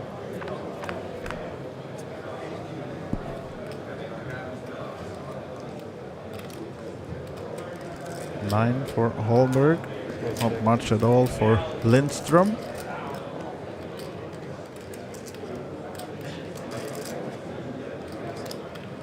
It's a good board for us in the limp pot as well. The deuce-deuce in particular, it's going to really hit our any 4 card range. The opponent, having limped the small blind, is going to be stripped of some of the trips, as a deuce in the hand is likely to lean towards a fold for the most part. Yeah. And Holmberg just doing a good job of clearing out some equity there. Gets rid of the 3s with the backdoor flush draw on the overcard.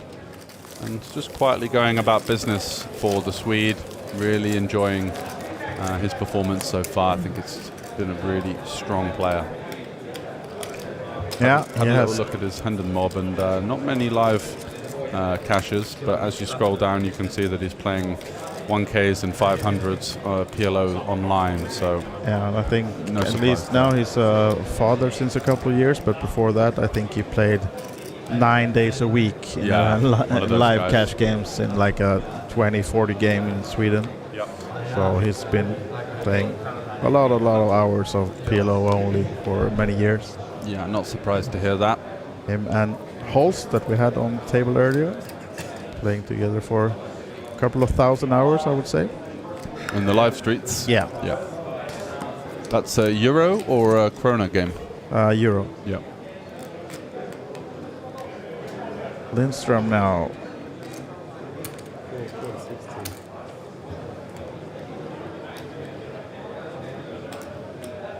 Coming with the limp and named Alexander. King 10, Queen 10-8, double suited. Nice hand from small Yeah. blind though. Good hand, great equity on a lot of boards here. Is in this kind of three-way sandwich with the two bigger stacks, but going to be taking it upstairs. Nice to see. Yeah. Gisle, Probably obviously. know that Gisle will not be fighting back unless he would have had a really nice hand. What about the limper from the bottom, Lindstrom? Yeah, in position with the nut suit and the pair. I think we might see him come along, but looks like he's kind of in a more of a folding mood with this table energy and does just let it go. Quite an easy hand to play because if you hit the 6 or the nut flush draw, of course, then that's kind of what you're looking for. Got position though, but not looking to tangle with Holmberg at this point. Yeah.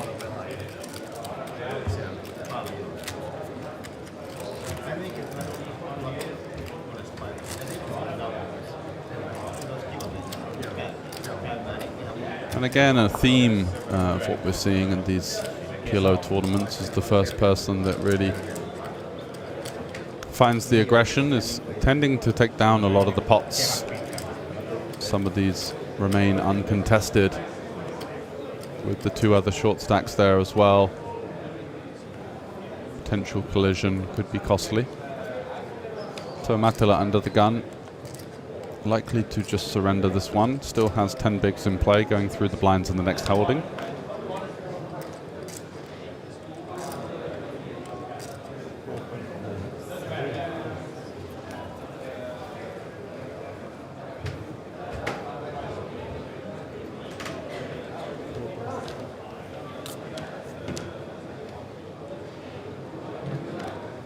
Back over to Alexander. 3 diamonds this time. Ace Jack 5-4. Looking at the stacks of the guys in the blinds.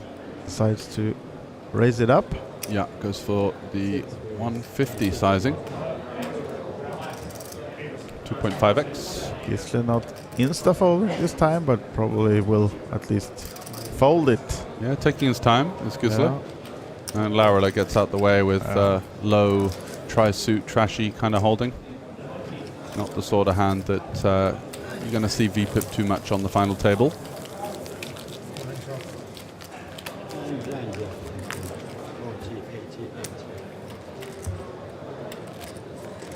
But the momentum with Holmberg at the moment, just finding a nice little nifty way of winning these pots and kind of boosting his stack. And as the structure has caught up with us, all of these raise and takes and these little ISOs pre, taking it down, just bolstering his stack nicely and building some momentum heading in towards a potential heads-up bout.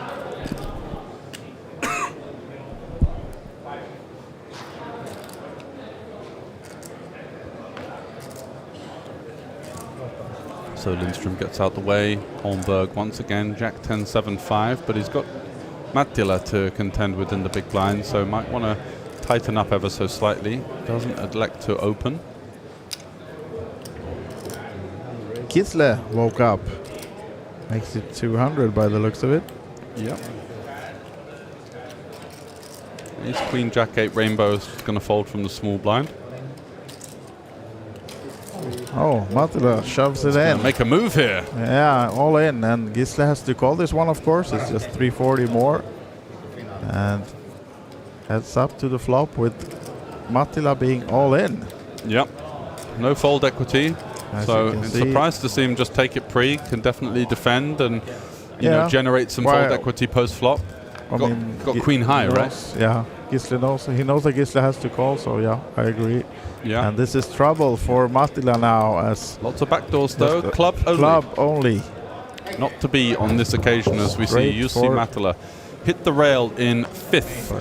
Not quite an improvement on the 4th place in the last edition of this tournament at the WSOP circuit here in Tallinn. Last time cashing for 14.4. This time he's going to hit the rail in 5th, but actually, funnily enough, goes home with exactly the same amount of money as last time, 14.4.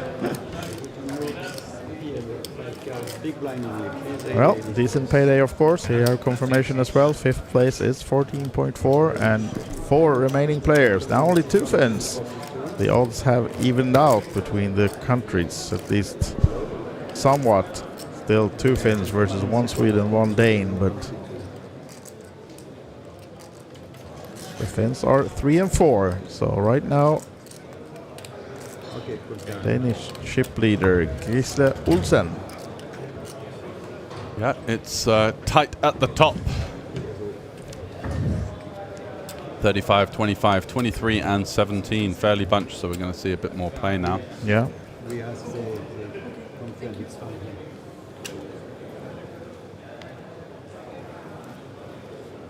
And blinds are 40, 80K. Now on the 5 card format. Alexander is out of the way. Gisle having a lot of these. 9, 8, 7, 6-ish. Now not really happy with his hand either. And it's a walk. Yep.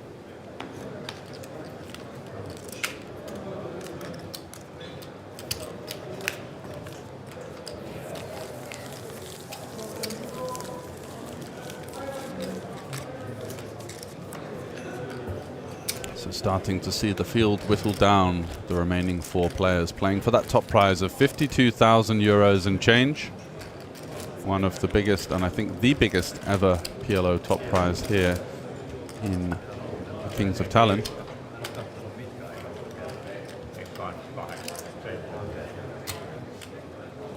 We'll have a look at some of the field sizes for the outer tournaments. We've got the main event running, of course. Day 1D has currently 351 entrants, so that's over a third of the guarantee. And overall entries of 905, with 1 flight to go, very likely, of course, to now breach the 1 million.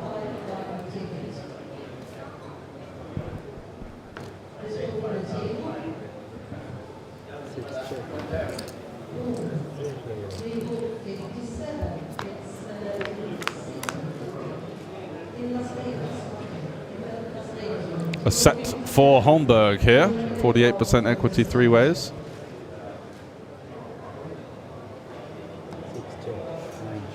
Gisle coming in for a limp with the ace-king 10-9-3. An interesting strategy considering he's got the table chip lead and would be looking to rifle through some of these guys. Picking up the blinds, putting some pressure on the shorter stacks that are fighting for 2nd and 3rd and 4th.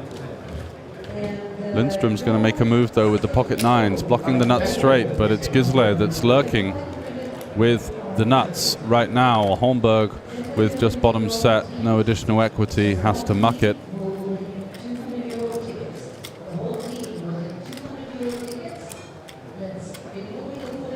Gisle finds a happy little call here on the turn, allowing his opponent to potentially bluff some 10-10, 9-9 type combinations, and the 4 arrives on the river, which is a complete brick, and the likelihood is we're going to see Lindström fire out another bet here. May have perceived his opponent to be raising some 10-9 on the turn. So could see a pot size bet here, targeting hands like pocket sevens, jack eights, miss spades.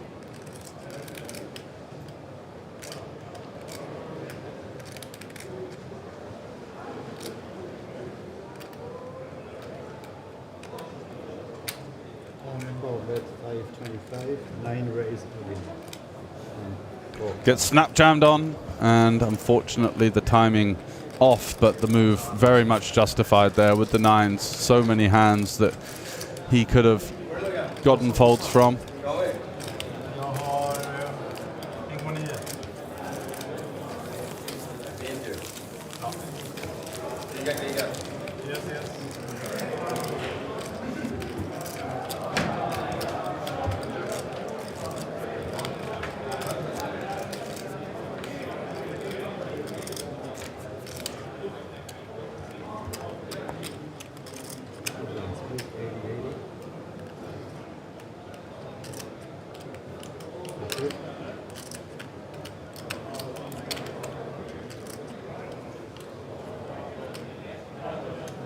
So some question in the chat, which ones do you like more, PLO4 or PLO5? Personally, I'm a purist, to prefer the 4 card, a lot more maneuverability, room for bluffing, room for creativity. 5 cards sometimes, especially in live cash games, do tend to see a lot of pots go multi-way. It certainly can decrease the opportunities available for red line.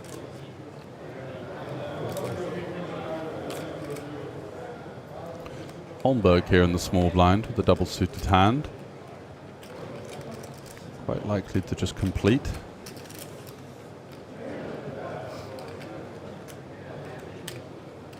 Six card heavy. Let's play. Check, check. That's it.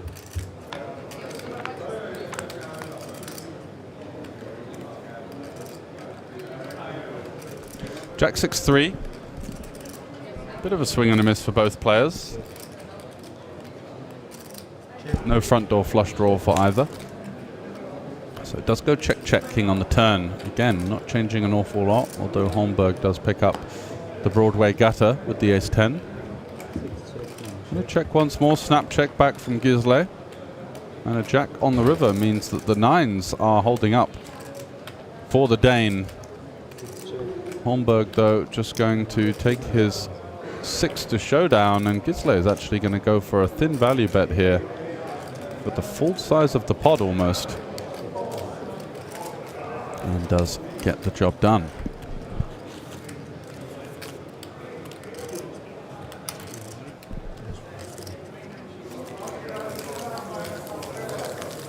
So after the failed move from Lindstrom, Olsen very much in the driving seat with the majority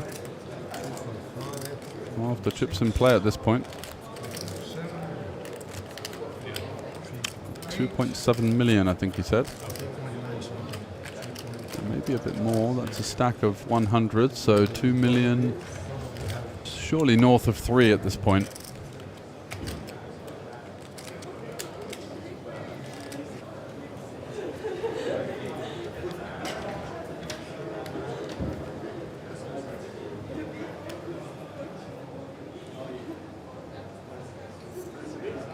Lindstrom now the shortest stack remaining here at the PLO Championships event in Tallinn. And look at this, Holmberg finding the aces on the button.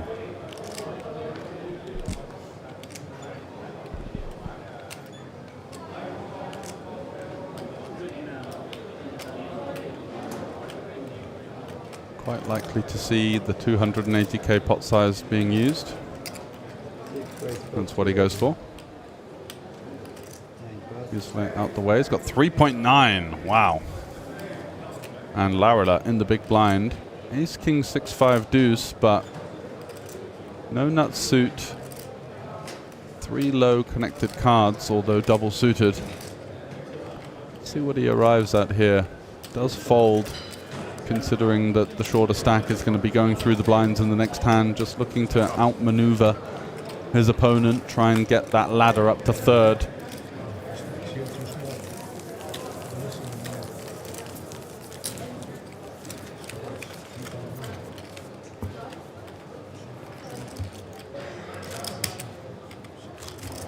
And the ladder from 4th to 3rd, quite significant, 5.9 thousand euros with the buy-in of 1.1k.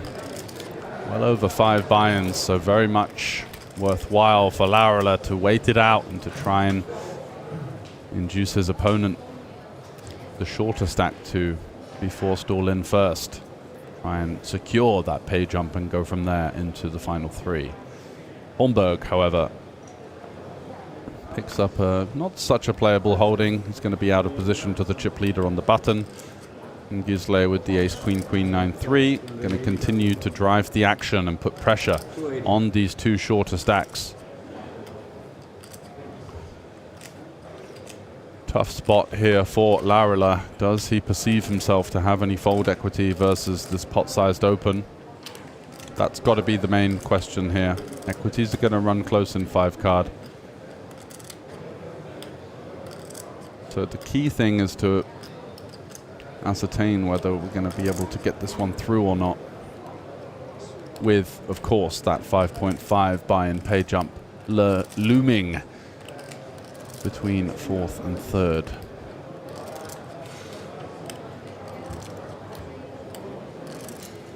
Let's find a conservative laydown, potentially allowing Lindstrom to be the one to collide with the chip leader, but he does get it through. Gisle now up to over 4 million and very much in the driving seat here at the closing stages of the PLO Championship. Average stack of 2.032 million, and you can see Gisle's aggression has put him in the hot spot. 51 big blinds, and he has more than the rest of the table combined at this point, so over half the chips in play. A lovely situation to be in.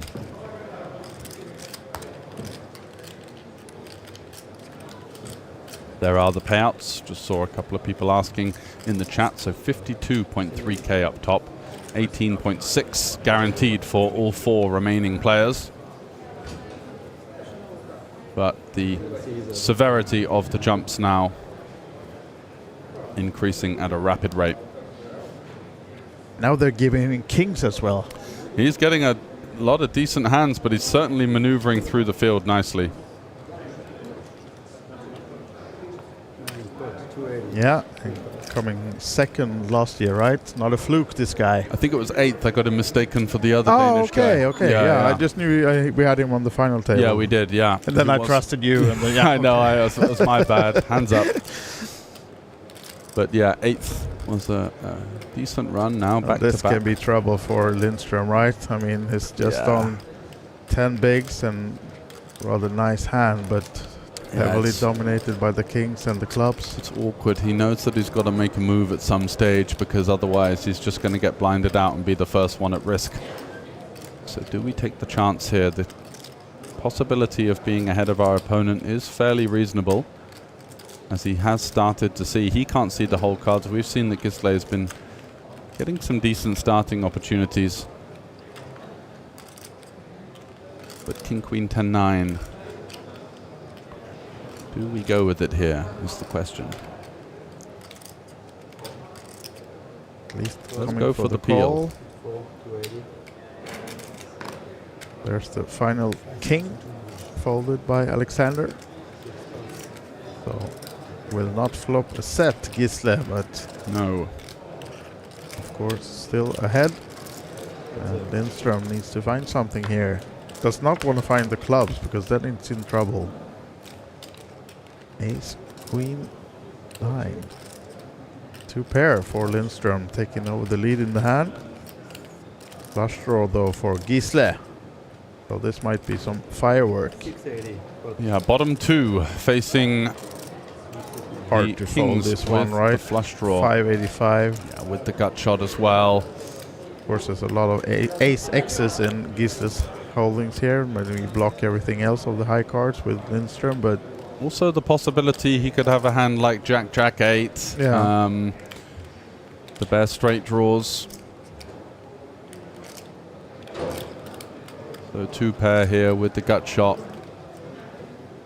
Going to be a tough one to lay down. Let's see what the Finn arrives at. Got 585 behind, so around about 80% pot remaining Does flop the bottom two. Certainly by no means an easy situation to navigate. Really giving some thought. Mr. Lindstrom.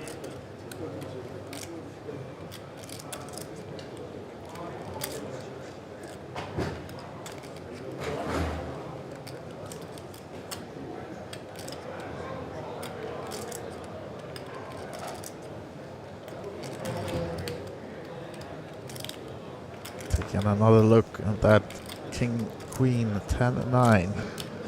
Bottom two. Oh, actually gets to the fold. Lives to fight another day. Yeah. And put to the test, and wasn't able to find the call here. If he looks back at the stream, he'll wish he went with that one. But yeah, but still, he's going to be up against a lot of equity. For the most part, there is dead-ish versus two pair.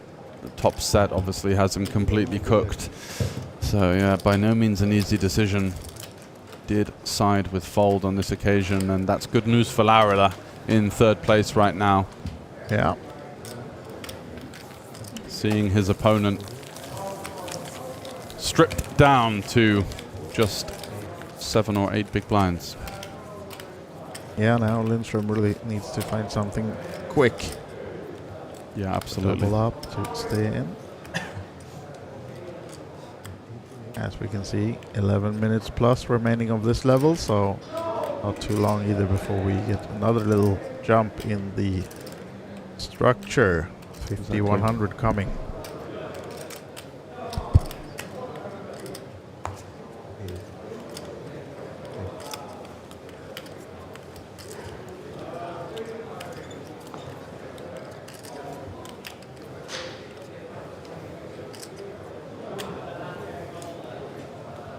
Expecting an extremely tight strategy from Laurila, who does fold, and Lindstrom is probably going to be going with this hand here. Yeah. King Queen 10-6, not going to get many opportunities. Will go through the blinds in two hands and is clear short right now. Clear shorty, I should say. With the 7 bigs. Here we go. So half the stack is in already for Lindstrom. Alexander is out. What about chip leader Gisle? He's going to let the short stack live to fight another day. So a nice little pick up there. Back to 10 bigs for Lindstrom. Yeah. These steals matter so much off of that short stack. Just getting it through. Tripping up a little bit. Making sure that the blind and ante coming round doesn't cripple him all that much.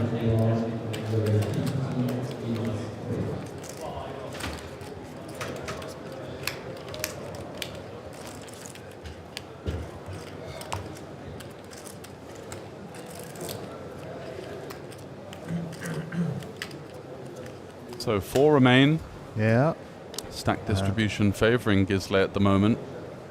Doing his best to run over the remaining 3 and get one hand on that trophy. We're talking about another tournament earlier, the Sökönulu. I walked by those tables when I was out there now. How many runners? 60. Wow, really? Yeah. And half of the field doesn't know what they're doing. Yep. Poker Bros was in that one. He was like this. Oh, what?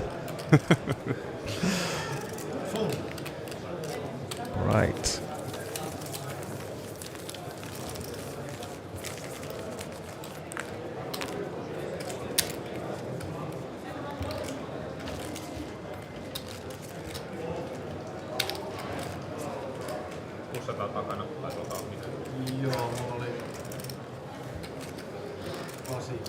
So we got a little treat for you coming in here, fashionably late as always.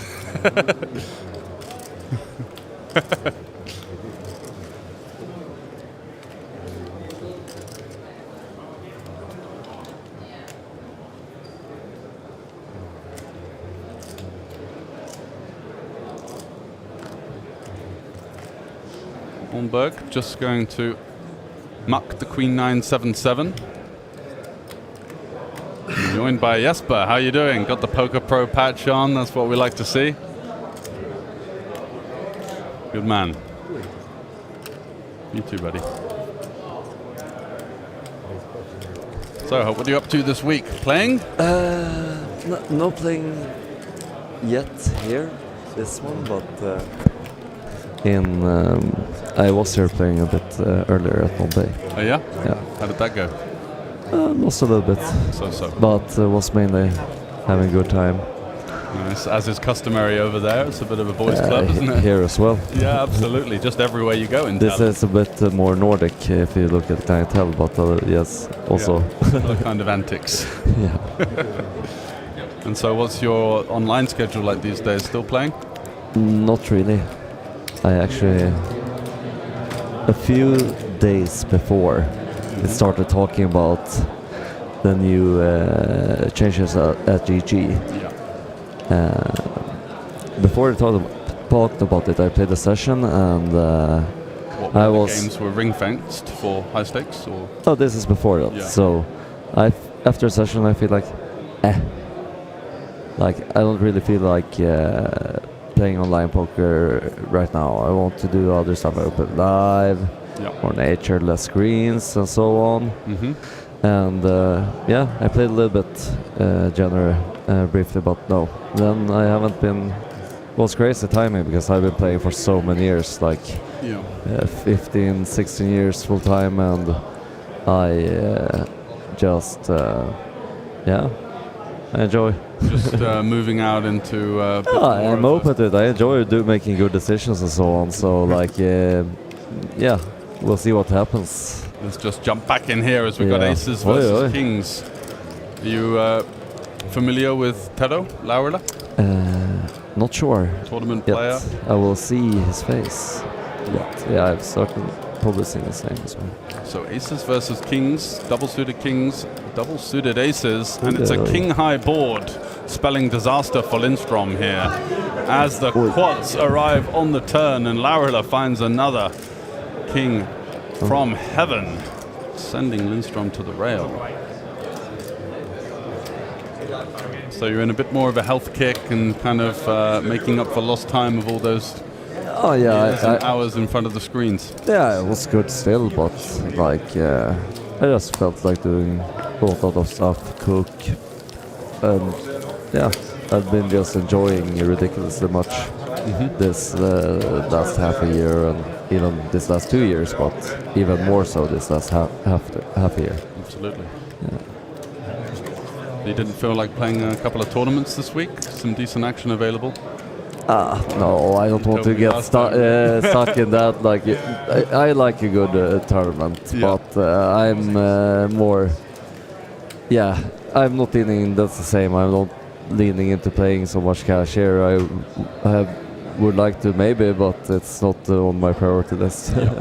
Not attractive for you at this stage. No, we have a lot of fun socializing to do here. Absolutely right.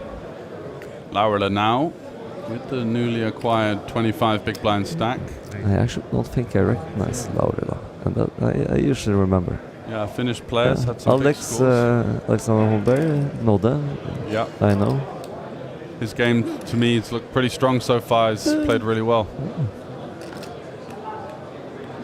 Coming with a bit more gusto, we've seen a lot of passivity, I would say, especially around the bubble.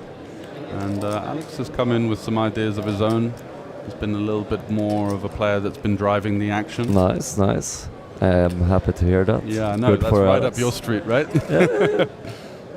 Happy to hear.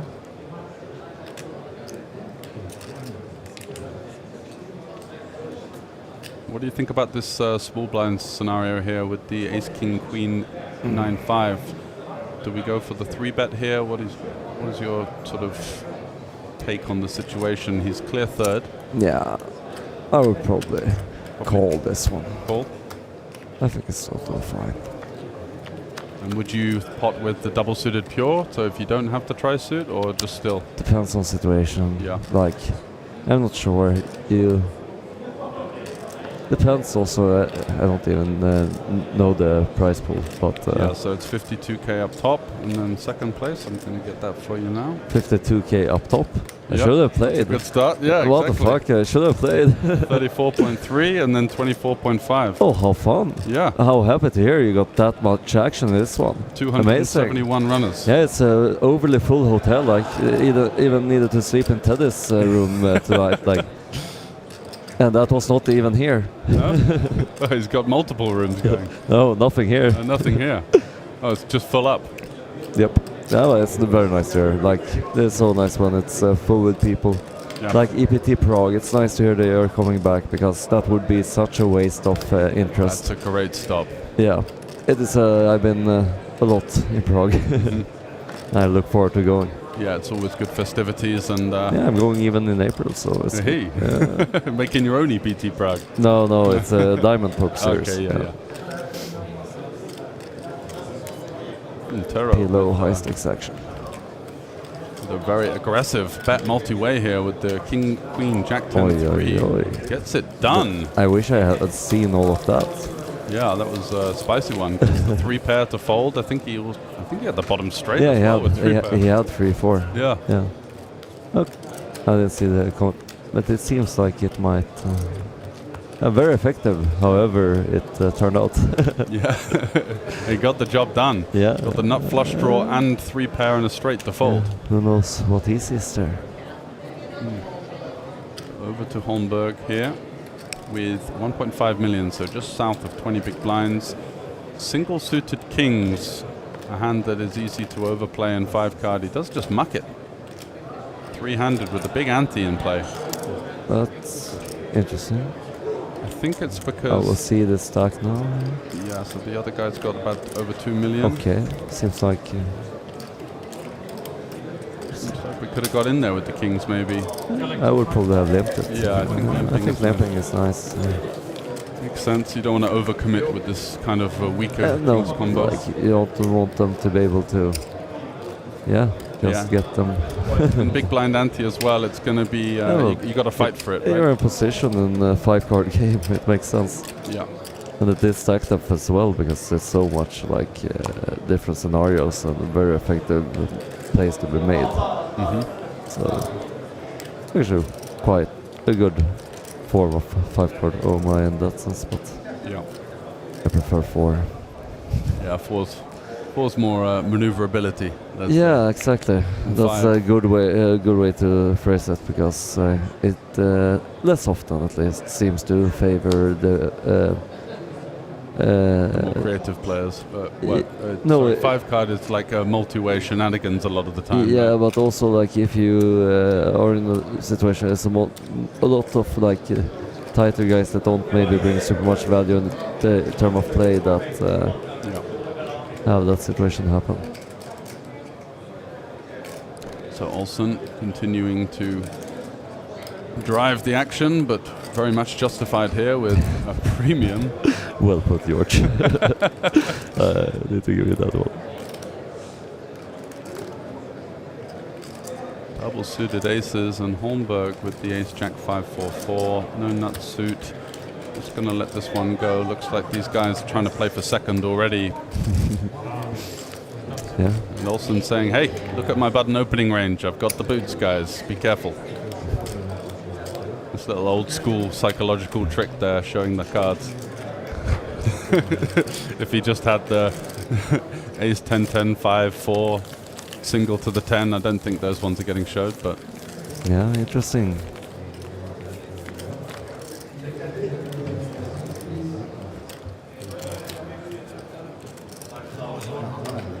So Gisler with the overwhelming chip lead here. As we do go late into the night for day 2 of the PLO4 Championship. 52k plus change up top. Jesper's gutted he wasn't in the mix. You weren't to know. Yeah, I had a very good time today, but like, when was Lateridge finished? Would have been yesterday at some point. 7:30. Yeah, something like that. What the fuck? That's a big tournament. There's a lot of players. Okay, then I'm happy I didn't play. Yeah. Otherwise, yes, I would have enjoyed playing late in this tournament. It would have been fun. Little day 2 reg, 20 bigs. Yeah, that would have been the way. That was today, right? No, it was. But some of these 3-day event. No, we got a 2-day event, but it was no day 2. I was just saying if there was, it would have been satisfying. I see. So Gisle coming along with the King 9-8-7 in position. Flops a piece. Nut gut shot. Backdoor diamonds. Top pair. Bit of a tricky board for Holmberg. You're just potting it in here with the kings. It's kind of awkward, isn't it? Got the backdoor nut flush draw, the bottom gutter as well. He does just commit. It's kind of a pot and pray, right? Just yeah, but this is also 4 card. Yeah. It's such a different game. Yeah, 5 card, I think you want Yeah, to be here I'm fine. I hope he doesn't snap it off and so on. But you see here, 60-40. Yeah, let's run it. Yeah, and now we would have a nice spot here. Absolutely. With this stack. Can't ask for much more off of the short stack. 60-40 is about as good as it gets. At just over 1 stack to pot ratio. And he's going to need to fade some outs, and that's going to be one of them. A king, a 3, a 4. And it's not to be. So Olsen continues the dominance of the final table, finds the 8. A date with an 8 for Olsen, and Holmberg hits the rail in 3rd place. Good news for the Lorela fans. We make an ICM deal. As 3rd place for 24,500 euros. Okay, then we do that. And they're going to keep playing. No deal. Or you want to make it? No, I have a couple of them, so thank you very much. So let's play. We play? Yes. So we're left with Denmark versus Finland. Who are you rooting for? I hope the one that makes the nicest performance and best decisions. So as we're going to get things ready for the heads up, a little bit of maneuvering and getting the chip stacks, maybe the positions ready. Here we are in the booth in the closing stages now, down to the heads up, playing for an eye-watering top prize of 52,000 euros and change. So no poker plans in the near future? Yeah, I play poker all the time and travel for it and so on. So Jason was alluding to you taking a step back, maybe. No, yeah, I'm more interested in doing a lot of stuff now, but I do enjoy playing, and who knows, maybe in some time I just feel like doing it in certain situations more. Have you had any desire to move into other areas outside of poker, any business ventures? Yeah, I have. I'm bringing my dad back from Hamburg, where he's lived 9 years as a chef, and back to Stockholm, and we'll get some kind of food and deli / something like that going. Nice. Yeah, look forward to it. He's going to run it? Yeah, with me. Awesome. Are you going to get your hands dirty? No, I cook him for myself. I will probably, maybe I have a hand here and there, but no, I'm not going to stand there. No. Going to be the visionary, let's say. Nordqvist is the name, so the 2 Nordqvists. That's going to be the name? Maybe, that's probably the number 1 at the moment. So Olsen versus Laurila here. In the heads up, a big advantage for Olsen. He's got a 3-1 chip lead. I believe that there's 8 million in play, so 5.9, and we're 20 big blinds effective going into the heads up. With the big blind ante, how do you feel about the big blind ante in these situations? Super fine. Yeah, it just adds a little bit more pressure to VPIP, right? And also, just depending on the situation with the game and whatever is 4 or 5 or 6 and so on, I think we can adjust a lot with that. Like, if we feel that for this event with this pool, the best play comes from like 2 big blind ante, because it comes with 1 or not, and with other stipulations. I think it's sometimes hard to get creative with it. Yeah, for sure. Proven concepts. Olsen firing it through, potting the turn, having arrived there with the backdoor flush draw and wrap, putting some pressure on his opponent. taking it down, moving ever closer towards the trophy. We saw Olsen on the early stages of the final table, quite slow, quite conservative, and then once he got the chip lead, he's like a cat out of the box. He's just absolutely flying in, clawing everyone, and looking to get the job done. Yeah. And that kind of tempo is what wins these tournaments, right? It's nice to see comfort level. Yeah. In performance, very enjoyable thing. So I appreciate others feeling that as well. Yeah, it's a nice flow state to be in, right? Yeah. Just being competent, feeling strong somehow. Feeling some tiger energy. Yeah, good energy. Yeah. Be the hunter, not the hunted. Yeah. Win-win. Absolutely.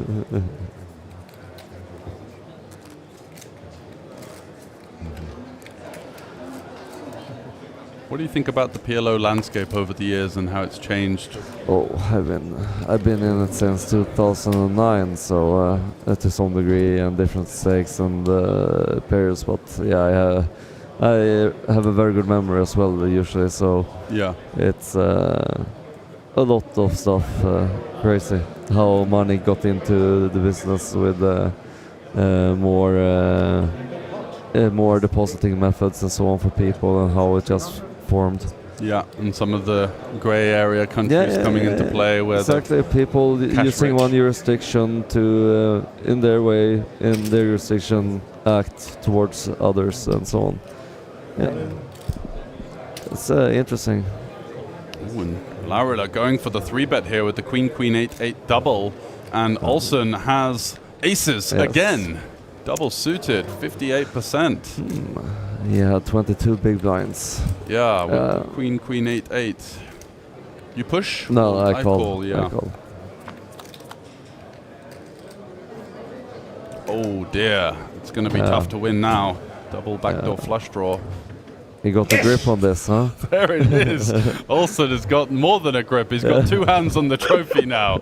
And it's coming home to Denmark. Let's go. Gisle Olsen played with that final table with a high tempo, a high intensity, put the others to the test, started to open up and feel that flow state that we were just talking about. A nice celebratory sip of Coke Zero. And it's going to be 52,000 and change heading back to Denmark. Well played, sir. I feel some chutzpah, as they say. Chutzpah? Yeah, like it's like Yiddish and Hebrew expression for like forwardness in a way, almost to the like competently, but almost to the could be almost a rude. So congratulations to Gisle there. Any closing thoughts?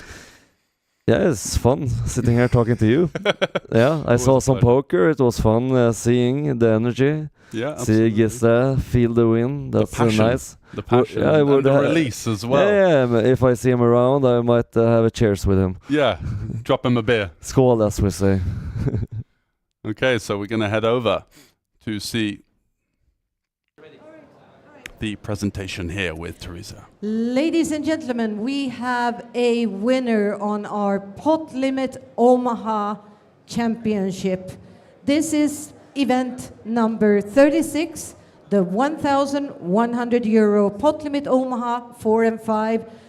We had a total of 271 entries in this event, which is a record number for Kings of Tallinn or anywhere close by. And let me introduce you to our winner from Denmark, Gisle Olsen.